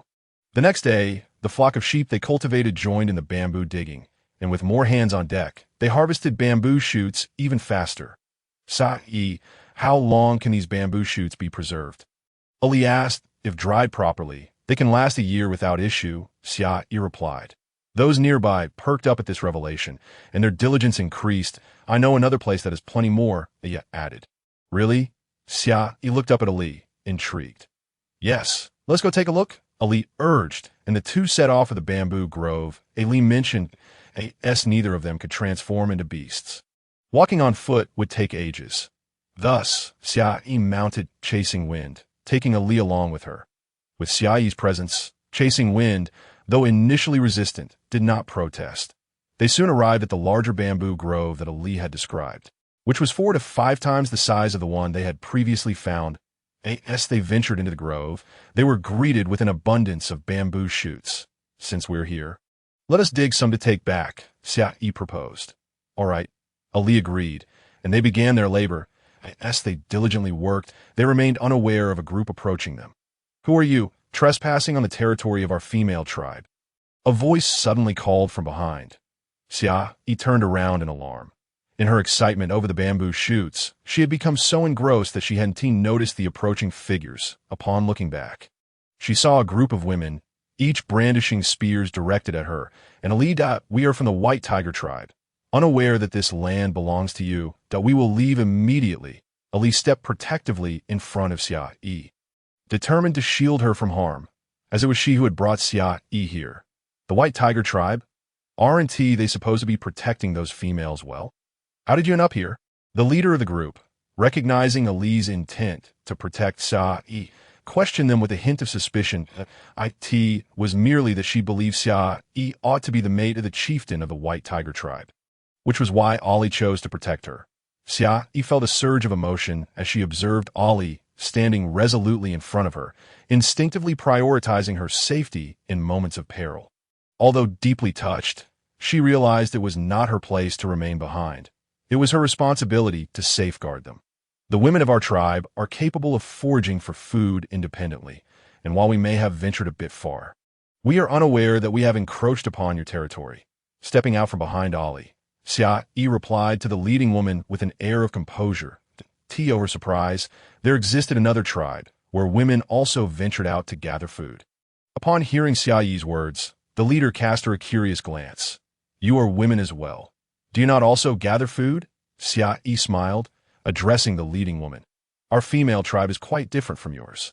We, too, have women who hunt," interjected another woman from behind the leader, irked by the comparison to other tribes' frail females. Xia Yi expressed genuine astonishment. Women hunting in this land of beastmen was a rarity. Even the women of the White Tiger tribe had been quite sheltered. To now hear a woman proclaim that they hunt was indeed surprising. Ali shared her astonishment. She had thought Xia Yi formidable. Yet here was a tribe where women collectively engaged in hunting. The woman observed their expressions of incredulity with a sense of pride. Who would have thought there existed a tribe that allows women to hunt? "Quite fascinating," Xia Yi mused, admiration evident in her gaze. "You have now intruded upon our territory in search of food. Come with us to meet our chieftain," declared the leading woman. "No," Ali promptly interjected, positioning herself protectively before Xia Yi. "Very well, I shall accompany you," Xia Yi reassured Ali with a pat on her shoulder, signaling her to remain calm. "No, Xia, I cannot allow you to go alone," Ali insisted, her anxiety palpable. "If both of us go, who will return to report our safety?" Xia Yi chuckled, attempting to ease the tension. "Both must go," the leading woman insisted. "Since it is merely a meeting with your chieftain, I can go alone. Or is it that you intend to capture us?" Xia Yi maintained her smile as she regarded them. "And if we did capture you?" another woman chimed in from the back. "Then we shall see how capable you truly are," Xia Yi retorted, her smile fading as she regarded them with seriousness. "Very well, you may go alone," the leading woman conceded. They were a female tribe, and with so many women, they could not afford to provoke conflict with other tribes unless absolutely necessary. The woman behind her was about to protest, but was silenced by a glance from the leader. Xia Yi had no interest in their discourse. She turned to Ali and instructed, "Return and inform Mu Chun and the chieftain that I am visiting the female tribe. If nothing urgent arises, I shall return by tomorrow. Tell them to remain patient." But Ali's concern remained. "There are no buts. Ali, if we both fail to return, what do you think will happen to our kin?" Xia Yi interrupted. Ali understood all too well. Her absence was inconsequential, but Xia Yi's was not. Should they discover her missing, the entire White Tiger tribe would mobilize, potentially searching the entire land of beastmen. "Xia Yi, let me accompany you. You return to report our safety," Ali pleaded again. "As long as I am unwilling. Do you think they can keep me here? Besides, do you know what I intend to do?" Xia Yi pointedly asked. "Very well. I shall have Chasing Wind escort you back. Remember my words. Let the tribe wait for my return without rash actions." "Chasing Wind," Xia Yi called out, and in an instant, the spirited creature rushed to her side. The women of the female tribe instinctively raised their spears toward Chasing Wind. Xia Yi ignored their alarm, approaching Chasing Wind and stroking its mane. "Chasing Wind, I'm visiting the female tribe. Take Ollie back now, and be obedient.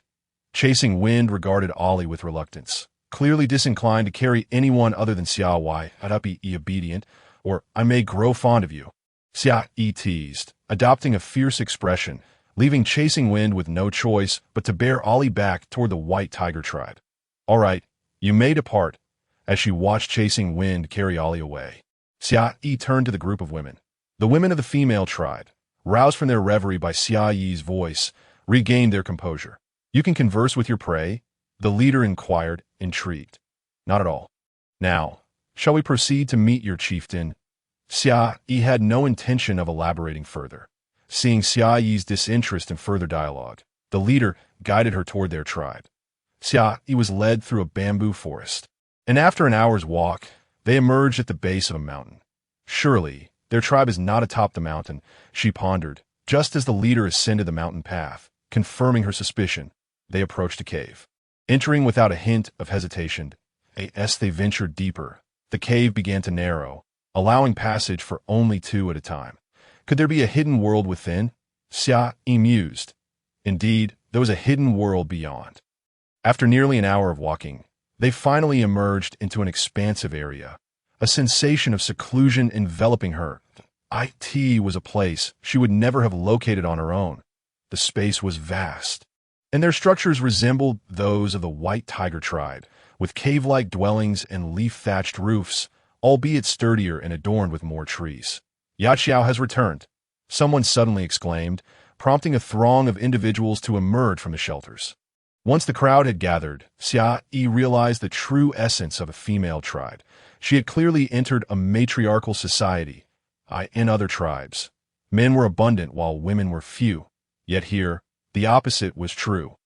Yaqiao, you have finally returned. Why are you so late today? And you brought back a female? Questioned an unknown voice as a group of women, comprising over 100, returned, carrying their catches. Leading them was a man. Yaqiao, who is she? The man inquired, stepping forward. Chieftain, she is someone we discovered in the bamboo forest of our tribe. She claims to be from the white tiger tribe, Yaqiao replied. Chieftain, Xia Yi's attention turned to the man. The leader of the female tribe was a man. It seemed he possessed remarkable qualities that I am from the white tiger tribe, and my name is Xia. I was foraging today and inadvertently trespassed upon your territory. I apologize, Xia Yi introduced herself. I am the chieftain of the female tribe, and my name is Xichin.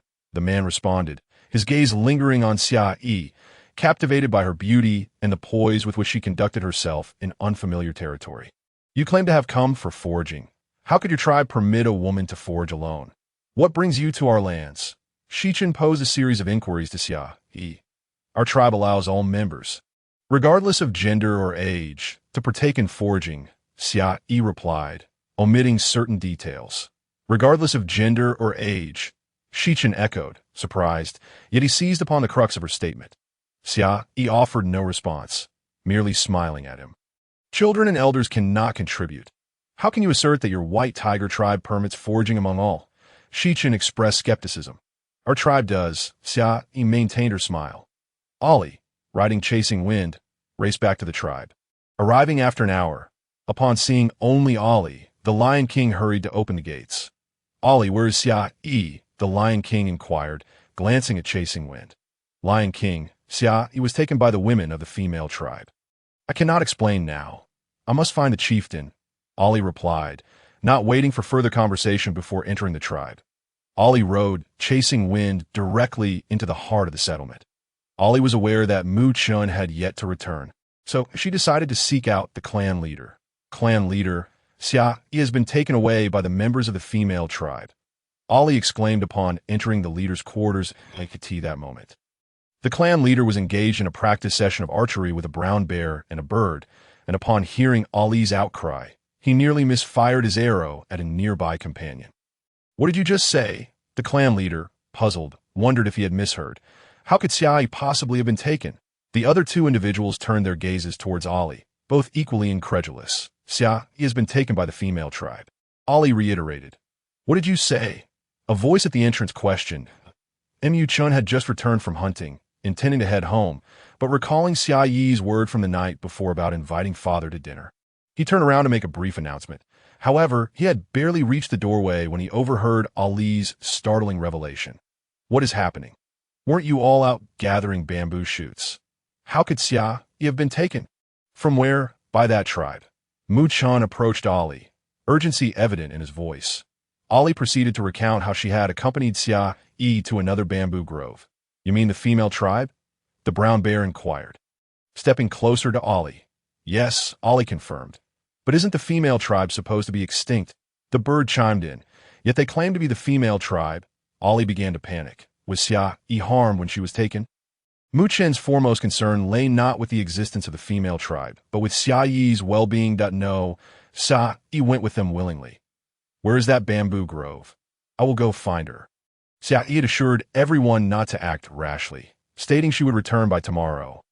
Ali conveyed Xia Yi's message to the others, saying that if she did not wish to stay, no one could keep her, and she had instructed them to wait for her return. Mu Chun found it impossible to remain at ease in the clan, his anxiety mounting. However, there was no choice. Xia Yi's words had to be heeded. Upon Ali's return, she had informed the roaring lion at the city gate about Xia Yi's abduction, and the news quickly spread throughout the clan, prompting inquiries at the clan leader's residence. Following dinner, the clan leader announced a gathering at the external city square to relay Ali's account to everyone, including Xia Yi's message, urging them to remain calm until the following day. That night would undoubtedly be a sleepless one for the White Tiger clan. Mu Chun could not stomach his meal. Upon hearing the news, he made his way to the city wall, contemplating the possibility of Xia Yi's return late at night so he could escort her home. Mu Chun, you have spent the entire day hunting. You should return to eat and rest. We will wait here for Xia Yi, said Brown Universe, along with Fei Li, Tang Shi, Mian Yang, and Black Bear, who had all gathered. No, I cannot eat now. I must wait for her here, Mu Chun replied, his gaze unwavering, fixated on the horizon, ignoring their attempts to persuade him. Gradually, more and more people gathered atop the wall. For Mu Chun, each passing minute felt like an eternity. He had never experienced time dragging so slowly. He could see that moment. He resolved that in the future, he would accompany Xia Yi wherever she went, regardless of the circumstances. Meanwhile, Xia Yi remained oblivious to the turmoil within the White Tiger clan. Unaware that she would soon gain an additional attachment, she had been assigned to a tent next to Shi Chun. And during dinner, it was Yi Qiao who brought her food. Originally, she had intended to dine outside, but someone was keen to prevent her from wandering about, thus delivering her meal instead. Yi Qiao, isn't your tribe the female tribe? How can the clan leader be a man? Xia Yi asked while savoring the roasted meat. Because he has the capability to protect us. Yi Qiao paused momentarily. Are you the former clan leader? Though she directed the question at Yi Qiao, Xia Yi had already deduced the answer. You are quite perceptive, Yi Qiao remarked earnestly, gazing at Xia Yi. Thank you, Xia Yi replied. I think you could remain in our tribe. Yi Qiao suddenly suggested. Why do you think so? Xia Yi inquired, turning her attention to her. Because you are very intelligent. A flock of crows flew overhead, casting a shadow over the day that I will not stay in the female tribe.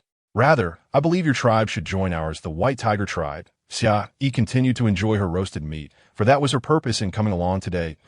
Do not ask her why she would invite a tribe she did not know to join. If you did, she would simply tell you it was because they had many women in their tribe. Why? Because your tribe has many women, while ours has many men, Xia Yi answered straightforwardly, sensing that Yi Qiao preferred directness over ambiguity. Yi Qiao said nothing further and stood up to leave. Xia Yi remained unhurried, leisurely consuming her roasted meat. After finishing her meal, Yi Qiao returned, accompanied by their clan leader, Shi Chun. I wish to know how your White Tiger tribe manages to allow all ages and genders to gather resources. Shi Chun continued to express concern over this matter. Want to know? Join us, and you will find out. Xia Yi maintained her amiable demeanor. You want to know why our female tribe has settled in such a secluded location? Do you wish to understand how I became the clan leader? Shi Chun asked with a hint of sadness in her eyes as she looked at Xia Yi. For some reason, she felt an inexplicable urge to draw closer to Xia Yi. If you have something to say, please do, Xia Yi encouraged. Shi Chun let out a bitter smile. Our female tribe once boasted over 2,000 members, with around 1,500 women and just over 500 men. You can count? Xia Yi interrupted Shi-chan in surprise. Logically, the beastmen of this continent were not adept at mathematics. The members of the White Tiger tribe had learned from her. You know numbers? Shi-chan scrutinized Xia Yi, her gaze filled with intensity. I do. Xia Yi confirmed, noting that Shi-chan had no intention of continuing the conversation. Shi-chan resumed, very few individuals on the entire beastmen continent are aware of our female tribe's existence. Initially, we lived in a hidden location where men would go hunting while women gathered fruits and vegetables. One day, a peculiar woman fell from the sky into our tribe. She insisted we call her Empress, and she taught us many things, including numbers. Did she also teach you martial arts? Xia Yi inquired with certainty. How did you know? The question came from Yiqiao, astonished that there was another traveler, particularly one dressed in attire from what they described as ancient times. Please continue. Xia Yi gestured for Shi-chan to elaborate. Since our tribe had many women, we were afraid to let other tribes know of our existence, fearing an attack. Upon learning of this, the Empress began teaching us martial arts and various skills. We studied diligently, but eventually, our tribe rescued a nearly starving man.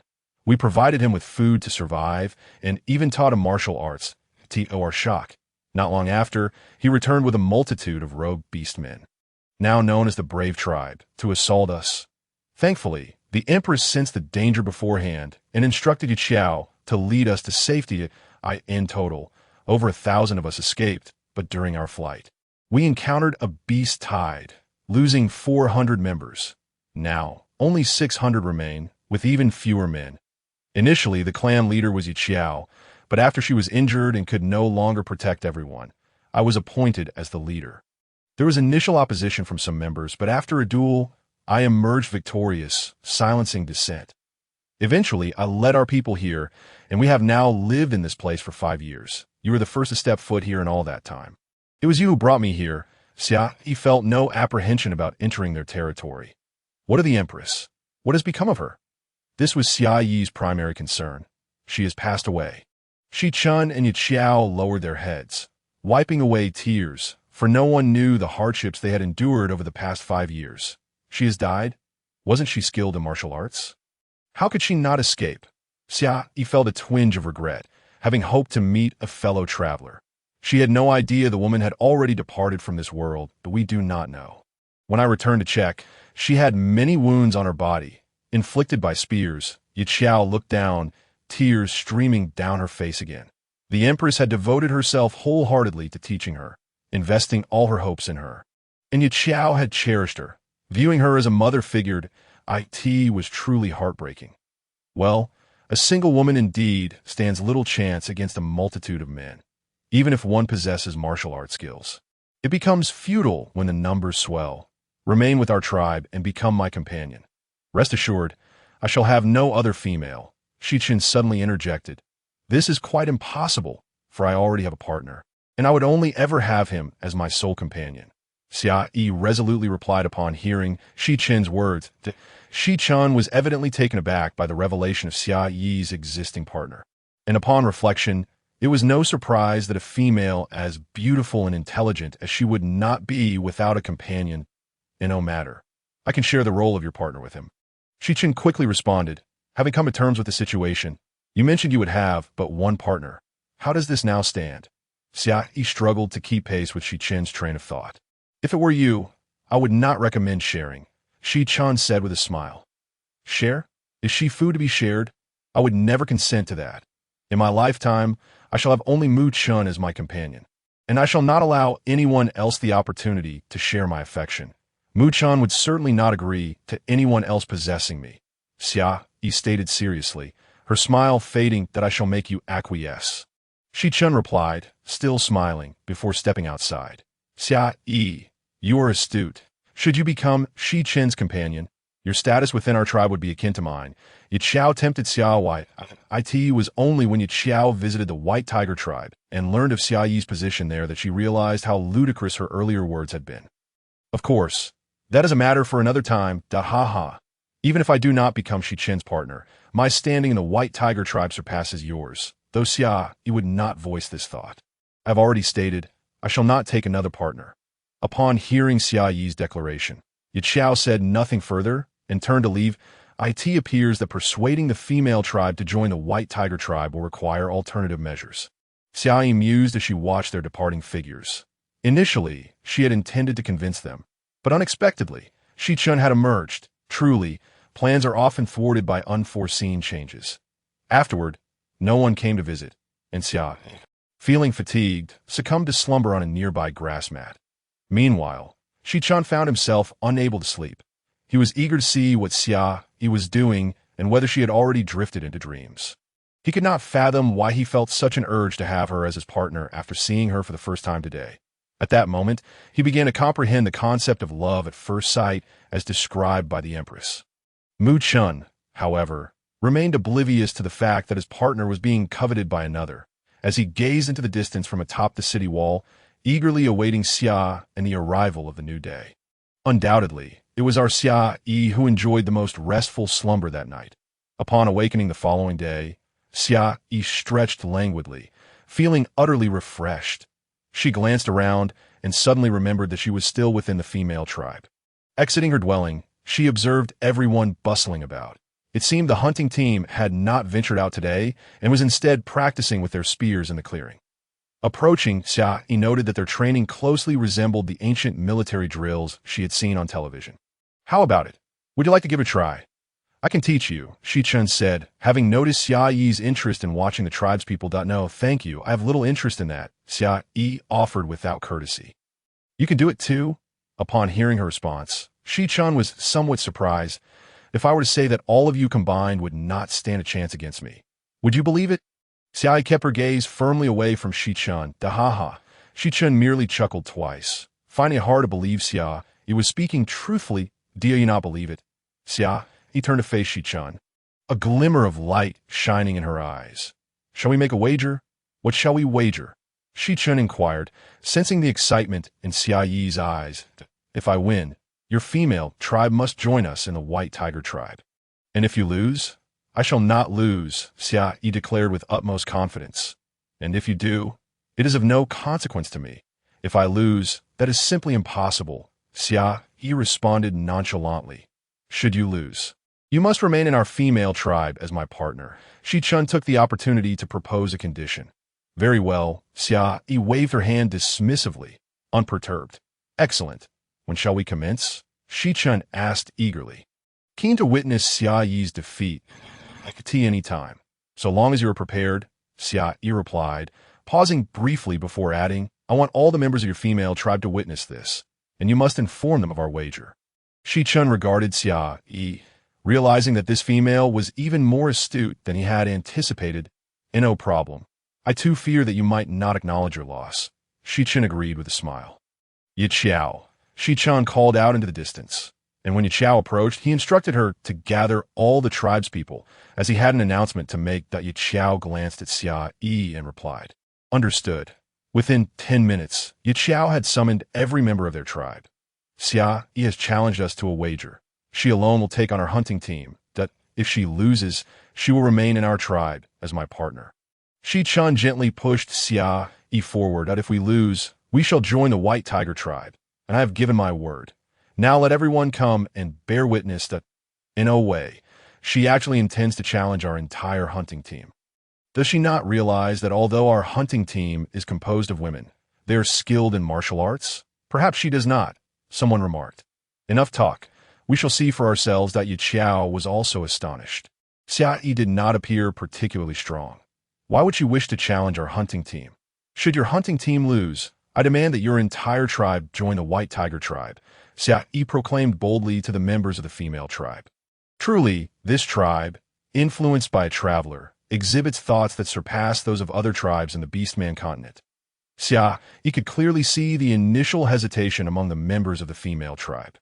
"Should you triumph over our hunting team, we, the female tribe, shall follow you." It was unclear who uttered the words, but others soon echoed the sentiment. "Indeed, provided you win, we shall follow you. Yes, if you alone can challenge our hunting team and emerge victorious, we are willing to follow you," Yi Qiao asserted earnestly. Mu Chun had waited atop the wall all night without sight of Xia Yi. As dawn broke, he could no longer contain his impatience. The night had already stretched his limits. Inquiring with Ali about the bamboo grove, he mounted Chasing Wind and set off. Strangely, Chasing Wind seemed to know he was seeking his master, allowing him to ride. Having carried Ali back the previous day, Chasing Wind's excellent memory guided Mu Chun to the bamboo grove from yesterday. Dismounting, he discovered traces of bamboo shoots being harvested, recognizing that these were left by Xia Yi and her companions. Following the marks, Mu Chun discovered some footprints, leading him onward. Over here, Xia Yi commenced her challenge, brandishing a wooden stick as she stood in the center. The women of the female tribe's hunting team brandished their spears. "Come forth," Xia Yi beckoned, and instantly, the women of the hunting team charged toward her with their spears. Xia Yi lifted her staff and began to fight. Her knowledge of medicine granted her an unparalleled understanding of the human body. She struck where it would hurt the most, leaving no visible marks of her assault. Although they were numerous and trained in martial arts, their skills paled in comparison to Xia Yi's intricate and sophisticated techniques. Furthermore, her staff technique had been refined over thousands of years, rendering their efforts trivial. That Shi Chun watched in awe as Xia Yi wielded her staff with unparalleled grace, scarcely believing that anyone could execute such artistry. Yet disbelief was futile. She was right there in the arena. Yi Qiao, too, was astounded. Even when combined with Shi Chun, they could hardly match half of Xia Yi's prowess. The other members of the female tribe also gazed in disbelief at the duel unfolding before them. It was less a contest and more a one-sided beatdown of their hunting team by Xia Yi. The hunting team struggled to even touch Xia Yi, feeling as though they had scarcely registered the encounter before being struck. And the pain was undeniable. Having trained in martial arts and hunted for years, their reactions were commendable. Yet from Xia Yi's perspective, they were still somewhat sluggish. Against the elders of the White Tiger tribe, they would have faced no difficulty at all. However, when facing other orcs who had not undergone training, victory was assured. The outcome was predetermined. After approximately 20 minutes, only Xia Yi remained standing on the stage, while the others writhed on the ground, groaning in pain. "You have lost," Xia Yi declared from her elevated position. The other members of the female tribe, having regained their composure, knelt before Xia Yi, expressing their willingness to follow her. Even Shi Chun and Yi Qiao knelt down. Those who had just been in pain also endured the discomfort to kneel, affirming their allegiance. "Very well. From now on, you should be members of the White Tiger tribe." Xia Yi responded, visibly pleased, remarking that disobedience would result in a beating, followed by laughter. "We will follow you," Shi Qin proudly proclaimed, raising her head at a. Xia Yi was speechless at Shi Qin's unexpected wordplay. "It's fine. If you wish to follow me, then so be it. After all, I'm also a member of the White Tiger tribe. Just heed my arrangements henceforth." Contemplating this, Xia Yi felt indifferent. They were all part of the same tribe. Upon hearing Xia Yi's agreement, the female tribe members finally stood up. "Even if I follow you, I will not give up on pursuing you. I still wish to become your partner," Shi Qin expressed as she approached Xia Yi. "My only partner is Xia Yi. Do not even think about it," Mu Chen interjected, having finally located the female tribe after much effort. Upon arriving, he overheard Shi Qin's declaration to Xia Yi, which understandably incensed him. Hearing the commotion, both Xia Yi and Shi Chun turned to see Mu Chun, and Xia Yi joyfully rushed over to embrace him. "Why are you here? Did I not instruct you to wait for me in the tribe?" "I waited for you until dawn. I could no longer bear it. I was very worried about you," Mu Chen replied, returning Xia Yi's embrace. Seeing her safe eased his worries, yet upon recalling Shi Qin's words, his anger reignited. How dare she pursue his partner in his absence? Shi Chun, observing the two entwined, felt a tumult of emotions and longed to separate them. After a moment of tenderness, Xia Yi finally extricated herself from Mu Chen's embrace. Although released, Mu Chun held on to Xia Yi's hand tightly, unwilling to let go. Xia Yi did not resist his grip.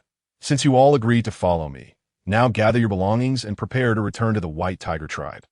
The members of the female tribe felt conflicted. Could they truly leave this place? They had resided here for 5 years. Would life outside offer them a stable existence? Although they had resolved to follow Xia Yi, they were aware that life in the outside tribes was not as desirable as their current situation. Xia Yi recognized their hesitation. "If you follow me, I will provide you with a better life." You will enjoy the same lifestyle as we do in the white tiger tribe. Should you find the outside world less favorable than your current life, you may return at any time. I will not hinder you, and will even arrange for someone to teach you combat techniques. And Yuchen observed that the female tribe was predominantly composed of women, leading him to understand why Xia Yi was so adamant about coming along. Do not worry.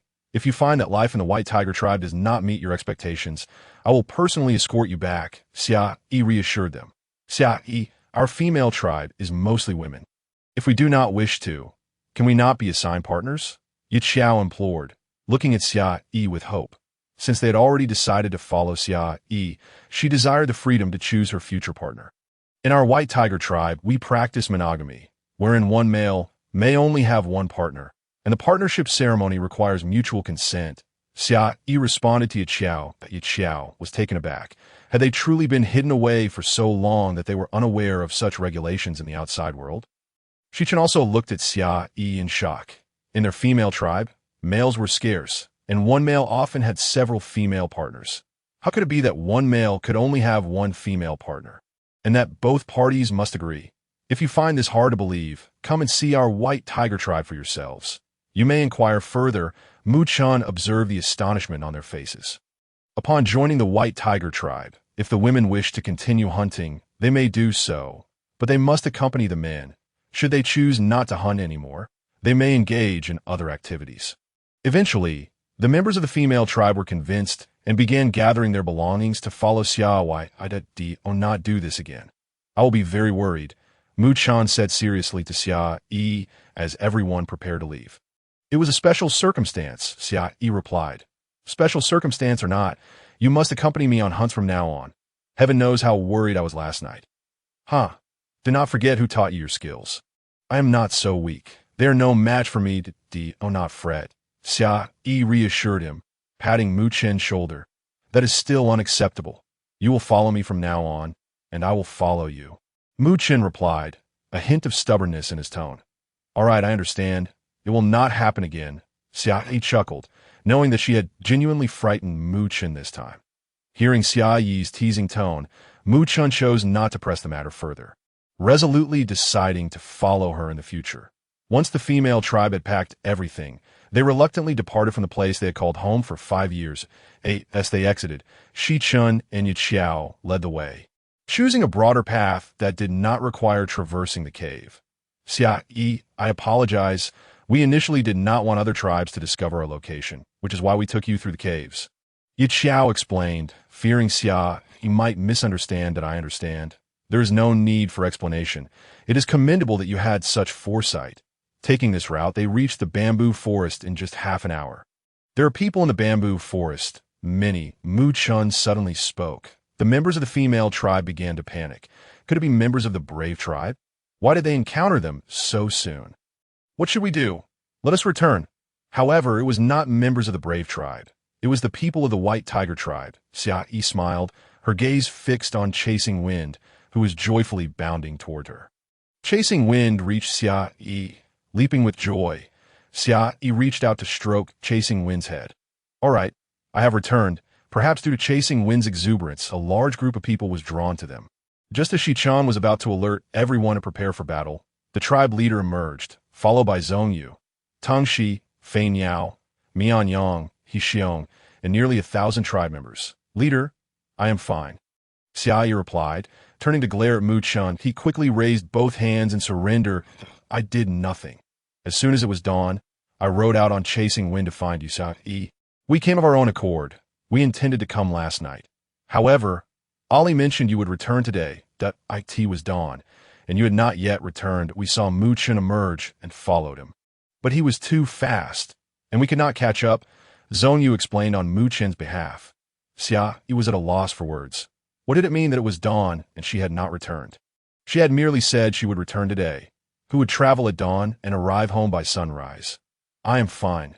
This is Shi Chun, the leader of the female tribe, and she has now joined our white tiger tribe. We are currently on our way back. Xia Yi briefly introduced. We are your followers. Shi Chun emphasized to Xia Yi. I'm also a member of the white tiger tribe. There is no discrepancy in stating that you belong to the white tiger tribe. She added, playfully engaging in the word game. No, Xia Yi pondered and realized there was no fault in that. Then that settles it. Are you all hunting today? Xia Yi inquired as she turned to Mu-chan. Today can be a rest day. We will hunt again tomorrow, Mu-chan observed, noting that it was nearly noon. Very well. Since we are here, let us dig up some of these bamboo shoots and chop some bamboo to take back. We will weave bamboo baskets, Xia Yi suggested to the tribe leader, pointing to the members of the female tribe. At this moment, everyone noticed that the female tribe was predominantly composed of women. The tribe members behind the leader were delighted. After Xia Yi left, Mu-chan turned to Zhongyu. Zhongyu, complete the digging of the bamboo shoots today, and then we will go after Xia Yi. With no other option, Zhongyu led the tribe members to begin digging bamboo shoots. Since most of the members were women and could not beast transform, they could only walk back. Thus, it took them 3 hours to reach the White Tiger tribe. Upon arrival, the members of the female tribe gazed in awe at the towering walls, each one struck by a sense of wonder. The two tribes were not far apart at all. However, they remained oblivious to when the White Tiger tribe erected such towering walls. Initially, they were awestruck by the description of the walls provided by the queen, but witnessing them in person transcended mere astonishment. Upon spotting Xia Yi atop the walls, the heart of the wild lion, which had been lifted with anxiety, finally settled. He hurriedly descended to open the gates, and as they swung wide, a neat assembly of people, men, women, and children, awaited within. The moment they saw Xia Yi return safely, their worries dissipated. Xia Yi, you have finally returned, Aya exclaimed, rushing over to embrace her. Xia Yi, Ali approached, her eyes glistening with tears. All right, no more tears. I'm here safe and sound, Xia Yi reassured as she gently patted Aya's head. I appreciate everyone's concern. Let us have Aya and the others prepare a feast for everyone tonight. But for now, you all should return and rest, Xia Yi called out to her kin. With her return, their tension melted away, fatigue settling in as they all made their way home to rest. Brown Bear, please take care of their arrangements, Xia Yi instructed as she watched the others depart. Since entering the gates, Xi-chun and the others were so overwhelmed they felt as if they had stepped into another realm. Xi-chun, Yi Qiao, follow Brown Bear. He will arrange your accommodations, Xia Yi said to them. Xia Yi, can I stay next to you? You always did when we were in our female tribe, Xi-chun said, stepping closer to no. Mu-chan interjected, not allowing Xia Yi the chance to respond. He felt a twinge of jealousy upon hearing that Xi-chun had shared a space with Xia Yi the previous night. Don't worry, Xi-chun. Brown Bear will take good care of you, Xia Yi interrupted quickly, sensing Xi-chun's desire to say more. Aya, I'm a bit hungry. Is there anything to eat? Xia Yi, overwhelmed by hunger after a day without food and a skirmish, sought sustenance. Yes, I'll go prepare something right now, Aya exclaimed as she turned to head to the kitchen. Aya, please prepare for the tribe. I'll return with Xia Yi, Mu-chan called out, stopping her in her tracks. Oh, Aya pouted slightly in an instant. Mu-chan transformed into his beast form, allowing Xia Yi to climb onto his back. Before departing, he discreetly instructed Brown Bear to ensure Xi-chun's accommodations were situated at a distance. They headed directly into the inner city, with Chasing Wind following closely behind. You go rest. I'll prepare dinner, Mu-chan declared as they entered the house, making a beeline for the kitchen. Xia Yi opted not to rest, following Mu-chan into the kitchen. Let us cook together. It will be quicker, she thought to herself. Tea will be ready shortly. Just wait there, Mu-chan said, aware of her hunger as she entered the kitchen. Xia Yi tended to the fire, and soon enough, a hearty meal of 3 dishes and soup was served, and Mu-chan first ladled a bowl of soup for Xia Yi, then prepared one for himself. Having not eaten anything the previous night and feeling quite famished, they devoured every last morsel on the table, after which Mu-chan tidied up the dishes. Following their meal, the two succumbed to a restful slumber. Xia Yi fared better, while Mu-chan, who had not slept the night prior, fell asleep holding Xia Yi in his arms. That evening, Aya, along with her culinary team, prepared a lavish bamboo shoot feast to celebrate Xia Yi's return. The presence of fresh bamboo shoots delighted every tribe member, leading to a joyous meal. For Xi-chun and his companions, it was their first experience tasting rice, wild vegetables, and stir-fried bamboo shoots with meat. which they deemed the most exquisite food in the world. So, do you wish to return? Xia Yi asked Shichun. Wherever you are, that is where I wish to be, Shichun replied with a smile. Xia Yi, Ali has prepared delicious dishes again. You must come and taste them, Mu Chun said, feeling a pang of unease as he saw Xia Yi approach Shichun. He quickly sought an excuse to draw Xia Yi away. Shichun remained unperturbed, continuing to enjoy his meal. Due to the inclusion of the female tribe, dinner extended a bit longer that night. Mu Chun, the exchange day is approaching. I sent it? Xia Yi inquired as they prepared to leave. Yes, if we are to participate, we should be ready to set off soon, Mu Chun replied thoughtfully. Then prepare accordingly. I wish to witness it, Xia Yi remarked, having found no information regarding the exchange day in the original owner's memories, as she had never attended. All right, our tribe is growing in number and diversity. I would like to rename it, Xia Yi expressed. All right, what name do you think would be fitting? She tilted her head inquisitively at Mu Chun. How about the 10,000 Beast tribe? Mu Chun suggested after some contemplation. The 10,000 Beast tribe? Is that permissible? Let us think of another, she replied. It's not that it's not permissible. It's quite fitting, Xia Yi chuckled. How did you come up with that? Just a random thought, Mu Chun said, affectionately ruffling her hair. Just a random thought. Then you are quite remarkable. But let us choose another name. 10,000 Beast City. All right, we shall call it 10,000 Beast City. The following day, Mu Chun indeed refrained from hunting, delegating the task to Dan Yi while he accompanied Xia. You're really not going hunting? Xia Yi asked with a smile as Mu Chun entered through the door. No, I do prefer they hone their skills. I'll stay home and assist you, Mu Chun replied as he walked over to fetch grass for chasing wind. Xia Yi found it amusing that the tribe's foremost warrior was at home running errands for her. Then go on and run errands now. What shall I do? She asked at Mu Chun, having placed the grass for chasing wind. Approach Xia Yi. Yesterday evening, I mentioned renaming the tribe. We should hold a meeting to gather everyone's opinions. All right, I'll notify everyone, Mu Chun said as he headed outside. So he tidied up the house and then stepped out. Making her way to the meeting hall to await the others, upon arriving at the hall, she found several individuals already present.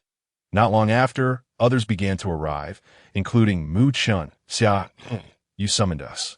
What is the matter? The tribe leader inquired upon seeing everyone gathered. Others turned their attention to Xia Yi. As our tribe grows in numbers, I wish to change its name. Thus, I've gathered everyone to discuss what name would be appropriate. Changing the tribe's name, the leader frowned slightly. Yes, Xia Yi nodded. That makes sense. Given the variety of tribes represented, it is indeed inappropriate to continue calling it the White Tiger tribe. Ultimately, the leader offered no further objections. Xia Yi sighed in relief, having feared the leader would disapprove, especially since she had made the decision unilaterally. Now, let us all ponder a suitable name. With so many tribes, we are at a loss for what to call it.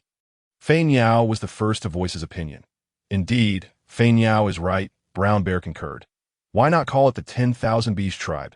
Shi Chun suggested, although Mu Chun had initially hesitated about using this name.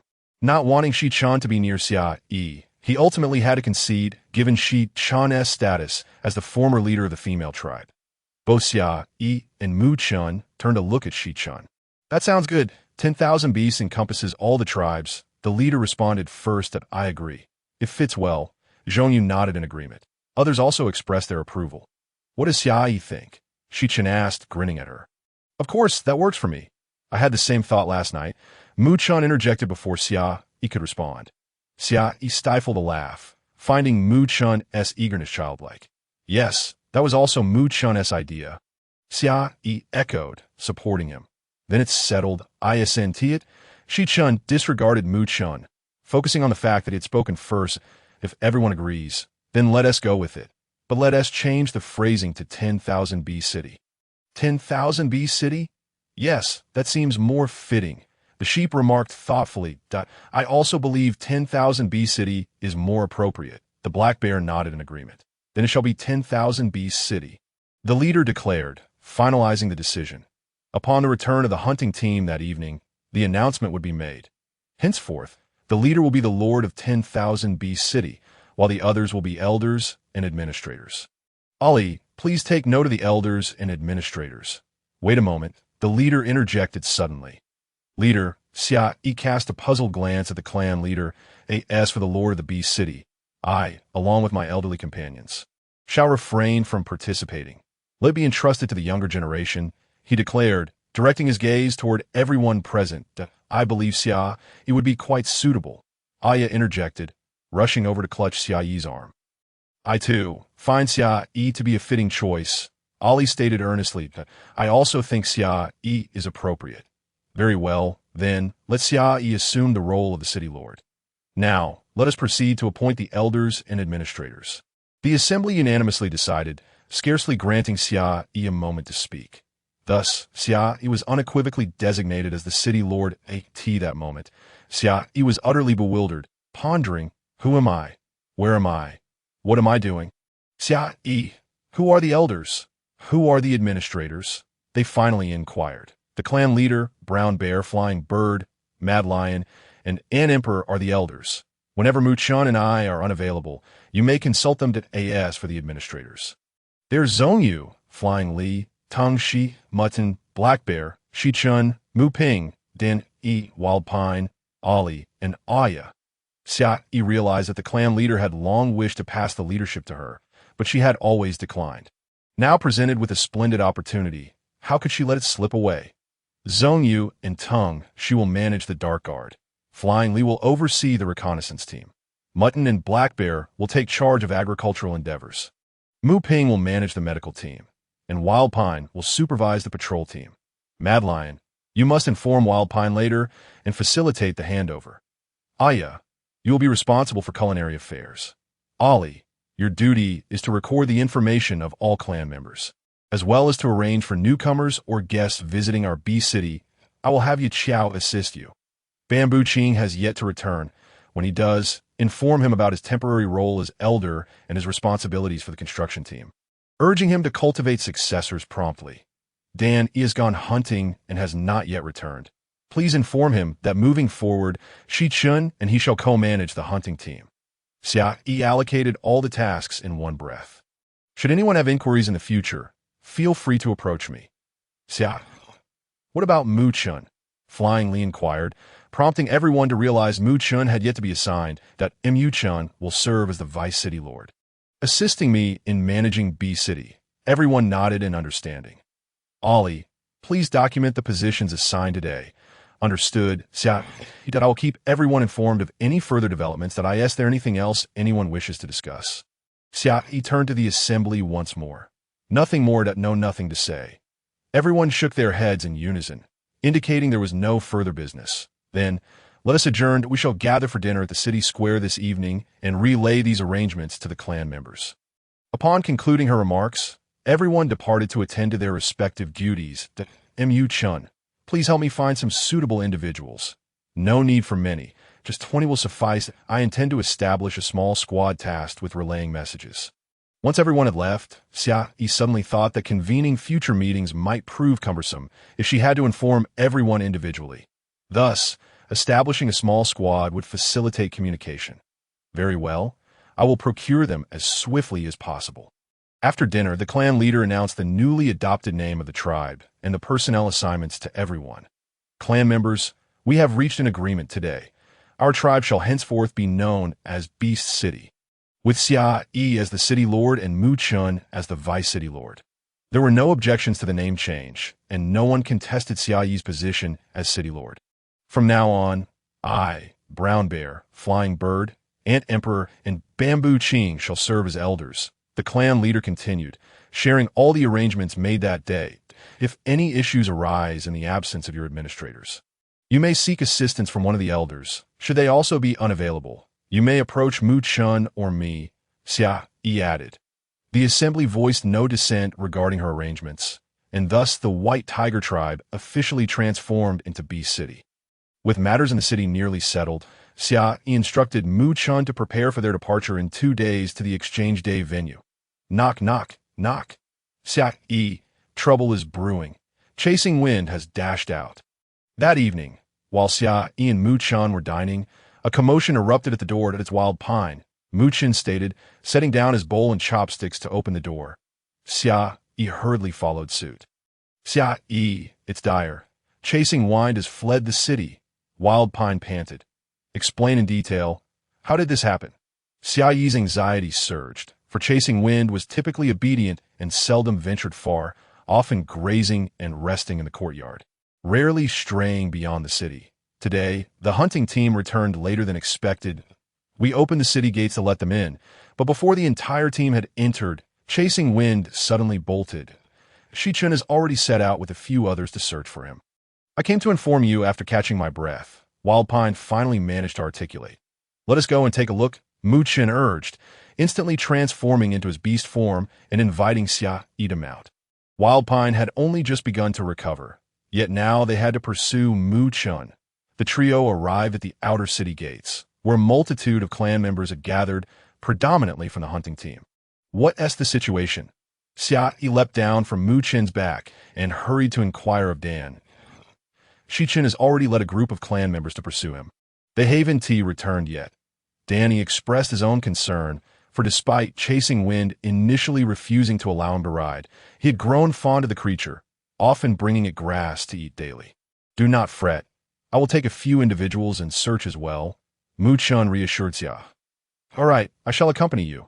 Let us revisit the grassland where we first brought back Chasing Wind. Xia Yi contemplated and resolved to join the search. Very well, Mu Chen called forth a dozen individuals and, with Xia Yi on his back, set out to find Chasing Wind. Someone else coming, after walking for merely a few minutes. Mu Chen suddenly halted, listening intently. It's the sound of hooves. It must be Chasing Wind, Xia Yi exclaimed, straining to hear before calling out loudly. Before long, a great throng of horses surged toward them. Indeed, it is Chasing Wind. Upon spotting the lead horse, Xia Yi shouted once more. The herd of horses came to a standstill before them, and Chasing Wind nudged Xia Yi, who was perched on Mu Chen's back, then gave a call directed at the horses behind, followed by another nudge towards Xia Yi. Are you indicating that you came to find the herd? Xia Yi seemed to grasp its meaning. Chasing Wind answered with a sound that seemed to affirm Xia Yi's thought. Then it glanced toward the herd before nudging Xia Yi again. You wish for them to reside within the city as well. Xia Yi further deciphered Chasing Wind's intentions, glancing back at the herd, which appeared somewhat apprehensive of the beastmen and hesitant to approach that it could be arranged. But should they misbehave upon entering, I shall have to resort to slaughtering them for meat. Xia Yi feigned a serious expression. Chasing Wind, as if in agreement with her jest, emitted a sound. All right then, let us return to by the way. Have you seen Shichun and the others? They came out to search for you. Xia Yi suddenly recalled that Shichun had also ventured out with a group to look for Chasing Wind. We are right here. Shichun appeared from behind the herd. We hadn't gone far before encountering Chasing Wind leading the herd back. Then let us return.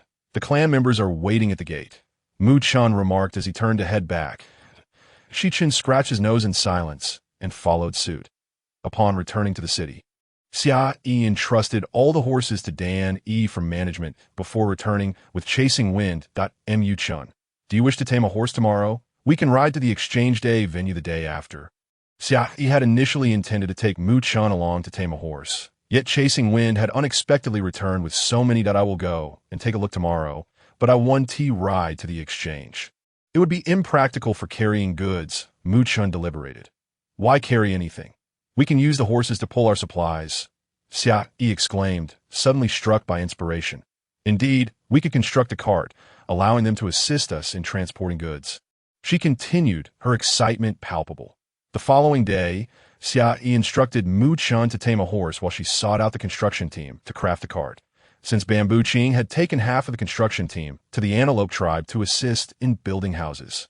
Only half remained in the city. The construction of the city's houses was nearly complete, and they had little else to occupy their time, often gathering resources or accompanying the younger members on hunting expeditions. The construction team remaining in the city was managed by an elder, who was also a former elder of the White Tiger tribe and Bamboo Ching's brother, named Zhu Xing.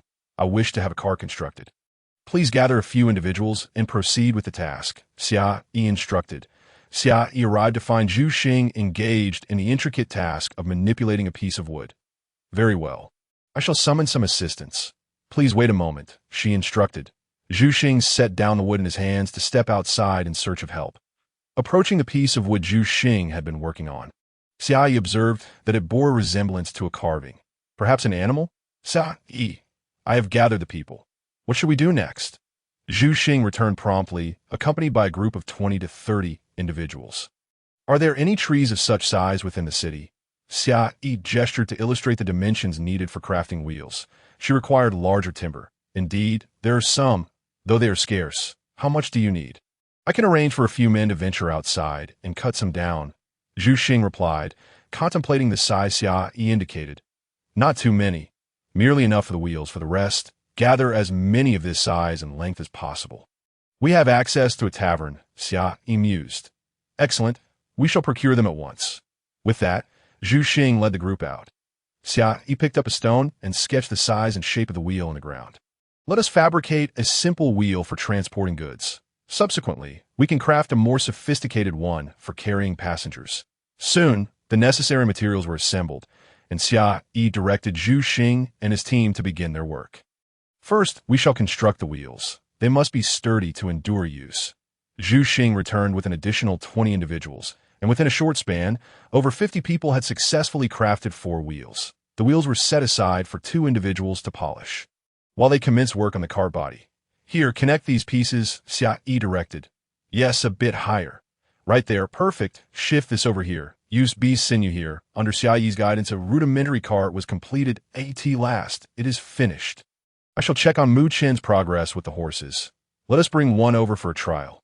Xia Yi led a horse to the cart and affixed it, assessing its readiness. Zhu Xing. Gather some stones to place atop the cart. Understood. Zhu Xing, accompanied by a few others, loaded a cart full of stones. Xia Yi gently prodded the horse with a stick, prompting it to begin a slow walk. After making 2 laps around the inner city with the cart, Xia Yi declared, It is satisfactory. Zhu Xing, we can produce several more. They will be ready for use by tomorrow.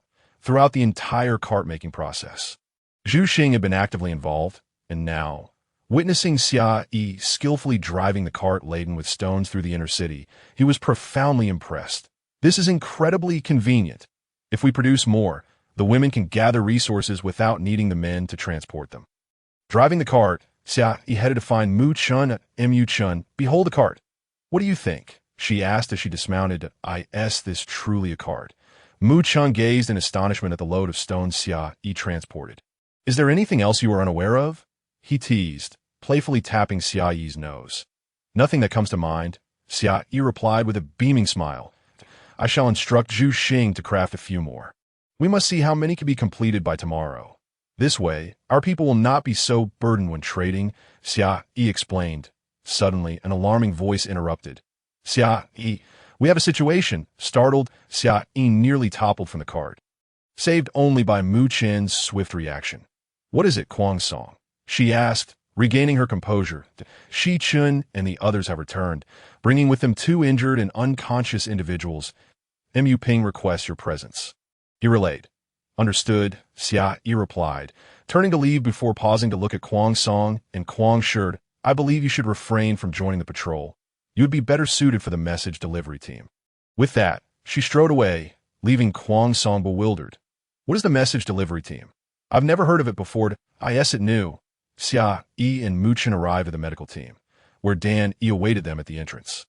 Xia Yi entered to assess the situation, and, confirming that Mu Ping could manage, she stepped back outside. Danny, what transpired? She inquired. Today we followed our usual route to check the traps at the last trap. We discovered these 2 individuals inside, already unconscious. Dan Yi explained, glancing at Xia.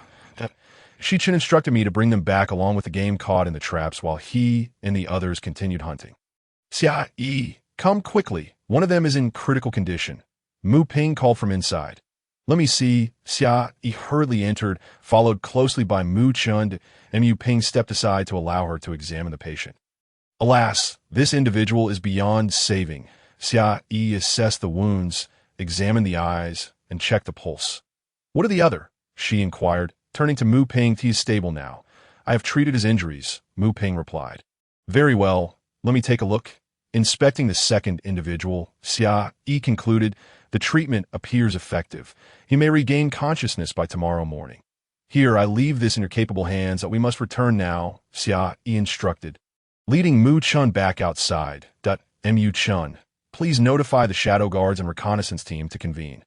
Tomorrow, Xia Yi must accompany Mu Chun to the trading fair. Certain arrangements need to be made. After a brief wait in the meeting room, Mu Chun arrived alongside Zhong Yu, Teng Shi, and Fei Li. Fei Li, please conduct an investigation of the nearby tribes. Report any significant occurrences upon your return. Arrange for 5 individuals to accompany us, Xia Yi directed. Understood. Zhong Yu, during our time away, stay vigilant regarding activities within the city, particularly concerning outsiders. Teng Shi, you will lead a dozen individuals alongside us.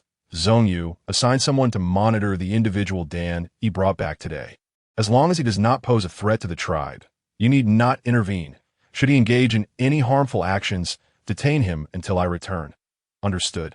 All is well. You may return to your duties. Once they departed, Xia Yi turned to Mu Chun. Let us dine with Father tonight. Very well, Mu Chun replied gently. Father, tomorrow Mu Chun and I shall set off for the trading fair. I trust you will keep a watchful eye on the city in our absence. Xia Yi remarked while enjoying dinner. Rest assured I shall manage things here. He reassured that excellent, Mu Chun. Take good care of Xia Yi while we are away, understood? I will, Father, Mu Chun affirmed. You can all leave with peace of mind. Us old-timers will ensure everything runs smoothly, he added. Understood. Father, considering that the individual Dan he brought back is not from our Wanshou city, if he recovers, it would be best to allow him to leave. Mu Chun expressed, still somewhat concerned about the arrangement. Very well. I shall take note of that. The following morning, after breakfast, Xia Yi went to check on the individual Dan he had brought back. He had yet to regain consciousness. After providing a few instructions to Mu Ping, she departed. Xia Yi arrived at the square, where 5 carts awaited her, and over 100 individuals stood ready, each holding a horse. Xia Yi, there are now plenty of animals raised in the city.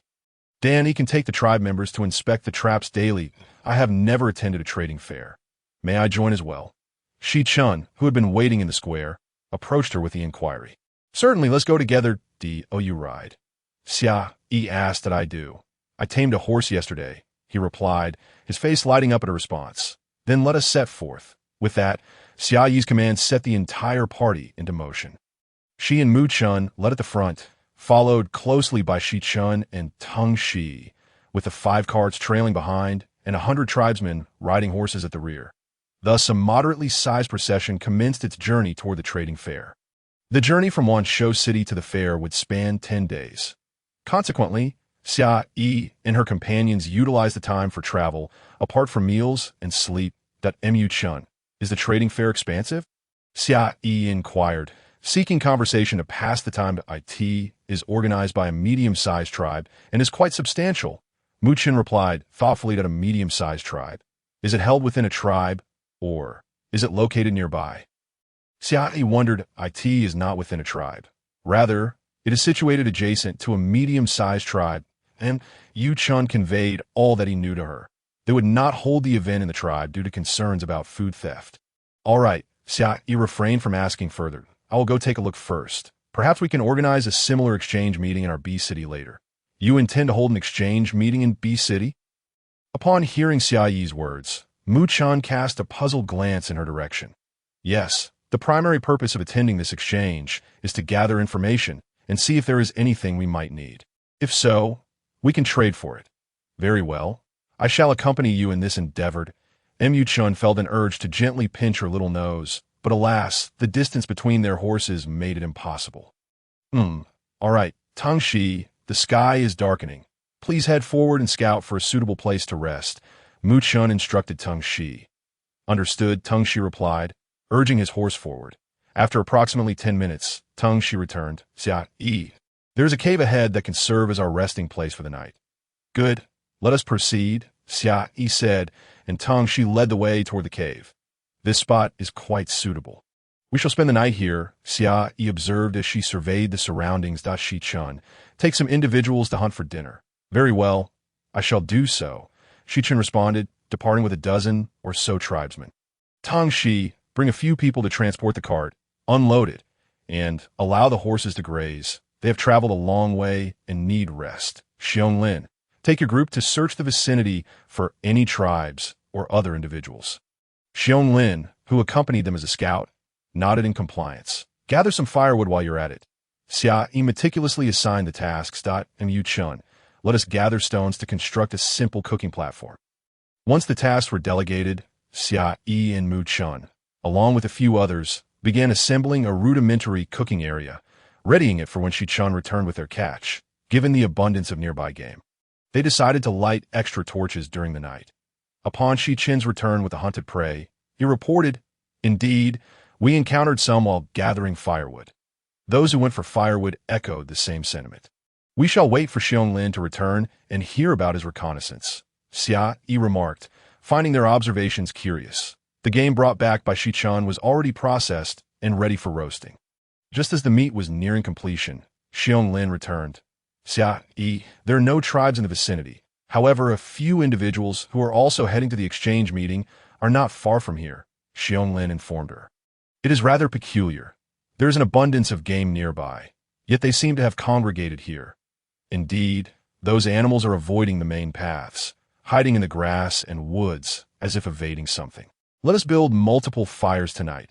Everyone should remain vigilant. Shi Chun, half of you will rest during the first half of the night while I take the other half on watch. We shall switch later." After listening to the scouts, Mu Chun's expression turned grave.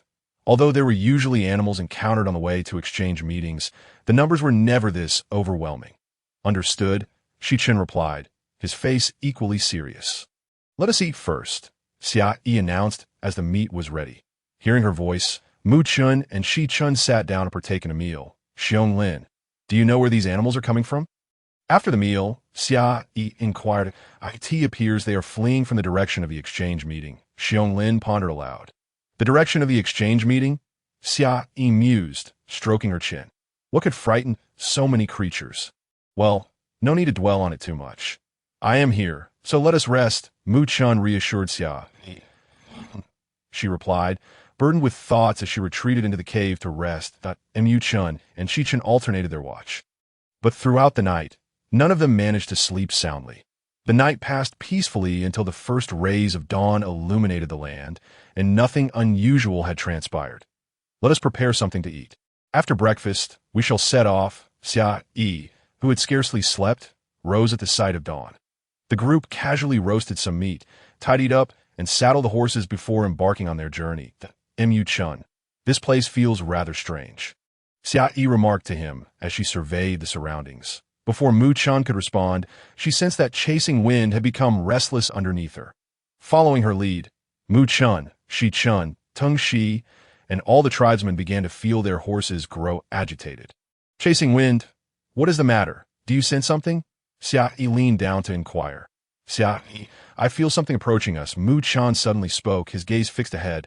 Xia Yi sat upright and looked forward. "Everyone dismount," she shouted urgently. Upon hearing her command, everyone leaped off their horses. Tung Shi, what is wrong? Shi Chun noticed Tung Shi's pale complexion and hurried to support him. "What is happening?" Xia Yi and Mu Chun approached. "Concerned that I feel a heavy pressure in my chest." Tung Shi managed to utter, "A heavy pressure in your chest?" Xia Yi suddenly turned to the others. Any of you feel this way?" "No, I do not either." "No." Xia Yi felt relieved and turned back to Tung Shi. Asking if he felt any other discomfort, he shook his head, indicating that he did not. "Xia Yi," she suddenly halted as someone called her name. Looking up, she saw everyone staring in panic behind her. Xia Yi and Mu Chun quickly turned around to find a massive python swiftly approaching them. The horses began to thrash about, bolting toward the surrounding woods.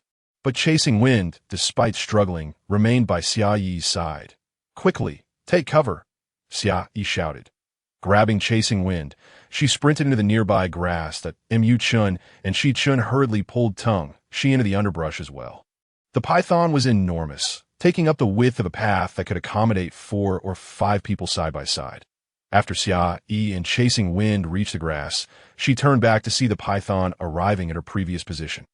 Had she hesitated for even a second, she might have been crushed. The python halted where Xia Yi had just stood and turned its gaze toward Mu Chun and Shi Chun, flicking its tongue. Mu Chun and Shi Chun, with one hand supporting Tung Shi and the other gripping their spears tightly, prepared for anything. Xia Yi watched from her hiding spot, her heart racing for their safety. The python studied Mu Chun and Shi Chun, but paid them no mind, fixating its gaze on Tang Shi instead, who had gone from merely feeling a pressure in his chest to experiencing pain throughout his body. Mu Chun observed Tang Shi's complexion pale alarmingly and quickly checked his pulse, discovering it was erratic. "It hurts." Tang Shi suddenly whispered weakly. "What?" Mu Chun and Shi Chun leaned closer, straining to hear him. Just as they leaned down, the python stirred. It slithered forward, then abruptly turned back, its tail sweeping through the grass where Xia Yi hid. Xia Yi, caught off guard, was knocked over, landing in the foliage alongside Chasing Wind. Fortunately, they only tumbled into the grass and sustained no serious injuries. Xia Yi scrambled to her feet. Chasing Wind, "Quickly find a safe place to hide," she commanded before grabbing her bow and arrow. Whoosh! She shot an arrow into the air. Mu Chun and Shi Chun, still concerned for Tang Shi, were startled by the commotion caused by the python and quickly looked up. They saw the massive creature darting forward, its tail sweeping dangerously close to Xia Yi's position, obscuring their view of her. Just as they were about to act, the python began to thrash violently. Striking a snake at its vital point is crucial. Yet the creature's speed was too swift. Xia Yi's shot went awry, and the python writhed in agony. Its bulk caused chaos in the underbrush, toppling many of the tribesmen, Mu Chun and Shi Chun. Already worried for Xia Yi, were also knocked over by the python's tail. Tang Shi, already in pain, collapsed to the ground, his eyes rolling back as he lost consciousness. The python, struck by Xia Yi's arrow, thrashed in pain before its tail coiled around the unconscious Tang Shi, swiftly pulling him away. The suddenness of the action left Mu Chun and Shi Chun still preoccupied with their concerns for Xia Yi, momentarily stunned. After the python departed, Xia Yi was the first to emerge from the grass. Mu Chun rushed to her side. "Are you all right? Are you hurt anywhere?" No. Xia Yi gazed in the direction where the giant python had departed. Responding to Mu Chun, Shi Chun had intended to step forward to check if Xia Yi was injured, but Mu Chun was quicker. Mu Chun, Shi Chun, please ensure everyone is all right. If all is well, we must hasten to pursue the python. Tang Shi has been taken. Xia Yi withdrew her gaze and addressed Mu Chun and Shi Chun. "I am determined to chase the python and rescue Tang Shi. If anyone feels frightened, you may return. I shall hold no grievances against you. However, if you are unafraid, join me, though I cannot predict what awaits us ahead." Confirming that everyone was unharmed, Xia Yi suddenly proclaimed to the group. Upon hearing her words, despite their inner trepidation, none chose to retreat. All were willing to accompany Xia Yi in the quest to save Tang Shi. Observing that no one opted to leave, Xia Yi felt a swell of gratitude. With their mounts now gone, they could only transform into beasts to pursue the python. Just as Xia Yi was about to climb onto Mu Chun's back, she noticed Chasing Wind returning. "Chasing Wind, do you know the way back to the beast city? You should return. We are pursuing the python to rescue Tang Shi," Xia Yi said to Chasing Wind. Yet, Chasing Wind did not depart, clearly intent on joining their endeavor. Ultimately, Xia Yi rode alongside Chasing Wind to pursue the python. They followed the traces left by the giant python until darkness enveloped them, still unable to catch up. "Xia Yi, we have chased for an entire day without success. Do you think Tang Shi has been devoured?" Sitting by the fire after a meal, Shi Chun suddenly queried Xia. "I do not know, but we must have faith in Tang Shi," Xia Yi replied, her gaze fixed on the flames, lost in thought, though she too harbored fears of Tang Shi's fate. Will not dwell on it. Rest quickly, for we must continue our journey tomorrow," Mu Chun said, enveloping Xia Yi in his embrace. Xia Yi said nothing, leaning against Mu Chun. Perhaps due to the exhaustion of the day, she soon fell into a deep slumber. In the dead of night, Xia Yi awoke with a start. She noticed Shi Chun and others keeping watch while Mu Chun slept beside her. The moment she stirred, Mu Chun was roused. "Why are you awake? It is not yet dawn. Return to sleep." "I cannot sleep." "You rest," Xia Yi replied as she rose and sat by the fire. "Are you worried about Tang Shi?" Mu Chun approached and sat beside her. "Yes," she affirmed.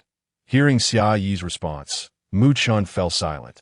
None were free from concern for Tang Shi. He had never encountered such a massive python, and although he had initially felt little when he saw its eyes, upon spotting Tang Shi, it had seemed filled with exhilaration. Why not rest a while longer?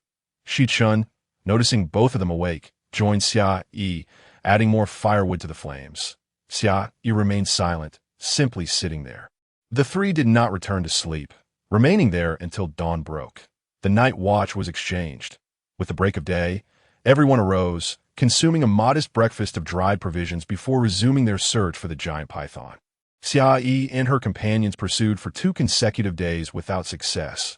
With each passing moment, Xia Yi's worry for Tung, she deepened at last. On the 3rd day at noon, they caught up as she gazed at the cave before her. Xia Yi was filled with trepidation. She feared that upon entering, she might find Tung she missing. Uncertain of what lay within and anxious about the dangers that might befall them, Mu-chun, you, and the others wait outside. I shall enter first to assess the situation, Xia Yi resolved. Turning to Mu-chun, no, you and everyone else remain outside. Shi-chun and I will go in. Mu-chun promptly objected. He could not allow her to enter. The conditions within were unknown, and he could not bring himself to trust that Mu-chun, listen to me. We do not yet know what awaits inside. I am quite petite and could slip in unnoticed. Xia Yi implored, though even she found her own words hard to believe, that it is precisely because we do not know that you should not go. Stay here obediently while we investigate. If anything arises, we will return promptly. With that, Mu-chun gave Xia Yi no chance to argue further, pulling Shi-chun along as they entered. Left with no choice, Xia Yi awaited outside. Time passed slowly, and as each minute ticked by without Mu-chun and Shi-chun's return, her anxiety began to mount. Xiong-lin, keep everyone here while I take a look inside, Xia Yi declared before stepping into the cave. Xiong-lin had yet to fully grasp her intentions when she had already disappeared within, and neither had the others realized what had transpired. As Xia Yi ventured into the cave, she found it shrouded in darkness, rendering visibility nearly impossible. Were it not for the traces they had followed to arrive here, she would scarcely believe that the giant python resided within. Xia Yi retrieved a fire starter, which she had prepared prior to their journey, to ignite a flame outside. Once lit, she discerned a sizable passage within the cave, its smooth walls suggesting frequent use by the giant python, worn down by its movements.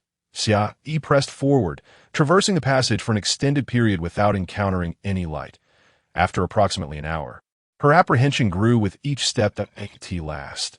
After another hour's walk, she finally spotted a glimmer ahead. Quickening her pace, she advanced. Upon exiting the cave, Xia Yi discovered 3 additional caverns, all interconnected, not counting the one she had just emerged from. As she approached the trio of caves, she heard the unmistakable hissing of serpents, indicating that there were more than one python within. Xia Yi's concern deepened. Mu-chun and Shi-chun had entered before her, and she was uncertain of their current predicament. Cautiously, she leaned against the cave wall and stealthily moved deeper inside, straining to hear any sounds from within while gripping her spear tightly. Soon, she could see inside. The cavern was vast enough to accommodate 4,000 to 5,000 people. At its center lay 3 large stones, upon which 2 massive pythons coiled, their heads resting atop their bodies, appearing quite comfortable. This was not the same python they had encountered previously. Had they pursued the wrong creature? Xia Yi scanned her surroundings, not spotting Mu-chun or Shi-chun, with only one passage visible and 3 caves present. Could Mu-chun and the others be in one of the other 2 caves? Contemplating this, Xia Yi decided to retreat and investigate the other caves. As she cautiously stepped back, her foot inadvertently snapped a twig. Looking down, she thought to herself, am I now living out a glitch from a drama? Just as she was about to complain, a sudden gust of cold wind swept through. She looked up to find 2 large pythons approaching her, tongues flicking in and out as they regarded her with keen interest. Xia Yi raised her head. The pythons seemed to panic, hastily retreating.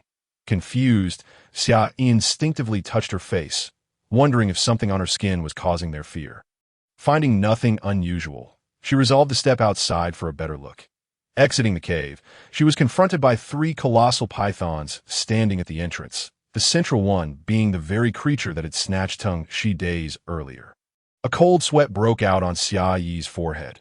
Her fears from the past 2 days now multiplied thrice, and it seemed her life would soon be forfeit. The 3 pythons remained motionless, fixated on her, and Xia Yi dared not move, mirroring their stillness. If only Mu Chun and Shi Chun were present in the adjacent caves, she silently prayed they would not emerge. Suddenly, the central python shifted, undulating its body towards Xia Yi, stretching its massive head in her direction.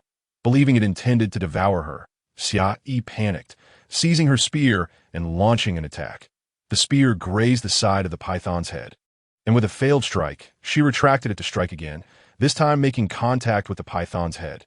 The giant python neither flinched nor retreated, simply observing her. Realizing something was amiss, Xia Yi recalled that chasing wind seemed to comprehend her words. "Can you understand me?" she asked the python, approaching with a tentative hope. To her astonishment, it nodded in affirmation. This revelation shattered Xia Yi's previous notions. Could prey truly comprehend human speech, with a creature she had previously captured also capable of understanding her? "You took Teng Shi. Where is he?" The python glanced toward the left cave behind Xia Yi, indicating the direction. Turning her head to survey the left cave, she then turned back to inquire. "Two of my kin entered. Are they also within?" The giant python remained silent. "Where are they?" Xia Yi pressed, her urgency evident. The python simply continued to gaze at her, unresponsive. Frustrated by the python's inaction, Xia Yi pivoted and made her way toward the left cave. Upon entering, she found it significantly smaller, devoid of anything notable, and poorly lit. Inside, she spotted a serpent lying on the ground. Teng Shi, in his beast form. Teng Shi awakened. "How are you?" Xia Yi hurried over to examine the Teng Shi, but she did not observe any obvious wounds. The Teng Shi remained still, and just then, a large python slithered into the vicinity. What could have happened to the Teng Shi? "Was it your doing?"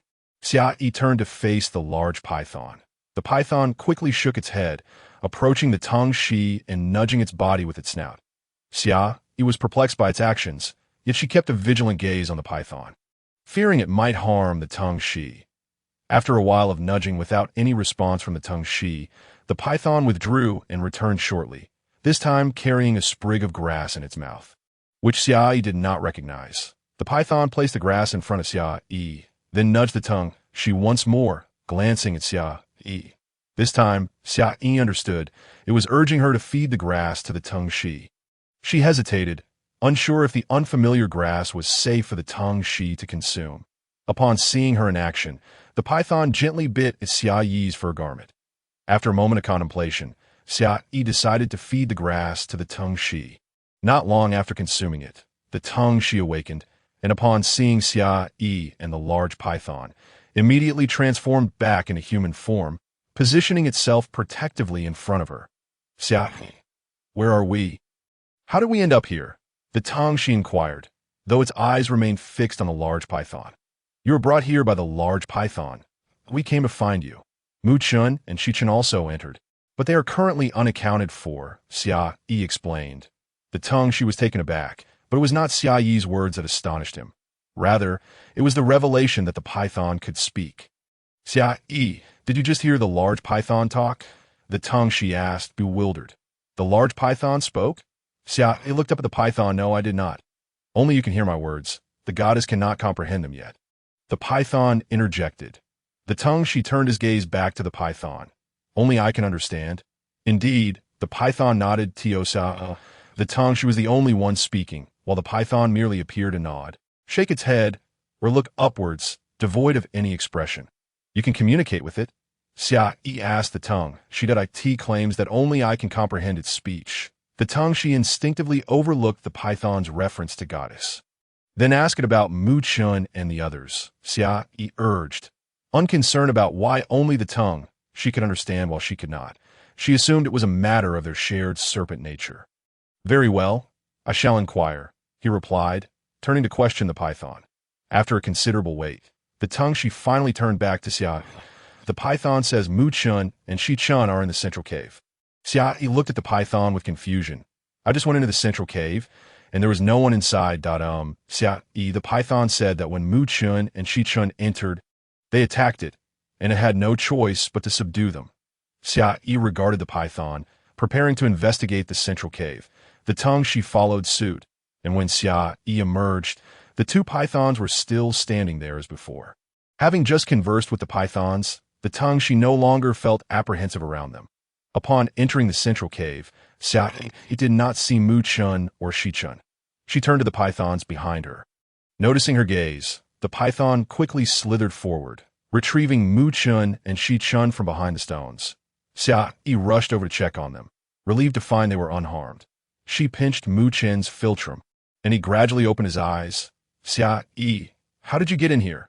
He exclaimed, quickly pulling her behind him. Mu Chun, don't worry. The large python won't harm us. The tongue she interjected. Tongue she, are you all right? Mu Chun asked, noticing the tongue she standing nearby. That I'm fine. The tongue she replied with a smile. Let us wake Shi Chun first, Xia Yi suggested, moving to pinch Shi Chun's philtrum, only to be stopped by Mu Chun. I'll do it. Mu Chun pinched Shi Chun's philtrum, and Shi Chun's first reaction upon waking was to prepare to attack the python. Xia Yi, how did you get in here? Quick, leave. There are 3 pythons. Shi Chun urged, attempting to pull Xia Yi away, but Mu Chun restrained him. Mu Chun, hurry and take Xia Yi away. Shi Chun insisted, growing anxious.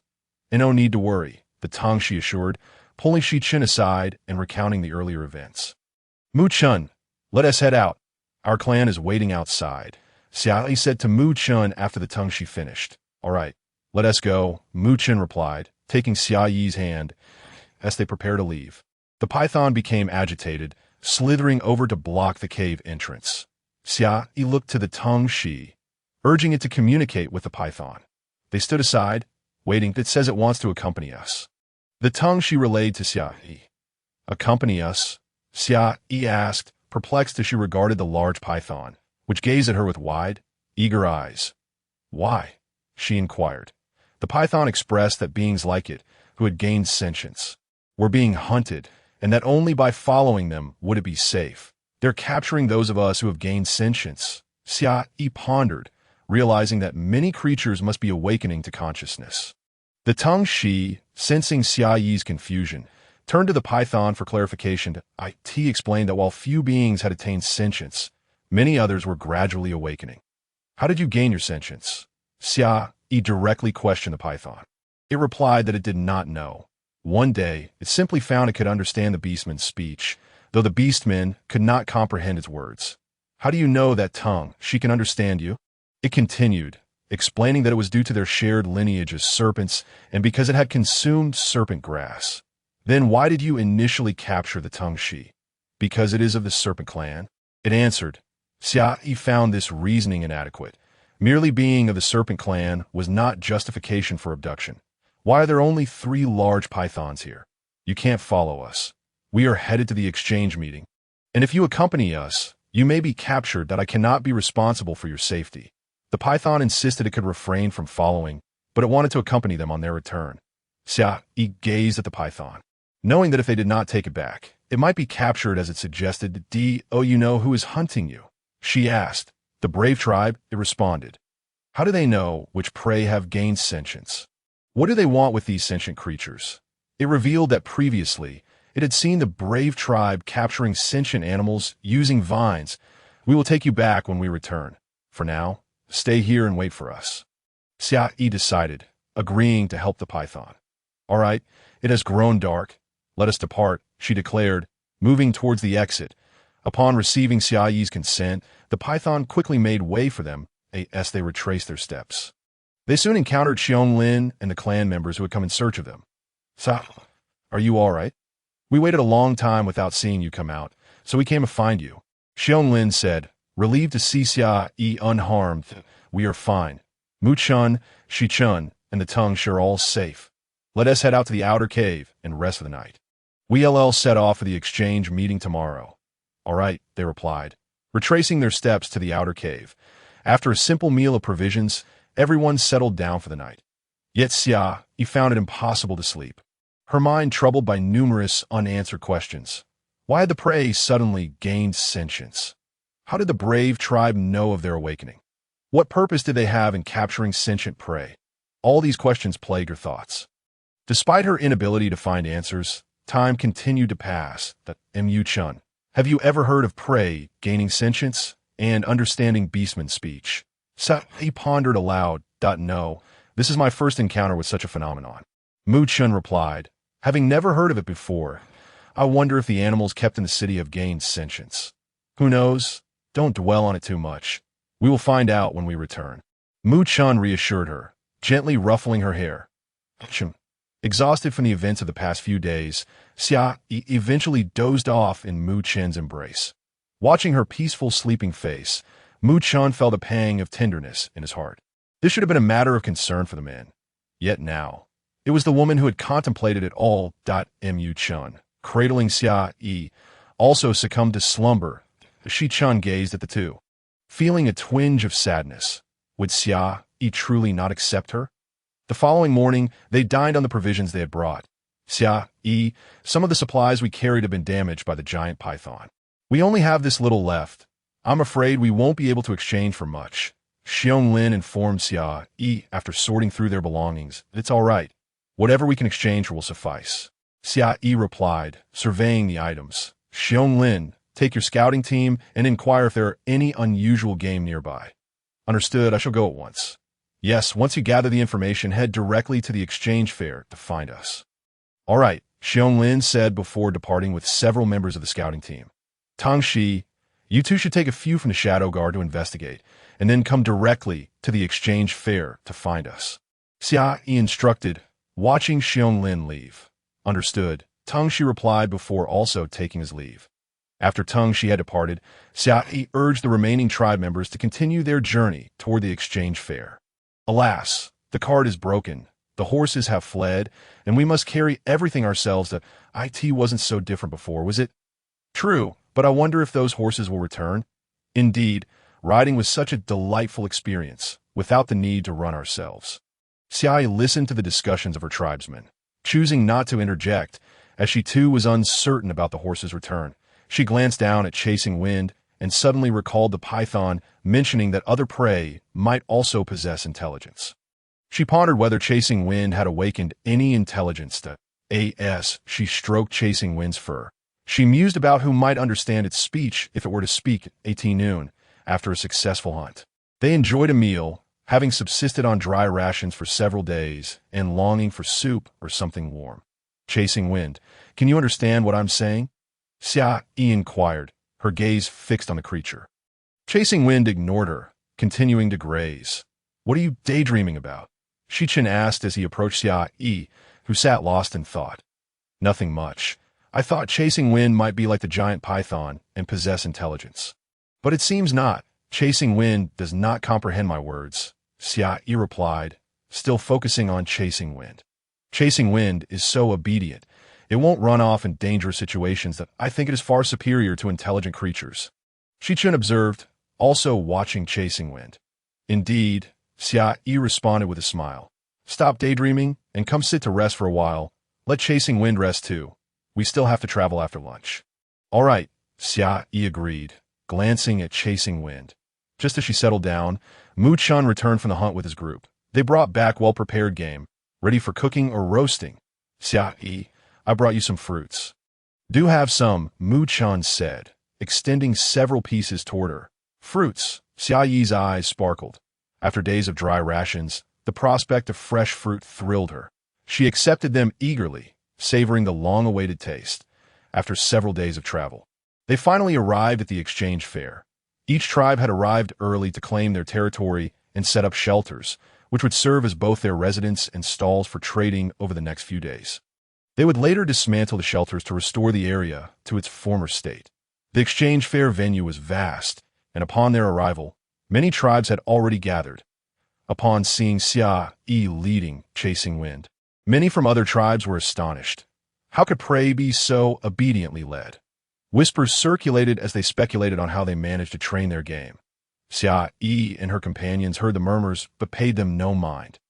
Proceeding to set up their shelter in the territory of the White Tiger tribe. The area, though not large, could accommodate over 100 people. Xia Yi, why don't you take a stroll? I'll take a few people to hunt some game for dinner and to give to the Red Fox tribe. Shi Chun suggested while helping to raise the shelter. Yu Chun decided to take a group for hunting. Give to the Red Fox tribe. Xia Yi asked, puzzled. Yes, this exchange fair is hosted by the Red Fox tribe, and all tribes participating must bring some game as a tribute to them. They also provide protection for those attending. Any tribe that engages in conflict is barred from participating, Mu-chun patiently explained. Xia Yi nodded, understanding this is akin to paying a stall fee and protection fee. All right, you go on then. After Mu-chun left, Xia Yi realized she could not assist Shi-chan further and decided to explore for anything useful. The venue for the exchange fair, hosted by the Red Fox tribe, was expansive, with tribes arranged in a large rectangular formation. The central area housed two smaller square formations of tribes. The territory previously allocated to the White Tiger tribe was situated on the outer edge. As Xia Yi wandered, many tribes were still erecting their shelters, with goods yet to be displayed. Occasionally, she encountered some tribes whose shelters were complete, but their displayed items were limited. After a cursory exploration without finding anything of interest, she resolved to return. Just as she was about to head back, Xia Yi sensed something watching her. However, she refrained from looking directly, merely scanning her surroundings without identifying the source of her unease. Finding nothing, she dismissed it, thinking that whatever it was, it would reveal itself when it chose to, and she had no desire to worry about it. Upon returning, she noted that Shi-chun and the others had yet to finish their shelter. If they had opted for a simple structure, it might have been completed by now, but having grown used to brick houses, they were unwilling to compromise. Thus, they were constructing a two-story wooden house, providing ample space for their belongings. Xia Yi returned to find the lingering sensation of being watched still present. If it were a beast man, it would no longer be staring at her upon her return, unless it was prey. Prey? Xia Yi startled at her own thought. Could there be a newly intelligent prey? What are you lost in thought about? Shi-chun, noticing her deep contemplation upon her return, approached her. Nothing much.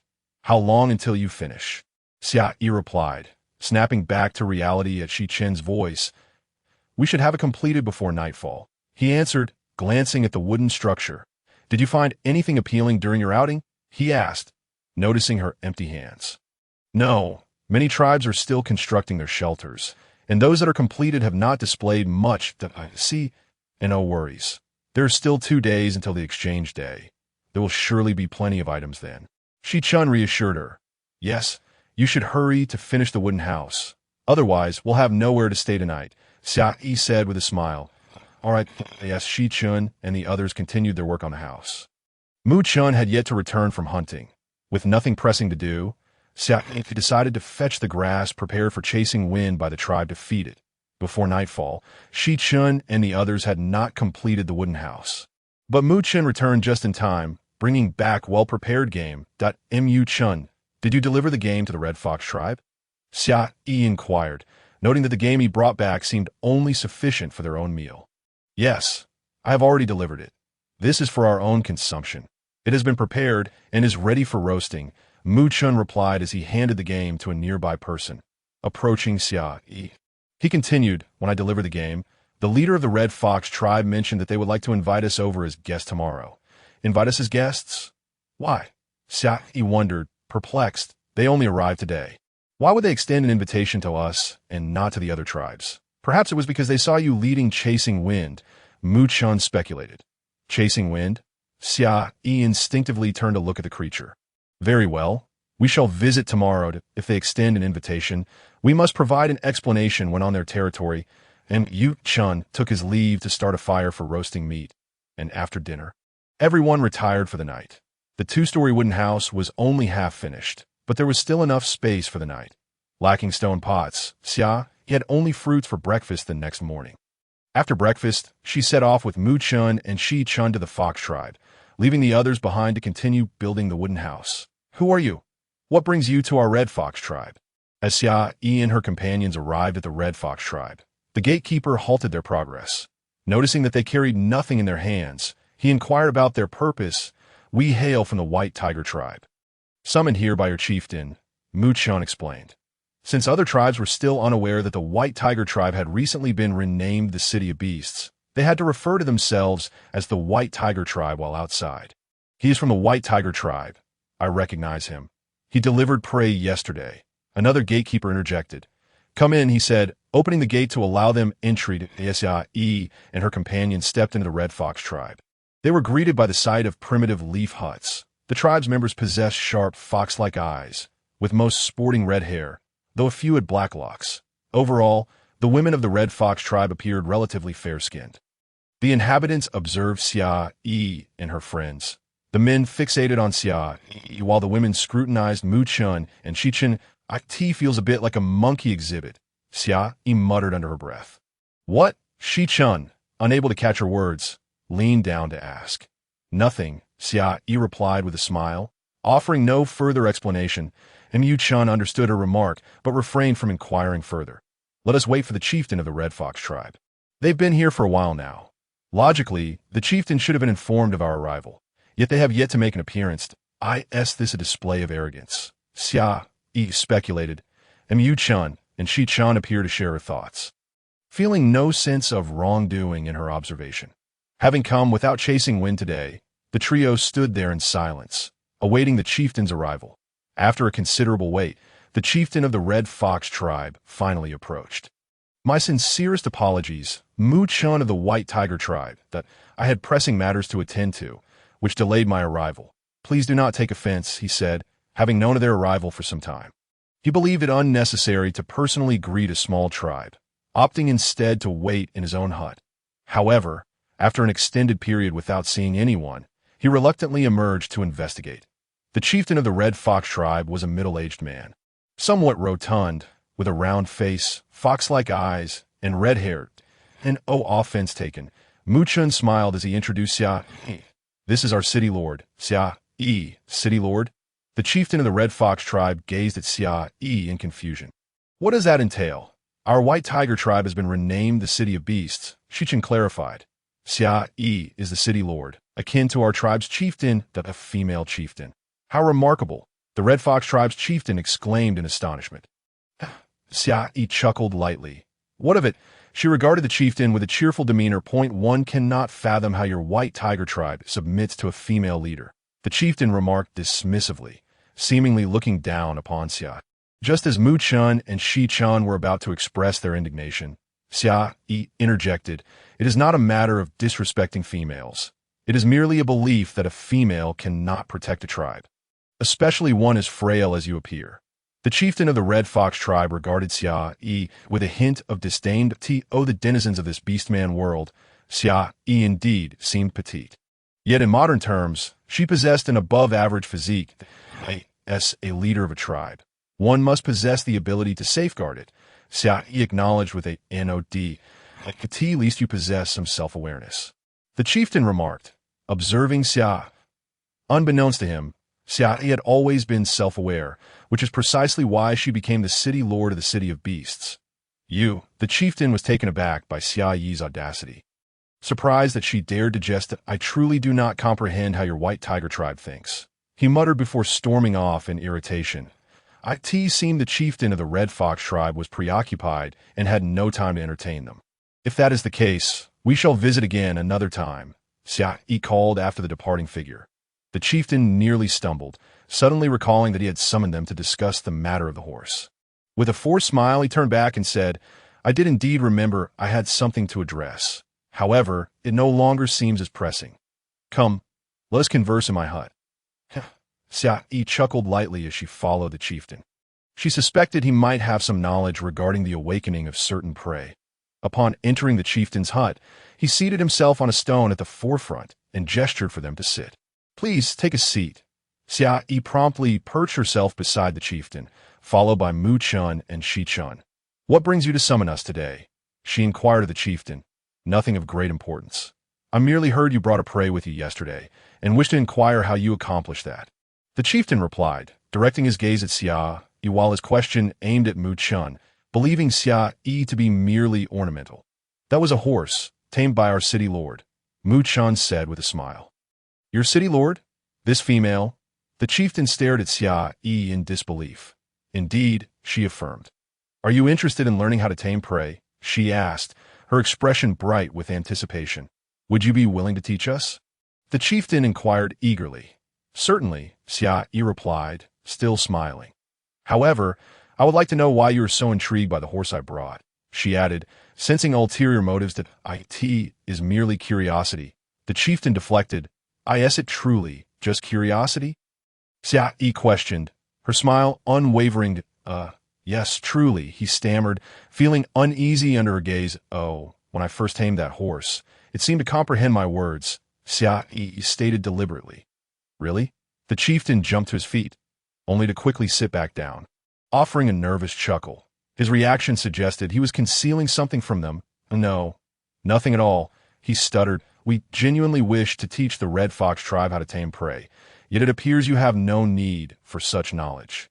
Xia Yi remarked, her smile fading. No, we do need it, the chieftain insisted hastily. The men of the Red Fox tribe struggled with hunting, often returning with insufficient prey to feed the entire tribe. If they could learn to tame prey, they could alleviate their hunger. Hence, it was imperative that Xia Yi impart this knowledge to them, that we at the City of Beasts value honesty in our friends, that if the Red Fox tribe wishes to learn the art of taming prey, you must first disclose your interest in chasing wind, Xia Yi stated earnestly. Sigh, the chieftain sighed, that I can tell you why I'm interested in your horse, but you must promise not to disclose it. We can keep it secret, but are you certain that others from different tribes will remain unaware? Xia Yi pressed. The chieftain hung his head, realizing that if he faced such experiences, others undoubtedly would as well.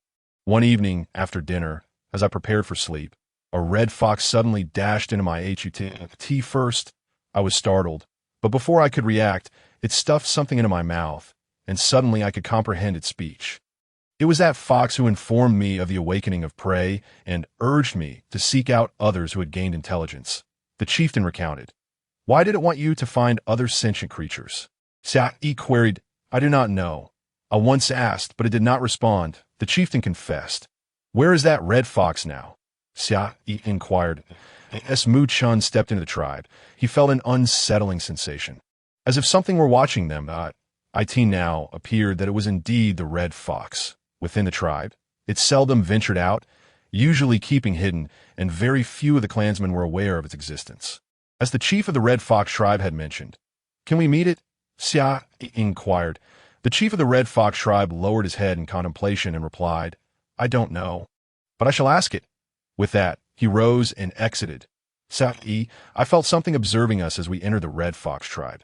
Could it be that red fox? Shi Chun asked Xia Yi after the chief had left. I am not certain. We shall see shortly. Xia Yi had sensed the gaze upon them as they first entered the Red Fox tribe, yet this feeling was distinct from the one she experienced the previous day, indicating that it was not the same entity. Xia Yi had refrained from sharing her earlier sensation of being watched with Mu Chun and the others, fearing it might cause them undue worry. Before long, the chief returned, cradling the red fox in his arms. As soon as the red fox caught sight of Xia Yi, it leapt from the chief's embrace and scampered to her feet, playfully tugging at the hem of her bee-skin trousers. The sight of the red fox charging towards Xia Yi startled both Mu Chun and Shi Chun, who instinctively prepared to intervene, only to be halted by Xia Yi. She crouched down, gently prodding the fox's head and asking, Little fox, have you gained sentience? The red fox gleefully nodded in response to her inquiry. Meanwhile, the chief of the Red Fox tribe stood by, utterly astonished, for the fox had called out Goddess. Goddess as it dashed towards Xia Yi, in a realm where the beast men revered deities. Hearing the red fox refer to Xia Yi as such was nothing short of remarkable.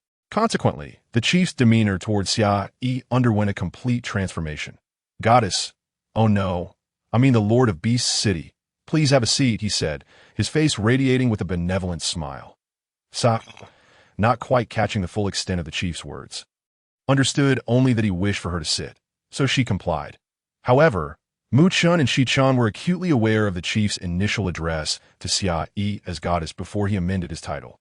They exchanged glances, resolving to clarify the matter with the chief later. Little fox, why do you seek animals that have attained sentience? Xia Yi asked, now seated and playfully engaging with the red fox. Because the brave tribe intends to capture them, the red fox replied.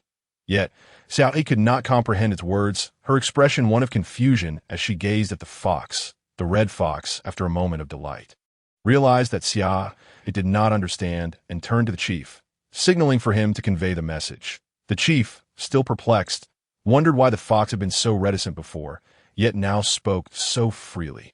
Just as he was mulling this over, the red fox looked at him and stated, "It said that the brave tribe intends to capture them." That he hastily translated for Xia. "The brave tribe?" Xia Yi echoed, puzzled. "Why are they everywhere?"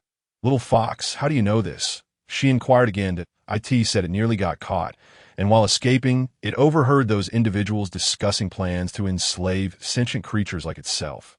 The chief translated once more. To enslave? Xia Yi pondered. Is it truly just to make them slaves? They have already captured so many beastmen. Why pursue sentient animals for the same fate? A whirlwind of questions flooded Xia Yi's mind, leaving her utterly bewildered. "Quickly ask the goddess if I can accompany her," the red fox urged the chief, its eyes wide with anticipation. The chief was taken aback by the fox's sudden shift in allegiance. "Cough, cough. The red fox wishes to know if it may follow you." He relayed to Xia Yi, "Follow me." "Why?" Xia Yi asked, bemused. Previously, the giant python had expressed a desire to accompany her, but that was because the serpent had already joined her tribe and had nowhere else to go. Now, the red fox seemed eager to join her as well. That it said that being with you is safe. "Safe?" Xia Yi echoed, recalling how the giant python had made a similar claim. "Why do you believe being with me is safe?" "It would be inconvenient for you, as we cannot communicate." The fox replied that it would not be a problem, as Xia Yi would eventually understand their speech. The chief continued to translate. "You will understand in the future?" Xia Yi asked, looking down at the red fox with curiosity. The fox nodded vigorously. "But why will I understand later and not now?" She glanced at the fox and then at the chief. "It did not say," he replied. During these days, Xia Yi had left the red fox and the red fox tribe to await the conclusion of the exchange meeting, planning to take it along to Beast City afterward. Upon their return, they found the wooden hut had been constructed, with many people gathered outside, admiring it. Can such a shelter be built? Indeed, this structure is not only sturdy, but also resilient against strong winds. This is the White Tiger tribe, isn't it? It seems so. I never expected the chief of the White Tiger tribe to devise such a construction method. Shall we inquire how it was built? They might not disclose their secrets. When Xia Yi and her companions arrived, they overheard discussions about their wooden hut. Previously, they had not hindered the construction of the hut, as Xia Yi had her own intentions. She believed that in time, every tribe would come to know of Beast City, and the wooden hut would serve as the first step in their promotion. Mu Chun, please inform them that we can teach them. But only for tomorrow, Xia Yi instructed once they were inside. Understood. With that, Mu Chun took Shi Chun by the hand and made his way outside. "Hey," Xia Yi chuckled as she watched their retreating figures. "Xia Yi, you're back," Tangxi called out as he stepped out to greet her. "Yes. Have you returned? Where is Xiongling? Has he not returned yet?" Xia Yi inquired. "He has returned, but he has gone with a few others to organize some things." "All right, please take a few people out to hunt, that we can discuss any matters after dinner," she instructed. Very well. When Mu Chun and Shi Chun emerged, they found the crowd still gathered, with no one approaching to inquire. "Everyone, please be quiet. We were formerly known as the White Tiger tribe, but we have since renamed our tribe to Beast City. The structure we have built is called a wooden hut. If anyone wishes to learn from us, we can teach you, but only for tomorrow," Mu Chun announced, raising his hand to silence the crowd. "That we only have one day, and we cannot teach all the tribes. Tomorrow, we will instruct only 2 tribes. The others may observe and learn how to construct wooden huts so that they may build their own upon returning home." Shi Chun added as for which 2 tribes we will teach. "We are uncertain. Tomorrow, we shall select at random. For now, everyone may return home, as we too must hunt for dinner," he concluded. Upon hearing that they would receive instruction, the crowd departed in high spirits, eager to hunt for their evening meal. After dinner, Xia Yi requested that everyone remain seated for a moment before retiring. She felt it essential to inform them about the sentience of their prey, as she intended to bring them back with her. This would prepare them mentally for the changes ahead. The situation is as follows. I am sharing this with you now to prepare you for what is to come. I will be bringing them back with me. Xia Yi explained, recounting the events of the last few days regarding the prey that had gained sentience, along with her future plans that in the future, there may be many more such sentient creatures joining our Beast City. I also plan to expand Beast City and create a dedicated space for them to reside. Aside from a few individuals who were already aware, the rest of the group was left in a state of shock. They had never imagined that their prey could one day understand their speech, let alone speak back. If anyone else had told them this, they would have dismissed it as nonsense and likely scolded the messenger. My intention in sending Tang Shi and Xiong out was to gather information about these sentient creatures. Xia Yi turned her gaze towards Xiong Lin, you go ahead, she urged. All right, Xiong stood up. Initially, we did not notice anything peculiar, and we even concealed ourselves in an area abundant with prey, observing for an extended period. Yet, nothing seemed amiss. As the exchange event approached, we decided to head there. Just before we reached the exchange, we spotted a squirrel, which was astonishingly throwing pine cones at a person while chattering incessantly, as if attempting to convey something. The individual, however, shouted back at the squirrel, claiming it did not understand them and expressing a desire to follow it.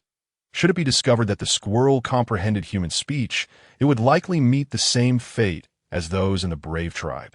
Confined and enslaved. You know what kind of beast man that was?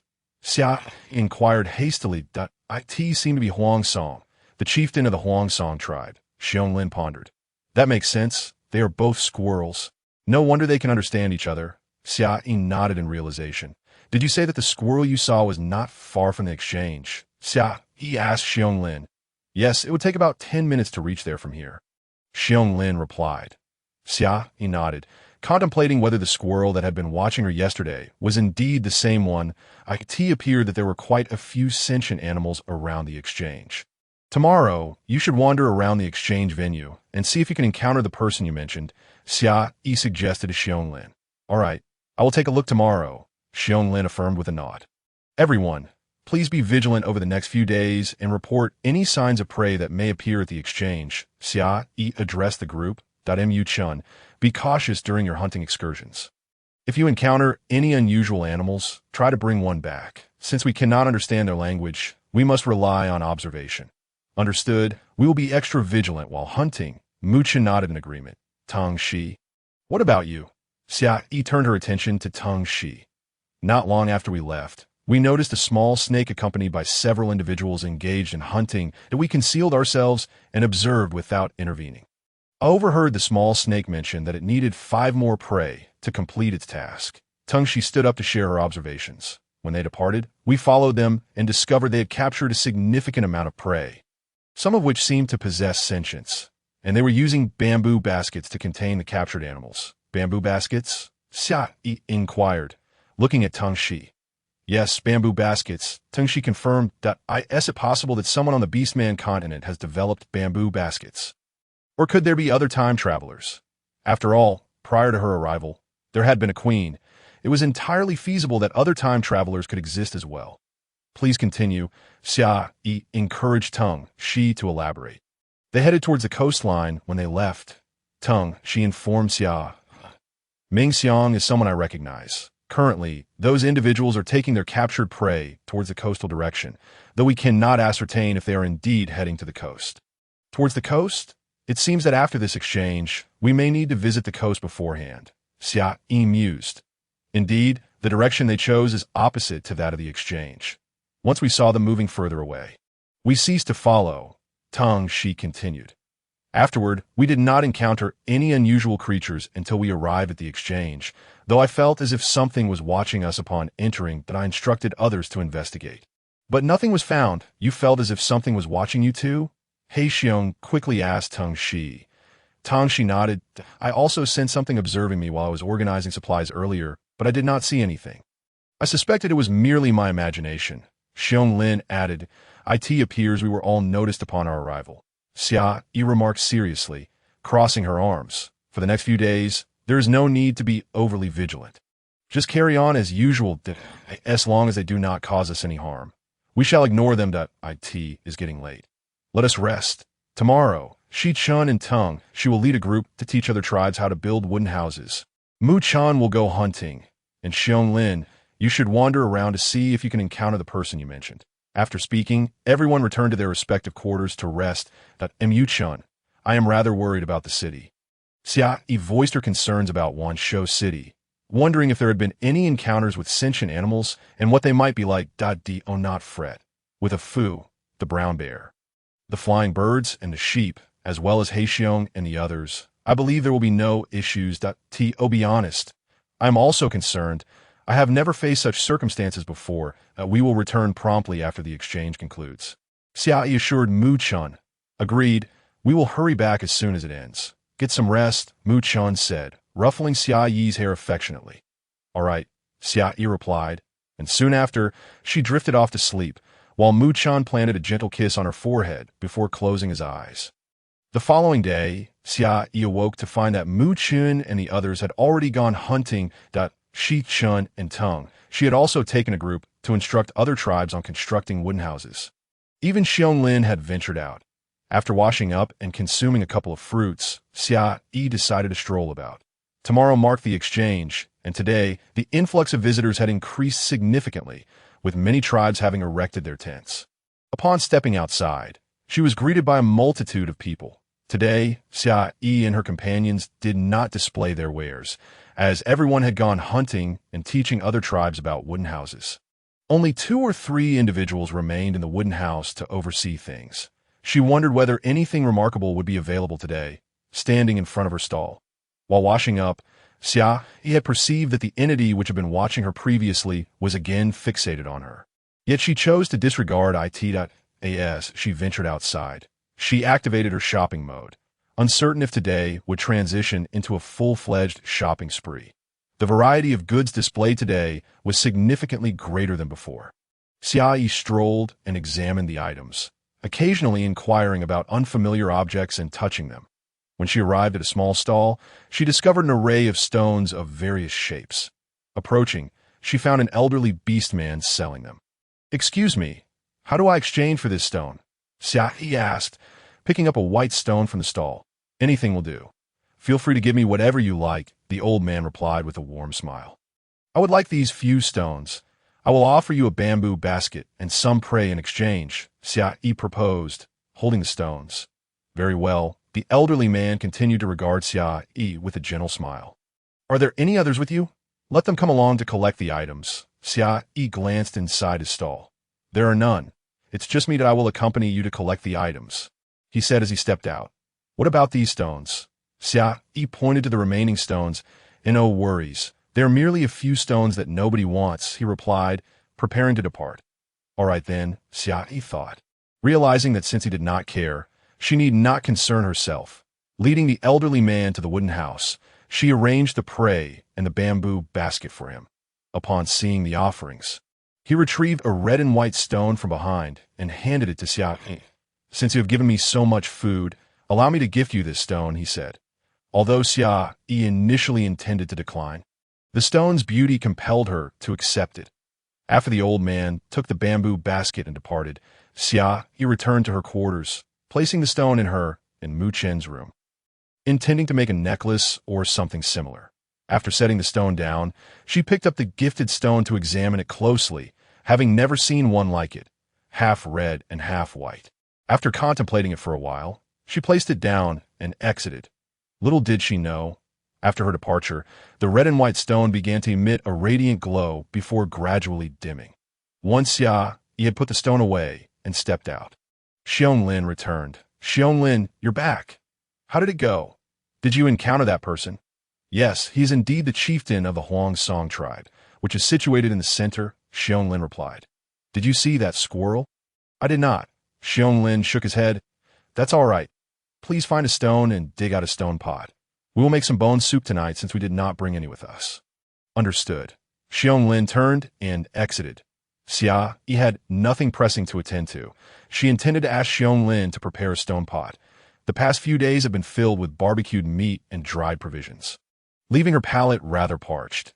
She yearned for a warm soup to savor. When Xiong finally returned with the stone pot, Mu Chen also made his entrance. "I happened to catch a few chickens today.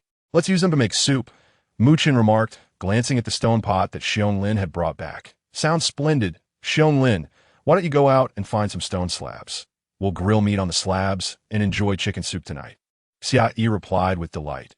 Observing her joyful demeanor, Mu Chun understood that although Xia Yi had not voiced her sentiments, she had grown weary of the unvaried diet of barbecued meat and dried rations over the past few days.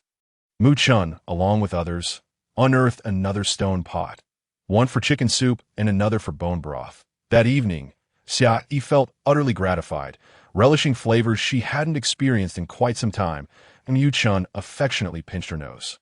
While they were enjoying their meal, the neighboring tribe was left envious. The aroma of their grilled meat wafted through the air, tantalizing the senses of those nearby.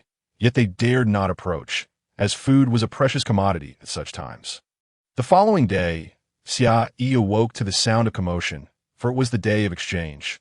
Early birds had already begun trading their goods. As Xia Yi rose, she found that Mu Chun had prepared soup for her, which surprisingly contained some wild vegetables. Eagerly, she washed up to enjoy the soup.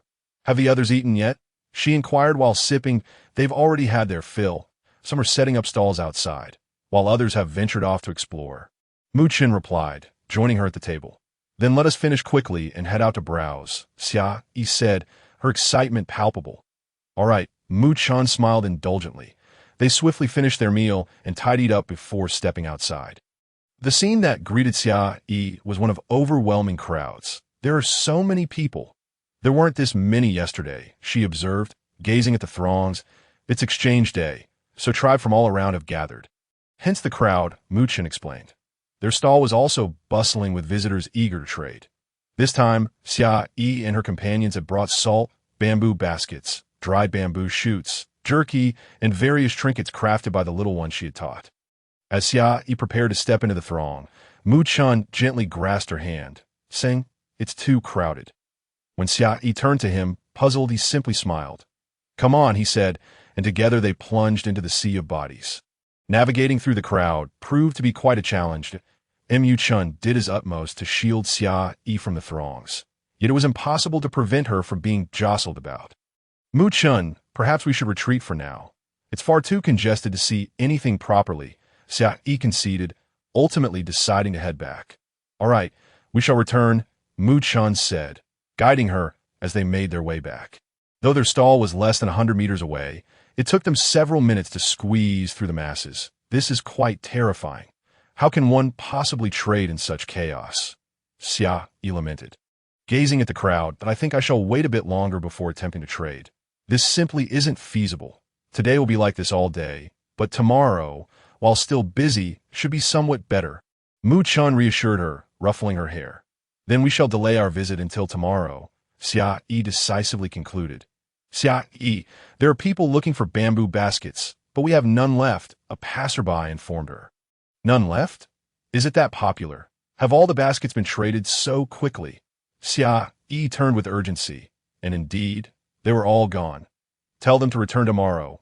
We will have more, but not many that its first come." "First served," Xia Yi instructed. "All right, Mu Chun, do you know where we can find bamboo?" Xia Yi asked, turning to him. "Yes, once the tribesmen return, I will take them to gather some," Mu Chun assured her. "Excellent. This crowd is intolerable. It's as if we've come to be crushed rather than to trade." Xi Chun complained upon his return. "And one forced you to come," Mu Chun retorted. "I've never been here before. From now on, I shall accompany you," Xia Yi, and refrain from venturing out. Xi Chun pouted, then turned to Xia Yi with a grin. "Honestly, I think you should stay away in the future," Mu Chun continued to tease him. "You don't get to decide," Xi Chun shot back with a roll of his eyes. "Xi Chun, did you manage to trade for anything?" Xia Yi asked, smiling at him. "Nothing, I just got pushed around and was forced to retreat," Xi Chun replied with a frown. "Since you're back, come with us to gather bamboo," Mu Chun suggested. "Gather bamboo? For what purpose?" Xi Chun asked, puzzled. "All the bamboo baskets have been traded away. We need to gather some to make more." Xia Yi explained that Xi Chun glanced at their stall and indeed saw it was empty. "Then let us go." "Wait a moment. Let us wait for more people to return before we head out. We can craft the baskets there and then come back," Xia Yi suggested, looking outside. "Very well," Xi Chun agreed, taking a seat nearby. As noon approached, everyone returned and had lunch, leaving 20 individuals at the wooden hut while the others went to gather bamboo and weave baskets. Xia Yi joined them. Upon learning that Xia Yi had emerged, the red fox sought her out. "Little fox, what brings you here?" Xia Yi knelt to pet its head. The red fox relished the affection, nuzzling against her hand. After a productive afternoon, they managed to craft over 800 bamboo baskets. Chun, it's time to head back, Xia Yi remarked, glancing at the sky, which indicated it was nearing 6 o'clock. It was early summer, and dusk fell late, with the sun just beginning to set. All right, let us return, Chun concluded as he tidied up. Little fox, you should hurry back. We are about to leave, Xia Yi said, giving the red fox another pat. The red fox nudged her foot and chirped a few times, expressing its reluctance to part. Go on, hurry back. Once the exchange is over, I will come to fetch you, so you can join us, Xia Yi reassured it. Hearing this, the red fox joyfully circled her a few times before darting off. Let us return, Xia Yi said, smiling at the departing figure of the red fox, then turned to Chun. 80 individuals laden with bamboo baskets made their way back to the exchange site. Though the crowd remained substantial, it was no longer as suffocating. Everyone had ceased their wandering. Dinner consisted once again of grilled meat and bone soup, this time enriched with wild greens, presumably foraged by some tribe members. After dining, darkness enveloped the surroundings, and everyone retired to their respective quarters to rest. Chun, I traded some game for these stones yesterday. I intend to take them back to craft into necklaces, Xia Yi announced, retrieving the stones from beside her bed to show Chun. Look at these, they're quite beautiful. We have more. We could trade for additional ones. The women in the city would surely adore them as you do, Chun replied. Indeed, how could I have forgotten? I shall check tomorrow to see if there are any left. If so, we should acquire as many as we can, Xia Yi said with a smile. Chun, look at this peculiar stone. One side is red, and the other is white, Xia Yi said, handing him the bicolored stone. It is quite lovely. I've never encountered one like it. Chun remarked as he examined it closely. Isn't it? This was gifted to me by an elderly man who trades stones. Keep it safe. When we return, you can teach me how to make necklaces.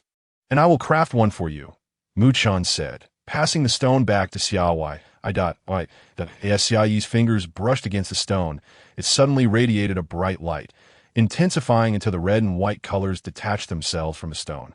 The red light surged toward Chun's forehead before entering his body, while the white light darted toward Xia Yi's forehead, following suit. The occurrence transpired so swiftly that neither Xia Yi nor Chun had time to react before the glow dissipated. What just happened? Xia Yi remained frozen in her reaching motion for the stone. That I believe I saw a beam of white light shoot toward your forehead and enter your body, Chun stated.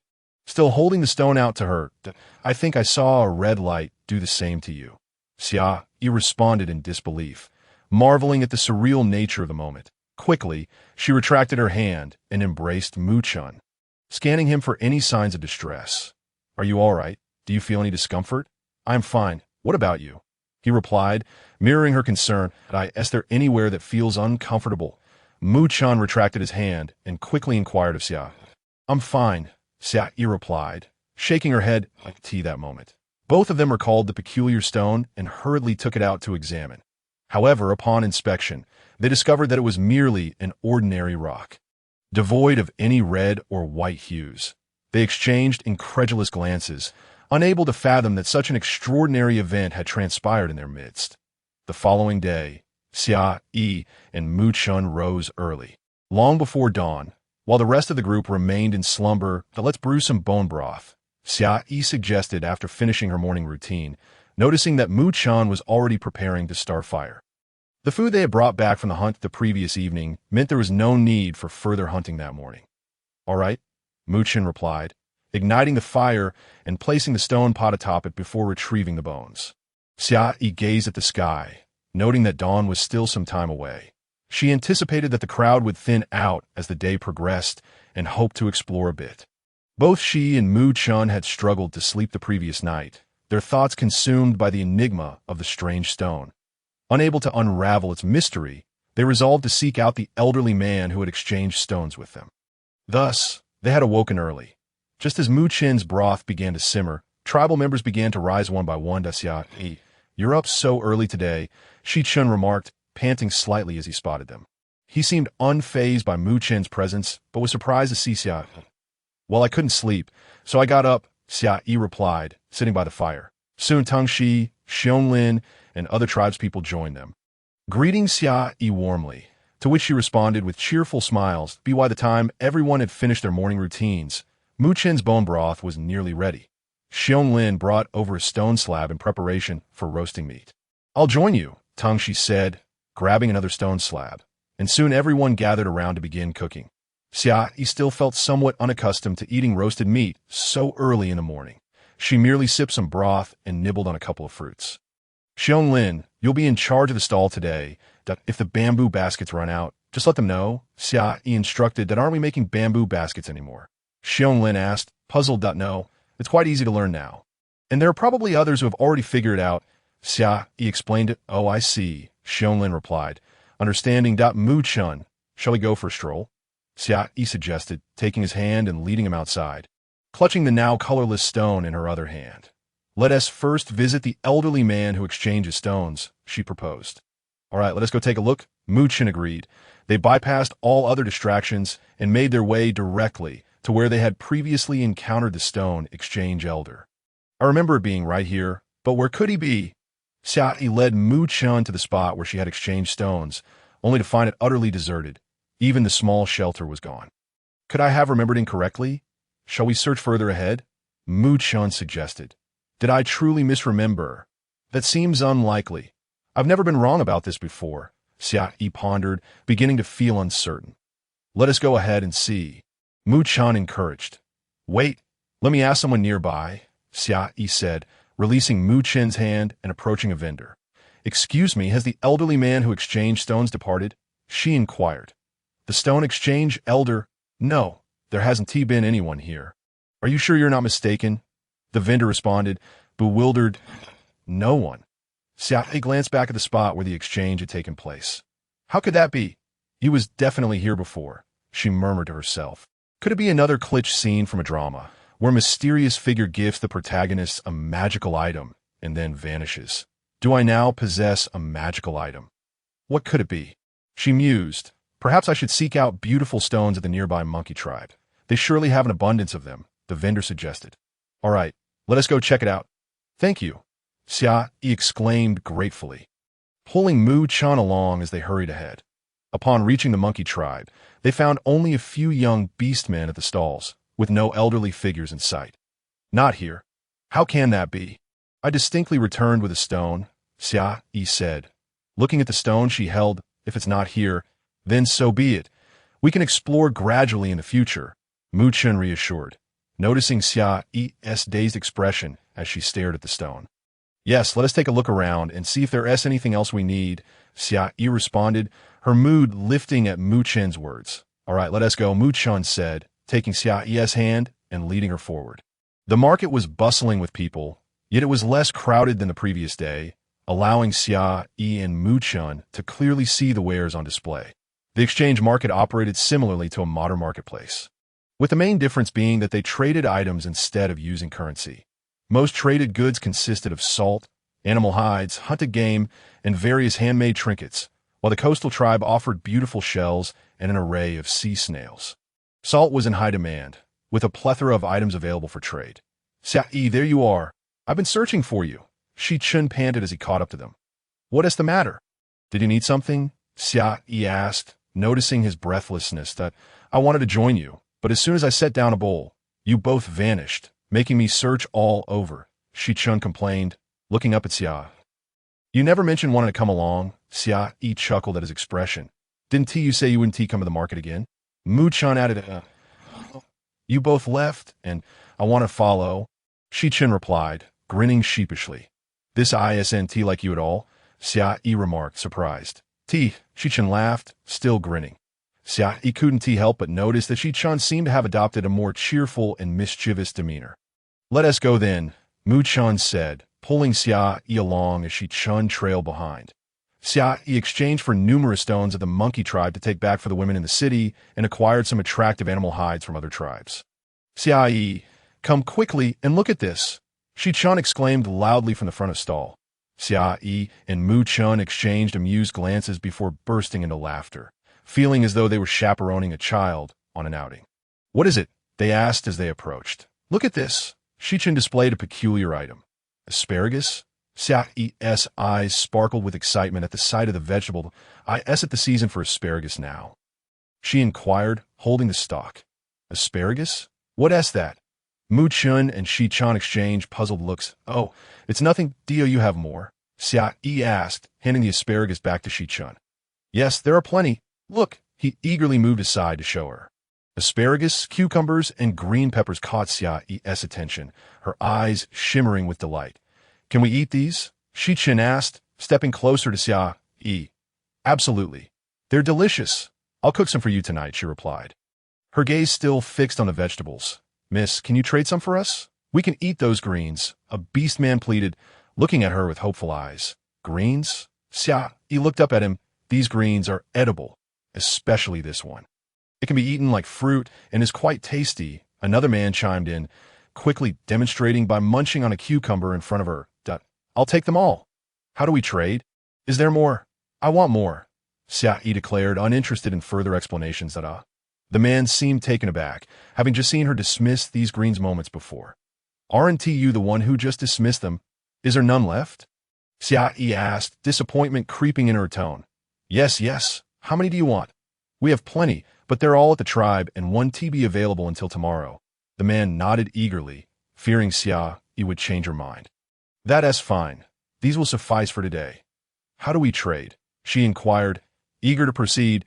We can offer you 2 larger pieces of game.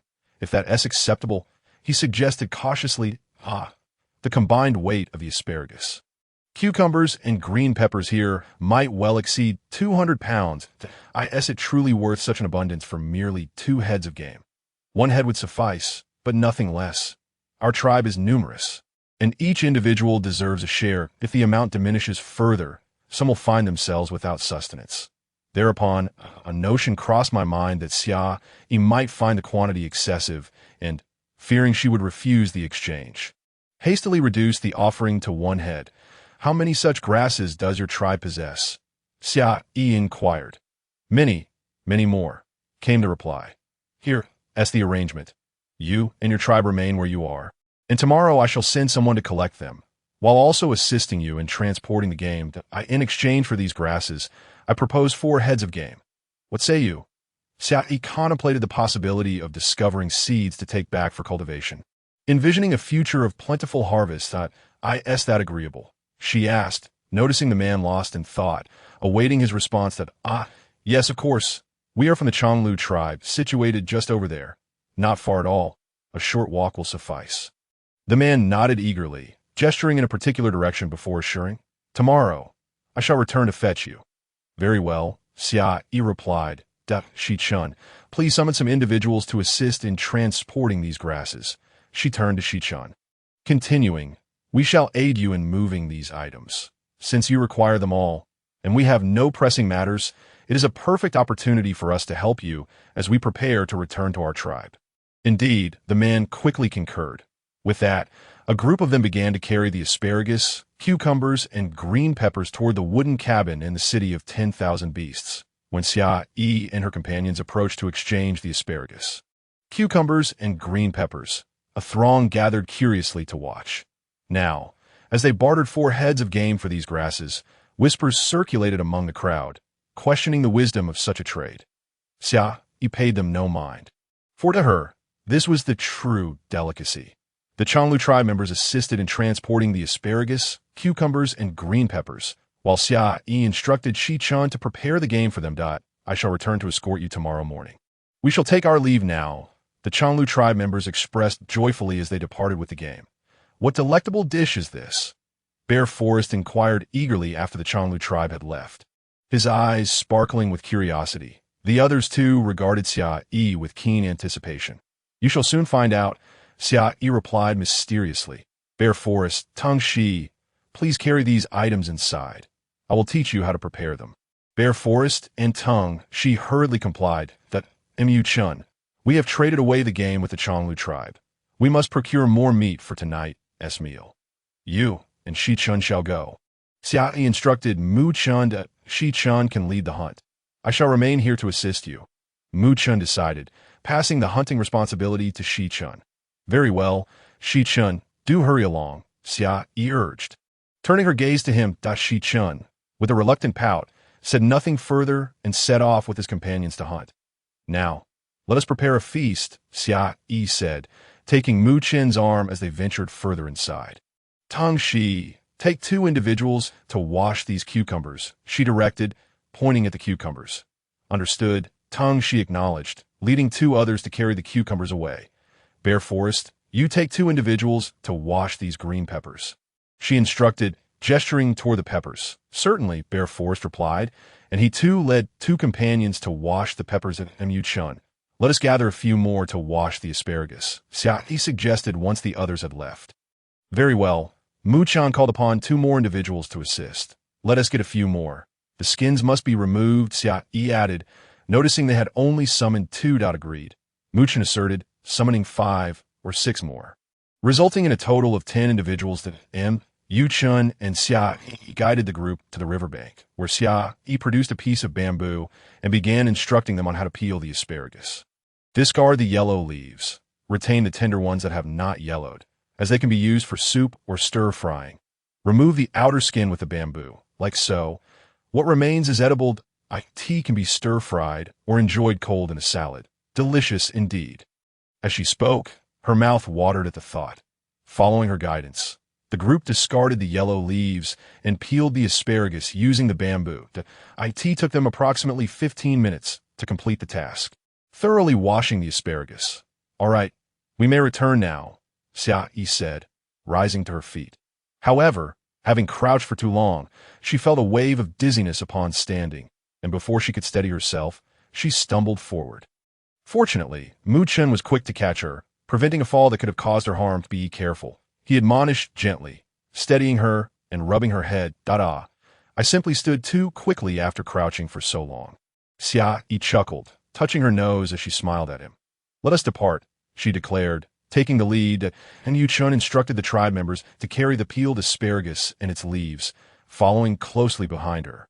Upon arriving at the wooden cabin, Tang Shi and Bear Forest returned as well, having washed the green peppers and cucumbers. Half of the cucumbers would be prepared as a salad, while the other half would be used for soup. The green peppers would be split as well, with half stir-fried with meat and the other half cooked alone. Likewise, half of the asparagus would be stir-fried with meat, and the other half would be served cold.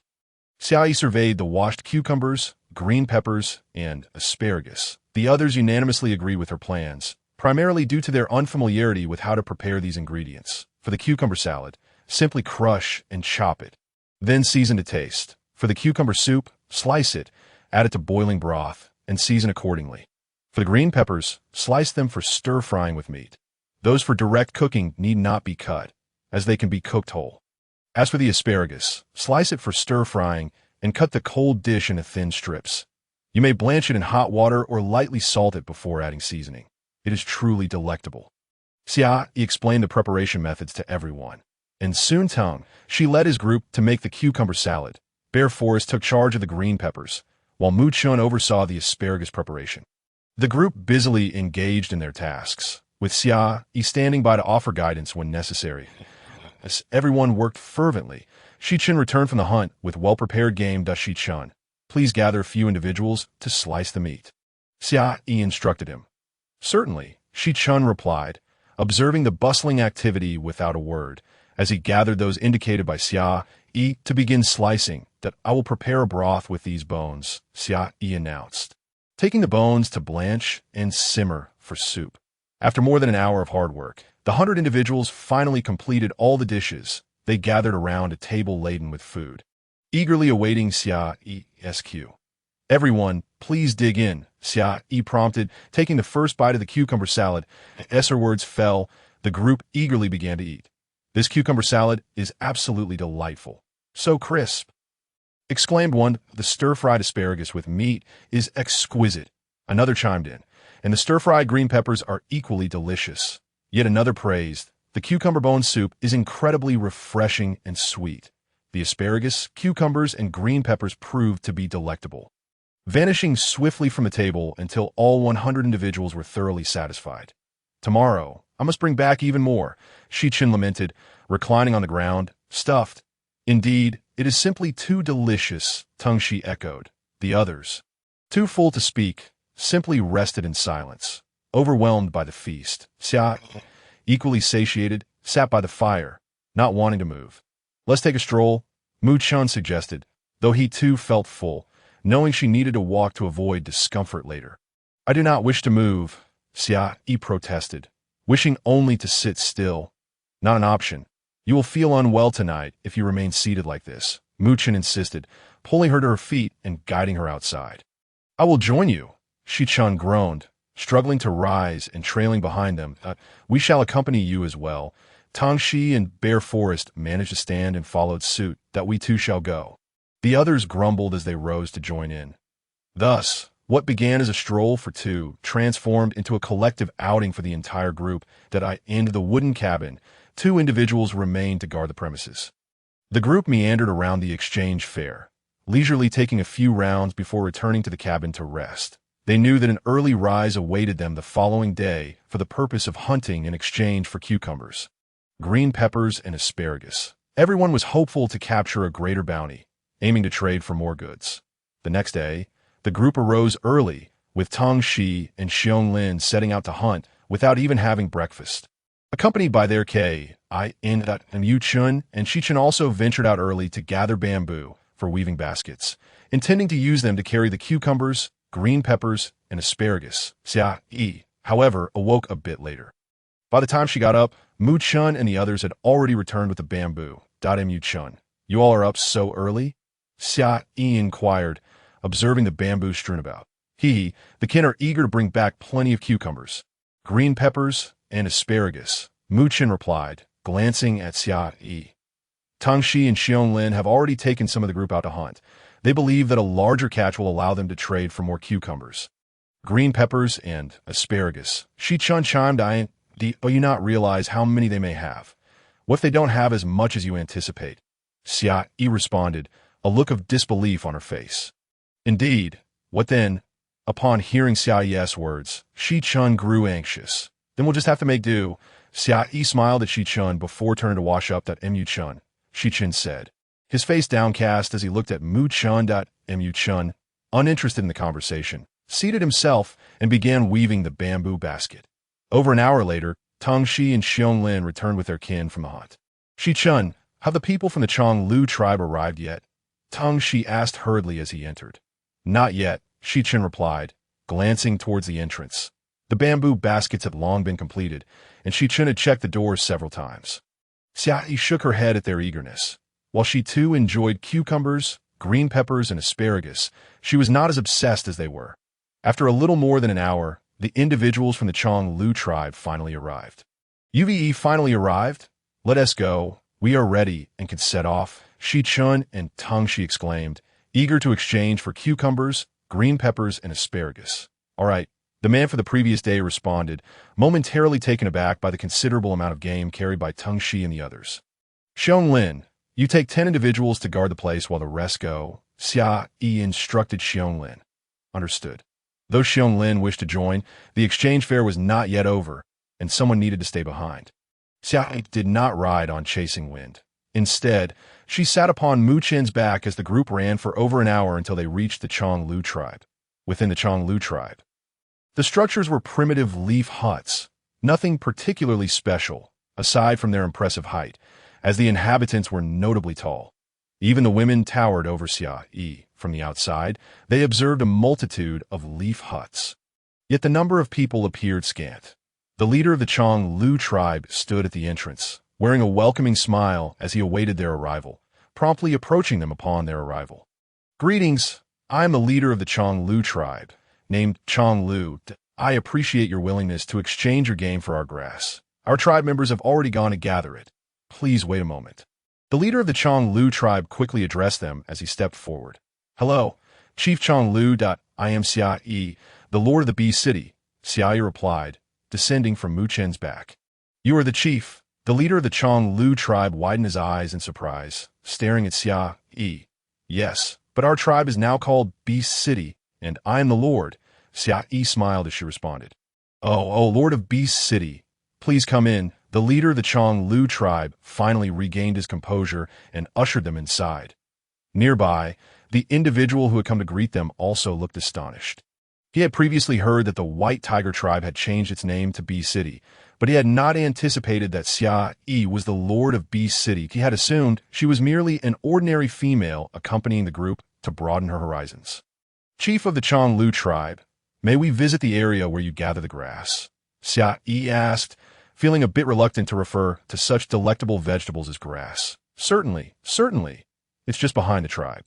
Follow me, the leader of the Chonglu tribe beckoned, leading Xia Yi and her companions around to the back. Wow, so many cucumbers, green peppers, and asparagus. Upon arriving at the back, Shi Chun exclaimed joyfully. The sight of the cucumbers, green peppers, and asparagus was indeed abundant, appearing to stretch endlessly. Chief of the Chonglu tribe, do these grass have seeds? Xia Yi turned to inquire. Seeds? The leader of the Chonglu tribe looked perplexed at Xia Yi's question. What is that? Xia Yi smiled wryly, wondering how they could be unaware of seeds. How then did they expect these vegetables to grow? Seeds are the small fruits that these grass produce as they mature. Oh, those cannot be eaten. They're too small and somewhat bitter. We used to collect them for food, but they were unpalatable, so we stopped, the leader of the Chonglu tribe explained. What you refer to as inedible are actually seeds. With those seeds, you can cultivate them yourselves next time, Xia Yi remarked, surprised that the Chonglu tribe had previously treated seeds as food and why young one might still have some collected. Should I fetch them to show you? The leader of the Chonglu tribe recalled that his child enjoyed gathering these small fruits, thinking he might still possess some. All right, I would appreciate it if you could bring them to me, Xia Yi said, her spirits lifted upon hearing that there might still be some available. Do these vegetables have seeds? Teng Shi asked as the leader of the Chonglu tribe departed. Of course, nearly all plants have seeds, Xia Yi affirmed. Wonderful. If we have them, we can bring them back for the sheep to plant, allowing our tribe members to enjoy such delicious vegetables in the future. Teng Shi exclaimed with delight. Indeed, that is my thought as well, Xia Yi replied with a smile. Why not join the gathering? It would expedite the process, Xia Yi suggested to Teng Shi and the others. Sure, Shi Chun, eager to try, wasted no time in heading to pick cucumbers. The others joyfully followed suit to gather vegetables. Lord of Beast City, look, is this the seed you mentioned? The leader of the Chonglu tribe returned.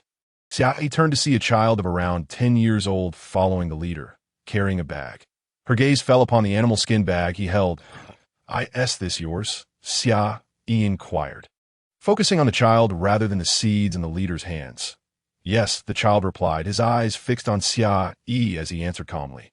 This is my young one, named Lu Xing, the leader of the Chonglu tribe introduced. I am Xia. You may call me sister, Xia Yi said as she approached Lu Xing, who, despite appearing to be around 10, was nearly as tall as her. Sister? A flicker of confusion crossed Lu Xing's eyes. Do you not wish to call me that? Then just call me Xia Yi, she said, not pressing the matter. Who made this bag for you? Xia Yi asked, looking again at the bag in his hands. I made it myself. It's convenient, Lu Xing replied, lifting the animal skin bag slightly. That it is indeed convenient. You could also create a backpack for even greater ease, Xia Yi suggested with a smile. Backpack? Lu Xing looked at Xia Yi with increased curiosity.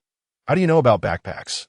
I just thought of it, Xia Yi replied, ignoring the bewilderment in Lu Xing's eyes as she turned to the leader of the Chonglu tribe and examined the seeds in his hand. Upon seeing the seeds, Xia Yi's eyes lit up.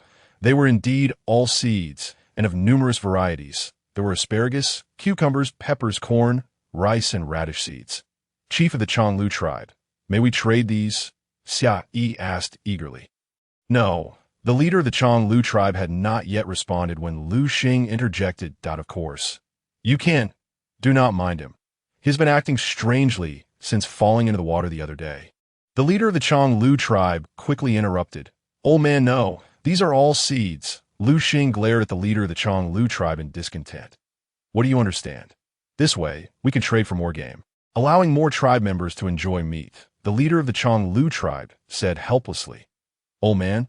Xia Yi observed Lu Xing beside her, finding him rather peculiar for his ability to craft leather pouches, his knowledge of backpacks, and his understanding that seeds could be sown. Even more intriguing was his casual reference to his father as old man. A bold idea sparked in Xia Yi's mind. Hearing the mention of meat, Lu Xing swallowed.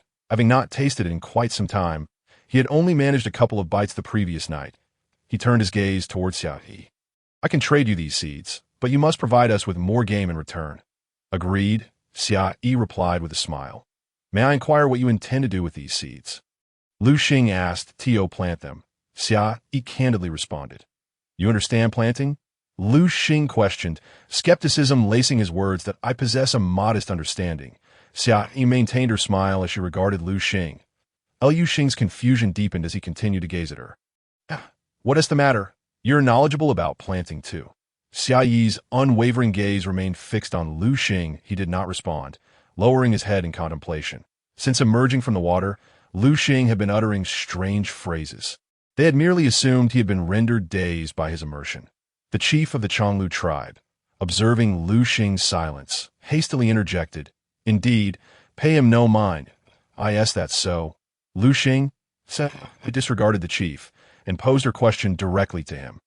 Her excitement palpable, as she suspected Lu Xing might also be a time traveler. Perhaps, Lu Xing replied with a resigned shake of his head, having grown accustomed to the old man's musings.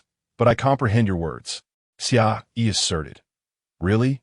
Lu Xing responded, his face a mask of bewilderment. Our tribe was once called the White Tiger Tribe, but we have since renamed it Wanshou City. I am the city lord. We have constructed houses and cultivated a significant amount of rice. Xia Yi ventured, gauging his reaction. You built houses? Lu Xing's eyes widened in astonishment at Xia Yi's words. Chief of the Chonglu tribe. May I speak with Lu Xing privately? Xia Yi interrupted, directing her gaze at the chief. Of course. The chief acquiesced, though he remained ignorant of their discussion, and walked toward the vegetable field to assist in gathering crops. Mu Chun, go join Shi Chun and help collect vegetables. I will join you shortly, Xia Yi instructed, mindful that certain matters were not yet suitable to disclose to Mu Chun. All right, Mu Chun complied without question and departed. Once Mu Chun had left, Xia Yi turned her attention to Lu Xing. What is your name? Lu Xing, he replied, now focused on Xia Yi. You are also a time traveler, he asserted with certainty. You have traversed from that era, Xia Yi said, her excitement undeniable. She had initially come to the Chonglu tribe in search of seeds, never anticipating encountering a fellow traveler. Modern times, and you? Lu Xing inquired eagerly, astonished to meet someone from the same era. I hail from the modern world as well. Do share your story, Xia Yi encouraged, finding a place to sit. I am from the Agricultural Academy. During a break, I went with classmates to soak in hot springs, only to fall asleep and awaken in the water, eventually surfacing in this beast-man continent. Lu Xing recounted, settling beside her. I have been here for over a month. At first, I struggled to accept this reality and even attempted to jump back into the water multiple times. But to no avail. Eventually, I resolved to make the best of my situation. After sifting through the original owner's memories, I discovered he was quite the collector, amassing numerous seeds. I intended to encourage everyone to cultivate them. But not a single person heeded my advice, dismissing me as foolish. I initially considered planting them myself. But the beastmen of this tribe are woefully weak. It is impossible to bring back sufficient game in a single day, leaving me deprived of meat for far too long, and the vegetables lack salt, draining me of all strength. Well, now you have encountered me. Lu Xing shared his recent experiences. You truly are unfortunate. How old are you? 19, he replied. And the original owner? I believe he was 9. You've returned to childhood. Xia Yi chuckled. 19 is hardly old, and 9 is far too young. No one would believe it, Lu Xing retorted, visibly annoyed. Have you considered joining us in Wanshou City? Xia Yi mused, envisioning Lu Xing managing the agricultural endeavors, thereby easing her own burdens. Is it true that your tribe has indeed built houses? Lu Xing asked, his excitement palpable as he regarded Seth. Living in these leaf shelters was quite unaccustomed to him. Indeed, Wanshou City now boasts over 2,000 inhabitants, and we have begun raising game. Our city is also embarking on agricultural ventures, and it will continue to expand. He elaborated, I shall give you time to contemplate, but the trading opportunity lasts only 2 days. You must decide swiftly, as we will depart once the exchange concludes. With that, Lu Xing hurriedly stood and made his way to the chief of the Chonglu tribe. What a child! Xia Yi remarked with a smile as she observed his retreating figure. She then stood to seek out Mu Chun. Mu Chun, how is the harvesting coming along? There is still plenty left. We may not finish today. Why must you complete it? What will the Changlu tribe do if you finish? Xia Yi teased, bemused by Mu Chun's oversight. Mu Chun stammered, momentarily caught off guard. All right, quickly tell Shi Chun and the others to stop. It's sufficient. Okay, I'll go now, Mu Chun replied and dashed off to find Shi Chun and Teng Shi. Lu Xing approached the chief of the Changlu tribe. Old man, I have something of great importance to discuss, he began, glancing around to ensure their conversation remained private. Let us return to the tribe. It is not suitable to discuss here, he insisted, pulling the chief toward their home. Hey, speak here. Why return to the tribe? Don't you see the city lord of Wanshou City is present? The chief protested, attempting to free himself from Lu Xing's grasp that you're old enough to hunt. Act your age. I want to speak of anything else. What I wish to discuss pertains to Wanshou City. Are you coming or not? Lu Xing pressed, urgency in his tone. The chief, believing Lu Xing had learned something significant from Xia Yi, reluctantly followed him back. Old man, let us join Wanshou City, Lu Xing stated directly upon their return to the tribe. What did you say?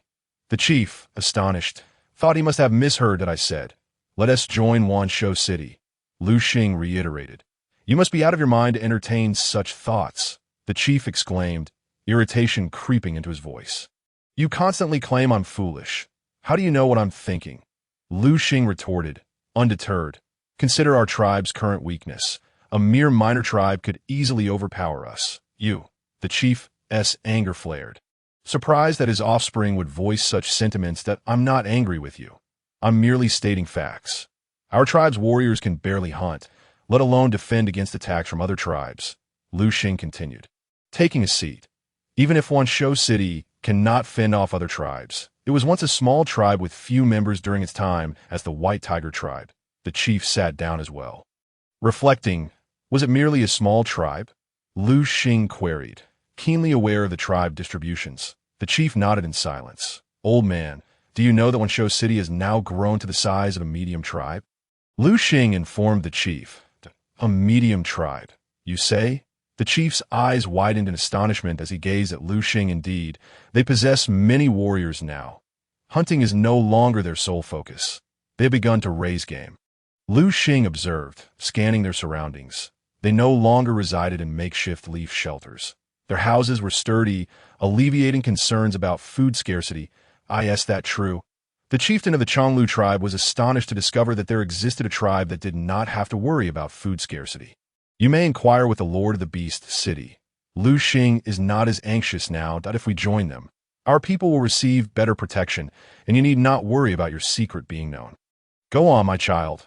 The chieftain of the Changlu tribe glanced around, reassured by the absence of onlookers. All right, I shall consider it, he said as he stepped outside. Observing his departing figure, Lu Xing felt a sense of certainty that the matter was settled. Meanwhile, on Xia Yi's side, Shi Chun and the others had already gathered several thousand pounds of vegetables. Xia Yi, there is still so much left. Why are we stopping? Shi Chun approached, somewhat disgruntled. You must leave some for others. If we take it all, what will they eat? Xia Yi replied, amused that I exchanged for some seeds. When we return, I'll have a sheep plant them, she added. You managed to obtain seeds? Initially reluctant, Shi Chen's mood brightened at the news. Yes, Xia Yi nodded with a smile. That's wonderful. I'll go fetch the chieftain of the Changlu tribe to discuss our exchange, he declared before dashing off. Not far into his run, he encountered the chieftain of the Changlu tribe approaching. Chieftain of the Changlu tribe, please come and see how we've gathered our harvest and discuss the exchange. As the two converged, the chieftain of the Changlu tribe cast a complex glance at Xia Yi, but said nothing, turning his attention to the vegetables instead. What's the matter with this chieftain? Why does he keep staring at you? Mu Chun inquired, a hint of dissatisfaction in his voice. Oh, it's nothing, Xia Yi replied, understanding that Lu Xing had likely expressed a desire to go to the Beast City, which had caused the chieftain some displeasure. However, Xia Yi was unaware that Lu Xing's intention was not merely to join the Beast City himself, but to have the entire Changlu tribe join as well. The chieftain of the Changlu tribe was not displeased. He was merely in a state of indecision. Eventually, he resolved to exchange all the vegetables harvested that day for the game Xia Yi and the others had brought. They left the game behind and took the vegetables with them, and as they were departing, Lu Xing mentioned he would seek out Xia Yi on the final day of the exchange. Xia Yi merely smiled and said nothing, climbing onto Mu Chen's back as they left. Upon arriving at the exchange fair with their substantial haul of vegetables, Xia Yi and her companions were met with skepticism. Many believed them foolish for trading their game for what they referred to as mere grass. Unfazed by the comments, Xia Yi and her group continued to unload the vegetables. With so many vegetables, how can we possibly consume them all? One tea they spoil over time. Mu Chen suddenly recalled. The others shared his concern, all eyes turning to Xia Yi. They will spoil, Xia Yi confirmed. Then what shall we do? Shi Chen asked, a note of urgency creeping into his voice. Didn't you initially want to gather more? Xia Yi chuckled, glancing at Shi Chen. We didn't anticipate this quantity. We merely thought to gather enough for our people to enjoy. Mu Chen lamented, surveying the abundance of vegetables that, oh, stop lamenting. With the sun shining brightly these past few days, we can set some aside for immediate consumption, while the rest can be sliced and dried. When we wish to eat them later, we can simply soak them, Xia Yi suggested, giving Mu Chen a reassuring pat on the shoulder. That sounds good. The sun is still out. Let's start slicing right away. Teng Shi, along with a few others, agreed, deciding to save some for immediate meals while taking the rest to the riverside for washing. Xiong and a few others set about peeling and cleaning the asparagus. After they cleaned and returned, everyone began slicing. 100 individuals toiled late into the night to complete the task. Their dinner consisted of hastily consumed jerky and bone broth. Oh dear, I've never sliced so many vegetables before. My back aches and my neck is sore, Xia Yi remarked, one hand on her waist and the other massaging her neck. That I told you to take a break, but you wouldn't listen. Look at you now. All worn out, Mu Chen said, approaching her with concern as he began to massage her neck. Lie down on the bed. I'll help relieve your back pain. During her medical teachings, Xia Yi had shown them how to apply acupressure, and Mu Chen was familiar with the technique. All right, Xia Yi agreed, lying down on the beat. As Mu Chen massaged her back, she felt immense relief, and before long, sleep overtook her. Seeing her asleep, Mu Chen ceased his ministrations, covered her with a fur blanket, and lay down beside her to rest. The following morning, Xia Yi rose early. Thanks to Mu Chen's massage the previous night, she felt much improved. You're up. Come eat something, Mu Chen urged, handing her a bowl. I know you're not fond of roasted meat in the morning, and since we didn't go hunting yesterday, there's no fruit, so just have a cucumber. All right, cucumbers are quite delicious, Xia Yi replied as she accepted the cucumber. I've sent Shi Chen and the others to hunt. We'll head to the Huang Song tribe shortly. Mu Chen informed her as he watched her eat the cucumber. To the Huang Song tribe. For what purpose? Xia Yi inquired, puzzled. This morning, the people of the Huang Song tribe came to tell us their chieftain wishes to see us. It must be regarding that little squirrel. Mu Chen speculated. Oh, very well. Xia Yi responded that I've finished eating. Let us go and find out. She gulped down the last of her soup, grabbed the cucumber, and stood. All right, let us go, Mu Chen agreed, standing as well. The two made their way to the shelter of the Huang Song tribe, where the tribe's people informed them that their chieftain was already waiting inside, exchanging glances with one another. They entered. I've been waiting for quite some time. Word of the Beast City. The chieftain of the Huang Song tribe greeted them with a smile as they entered. I wonder what brings you to summon us so early. Xia Yi returned the smile. Please, take a seat. The chieftain gestured to the stone benches before them. Have you heard that some creatures have begun to develop intelligence? He asked directly as they settled into their seats. Indeed, I have heard of it, and I have even encountered such beings, Xia Yi replied candidly. That's reassuring. The chieftain of the Huang Song tribe visibly relaxed. May I ask why you inquired about this? Mu Chen interjected. I have a little squirrel that wishes to speak with the lord of the Bee City, the chieftain revealed without reservation. Xia Yi and Mu Chen remained silent, waiting for the chieftain of the Huang Song tribe to summon the squirrel. The chieftain soon emerged from behind with a small squirrel cradled in his arms. The little creature stood obediently, gazing up at Xia Yi. Ask her if I can accompany her, the squirrel instructed the chieftain. Xia Yi and Mu Chen exchanged astonished looks, having understood the squirrel's words. Why do you wish to follow me? Xia Yi questioned, bewildered by the situation. The original host had never associated with squirrels. How could she now understand its speech? You can understand me now, divine maiden, the little squirrel exclaimed, scampering excitedly before Xia. I've only just begun to comprehend, and I am not a divine maiden. I am merely an ordinary person, Xia Yi replied truthfully, acknowledging that she had only just gained this ability. You are indeed the divine maiden. A white light surrounds you. The squirrel persisted, its excitement unabated. White light? Xia Yi glanced around, seeing nothing unusual. Yes, you are our divine maiden, the little squirrel proclaimed enthusiastically. Divine maiden? This was not the first time Mu Chun had heard such a title. Previously, the chieftain of the Honghu tribe referred to Xia Yi in the same manner. Was it possible that Xia Yi was the divine maiden sent by the beast god to save them? A wave of unease washed over Mu Chun as he began to fear that Xia Yi might leave. Why do you call me a divine maiden? Who told you this? Xia Yi inquired, oblivious to Mu Chun's trepidation. One told me. From the moment I gained intelligence, you have been in my consciousness as our divine maiden. And your presence brings me immense comfort, the little squirrel explained with excitement. What is this? It feels more surreal than anything on television, Xia Yi thought, overwhelmed with questions. Why was she regarded as a divine maiden in the consciousness of an intelligent creature? Xia Yi remained silent, grappling with the myriad of uncertainties that plagued her. Perhaps her arrival in this world was not mere happenstance. Contemplating this, she stood and walked outside. The little squirrel attempted to call out to her, but was stopped by Mu Chun. Xia Yi walked to the fair, her mind racing with thoughts of her life before arriving on the Beastman continent and everything that had transpired since her arrival. However, she remained oblivious to what the future held. All she desired was for the people of Beast City to lead fulfilling lives, empowered to protect themselves and the sanctuaries they called home. Yet, it seemed that her aspirations were far from straightforward. Mu Chun had mentioned that the Beastman continent had never witnessed animals awakening their intelligence to communicate with humans, and now, such occurrences were manifesting. With these creatures seeking her out, sighing, she resolved to face the situation head-on. Although Xia Yi struggled to comprehend it all, she recognized that many things would transpire regardless of her understanding. Accepting this reality, she decided to confront it boldly. Turning around to head back, she noticed Mu Chun standing quietly behind her, offering silent companionship. She smiled at him and rushed over to embrace him. Mu Chun, having you by my side is truly a blessing. She expressed, appreciating his unwavering support. I intend to safeguard all our kin and the awakened animals, she confided, resting in his embrace. Very well.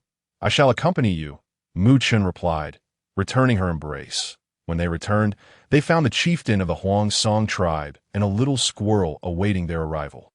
After the exchange fair concludes, you should accompany us back to B City, Xia Yi suggested to the squirrel. Really? The squirrel inquired excitedly, unsure if it had misheard. Do you not wish to? Xia Yi countered. Of course I do. I absolutely want to go. After the exchange fair, I will join you to B City, the little squirrel exclaimed with enthusiasm. Lord of B City, our Huang Song tribe wishes to join you as well. If it pleases you, the chieftain of the Huang Song tribe stated. Having learned much about B City during his time with the squirrel, he was eager to lead his tribe into this new realm. You are most welcome, Xia Yi replied with a smile, addressing the chieftain warmly. Excellent. I shall return and organize the tribe for our journey to B City. Huang Song is quite eager to depart, he said, brimming with anticipation. Indeed, any other matters can be discussed once we arrive in B City, Xia Yi reassured him, then turned to the squirrel. Have you been following us all this time? She asked. Yes, the squirrel answered, its head drooping with a hint of worry. Hee. Do you wish to accompany me, or would you prefer to return with the chieftain first? Xia Yi inquired playfully, already suspecting the answer. I wish to follow you, the little squirrel said, its spirits lifting as it looked up at her. Is that all right? Of course. Let us return, Xia Yi replied, gently lifting the squirrel as they made their way back to the wooden house, with Mu Chun trailing closely behind. Once Xia Yi and her companions departed, the chieftain of the Huang Song tribe hurriedly called for his people to pack their belongings in preparation for their journey back to the tribe. eager to set out for Beast City. Upon returning to the wooden house, Xia Yi shared the developments regarding the little squirrel with everyone, explaining that it had been watching over them these past few days. The tribe members were intrigued by the talking squirrel, gathering around it and bombarding it with questions, despite not comprehending its replies. Xia Yi allowed their curiosity to unfold. The exchange fair concludes tomorrow, and we shall return the day after, Mu Chen remarked, observing Xia Yi as she delighted in the squirrel's antics. That we may not be able to return just yet, she replied, glancing at her kin. Why not? Mu Chen asked, puzzled. I hadn't heard of any other matters, he continued. The deer star from the Changlu tribe might accompany us back. We ought to gather more vegetables from their territory, Xia Yi stated.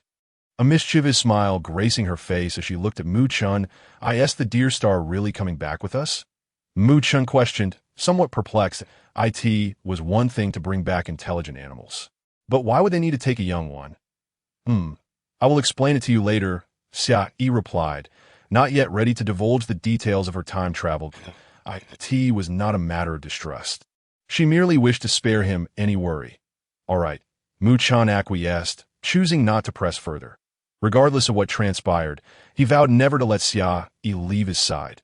The final day of the exchange fair had arrived, and Xia Yi was eager to explore in hopes of encountering some delightful surprises. After breakfast, she set out with Mu Chen. As they wandered, she exchanged some animal hides for other items. Having completed a round, they returned to the wooden house. Xia Yi, you have finally returned, Xi Chen exclaimed upon spotting them, ready to lend a hand with the pile of hides they carried, but someone beat him to it. Dear Star, you arrived quite early, Xia Yi remarked, recognizing the figure before her. I didn't want you to leave without me, the Deer Star replied playfully. Xi Chen took the hides from Mu Chen's grasp. While the chieftain of the Changlu tribe also made his entrance to the old fellow has come to discuss some matters with you, the Deer Star stated nonchalantly. Upon entering, Xia Yi and Mu Chen indeed found the chieftain of the Changlu tribe examining their wooden house. This wooden structure is splendid. Not a breeze can penetrate, he declared, his resolve to join Beast City solidified. Chieftain of the Changlu tribe, please come and sit. Xia Yi invited him warmly. Do not refer to me as chieftain. Simply call me Changlu, he smiled as he approached. Xia Yi looked at the Deer Star in confusion, but he merely smiled back, offering no explanation. Our Changlu tribe intends to join Beast City. I hope the Lord of Beast City will welcome us. The chieftain elaborated. You are indeed welcome. I never expected the entire Changlu tribe would choose to join us, Xia Yi replied, pleasantly surprised. Thank you, Lord of Beast City. I have already spoken with my kin, and they are all eager to join. We can depart tomorrow, Changlu expressed, his anticipation palpable as he surveyed the wooden house. And no need to rush. Since your tribe has decided to join us, we cannot let your vegetables go to waste. Xia Yi said with a smile. Of course. This morning, I instructed my people to begin collecting those vegetables, Changlu assured her. Yesterday, the Deer Star informed me that you would indeed want them, so I made sure we started gathering them early. Xianglin and Tangxi, take 80 of our people to assist in the gathering. Once everything is collected and processed, we shall come to find you, Xia Yi instructed Xianglin and Tangxi. They promptly set off to carry out her orders. Xi Chen, please inquire with the Red Fox tribe's chieftain if they wish to keep this wooden house. If not, we shall dismantle it, she added after Xianglin and Tangxi departed. As the final day of the exchange fair unfolded, the nearby tribes began dismantling their leaf shelters in preparation for their return, while more distant ones planned to stay another night. All right, Xi Chen affirmed before heading out. So, may I call you that? Changlu asked once Xia Yi had finished her tasks. Certainly. All the people of B City call me that, she replied with a smile.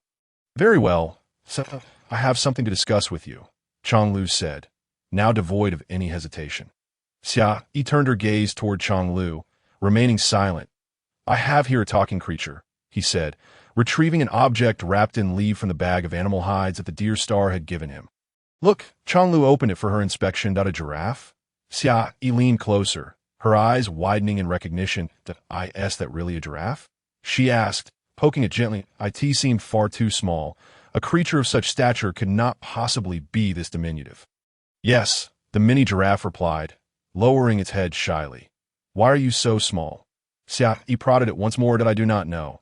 Ever since I awakened my intelligence, I have remained this size, the mini giraffe confessed. Still keeping its head down, Xia Yi, can you understand its speech? The deer star approached, curious. Changlu also looked at her with intrigue. Yes, I can understand, Xia Yi confirmed, her attention still fixed on the mini giraffe. How can you understand it? I cannot comprehend a word, the deer star pouted. Xia Yi shot him a glance before turning to Mu-chun. Can you understand? I can, Mu-chun nodded. See, only you cannot comprehend. Xia Yi teased him. Humph, the deer star turned his head away, signaling his disinterest in the conversation. Little giraffe, would you like to accompany us back to Beast City? Xia Yi asked, ignoring the deer star's sulking. Addressing the mini giraffe, she said, willing. The mini giraffe promptly lifted its head and joyfully responded to Xia Yi. Xia Yi extended her index finger to gently stroke its head. Little squirrel, come out and play with it. Xia Yi called into the house. No sooner had she finished speaking than a little squirrel dashed out. Hello, I am the little squirrel. It greeted the mini giraffe politely. To we giraffes, the giraffe said, as long as we can communicate. That is sufficient. You both may go inside the house to play, Xia Yi reassured, initially concerned that they might not understand each other, but now she felt at ease, although the giraffe did not comprehend the squirrel's words. It understood from Xia Yi's assurance that they could communicate, which eased its own worries. Originally, Shichen was meant to inquire with the leader of the Red Fox tribe, but unexpectedly, he brought the leader along. Xia Yi, the leader of the Red Fox tribe, wishes to join our Beast City, Shichen informed her upon his return. What on earth is happening these past few days? Why does everyone suddenly wish to join Beast City? The leader of the Red Fox tribe approached Xia Yi earnestly, stating, as the Lord of Beast City, we, the Red Fox tribe, desire to join your esteemed community. He had contemplated this decision thoroughly. The Red Fox had referred to her as a goddess. Undoubtedly a messenger sent by the beast god, that if he led his tribe into Beast City, they would surely enjoy a better life. Why? Xia Yi pondered. Expand Beast City indeed required a multitude of inhabitants. Yet, it struck her as peculiar that the once haughty leader of the Red Fox tribe sought her out today to propose joining, because the Red Fox called you a goddess, signifying you are a messenger from the beast god, capable of bringing a better life to our people, the leader explained, recognizing the necessity of candor in their dealings. Though he had previously looked down upon Xia Yi for being female, the moment he heard the Red Fox refer to her as a goddess, he reassessed her. After days of observation, he had resolved to join Beast City. I am not a messenger sent by the beast god, but I can assure you that life in Beast City will be an improvement over your current existence. Xia Yi agreed. Return to gather all your tribe members, pack your belongings, and ensure all the warriors come to me. Let the giraffe lead them to collect vegetables. We must hasten back to Beast City. Xia Yi instructed the Red Fox. Understood. I shall do so at once. The Red Fox replied before turning to leave. Giraffe, shortly you will lead the warriors of the Red Fox tribe back to your village to gather vegetables. How to proceed will be communicated by Teng Shi and Xiong Lin. Also, tomorrow you